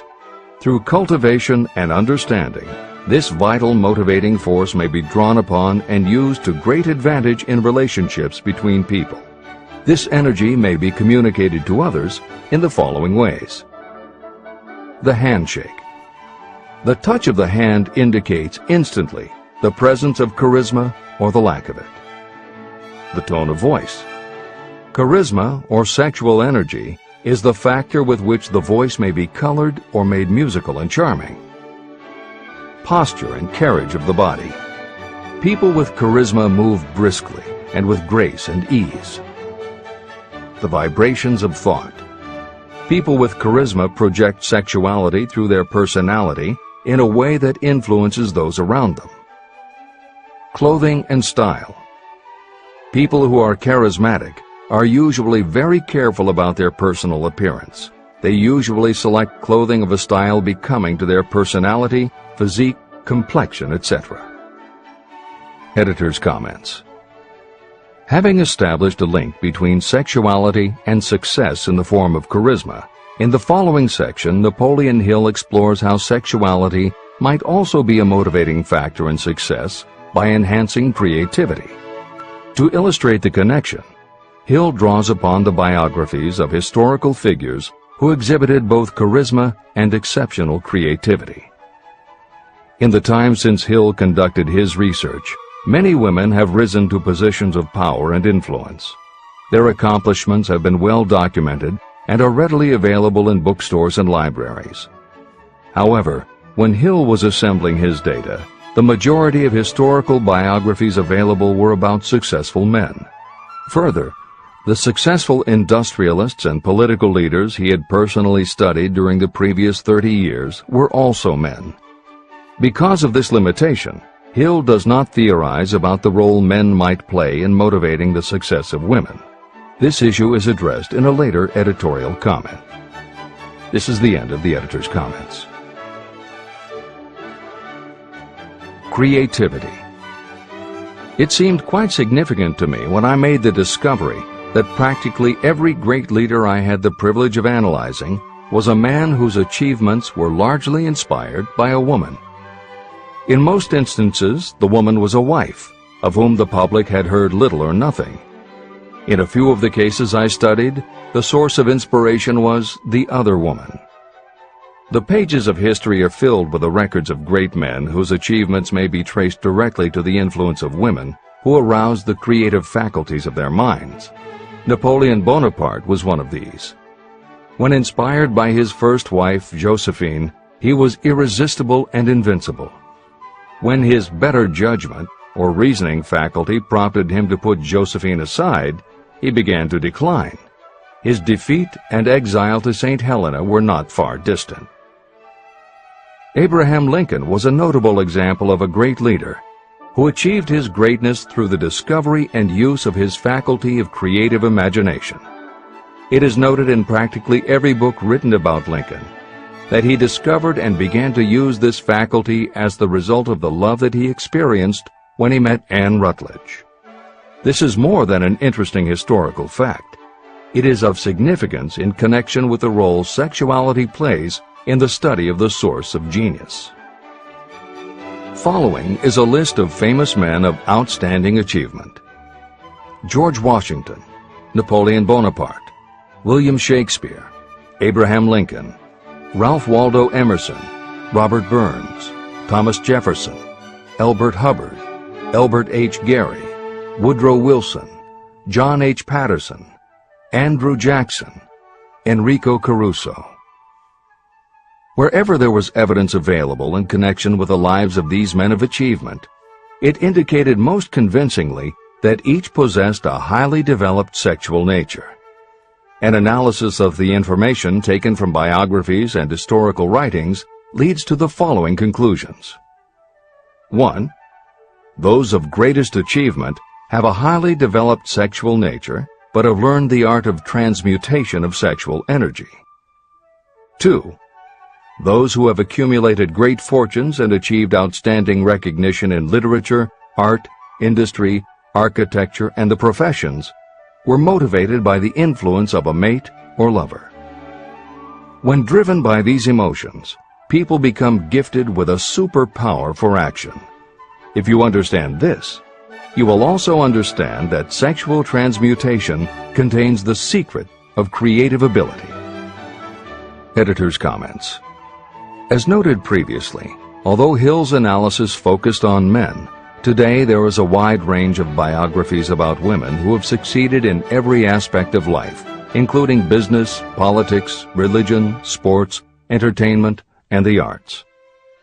Bearing in mind that biographical information is always subjective, the reader can now find ample material from which to draw a conclusion as to whether Hill's theory about sexuality as a motivating force is equally evident in women. Napoleon Hill had to do an in-depth analysis of biographies in searching for indications that the subject's sexuality had a correlation to their success. Today, we just turn on the television, and we're inundated with intimate details about both men and women, suggesting that the best and the brightest are apparently also the sexiest. Although scandals aren't usually cited as scientific proof, the exposés of some of the biggest entertainment and sports stars, high-profile CEOs of major companies, numerous politicians, and even a few presidents, all make at least a common-sense case for Hill's theory about the correlation between sexuality and success. This is the end of the editor's comments. Obviously, this does not mean that everyone who is highly sexed is a genius.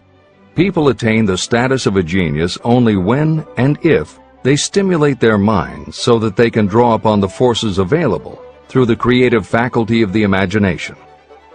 Although it is the most important of the stimuli or motivators, the mere possession of sexual energy is not sufficient to produce a genius. The energy must be transmuted from desire for physical contact into some other form of desire and action before it will lift one to the status of a genius. Genius and creative imagination.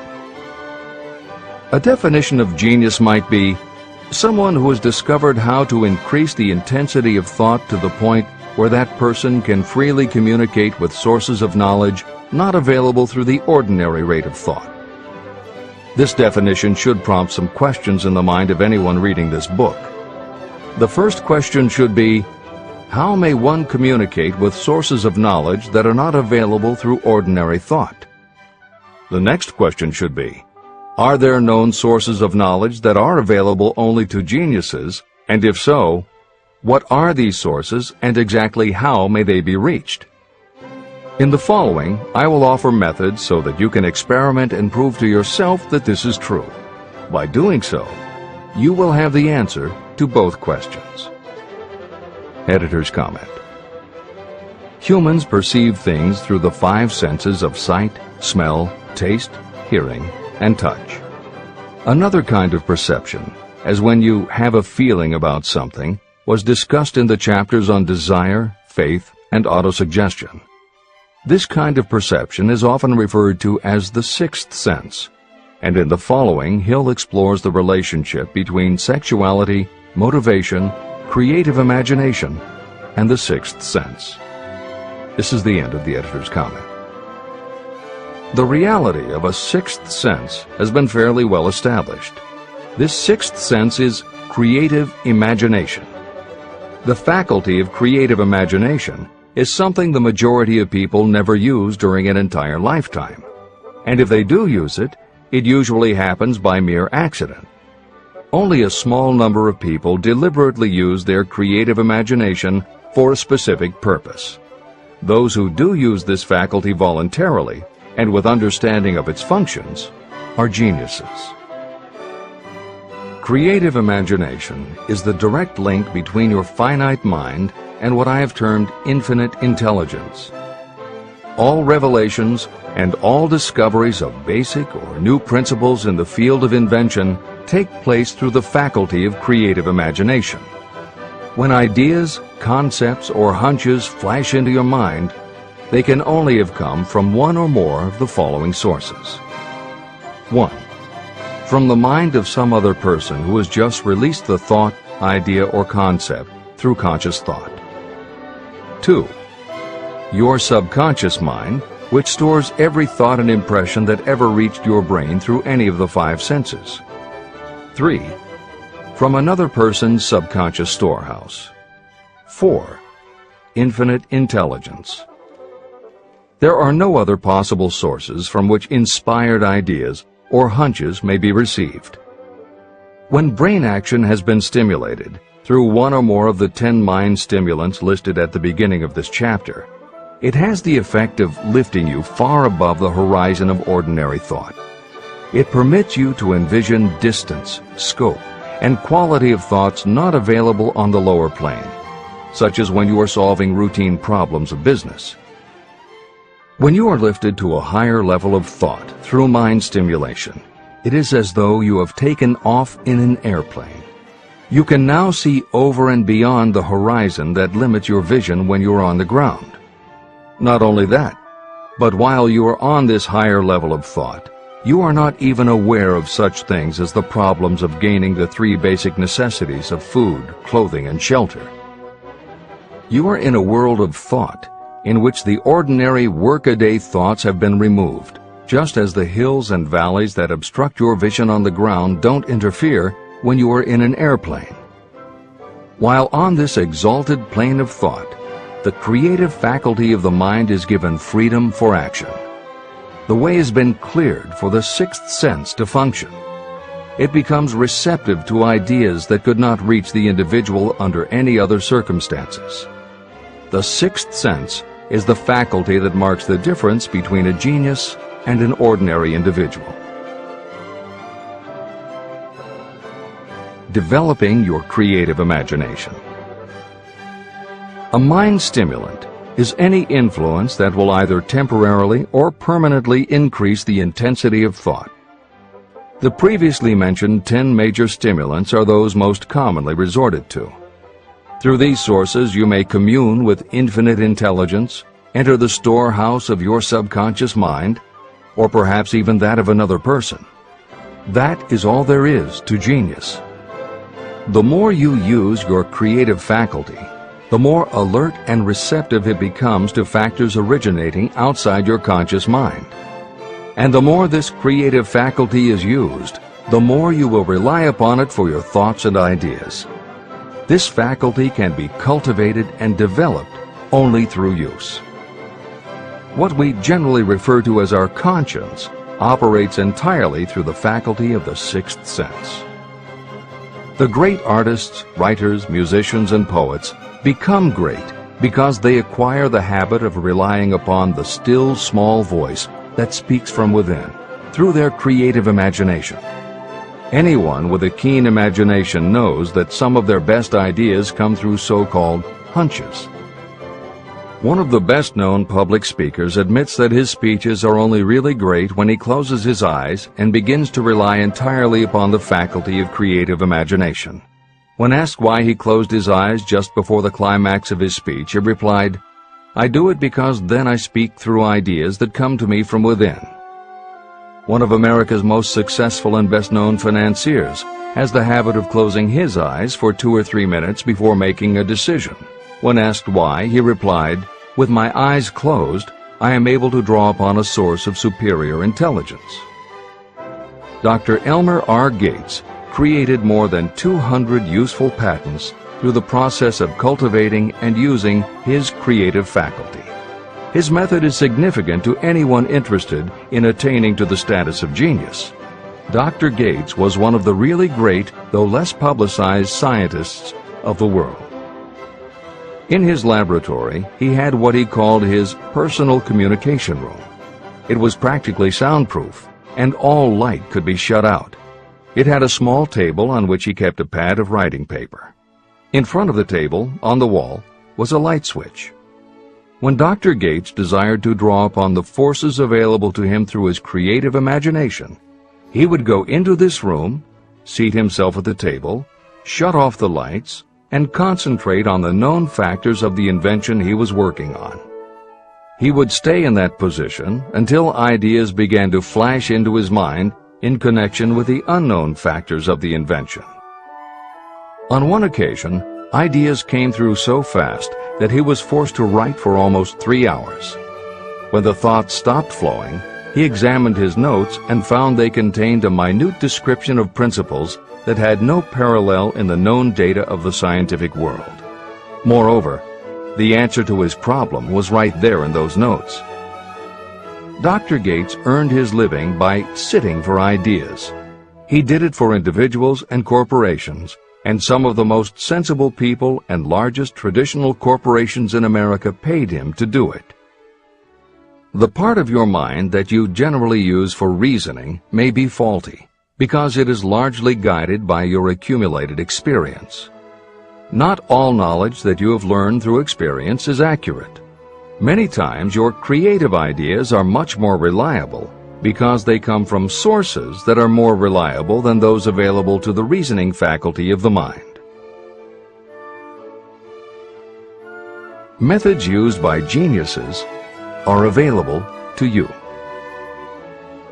The major difference between the genius and the ordinary inventor is that the genius makes use of both the synthesized and the creative faculties of imagination.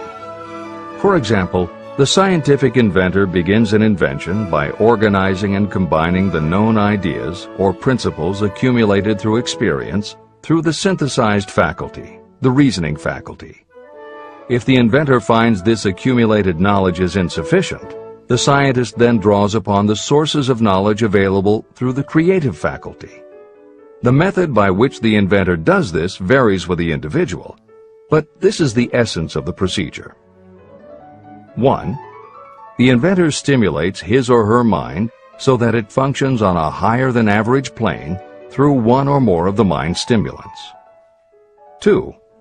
The inventor then concentrates on the known factors, the finished part of the invention, and creates in his or her mind a perfect picture of the unknown factors, the unfinished part of the invention. The inventor holds this picture in mind until it has been taken over by the subconscious, then relaxes by clearing his or her mind of all thought and waits for the answer to flash into mind. Sometimes the results are both definite and immediate. At other times the results are negative, depending on the state of development of the sixth sense or creative faculty. Thomas Edison tried out more than 10,000 different combinations of ideas through the synthetic faculty of his imagination before he tuned in through the creative faculty and got the answer that perfected the incandescent light bulb. His experience was similar when he produced the phonograph. Editor's comments. Synchronicity, precognition, intuition, flashes of insight, hunches, gut feelings, symbolic dreams. These are all aspects of the phenomena Napoleon Hill was describing in his two correlated terms, creative imagination and infinite intelligence. And the fact that Hill made a serious study of this function of the mind puts him in exceptional company. The fathers of modern psychology, Sigmund Freud and Carl Jung, recognized and tried to explain this sixth sense. Jung's concept of the collective unconscious, which is the very basis of Jungian psychology, is in many ways identical to Hill's concept of infinite intelligence. Scientists from Archimedes to Newton to Einstein to the team of Watson and Crick, who determined the structure of DNA, all conceded that intuition was instrumental in their discoveries. Duke University created a department for the sole purpose of studying these phenomena under scientific conditions. Many scientists admit to using personalized techniques similar to Hill's method for accessing intuition and creativity. These include Friedrich Kekule, who discovered the molecular structure of benzene through a dream symbol; physiologist Otto Loewi, who had a hunch followed by a dream that won him the Nobel Prize in Medicine; and as mentioned above, James Watson's breakthrough in the structure of DNA. Mozart, Shelley, Coleridge, Huxley, Descartes, Robert Louis Stevenson all claimed intuition played a role in their creations. William Blake learned the secret to a copper engraving process from a dream. British Prime Minister Winston Churchill firmly believed a premonition saved him from being killed by a bomb during the Blitz of London. As was noted earlier, psychiatry, clinical hypnosis, and affirmations all had to overcome considerable skepticism before they were accepted. That is also true of those phenomena Hill terms infinite intelligence. However, In the 1970s and 80s, the public's interest was piqued by well-researched books such as The Intuitive Edge by Philip Goldberg, Creative Dreaming by Patricia Garfield, and The Right Brain Experience by Mary-Lee Zdenek. Though these anomalies of the mind still defy laboratory proof, contemporary researchers continue to publish tantalizing results. This is the end of the editorial comments. Nature has equipped the human brain and mind with internal stimulants that safely trigger the mind to tune into fine and rare thoughts. No satisfactory substitute for nature's stimulants has ever been found. However, history is not lacking in examples of people who rose to the status of genius as the result of using artificial mind stimulants. Edgar Allan Poe wrote The Raven while under the influence of alcohol, dreaming dreams no mortal ever dared to dream before. Samuel Taylor Coleridge wrote Kubla Khan during an opium-induced dream, and Robert Burns wrote best when intoxicated. For auld lang syne, my dear, we'll take a cup of kindness yet for auld lang syne. It is true that these and others who are known as geniuses relied upon artificial mind stimulation. But a more important lesson to remember is how many of these people destroyed themselves through the use of those stimulants. Editor's comments. In more contemporary terms, Hill's point about the dangers of artificial mind stimulants was never better made than it was in the television series Behind the Music, which began running on VH1 in the late 1990s. The series was meant to chronicle the lives of rock stars and celebrate their hits, but after viewing 2 or 3 of the shows, they all began to look the same. Young singer and band have a hit record, make millions of dollars, plunge into the sex, drugs, and rock and roll lifestyle, everyone gets addicted, and they blow all of the money. By the end of the show, at least one band member overdoses, the band breaks up, the singer hits the skids, meets someone who inspires him or her to go into rehab, the ex-star makes an anti-drug TV spot and professes newfound faith and family values while announcing a comeback tour. Although the shows played like a bad parody of themselves, the fact that the stories were so similar, that so many talented singers and songwriters who depended on drugs ended up burning out, should be telling you something. Especially if you don't just want to succeed, but want to keep and enjoy your success. This is the end of the editor's comments. Every intelligent person knows that stimulation in excess through alcohol or drugs is a destructive form of intemperance. For some, overindulgence in sexual expression may become just as destructive. A sexually obsessed person is not essentially different from a person addicted to drugs or alcohol. Both have lost control over their faculties of reason and willpower. Human sexuality is a mighty urge to action, but its forces are like a cyclone, almost impossible to completely control. When an individual is driven solely by emotions related to sexuality, that person may be capable of great achievement, but their actions are often disorganized and destructive. It is true that a person may pursue financial or business success by harnessing the driving force of sexual energy without self-control. But history is filled with evidence that such people likely have certain traits of character that rob them of the ability to either hold or enjoy their fortunes. Ignorance of this potential pitfall has cost thousands of people their happiness, even though they possessed riches.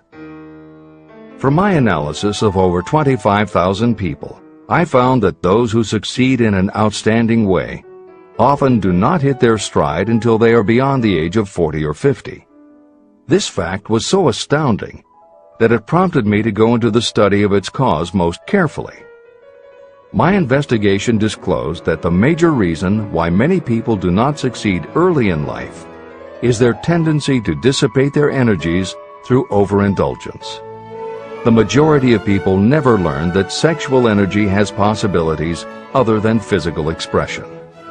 And many of those who make this discovery only do so after having wasted many years during the time when their sexual energy was at its height. Most people come to the realization by accident, and many don't even know they have tapped into this power. They may recognize that their power of achievement has increased, but they have no idea what caused the change. They are just vaguely aware that nature begins to harmonize the emotions of love and sex, so that they may draw upon these great forces and apply them as stimuli to action. The importance of love. Love, romance, and sex are all emotions capable of driving people to heights of superachievement. When combined, these three emotions may lift you to an altitude of a genius. Every person who has been moved by genuine love knows that it leaves enduring traces upon the human heart. The effect of love endures because love is spiritual in nature. Those who cannot be stimulated to great heights of achievement by love are hopeless. They are dead, though they may seem to live. If you believe you are unfortunate because you have loved and lost, you are wrong. One who is loved truly can never lose entirely. Love is whimsical and temperamental. It comes when it pleases and goes away without warning. Accept and enjoy it while it remains, but spend no time worrying about its departure. Worry will never bring it back. Dismiss the thought that love only comes once. Love may come and go times without number, but there are no two love experiences that affect you in just the same way. There may be one love experience that leaves a deeper imprint on the heart than all the others. But all love experiences are beneficial except to the person who becomes resentful and cynical when love makes its departure. Even the memories of love can lift you and stimulate your mind. Go back into your yesterdays at times and bathe your mind in the beautiful memories of past love. It will soften your worries and give you a source of escape from the unpleasant realities of life.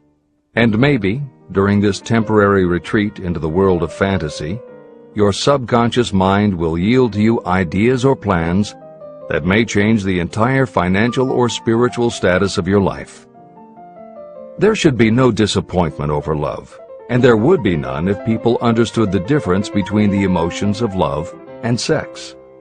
Love is an emotion of many shades and colors, but the most intense and burning of all is that experienced in the blending of the emotions of love and sex. Marriages or committed relationships that are not blessed with love properly balanced with sex cannot be happy ones, and seldom endure. Love alone will not bring happiness, nor will sex alone. Love is spiritual.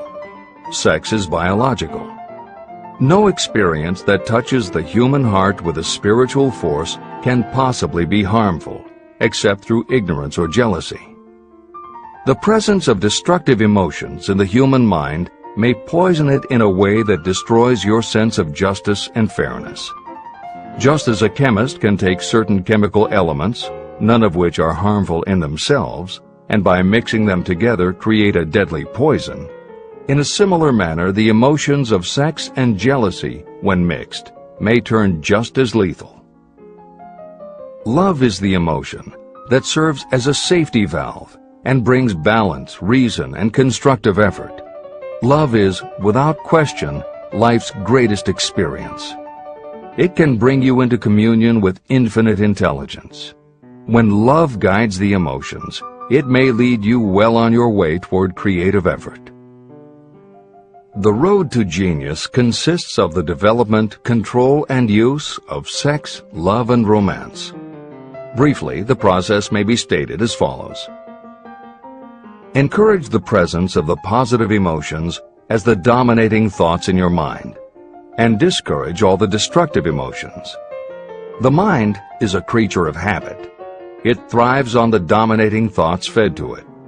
Through your willpower, you may discourage the presence of any emotion and encourage the presence of any other. Control of your mind, through the power of your will, is not difficult. Control comes from persistence and habit. The secret of control lies in understanding the process of transmutation. When any negative emotion presents itself in your mind, It can be transmuted into a positive or constructive emotion by the simple procedure of changing your thoughts. There is no other road to genius than through voluntary self-effort.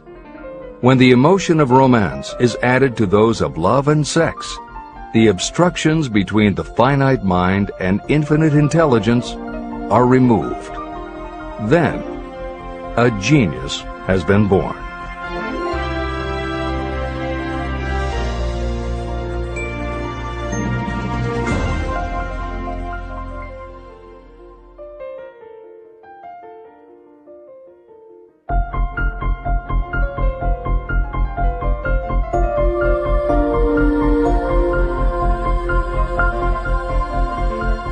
Success requires no explanations. Failure permits no alibis. Chapter 13. The Subconscious Mind. The Connecting Link. The 11th step toward riches. The subconscious mind consists of a field of consciousness in which every impulse of thought that reaches the conscious mind through any of the 5 senses is classified and recorded. The subconscious receives and files sense impressions or thoughts regardless of their nature. You can plant in your subconscious mind any plan, thought, or purpose that you desire to translate into its physical or monetary equivalent. Those desires that have been mixed with emotional feeling and faith in your ability are the ones that are strongest.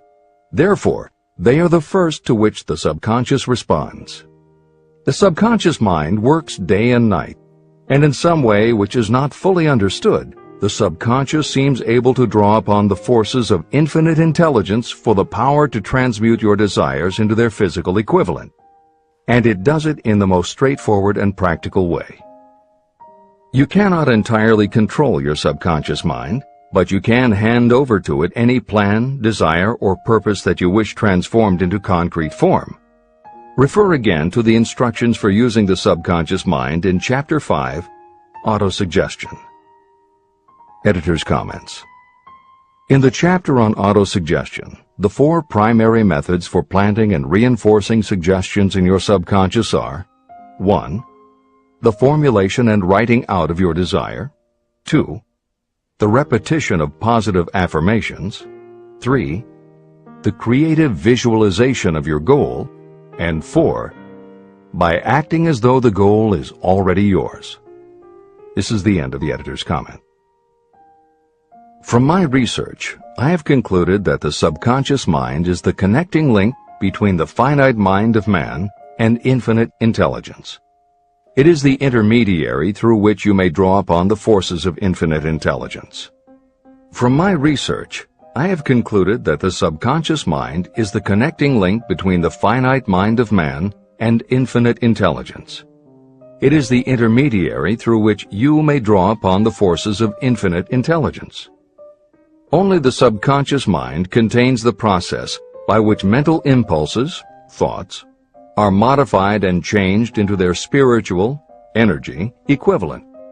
It alone is the medium through which prayer, desire, may be transmitted to the source capable of answering prayer, infinite intelligence.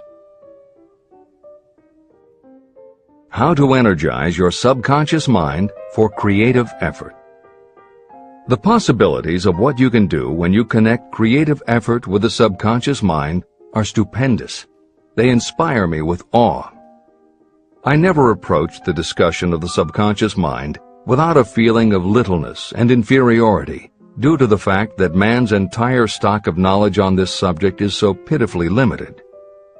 First, you must accept as a reality the existence of the subconscious mind and what it can do for you. This will enable you to understand its possibilities as a medium for transmuting your desires into their physical or monetary equivalent. And then, you will comprehend the full significance of the instructions given in Chapter 3, Desire. You will also understand the importance of making your desires clear and putting them in writing. You will understand as well the necessity of persistence in carrying out instructions. The 13 principles that are the basis of this book are the stimuli with which you acquire the ability to reach and to influence your subconscious mind. Do not become discouraged if you cannot do this on your first attempt. Remember that the subconscious mind can be directed only through habit. You have not yet had time to master faith. Be patient. Be persistent. Editor's comments. There are two aspects to Hill's theory of the subconscious mind. There are two aspects to Hill's theory of the subconscious mind. One is the concept of the subconscious as the storehouse of all information and thoughts that you have ever experienced. The second is the concept of the subconscious as the gateway to infinite intelligence. In this chapter, Hill focuses primarily on the subconscious as a storehouse.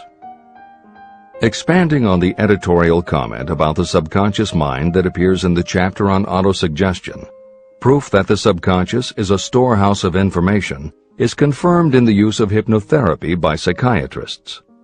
Through hypnosis, psychiatrists are able to help patients open the door to their subconscious so that they can retrieve information about traumatic situations that have been filtered out or repressed by the conscious mind.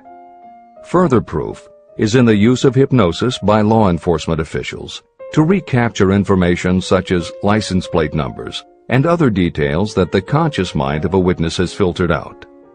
Although results vary from person to person, there is no doubt that the subconscious has access to information that the conscious mind does not. This storehouse aspect of the subconscious is what accounts for some ideas that come to us through creative imagination. In some instances, bits of information and ideas that our conscious mind has forgotten will connect with each other on a subconscious level to create a new idea. And that idea will be received by our creative intelligence, which presents it to us as a flash of inspiration. You can't completely control this process, but you can condition yourself to come up with more and better ideas. It is a fact that a traumatic experience, the result of which creates a strongly planted idea, can influence the way a person thinks and acts. If that is true, then by intentionally using all of your efforts to powerfully plant an idea in your subconscious, you should be able to create what would amount to a good traumatic experience that will influence the way you think and act in a positive way. This is exactly how you develop what Hill calls a money consciousness. If you do everything within your power to strongly, firmly, and with complete faith and conviction plant the idea that you will be successful and achieve your desire, your subconscious will accept and store that idea.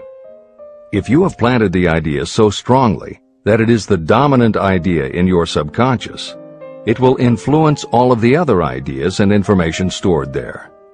When you have given your subconscious this specific direction that it did not have before, it will begin to put together pieces of information. And through your creative intelligence, you will find that you are coming up with more and better plans and ideas to accomplish your goal. But as Hill says, you can do this only through faith and habit. You must write out the affirmation of your goal, and you must repeat it aloud every day with absolute faith and conviction that you can achieve it. You must vividly and creatively visualize yourself achieving your goal, and you must do it every day. You must conduct yourself with the attitude that says you can accomplish your goal, and that you deserve the help of those who can help you to accomplish your goal. And you must conduct yourself in that way every day. If you seriously commit yourself to doing these things, it will change the way you think and act. Your subconscious will do everything it can to transmute your desire into reality, and other people will want to do what they can to help you succeed. This is the end of the editor's comments. Many statements in the chapters on faith and on autosuggestion are repeated here for the benefit of your subconscious mind. Remember, your subconscious mind functions whether you make any effort to influence it or not. This means that thoughts of fear, poverty, and all negative ideas will affect your subconscious mind unless you master these impulses and give it more desirable food on which it may feed. The subconscious mind will not remain idle. If you don't plant desires in your subconscious mind, It will feed on the thoughts that reach it as the result of your neglect. Both negative and positive thoughts are reaching your subconscious mind continuously. These thoughts come from the four sources. 1. Consciously from other people. 2. Your subconscious. 3. Subconsciously from other people. And 4. Infinite intelligence. Every day, all kinds of thought impulses are reaching your subconscious mind without your knowledge. Some of these impulses are negative. Some are positive. Right now, you should be specifically trying to shut off the flow of negative impulses and actively working to influence your subconscious mind through positive impulses of desire. When you achieve this, you will possess the key that unlocks the door to your subconscious mind. Moreover, you will control that door so completely that no undesirable thought may influence your subconscious mind. Everything that you create begins in the form of a thought impulse. You can create nothing that you do not first conceive as a thought. Through the aid of the imagination, thoughts may be assembled into plans. The imagination, when under your control, may be used to create plans or purposes that lead to success in your chosen occupation. All thoughts that you want to turn into success and have planted in the subconscious mind must pass through the imagination and be mixed with faith, your faith in your own abilities. The mixing of faith with a plan or purpose intended for submission to the subconscious mind can only be done through the imagination. From these statements, it should be clear that if you want to make use of your subconscious mind, it will call for the coordination and application of all 13 principles of success that are the basis of this book. Make your positive emotions work for you. The subconscious mind is more susceptible to influence by thought mixed with feeling or emotion than it is by thoughts originating solely in the reasoning portion of the mind. In fact, there is much evidence to support the theory that only emotionalized thoughts have any real influence on the subconscious mind. It is a fact that emotions or feelings rule the majority of people. If it is true that the subconscious mind responds better and faster to thoughts that are well mixed with emotion, it is essential to become familiar with the more important of the emotions. There are 7 major positive emotions and 7 major negative emotions. The negatives get into your thoughts naturally and go directly to your subconscious without any help from you. The positive emotions must be injected by you through the principle of autosuggestion into the thought impulse that you wish to pass on to your subconscious mind. These emotions or feeling impulses may be likened to yeast in a loaf of bread. They are the action element which transforms thought impulses from the passive to the active state. That is why thought impulses that have been well mixed with emotion are acted upon more readily than thought impulses originating in cold reason. Editor's comments. W. Clement Stone, Napoleon Hill's friend, mentor, and business partner, arranged for the publication of many of Napoleon Hill's later writings. The following is adapted from material that appears in 2 of these books, Napoleon Hill's Keys to Success and Believe and Achieve. Enthusiasm is a positive mental attitude, an internal impelling force of intense emotion, a power compelling creation or expression. Being enthusiastic is an impelling external expression of action. When you act enthusiastically, you accentuate the power of suggestion and autosuggestion. The sales manager, public speaker, minister, lawyer, teacher, or executive who acts enthusiastic by speaking in an enthusiastic, sincere manner develops genuine enthusiasm. If you act enthusiastic, your emotions will follow. By filling your conscious mind with enthusiasm, you also impress upon your subconscious mind that your burning obsession and your plan for obtaining it are certain things. Then, if your conscious enthusiasm dims, your subconscious will be there, full of images of your success to help you stoke your conscious fires of enthusiasm once again. This is the end of the editor's comments. You are preparing yourself to influence and control the inner audience of your subconscious mind in order to hand over to it the desire for money, which you wish transmuted into its physical, monetary equivalent. It is essential, therefore, that you understand the method of approach to this inner audience. You must speak its language. It understands best the language of emotion or feeling. Following are the 7 major positive emotions and the 7 major negative emotions. I am listing them here so that you may draw upon the positives and avoid the negatives when giving instructions to your subconscious mind. The 7 major positive emotions. The emotion of desire, the emotion of faith, the emotion of love, the emotion of sex, the emotion of enthusiasm, the emotion of romance, the emotion of hope. There are other positive emotions, but these are the 7 most powerful and the ones most commonly used in creative effort. Master these 7 emotions. They can be mastered only by use, and the other positive emotions will be at your command when you need them. Remember that you are studying a book that is intended to help you develop a money consciousness by filling your mind with positive emotions. The 7 major negative emotions to be avoided. The emotion of fear, the emotion of jealousy, the emotion of hatred, the emotion of revenge, the emotion of greed, the emotion of superstition, the emotion of anger. Positive and negative emotions cannot occupy the mind at the same time. One or the other must dominate.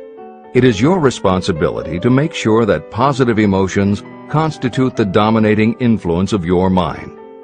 That is where the law of habit will help you. Form the habit of applying and using the positive emotions. Eventually, they will dominate your mind so completely that the negatives cannot enter it. Only by following these instructions literally and continuously can you gain control over your subconscious mind. The presence of a single negative in your conscious mind is sufficient to destroy all chances of constructive aid from your subconscious mind. Editor's comments.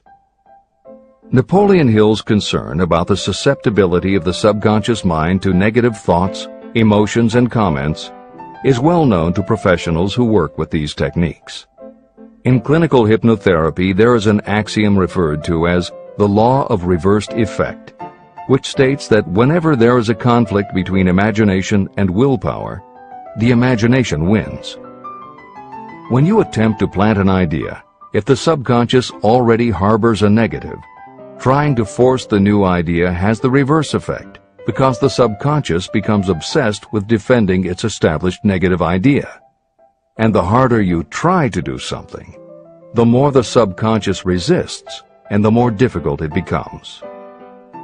Even the use of the word try is warned against, because it gives the suggestion to the subconscious of a preconceived failure. The concept of trying implies an ongoing effort. You don't want to try. You want to succeed. If you ask your subconscious to help you try, it may do just that. It may help you try, but it will prevent you from succeeding. Because if you did succeed, then it could no longer help you try, which is what you asked it to do. The cautionary note about using the word try is just one example of the care that should be taken when formulating affirmations and using autosuggestion. The following are some other rules of thumb that most modern experts agree on. 1. Affirmations should always be stated as a positive. Affirm what you do want, not what you don't want. 2. Affirmations work best when they are short and very clear about a single desired goal. Take the time to write, rewrite, and polish your affirmation until you can express your desire in a short statement of precise and well-chosen words. 3. Affirmations should be specific about the desired goal, but not about how to accomplish it. Your subconscious knows better than you what it can do and how it can do it. 4. Do not make unreasonable time demands. Your subconscious can't make anything happen suddenly or now. 5. Just saying the words will have little effect. When you affirm your desire, you must do it with such faith and conviction that your subconscious becomes convinced of how important it is to you. As you affirm your desire to yourself, visualize it in your mind's eye as big as a billboard. Make it big, powerful, and memorable. 6. Repetition of your emotionalized affirmation is crucial. At this time, it is your habit to think one way. By repeating your affirmation often every day, your new way of thinking will begin to be your automatic response. Keep reinforcing it until it becomes second nature to you, and your habit will have become to think the new way, the way you want to think. This is the end of the editor's comments. We form habits based on the degree of reinforcement we receive. Habits make no moral judgments. They can be either good or bad. Both are formed through repetition. If we try something and like the results, we repeat the action. You can replace negative thoughts with positive ones. You can replace inaction with action, and you can form any habit you choose. Your thoughts are the only thing that you can completely control if you choose to do so. You can control your thoughts to control your habits. The secret of effective prayer. Most people resort to prayer only after everything else has failed, or else they pray by a ritual of meaningless words. And because most people who pray do so only after everything else has failed, they go to prayer with their minds filled with fear and doubt. Because fear and doubt are the emotions that are mixed with their prayer, these are the emotions the subconscious mind passes on, and these are the emotions that infinite intelligence receives and acts upon. If you pray for a thing, but as you pray you have fear that you may not receive it, or that your prayer will not be acted upon by infinite intelligence, your prayer will have been in vain. Prayer does sometimes result in the realization of that for which one prays. If you have ever had the experience of receiving something for which you prayed, go back in your memory and recall your actual state of mind while you were praying, and you will know for sure that the theory here described is more than a theory. The method by which you may communicate with infinite intelligence is very similar to the way the vibration of sound is transmitted by radio waves. Sound cannot be transmitted through the atmosphere until it has been changed into a very high rate of vibration. The radio station takes the sound of the human voice and modifies it by stepping up the vibration millions of times. Only in this way can the energy of sound be sent over distances. After this transformation has taken place, the energy, which originally was in the form of vibrations of sound, is broadcast or transmitted as a radio signal. When a radio set receives the high-speed transmission, it then reconverts that energy back to its original slower rate of vibration. And when it is stepped down to its original rate, it vibrates the diaphragm of the speaker, which reproduces the original sound of the voice. The subconscious mind is the intermediary that translates prayers or desires into terms that infinite intelligence can receive. The answer comes back to you in the form of a definite plan or idea for procuring the object of your prayer. When you understand this principle, you know why mere words read from a prayer book cannot serve as an agency of communication between the mind of man and infinite intelligence.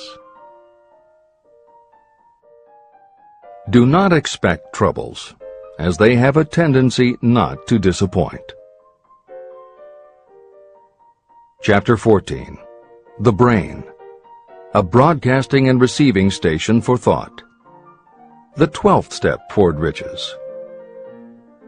It was while I was working with the late Dr. Alexander Graham Bell and Dr. Elmer R. Gates that I first proposed the idea that every human brain is both a broadcasting and receiving station for the vibration of thought. In some way similar to the principle behind the operation of a radio receiver, every human brain is capable of picking up vibrations of thought that are being released by other brains. These are received as hunches and flashes of intuition. As was explained in previous chapters, it is your creative imagination that is the receiving set of your brain, which receives thoughts from your subconscious and under certain circumstances receives thoughts released by the brains of others.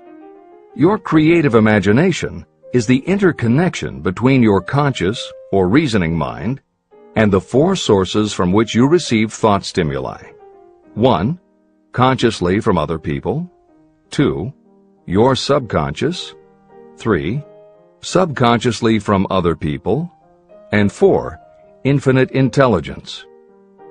When stimulated or stepped up to a high rate of vibration, the mind becomes more receptive to thoughts that reach it from outside sources. This stepping up process takes place through either the positive emotions or the negative emotions. Through the emotions, the vibrations of thought may be increased. The brain that has been stimulated by emotions functions at a much more rapid rate than it does when that emotion is quieted or absent. The result is the increase of thought to such a pitch that the creative imagination becomes highly receptive to ideas. On the other hand, when the brain is functioning at a rapid rate, it also gives to your own thoughts the emotional feeling that is essential before those thoughts will be picked up and acted upon by your subconscious mind. The subconscious mind is the sending station of the brain, through which vibrations of thought are broadcast. Autosuggestion is the medium by which you may put into operation your sending station. The creative imagination is the receiving set through which the energies of thought are picked up. Editor's comments. The following combines the above concept with the related materials from previous chapters to provide a step-by-step recap of Napoleon Hill's view of the process. 1. The brain is simultaneously both a broadcaster and a receiver. 2. Emotion affects both your ability to send and your ability to receive. When under the effect of strong emotion, the more powerfully you can send thoughts. When under the effect of strong emotion, the more receptive you are to receiving thoughts. 3. When you send thoughts, to where do you send them? You send them to your subconscious by using autosuggestion. 4.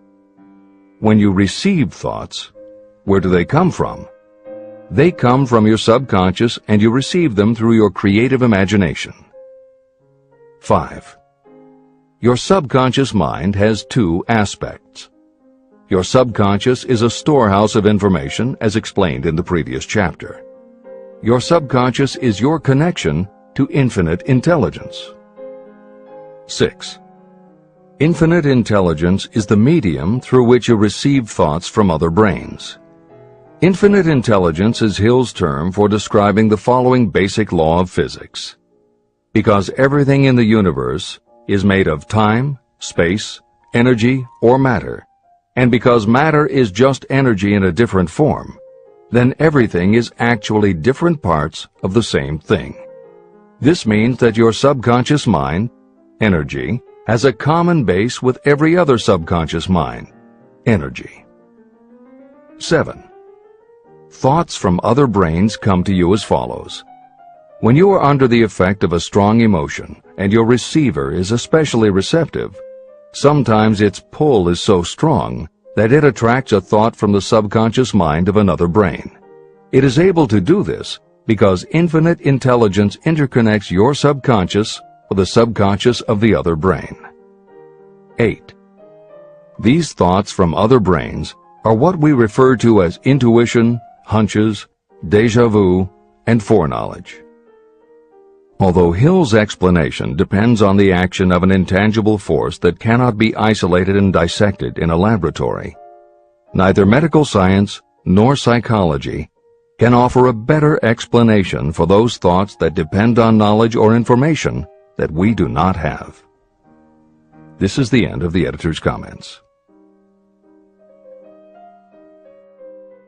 The greatest forces are intangible.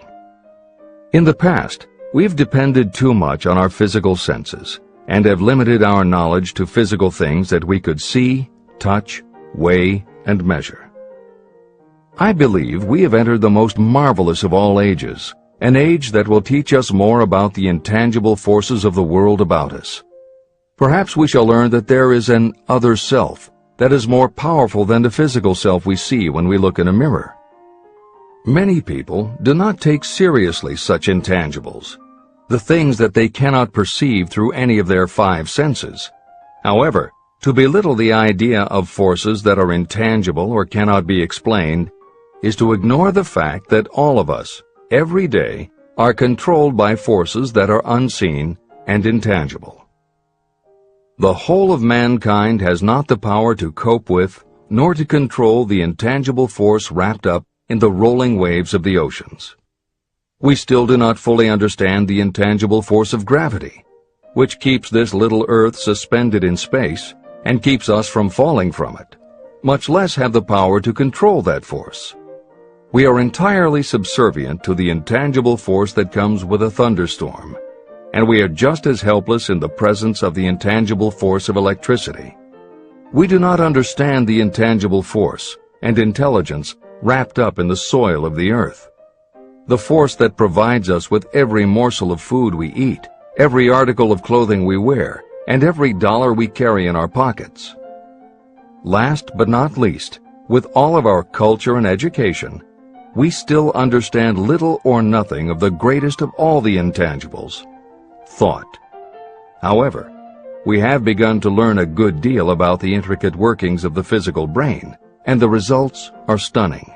We know that the central switchboard of the human brain, the number of lines that connect the brain cells to each other, is written as the figure 1, followed by 15 million zeros.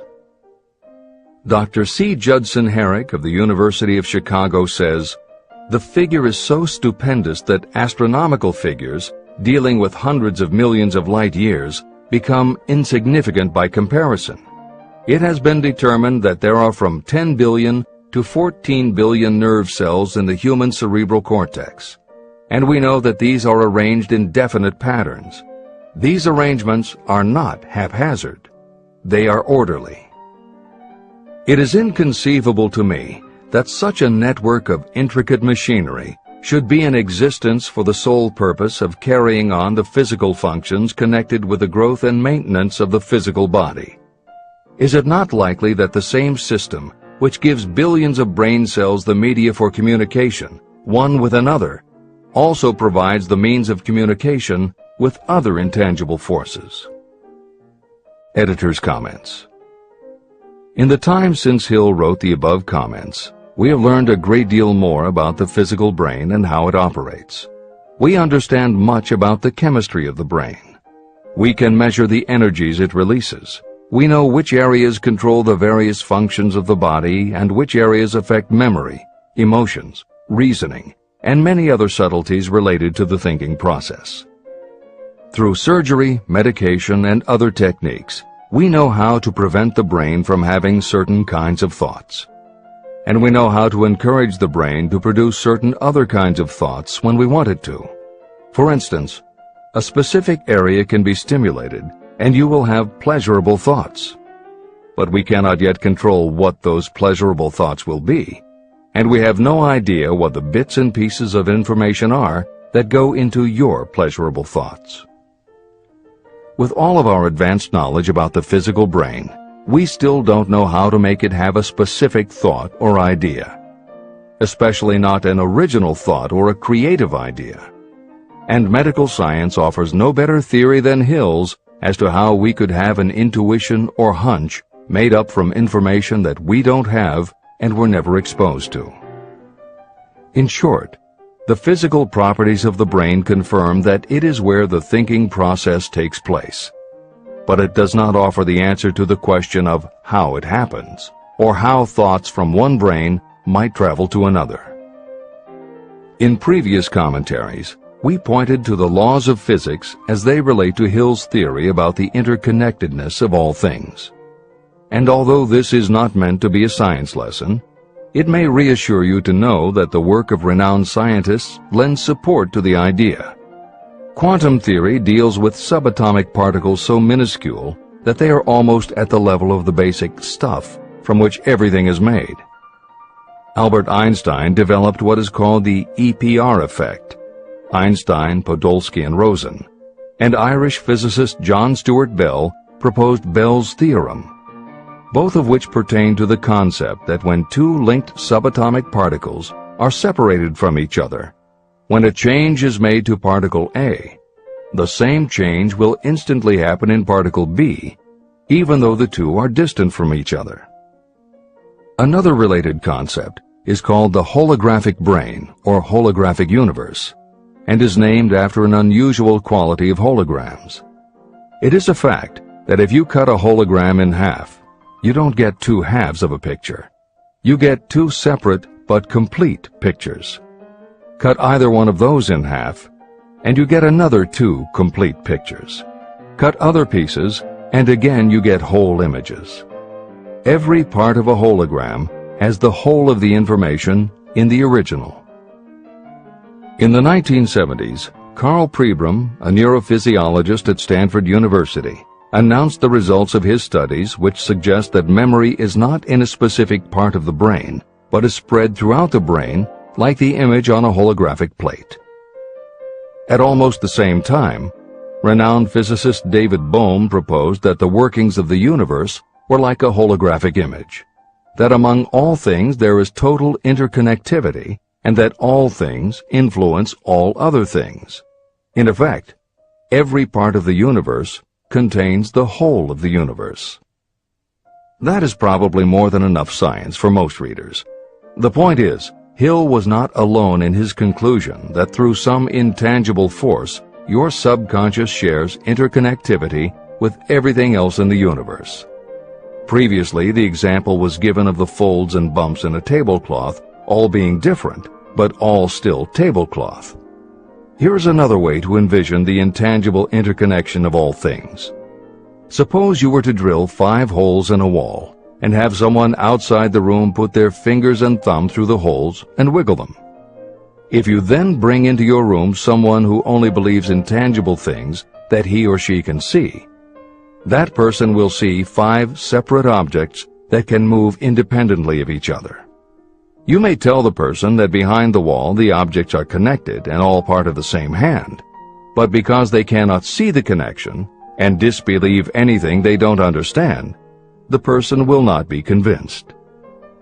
Neither modern medicine, nor psychiatry, nor technology can yet conclusively show us behind the wall. But the fact remains, we have all had a hunch about somebody, and it turns out to be right. A premonition that something will happen, and it does. Or a feeling that something isn't right with someone who is not there with you, and it turns out to be true. How does this information come to us? As mentioned previously, psychologist Carl Jung called the intangible connection the collective unconscious, also called universal subconscious. Others call it the totally unified theory, the great first cause, the universal mind, or spirit, and some see it as another way of describing God.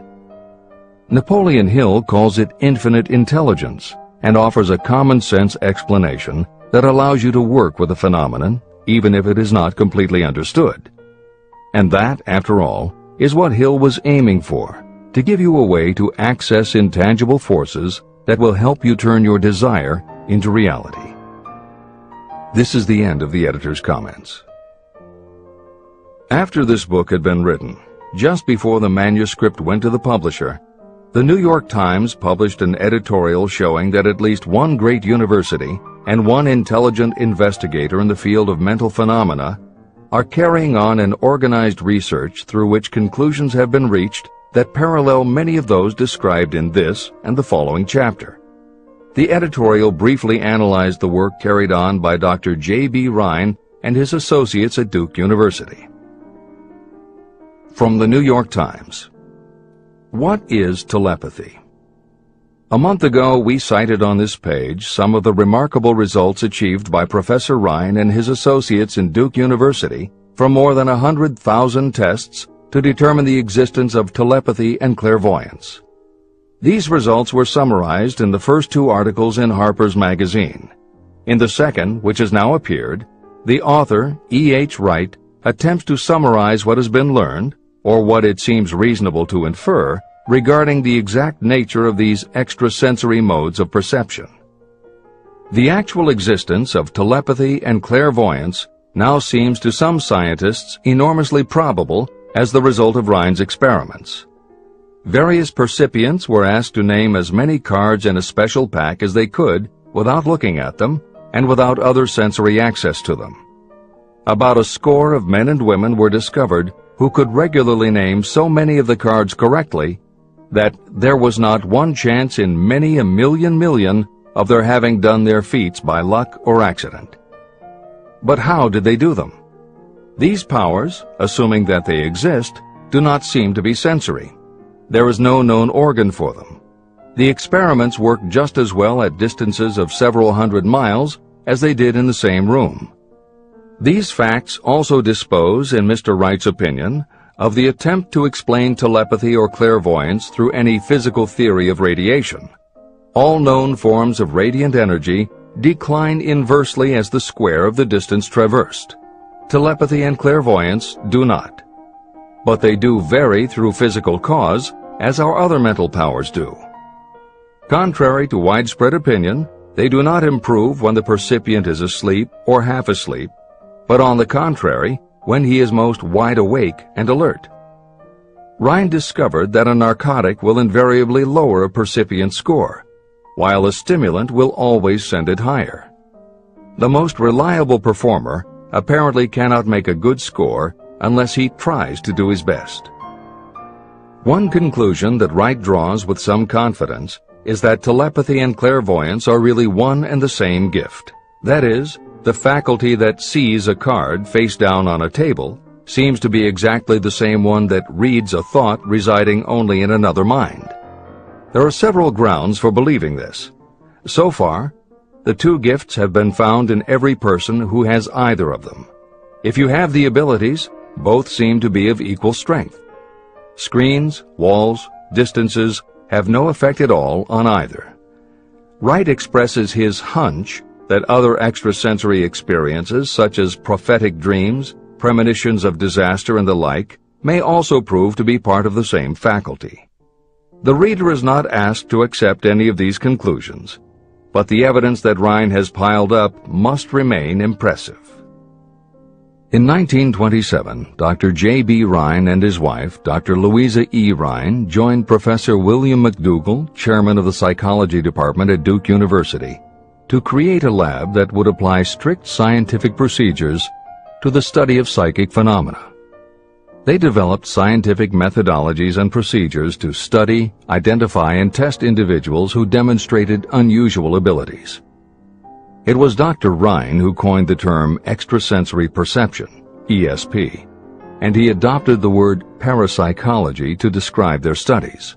It is fair to say that the research done at the Rhine lab is some of the most advanced work on the entire subject. In 1962, they created the Foundation for Research into the Nature of Man in order to continue their studies independent of the university and to publish related works. In 1995, the name was changed to the Rhine Research Institute. This is the end of the editor's comments.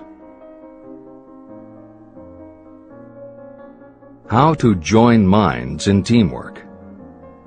In view of Dr. Rhine's findings about the conditions under which the mind responds to what he terms extrasensory modes of perception, I would like to add my own observations.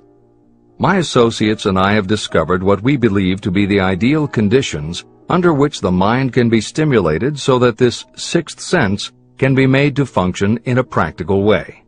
To begin with, I should explain that there is a close working alliance between myself and two members of my staff.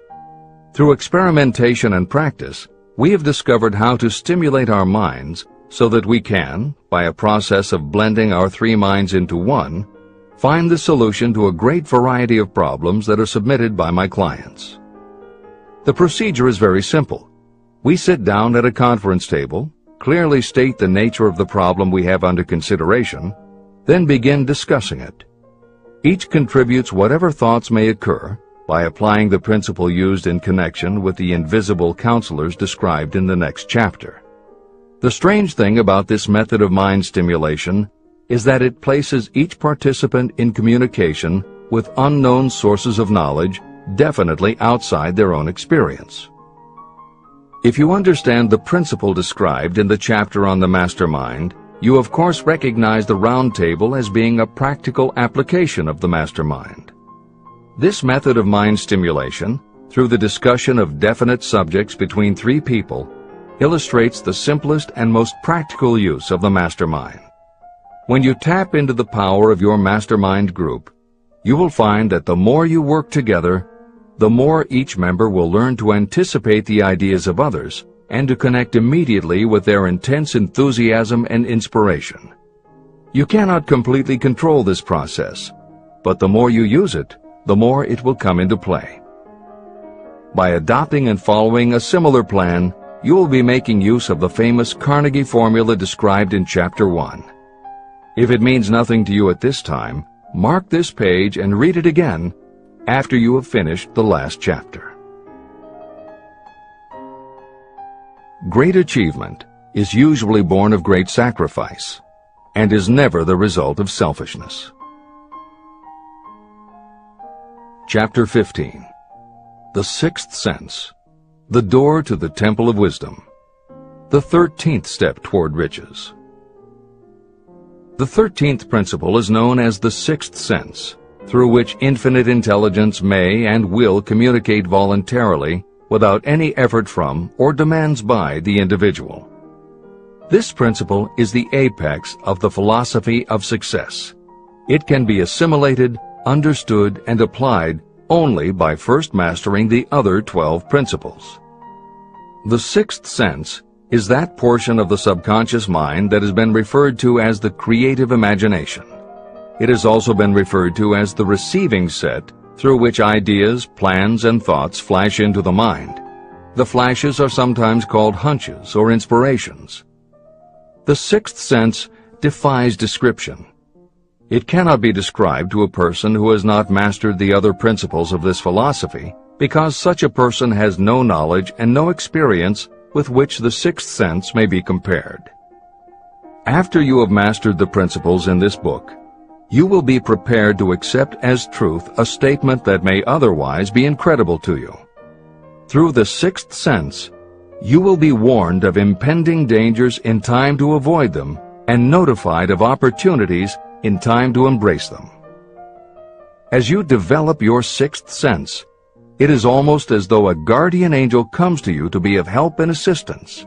A guardian angel who will open to you at all times the door to the Temple of Wisdom. Miracles of the Sixth Sense.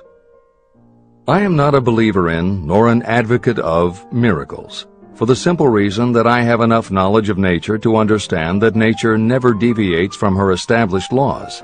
However, I believe that some of nature's laws are so incomprehensible that they produce what appear to be miracles. The sixth sense comes as near to being a miracle as anything I have ever experienced. This much I do know, that there is a power, or a first cause, or an intelligence which permeates every atom of matter and embraces every unit of energy perceptible to man. I know that this infinite intelligence is the thing that converts acorns into oak trees, causes water to flow downhill in response to the law of gravity, follows night with day and winter with summer, each maintaining its proper place and relationship to the other. Through the philosophy explained in this book, this intelligence can help turn your desires into concrete or material form. I know this because I have experimented with it, and I have experienced it.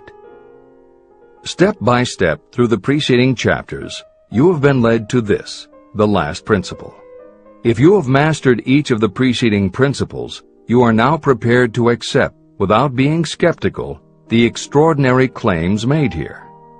If you have not mastered the other principles, you must do so before you may determine definitely whether or not the claims made in this chapter are fact or fiction.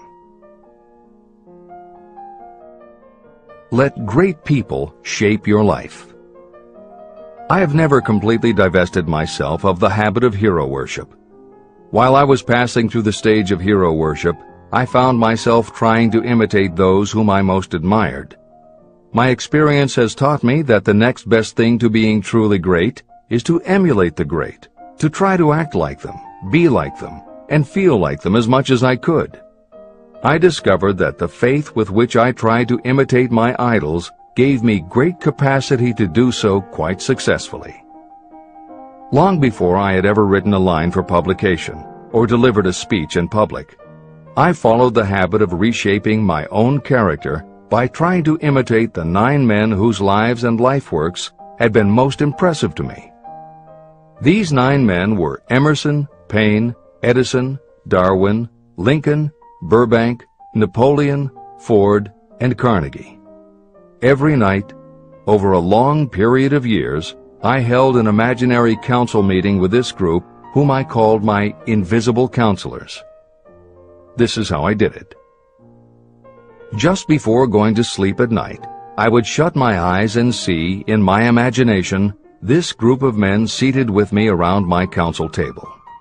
Here I had not only an opportunity to sit among those whom I considered to be great, but I actually dominated the group by serving as the chairman.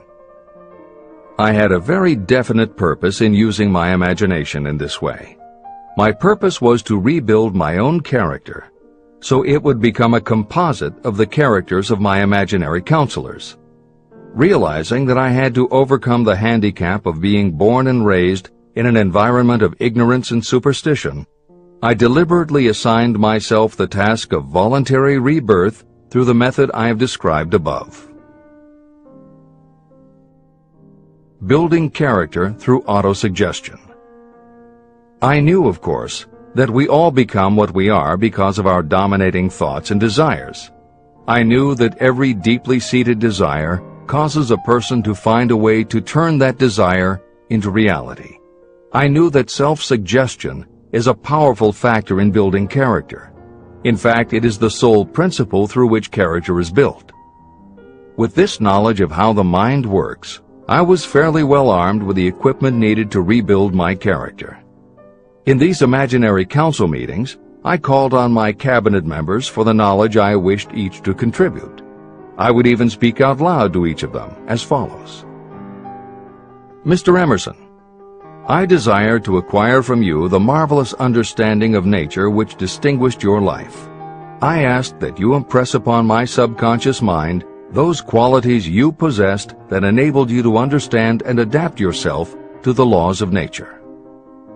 Mr. Burbank, I request that you pass on to me the knowledge that enabled you to so harmonize the laws of nature that you caused the cactus to shed its thorns and become an edible food. Give me access to the knowledge that enabled you to make 2 blades of grass grow where but 1 grew before. Napoleon, I desire to acquire from you the marvelous ability you possess to inspire men and will rouse them to greater and more determined spirit of action. I desire also to acquire the spirit of enduring faith, which enabled you to turn defeat into victory and to surmount staggering obstacles. Mr. Paine, I desire to acquire from you the freedom of thought and the courage and clarity with which to express convictions which so distinguished you. Mr. Darwin, I wish to acquire from you the marvelous patience and ability to study cause and effect without bias or prejudice, so exemplified by you in the field of natural science. Mr. Lincoln, I desire to build into my own character the keen sense of justice, the untiring spirit of patience, the sense of humor, the human understanding, and the tolerance that were your distinguishing characteristics. Mr. Carnegie, I wish to acquire a thorough understanding of the principles of organized effort, which you use so effectively in the building of a great industrial enterprise. Mr. Ford, I wish to acquire your spirit of persistence, the determination, poise, and self-confidence that have enabled you to master poverty and to organize, unify, and simplify human effort so I may help others to follow in your footsteps. Mr. Edison, I wish to acquire from you the marvelous spirit of faith with which you have uncovered so many of nature's secrets. the spirit of unremitting toil with which you have so often wrested victory from defeat. The startling power of imagination. My method of addressing the members of my imaginary cabinet would vary according to the traits of character I was most interested in acquiring. I studied the records of their lives with painstaking care. After some months of this nightly procedure, I was astounded as each time my imaginary counselors started to become more and more real to me. Each of these 9 men developed individual characteristics that surprised me. For example, Lincoln developed the habit of always being late, then walking around in solemn parade. He always wore an expression of seriousness on his face. Rarely did I see him smile. This was not true of the others. Burbank and Paine often indulged in witty repartee, which seemed at times to shock the other members of the cabinet. On one occasion, Burbank was late. When he came, he was excited with enthusiasm and explained that he had been late because of an experiment he was making, through which he hoped to be able to grow apples on any sort of tree. Paine chided him by reminding him that it was an apple that started all the trouble between man and woman. Darwin chuckled as he suggested that Paine should watch out for little serpents when he went into the forest to gather apples, as they had the habit of growing into big snakes. Emerson observed, "No serpents, no apples," and Napoleon remarked, "No apples, no state." These meetings became so realistic that I became fearful of their consequences and discontinued them for several months. The experiences were so uncanny, I was afraid that if I continued them, I would lose sight of the fact that the meetings were purely experiences of my imagination. In writing this book, this is the first time that I've had the courage to mention this. I knew from my own attitude in connection with such matters that I would be misunderstood if I described my unusual experience. I now have the courage to put this on the printed page, because I am now less concerned about what they say than I was in the years that have passed. While the members of my cabinet may be purely fictional, and the meetings existed only in my own imagination, they have led me into glorious paths of adventure, rekindled my appreciation of true greatness, encouraged my creativity, and inspired me to be honest and bold in expressing my thoughts. Editor's comments. Napoleon Hill's experience with his imaginary counselors is not as uncommon as it may seem on first reading. In fact, it happens to novelists all the time. As an author proceeds with the writing of a book, there will come a point when the characters in the novel become so well defined in the author's mind that the personalities of the characters themselves begin to suggest plot points and dialogue that the author never planned. Often the thoughts that come to the author when he or she is in the character are completely original, and in real life would never have occurred to the author. Psychiatrists, therapists, and motivational experts also use this phenomenon when they work with role-playing. The usual procedure is to ask 2 people to act out a scenario as if they were in each other's shoes. If this is done in a situation where the participants do not feel embarrassed or self-conscious, and if the people will allow themselves to become submerged and seriously try to become the other person, the results can be stunning. Depending on the faith with which you approach it, you can get not just a general sense of what the other person is going through, but also have flashes of insight, actually feel what the other person feels, and gain a real understanding about the reactions or motivations of others. Why it works is just as much a mystery as why you get hunches. It may be simply that when your imagination creates a character, it doesn't give the character inhibitions, so when you think through the character, your mind is less restricted. Regardless, the fact is that by using your imagination to project yourself into other characters, you can open yourself to ideas that you don't normally have access to, and you can use this mental phenomenon as one of the tools that will help you turn your desire into success. This is the end of the editor's comments. Tapping the source of inspiration. Somewhere in the cell structure of the brain is something that receives the vibrations of thought ordinarily called hunches. So far, science has not discovered where this sixth sense is located, but this is not important. The fact remains that human beings do receive accurate knowledge through sources other than the physical senses. Generally, such knowledge is received when the mind is under the influence of extraordinary stimulation. Any emergency that arouses the emotions and causes the heart to beat more rapidly may bring the sixth sense into action.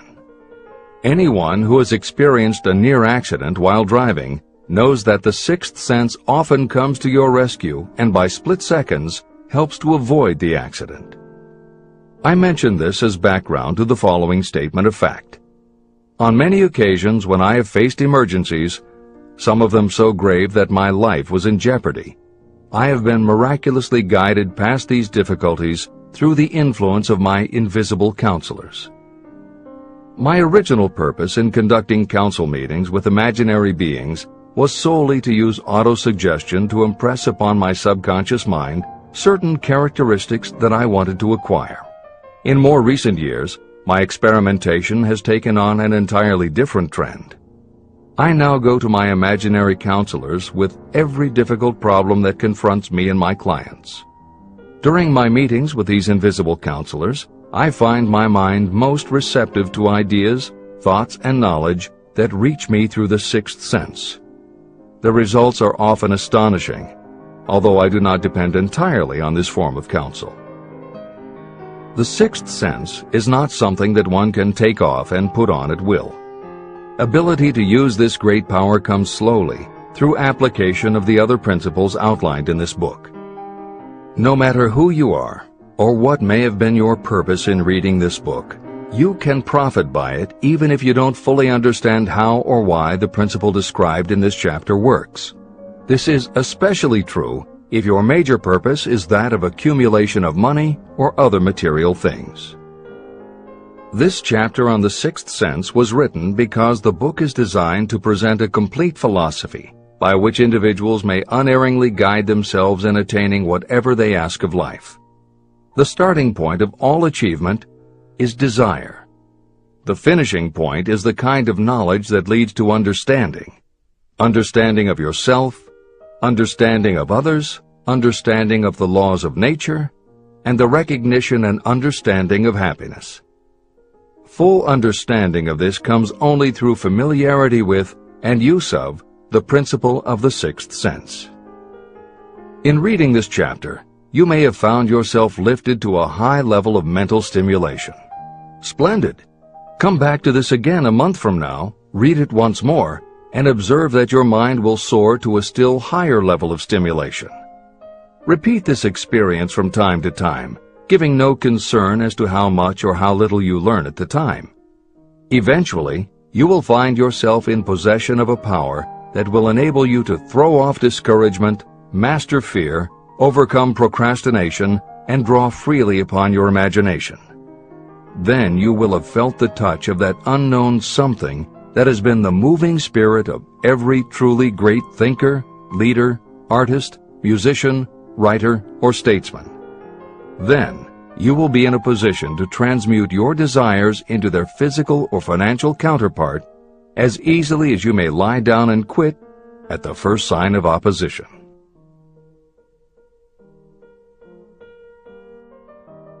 The man who actually knows just what he wants in life has already gone a long way toward attaining it. Chapter 16. The 6 Ghosts of Fear. How many are standing in your way? Take inventory of yourself as you read this closing chapter and find out how many of the ghosts are standing in your way. Before you can put any portion of this philosophy into successful use, your mind must be prepared to receive it. The preparation is not difficult. It begins with study, analysis, and understanding of 3 enemies that you will have to clear out: indecision, doubt, and fear. The sixth sense will never function while these 3 negatives, or any one of them, remain in your mind. The members of this unholy trio are closely related. Where one is found, The other two are close at hand.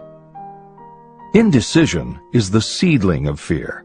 Remember this as you read. Indecision crystallizes into doubt. The two blend and become fear. The blending process often is slow. This is one reason why these three enemies are so dangerous. They germinate and grow without their presence being observed. The remainder of this chapter describes a state of mind that you must attain before the philosophy can be put into practical use. This chapter also analyzes a condition that has reduced huge numbers of people to poverty, and it states a truth that must be understood by all who accumulate riches, whether measured in terms of money or in terms of a state of mind that may be of far greater value than money. The purpose of this chapter is to turn the spotlight of attention on the cause and the cure of the 6 basic fears. Before you can master an enemy, you must know its name, its habits, and where to attack it. As you read, analyze yourself carefully and determine which, if any, of the 6 common fears have attached themselves to you. And keep in mind that sometimes they are hidden in the subconscious mind, where they are difficult to locate and still more difficult to eliminate. The 6 basic fears. There are 6 basic fears. At one time or another, every person suffers from some combination of these fears. Most people are fortunate if they do not suffer from the entire 6. Named in the order of their most common appearance, they are the fear of poverty, the fear of criticism, the fear of ill health, the fear of loss of love of someone, the fear of old age, and the fear of death. All other fears are of minor importance, and are in fact just variations on these 6.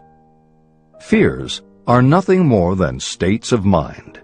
Your state of mind is subject to your control and direction. You can create nothing that you do not first conceive in the form of an impulse of thought. The following statement is of even greater importance. Thought impulses begin immediately to translate themselves into their physical equivalent, whether those thoughts are voluntary or involuntary. Even thought impulses that are picked up by mere chance, thoughts that have been released by other minds, may determine your financial, business, professional, or social destiny just as surely as the thoughts that you create by intent and design.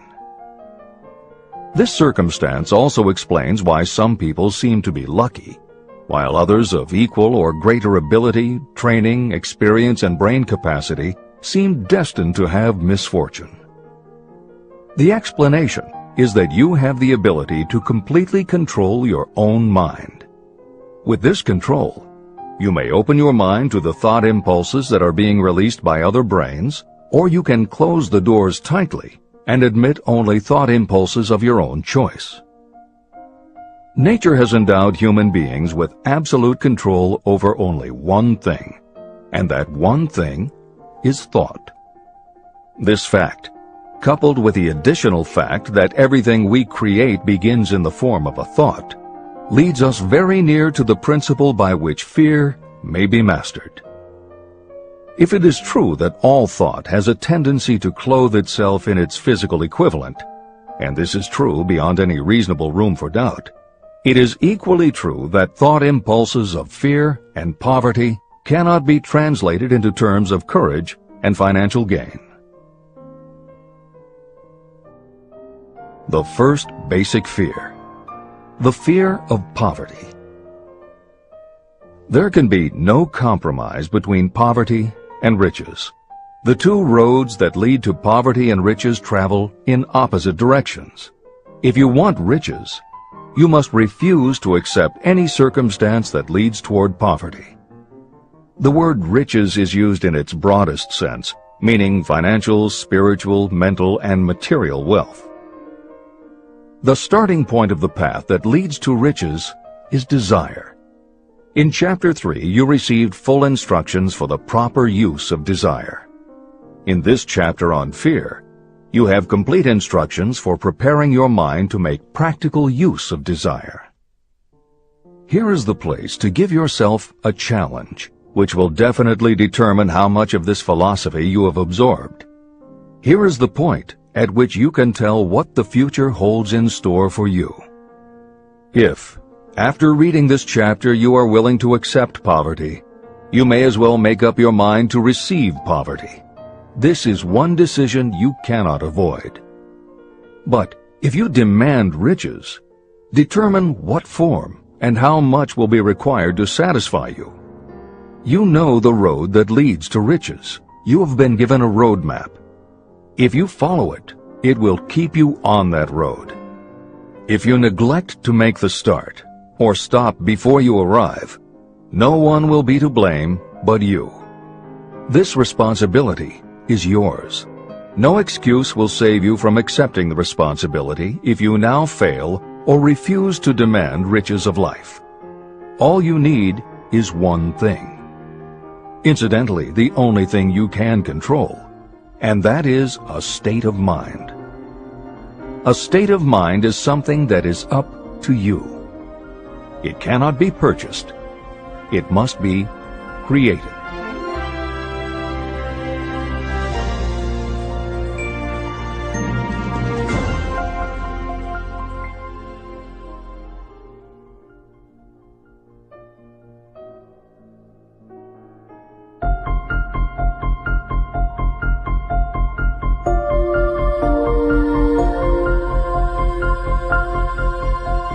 The most destructive fear. Fear of poverty is a state of mind, nothing else.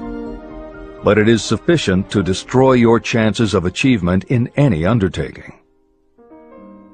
This fear paralyzes your ability to use reason, destroys the imagination, kills off self-reliance, undermines enthusiasm, discourages initiative, leads to uncertainty of purpose, encourages procrastination, wipes out enthusiasm, and makes self-control an impossibility.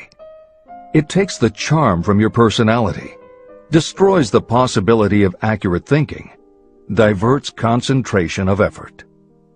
It defeats persistence, turns willpower into nothingness, destroys ambition, clouds the memory, and invites failure in every conceivable form. It kills love and assassinates the finer emotions of the heart, discourages friendship and invites disaster in 100 forms, leads to sleeplessness, misery, and unhappiness, and all this despite the obvious truth that you live in a world of overabundance of everything your heart could desire, with nothing standing between you and your desires except lack of a definite purpose. The fear of poverty is, without doubt, the most destructive of the 6 basic fears. It has been placed at the head of the list because it is the most difficult to master. The fear of poverty grew out of our inherited tendency to prey upon our fellow human beings economically. Nearly all animals lower than us are motivated by instinct, but their capacity to think is limited, and therefore they prey upon one another physically. We, with our superior sense of intuition, with the capacity to think and to reason, do not eat others bodily. Human beings get more satisfaction out of eating others financially. Humans are so avaricious that every conceivable law has been passed to safeguard us from one another. Nothing brings so much suffering and humility as poverty. Only those who have experienced poverty understand the full meaning of this. It is no wonder that we fear poverty. Through a long line of inherited experiences, we have learned for sure that some people cannot be trusted where matters of money and earthly possessions are concerned.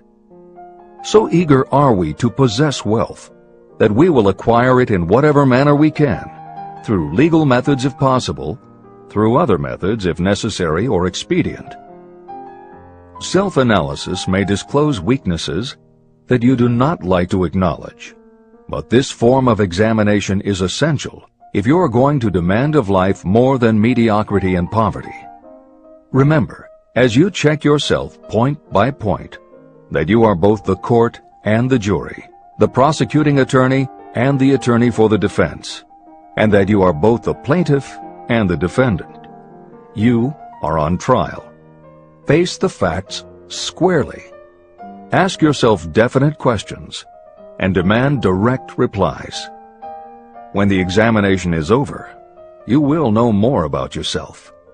If you do not feel that you can be an impartial judge, call upon someone who knows you well to serve as judge while you cross-examine yourself. You are after the truth. Get it, no matter at what the cost, even though it may temporarily embarrass you. The majority of people, if asked what they fear most, would reply, "I fear nothing."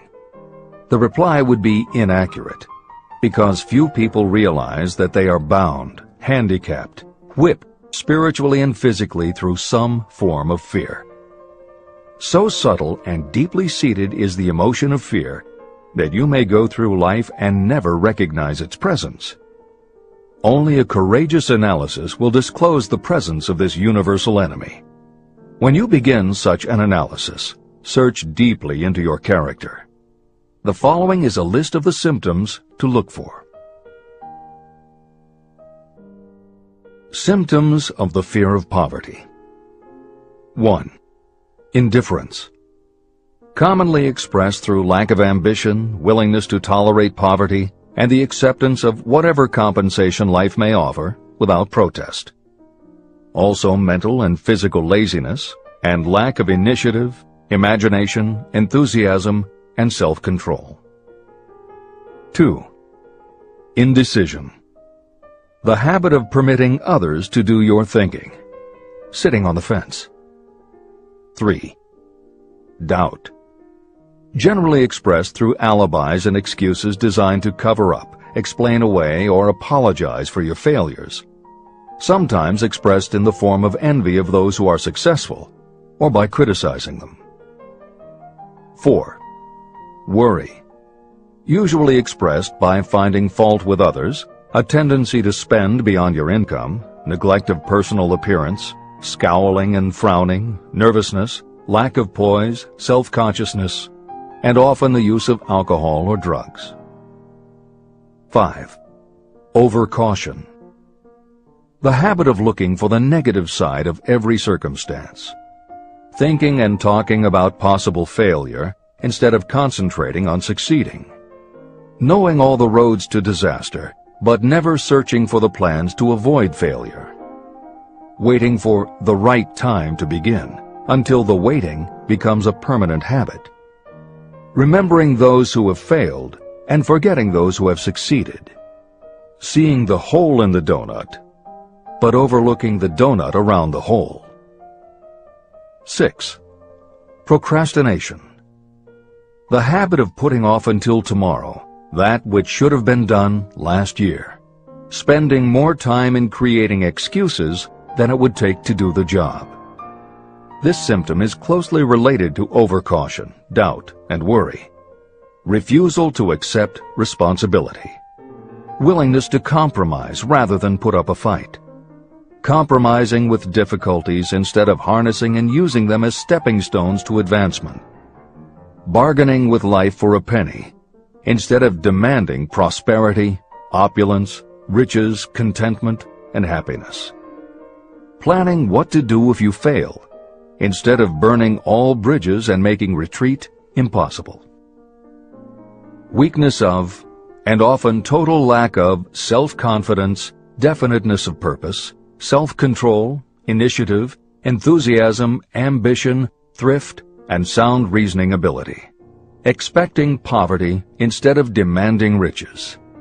Associating with those who accept poverty instead of seeking the company of those who demand and receive riches. Money talks.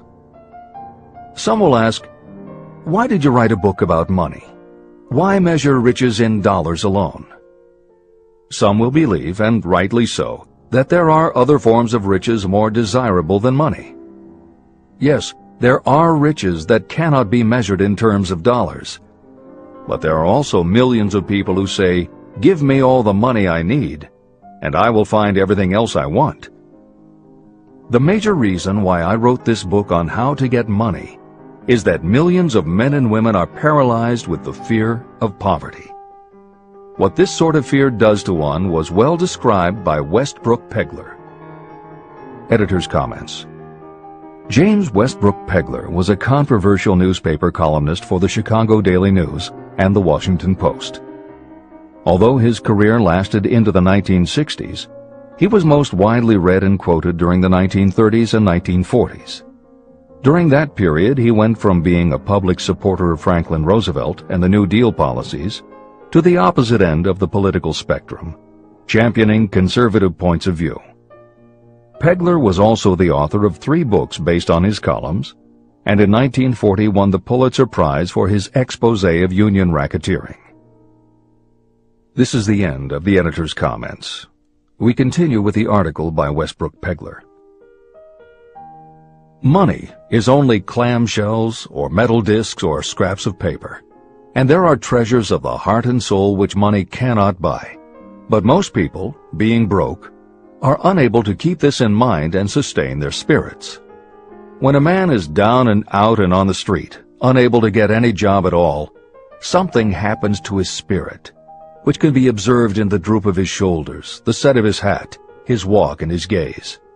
He cannot escape a feeling of inferiority among people with regular employment, even though he knows they are definitely not his equals in character, intelligence, or ability. These people, even his friends, feel, on the other hand, a sense of superiority and regard him, perhaps unconsciously, as a casualty. He may borrow for a time, but not enough to carry on in his accustomed way, and he cannot continue to borrow very long. But borrowing in itself, when a man is borrowing merely to live, is a depressing experience, and the money lacks the power of earned money to revive his spirits. Of course, none of this applies to bums or habitual ne'er-do-wells, but only to men of normal ambitions and self-respect. Women in the same predicament must be different. We somehow do not think of women at all in considering the down-and-outers. They are scarce in the breadlines, they rarely are seen begging on the streets, and they are not recognizable in crowds by the same plain signs which identify busted men. Of course, I do not mean the shuffling hags of the city streets, who are the opposite number of the confirmed male bums. I mean reasonably young, decent, and intelligent women. There must be many of them, but their despair is not apparent. When a man is down and out, he has time on his hands for brooding. He may travel miles to see a man about a job and discover that the job is filled, or that it is one of those jobs with no base pay, but only a commission on the sale of some useless knick-knack which nobody would buy except out of pity. Turning that down, he finds himself back on the street with nowhere to go, but just anywhere. So he walks and walks. He gazes into store windows at luxuries which are not for him, and feels inferior and gives way to people who stop to look with an active interest. He wanders into the railroad station, or puts himself down in the library to ease his legs and soak up a little heat. But that isn't looking for a job, so he gets going again. He may not know it, but his aimlessness would give him away even if the very lines of his figure did not. He may be well dressed in the clothes left over from the days when he had a steady job, but the clothes cannot disguise the droop. He sees thousands of other people, bookkeepers or clerks or chemists or wagon hands, busy at their work, and envies them from the bottom of his soul. They have their independence, their self-respect and manhood, and he simply cannot convince himself that he is a good man too, though he argue it out and arrive at a favorable verdict hour after hour. It is just money which makes this difference in him. With a little money, he would be himself again. This is the end of the article by Westbrook Pegler. The second basic fear, the fear of criticism. Just how we originally came by this fear, no one can say definitely, but one thing is certain, we have it in a highly developed form. I am inclined to attribute the basic fear of criticism to that part of our inherited nature that prompts us not only to take away other people's goods and wares, but also to justify our actions by criticism of the character of others. It is well known that a thief will criticize the man from whom he steals, that politicians seek office not by displaying their own virtues and qualifications, but by running negative campaigns against their opponents. Designers and clothing manufacturers have not been slow to take advantage of this basic fear of criticism. Every season, styles change. Who establishes the styles? Certainly not the purchaser. It is the designers and manufacturers. Why do they change the styles so often? The answer is obvious. They change the styles so they can sell more clothes. The fear of criticism robs people of their initiative, destroys their power of imagination, limits their individuality, takes away their self-reliance, and does them damage in 100 other ways. Parents often do their children irreparable injury by criticizing them. The mother of one of my friends used to punish him with a switch almost daily, always completing the job with the statement, "You'll land in the penitentiary before you are 20. He was sent to a reformatory at the age of 17. Editor's comments. Modern psychotherapy is well aware of the circumstance that Hill describes in the preceding paragraph. In the chapters on autosuggestion and hypnosis, reference was made to childhood traumas that result in phobias, compulsive behaviors, fixations, or complexes. However, there are instances in which the implanting of a suggestion is much more subtle. Hypnotherapists have found that common phrases such as, "Don't you ever say no to me again," "I'm afraid she'll never get over it," or "You're just like your father," can hamper a person's abilities later in life if such phrases were said often enough, or at a time when a child was particularly vulnerable. This is the end of the editor's comments. Criticism is the one form of service of which everyone has too much. Everyone has a stock of it, which is handed out gratis whether called for or not. Your nearest relatives are often the worst offenders. It should be recognized as a crime. In reality, it is a crime of the worst nature for any parent to build inferiority complexes in the mind of a child through unnecessary criticism. Employers who understand human nature get the best there is in people not by criticism, but by constructive suggestion. Parents may accomplish the same results with their children. Criticism will plant fear in the human heart, or resentment, but it will not build love or affection. Symptoms of the fear of criticism. This fear is almost as universal as the fear of poverty, and its effects are just as fatal to personal achievement, mainly because this fear destroys initiative and discourages the use of imagination. The major symptoms of the fear are: 1. Self-consciousness, generally expressed through nervousness, timidity in conversation and in meeting strangers, awkward movements, and shifting of the eyes. 2. Lack of poise, expressed through lack of voice control, nervousness in the presence of others, poor posture, poor memory. 3. Personality weaknesses, lacking in firmness of decision, personal charm, and ability to express opinions definitely, the habit of sidestepping issues instead of meeting them squarely, agreeing with others without careful examination of their opinions. 4. Inferiority complex, the habit of expressing your own self-approval as a means of covering up your feeling of inferiority, using big words to impress others, often without knowing the real meaning of the words, imitating others in dress, speech, and manners, boasting of imaginary achievements, and acting superior to cover up the fact that you feel inferior. 5. Extravagance, the habit of trying to keep up with the Joneses and spending beyond your income. 6. Lack of initiative, failure to embrace opportunities for self-advancement, fear to express opinions, lack of confidence in your own ideas, giving evasive answers to questions asked by superiors, hesitancy of manner and speech, deceit in both words and deeds. 7. lack of ambition.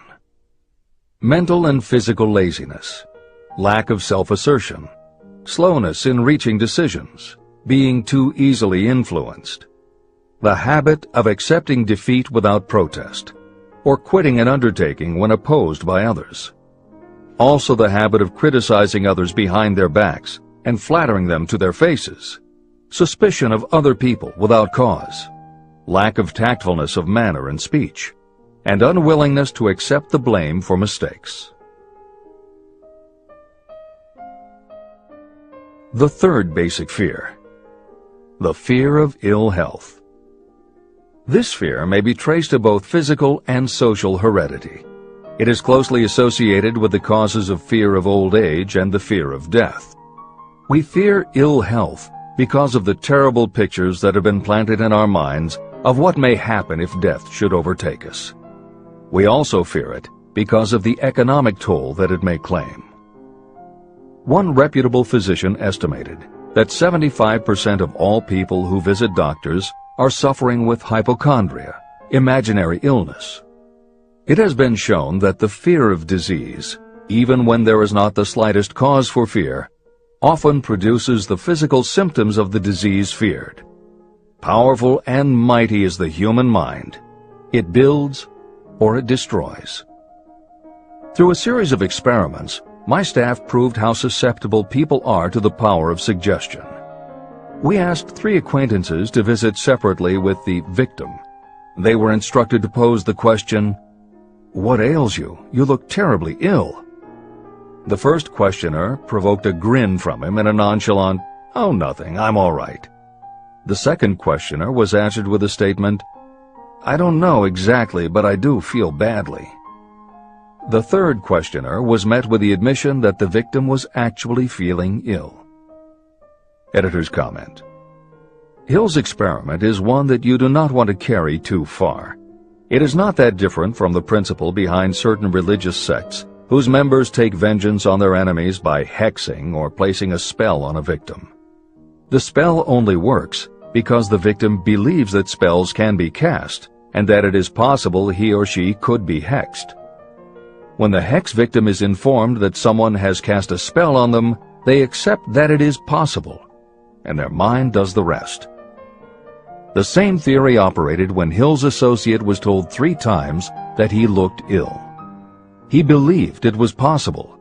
Being told 3 times was convincing, and his mind went to work and made it so. This is the end of the editor's comment. There is overwhelming evidence that disease sometimes begins in the form of negative thought impulse. Such thoughts may be planted in your mind by suggestion or created by you in your own mind. Doctors send patients to new climates for their health because a change of mental attitude is necessary. The seed of fear of ill health lives in every human mind. Worry, fear, discouragement, or disappointment can cause this seed to germinate and grow. Symptoms of the fear of ill health. The symptoms of this almost universal fear are 1. Autosuggestion. The habit of negative use of self-suggestion by looking for and expecting to find symptoms of all kinds of disease. Enjoying your imaginary illness and speaking of it as being real. The habit of trying fads and isms recommended by others as having therapeutic value. Talking to others of operations, accidents, and other forms of illness. Experimenting with diets, physical exercises, weight loss systems without professional guidance. Trying home remedies, patent medicines, and quack remedies. 2. Hypochondria, a medical term for imaginary disease. The habit of excessively talking about illness, and by concentrating the mind on disease you begin to expect it to happen to you. Nothing that comes in bottles can cure this condition. It is brought on by negative thinking, and nothing but positive thought can cure it. Hypochondria is said to do as much damage on occasion as the real disease might do. 3. Exercise. Fear of ill health often interferes with proper physical exercise and results in overweight. 4. Susceptibility. Fear of ill health breaks down your natural resistance, which makes you susceptible to real disease. The fear of ill health is often related to the fear of poverty, especially in the case of the hypochondriac, who constantly worries about the possibility of having to pay doctor's bills, hospital bills, etc. This type of person spends much time preparing for sickness, talking about death, saving money for cemetery plots, burial expenses, and such. 5. Self-coddling. The habit of seeking sympathy. The habit of feigning illness to cover your laziness or to serve as an alibi for lack of ambition. People often resort to this trick to avoid work. 6. Intemperance. The habit of using alcohol or drugs to destroy pain instead of eliminating the cause. 7. The habit of reading about illness and worrying over the possibility of being stricken by it. The fourth basic fear. The fear of loss of love.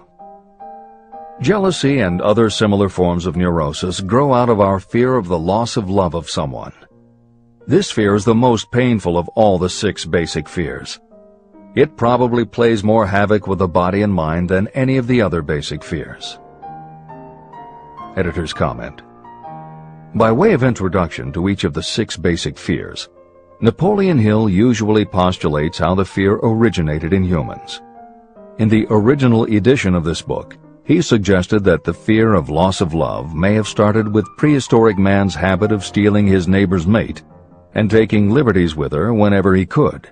Though amusing, this theory does not take into account that women fear the loss of a love just as profoundly as men do, and both men and women fear losing the love of not just their mates, but also of family members and others with whom they are close.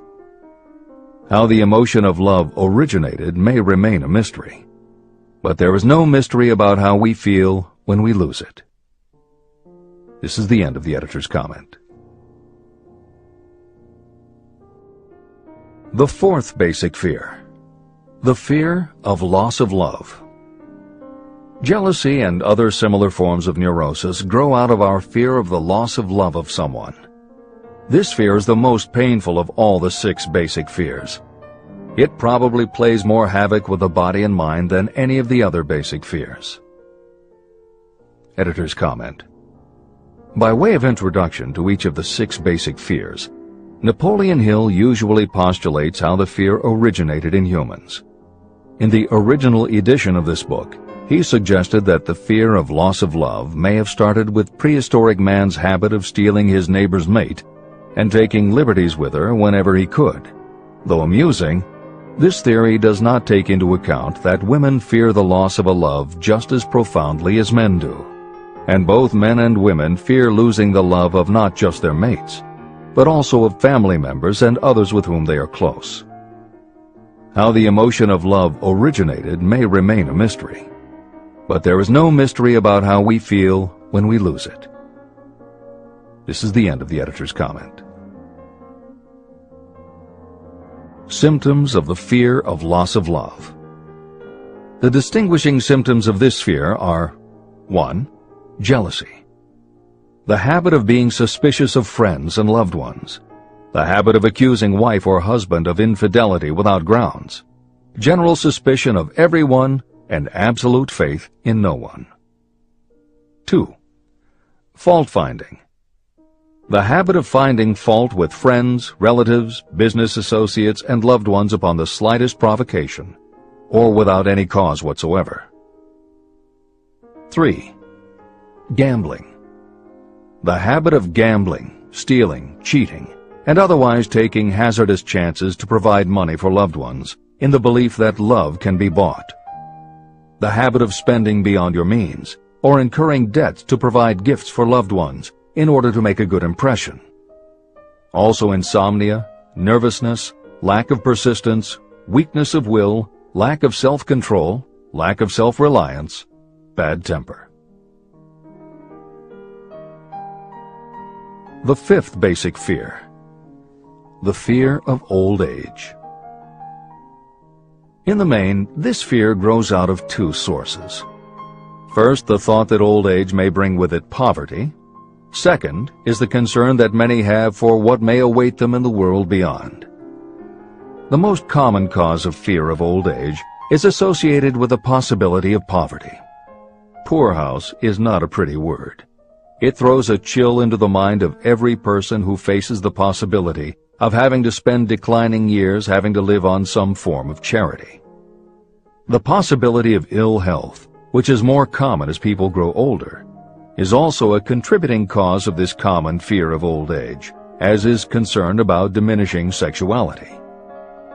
Another contributing cause of the fear of old age is the possibility of loss of freedom and independence, as old age may bring with it the loss of both physical and economic freedom. Symptoms of the fear of old age. The most common symptoms of this fear are 1. Lack of enthusiasm. The tendency to slow down and develop an inferiority complex, falsely believing you are slipping because of age. The habit of killing off initiative, imagination, and self-reliance by falsely believing you are too old to exercise these qualities. 2. Self-consciousness of speech. The habit of speaking apologetically of yourself as being old merely because you have reached the age of 40 or 50, instead of reversing the rule and expressing gratitude for having reached the age of wisdom and understanding. 3. Inappropriate dress and action. Trying to appear much younger than your age by going overboard in your attempt to keep up with the style and mannerisms of youth. The sixth basic fear. The fear of death. To some, this is the cruelest of all the basic fears. The reason is obvious. The terrible pangs of fear associated with the thought of death, in the majority of cases, may be charged to religious fanaticism. So-called heathens are less afraid of death than the more civilized. For hundreds of millions of years we have been asking the still unanswered questions, where did I come from? And where am I going?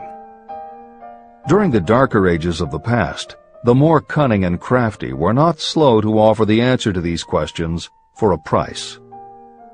Come into my tent, embrace my faith, accept my dogmas, and I will give you a ticket that will admit you straight into heaven when you die, says the religious leader. Remain out of my tent, says the same leader, and the devil will take you and burn you throughout eternity. The thought of eternal punishment destroys interest in life and makes happiness impossible. While the religious leader may not actually be able to provide safe conduct into heaven or send you to hell, the possibility of the latter seems terrible. The very thought of it takes hold of the imagination in such a realistic way that it paralyzes reason and sets up the fear of death. The fear of death is not as common now as it was during the age when there were no great colleges and universities. People of science have turned the spotlight of truth upon the world, and this truth is rapidly freeing men and women from this terrible fear of death. The young men and women who attend the colleges and universities are not easily impressed by fire and brimstone. Through knowledge, the fears of the dark ages that grip the mind have been dispelled. The entire world is made up of only four things: time, space, energy, and matter. In elementary physics, we learn that neither matter nor energy can be created or destroyed. Both matter and energy can be transformed, but neither can be destroyed. Life is energy, if it is anything. If neither energy nor matter can be destroyed, of course life itself cannot be destroyed. Life, like other forms of energy, may be passed through various processes of transition or change, but it cannot be destroyed. Death is mere transition. And if death is not mere change or transition, then nothing comes after death except a long, eternal, peaceful sleep. And sleep is nothing to be feared. If you can accept the logic of this, you may forever wipe out your fear of death. Symptoms of the fear of death. The general symptoms of this fear are: 1. The habit of thinking about dying instead of making the most of life. This is generally due to lack of purpose or lack of a suitable occupation. This fear is more prevalent among the aged, but sometimes the more youthful are victims of it. The greatest of all remedies for the fear of death is a burning desire for achievement, backed by useful service to others. A busy person seldom has time to think about dying. A busy person finds life too thrilling to worry about death. 2. Sometimes the fear of death is closely associated with the fear of poverty, where death would leave loved ones poverty-stricken. 3. In other cases, the fear of death is caused by illness and the breakdown of physical body resistance. 4. The most common causes of the fear of death are ill health, poverty, lack of appropriate occupation, disappointment over love, insanity, and religious fanaticism. The disaster of worry and destructive thinking. Worry is a state of mind based upon fear. It works slowly but persistently. It is insidious and subtle. Step by step, it digs itself in until it paralyzes the reasoning faculty and destroys self-confidence and initiative. Worry is a form of sustained fear caused by indecision. Therefore, it is a state of mind that can be controlled. An unsettled mind is helpless. Indecision makes an unsettled mind. Most individuals lack the willpower to reach decisions promptly and to stand by them after they have been made. We do not worry over conditions once we have reached a decision to follow a definite line of action. I once interviewed a man who was sentenced to be electrocuted 2 hours later. The condemned man was the calmest of the 8 men who were in the death cell with him. His calmness prompted me to ask him how it felt to know that he was going into eternity in a short while. With a smile of confidence on his face, he said, "It feels fine. Just think, brother, my troubles will soon be over. I've had nothing but trouble all my life. It has been a hardship to get food and clothing. Soon, I will not need these things. I have felt fine ever since I learned for certain that I must die. I made up my mind then to accept my fate in good spirit." As he spoke, he devoured a dinner sufficient for 3 men, eating every mouthful of the food brought to him, and apparently enjoying it as much as if no disaster awaited him. Decision gave this man resignation to his fate. Decision can also prevent one's acceptance of undesired circumstances. Through indecision, the 6 basic fears become translated into a state of worry. Relieve yourself forever of the fear of death by reaching a decision to accept death as an inescapable event. Eliminate the fear of old age by reaching a decision to accept it not as a handicap, but as a great blessing that carries with it wisdom, self-control, and understanding. Master the fear of loss of love by reaching a decision to get along without love if that is necessary. Defeat the fear of criticism by reaching a decision not to worry about what other people think, do, or say. Overcome the fear of ill health by the decision to forget symptoms, and whip the fear of poverty by reaching a decision to get along with whatever wealth you can accumulate without worry. Kill the habit of worry in all its forms by reaching a general blanket decision that nothing life has to offer is worth the price of worry. With this decision will come poise, peace of mind, and calmness of thought, which will bring happiness. If your mind is filled with fear, you not only destroy your own chances of intelligent action, but you transmit these destructive vibrations to the minds of all who come into contact with you, and you destroy their chances too. Even a dog or a horse knows when its master lacks courage. It will pick up the vibrations of fear given off by its master and behave accordingly.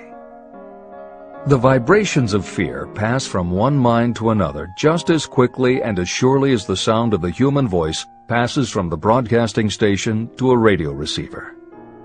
The person who constantly speaks of negative or destructive thoughts is practically certain to experience the results of those words in the form of destructive feedback. But even negative thoughts without words will come back to you.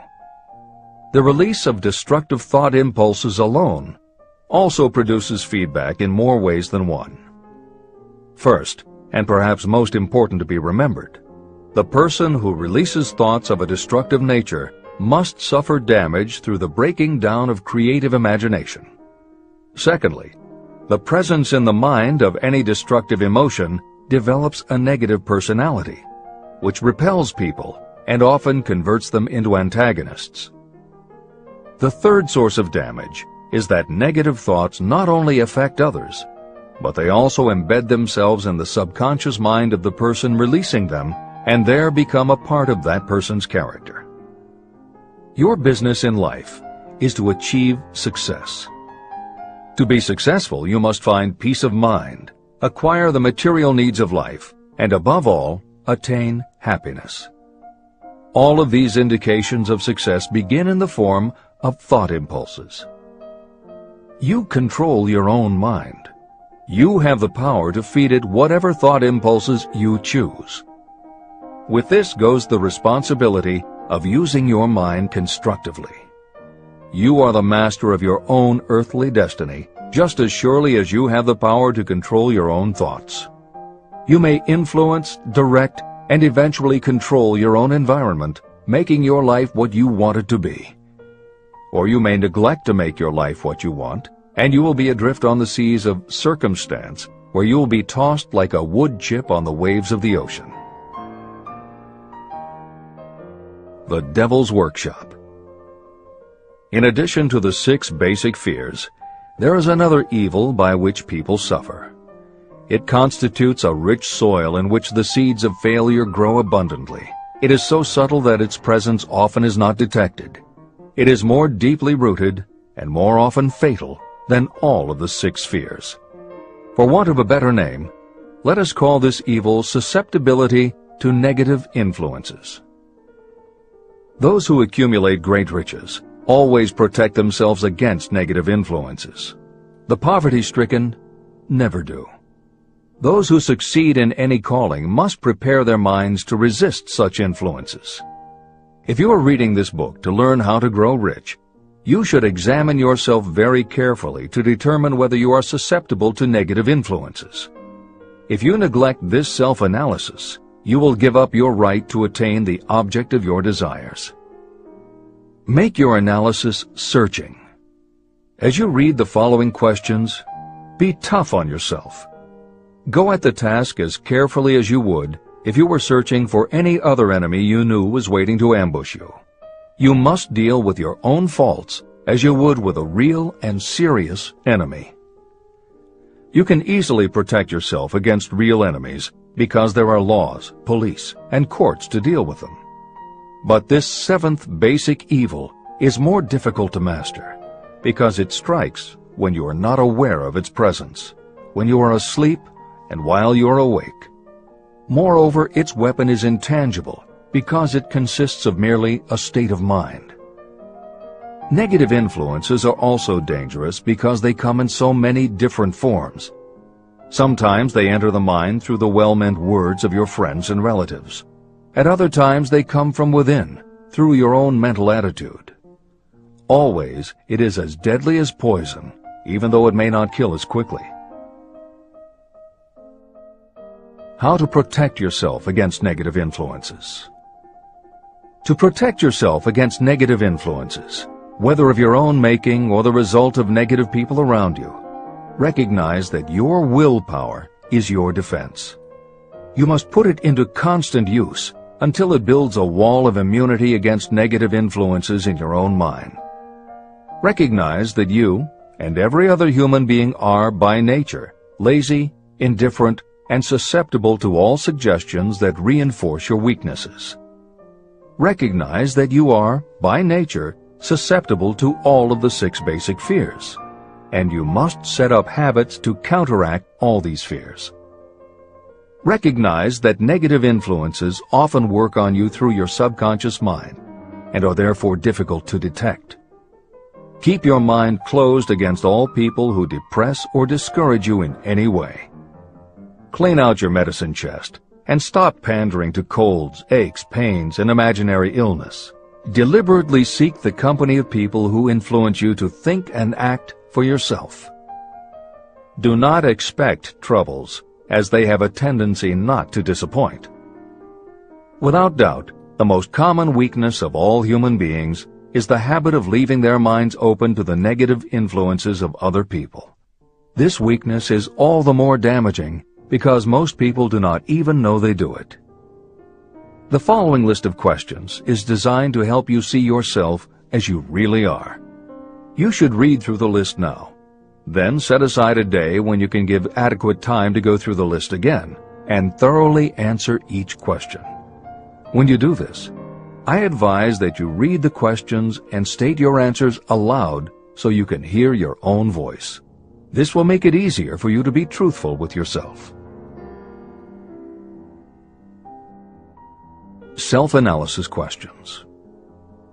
Do you complain often of feeling bad? And if so, what is the cause? Do you find fault with other people at the slightest provocation? Do you frequently make mistakes in your work? And if so, why?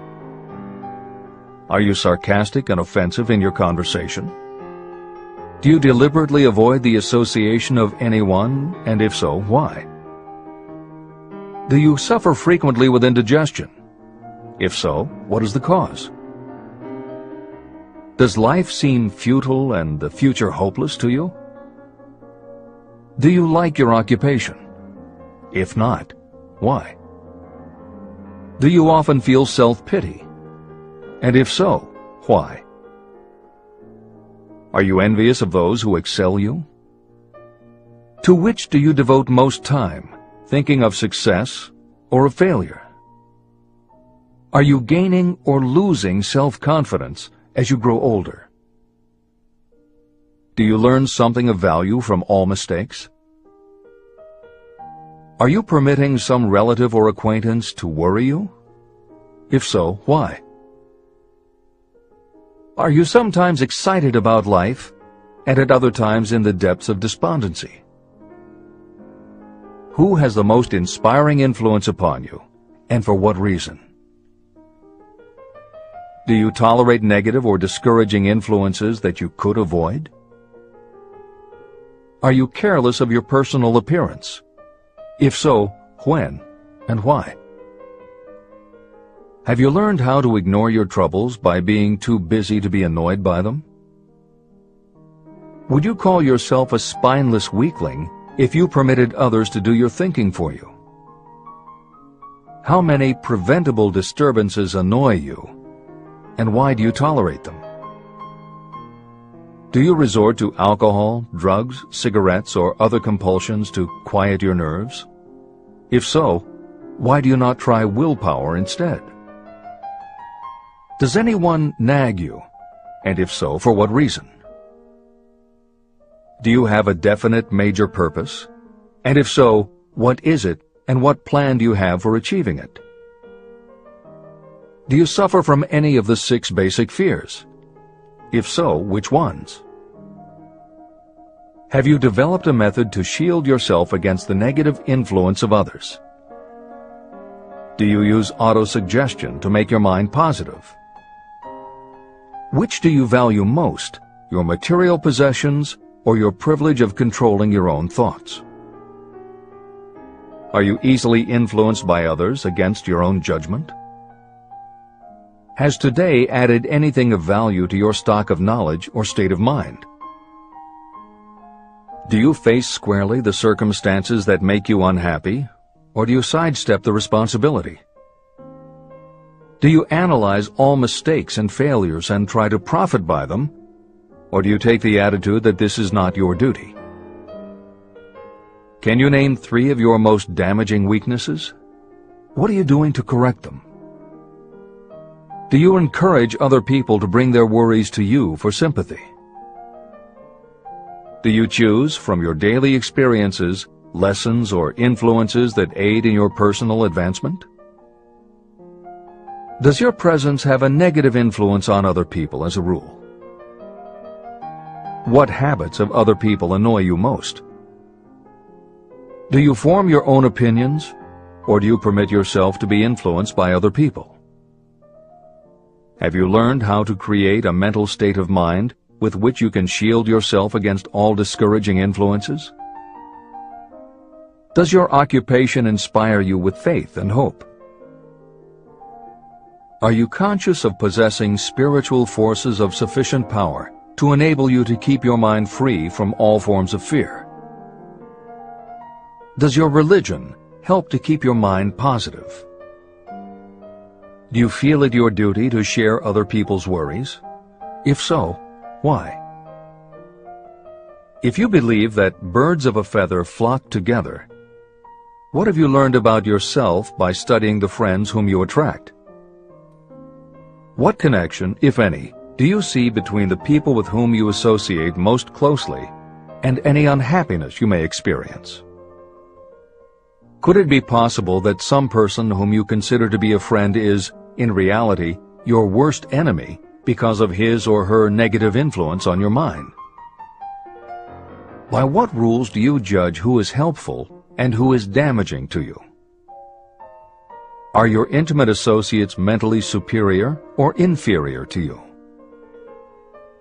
How much time out of every 24 hours do you devote to your occupation, sleep, play and relaxation, acquiring useful knowledge, plain wasted time?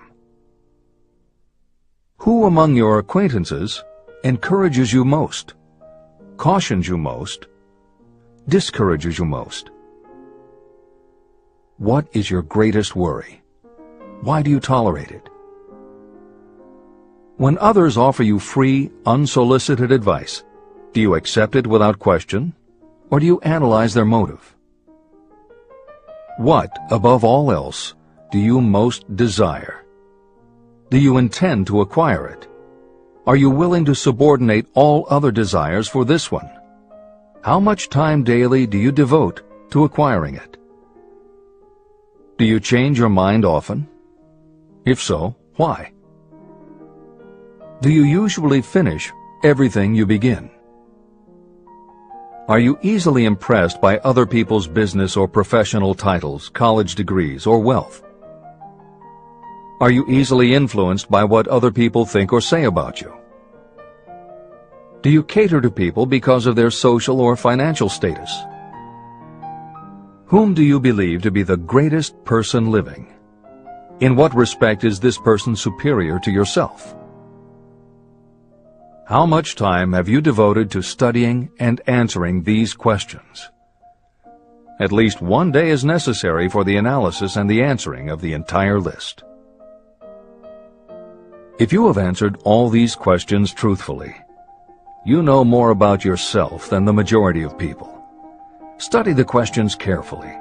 Come back to them once each week for several months, and be astounded at the amount of additional knowledge of great value to yourself you will have gained by the simple method of answering the questions truthfully. If you are not certain about the answers to some of the questions, seek the counsel of those who know you well, especially those who have no motive in flattering you, and see yourself through their eyes. The experience will be astonishing. The one thing over which you have absolute control. You have absolute control over only one thing, and that is your thoughts. This is the most significant and inspiring of all facts known to humans. It reflects our divine nature. This ability to control your thoughts is the sole means by which you may control your own destiny. If you fail to control your own mind, you may be sure you will control nothing else. Your mind is your spiritual estate. Protect and use it with the care to which divine royalty is entitled. You were given your willpower for this purpose. Unfortunately, there is no legal protection against those who, by design or through ignorance, poison the minds of others with negative suggestion. Those with negative minds tried to convince Thomas A. Edison that he could not build a machine that would record and reproduce the human voice, because, they said, no one else has ever produced such a machine. Edison did not believe them. He knew that the mind could produce anything the mind could conceive and believe. That knowledge was the thing that lifted the great Edison above the common herd. Men with negative minds told F.W. Woolworth he would go broke trying to run a store on 5 and 10-cent sales. He did not believe them. He knew that he could do anything within reason if he backed his plans with faith. Exercising his right to keep the negative suggestions of others out of his mind, he piled up a fortune of more than $100 million. Doubting Thomases scoffed scornfully when Henry Ford tried out his first crudely built automobile on the streets of Detroit. Some said the thing would never become practical. Others said no one would pay money for such a contraption. Ford said, "I'll belt the earth with dependable motor cars." And he did. For the benefit of those seeking vast riches, let it be remembered that practically the sole difference between Henry Ford and a majority of workers is this: Ford had a mind, and he controlled it. The others have minds that they do not try to control. Mind control is the result of self-discipline and habit. You either control your mind, or it controls you. There is no halfway compromise. The most practical method for controlling your mind is the habit of keeping it busy with a definite purpose, backed by a definite plan. Study the records of those who achieve noteworthy success, and you will see that they have control over their own minds, and that they exercise that control and direct it toward the attainment of definite objectives. Without this control, success is not possible. 55 Famous Alibis by Old Man If. People who do not succeed have one distinguishing trait in common. They know all the reasons for failure and have what they believe to be airtight alibis to explain away their own lack of achievement. Some of these alibis are clever, and a few of them are justifiable by the facts. But alibis cannot be used for money. The world wants to know only one thing: have you achieved success? A character analyst compiled a list of the most commonly used alibis. As you read the list, examine yourself carefully and determine how many of these alibis you use. Remember, the philosophy presented in this book makes every one of these alibis obsolete. If I didn't have a wife and family. If I had enough pull. If I had money. If I had a good education. If I could get a job. If I had good health. If I only had time. If times were better. If other people understood me. If conditions around me were only different. If I could live my life over again. If I did not fear what they would say. If I had been given a chance. If I now had a chance. If other people didn't have it in for me. If nothing happens to stop me. If only I were younger. If I only could do what I want. If I had been born rich. If I could meet the right people. If I had the talent that some people have. If I dared to assert myself. If only I had embraced past opportunities.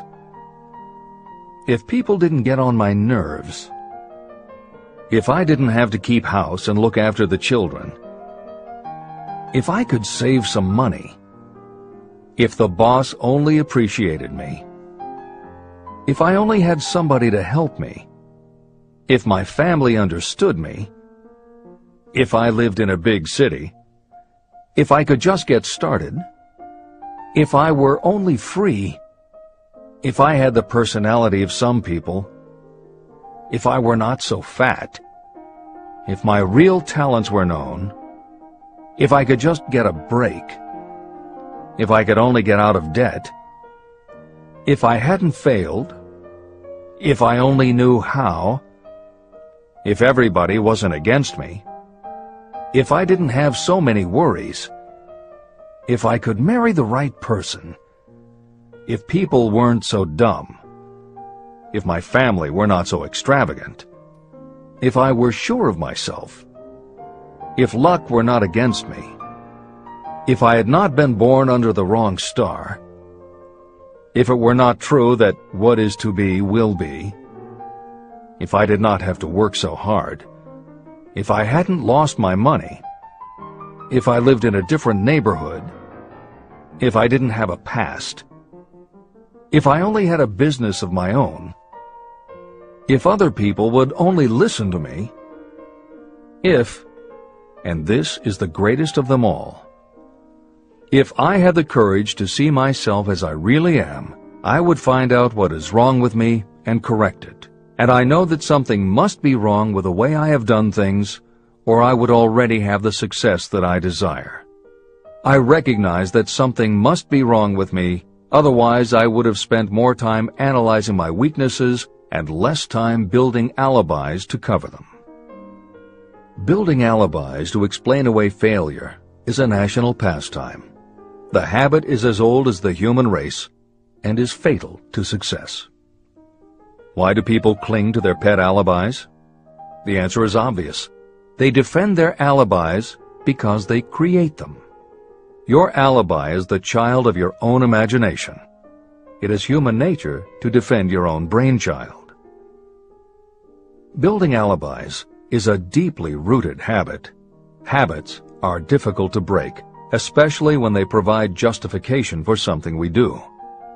Plato had this truth in mind when he said, "The first and best victory is to conquer self. To be conquered by self is, of all things, the most shameful and vile."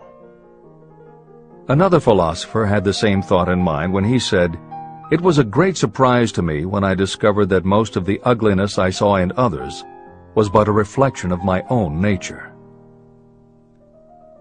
Elbert Hubbard, philosopher, author, publisher of the Fra magazine, and founder of the Roy Crofters Community of Artists, said, "It has always been a mystery to me why people spend so much time deliberately fooling themselves by creating alibis to cover their weaknesses. If used differently, this same time would be sufficient to cure the weakness. Then no alibis would be needed." In parting, I would remind you that life is a checkerboard, and the player opposite you is time. If you hesitate before moving, or neglect to move promptly, your men will be wiped off the board by time. You are playing against a partner who will not tolerate indecision. Previously, you may have had a logical excuse for not having forced life to come through with whatever you asked. That alibi is now obsolete, because you are in possession of the master key that unlocks the door to life's riches. The master key is intangible, but it is powerful. It is the privilege of creating, in your own mind, a burning desire for a definite form of riches. There is no penalty for the use of this key, but there is a price you must pay if you do not use it. The price is failure. There is a reward of stupendous proportions if you put the key to use. It is the satisfaction that will come to you when you conquer self and force life to pay whatever is asked. The reward is worthy of your effort. Will you make the start and be convinced? "If we are related," said the immortal Emerson, "we shall meet." In closing, may I borrow his thought and say, if we are related, we have, through these pages, met. Remember that your real wealth can be measured not by what you have, but by what you are.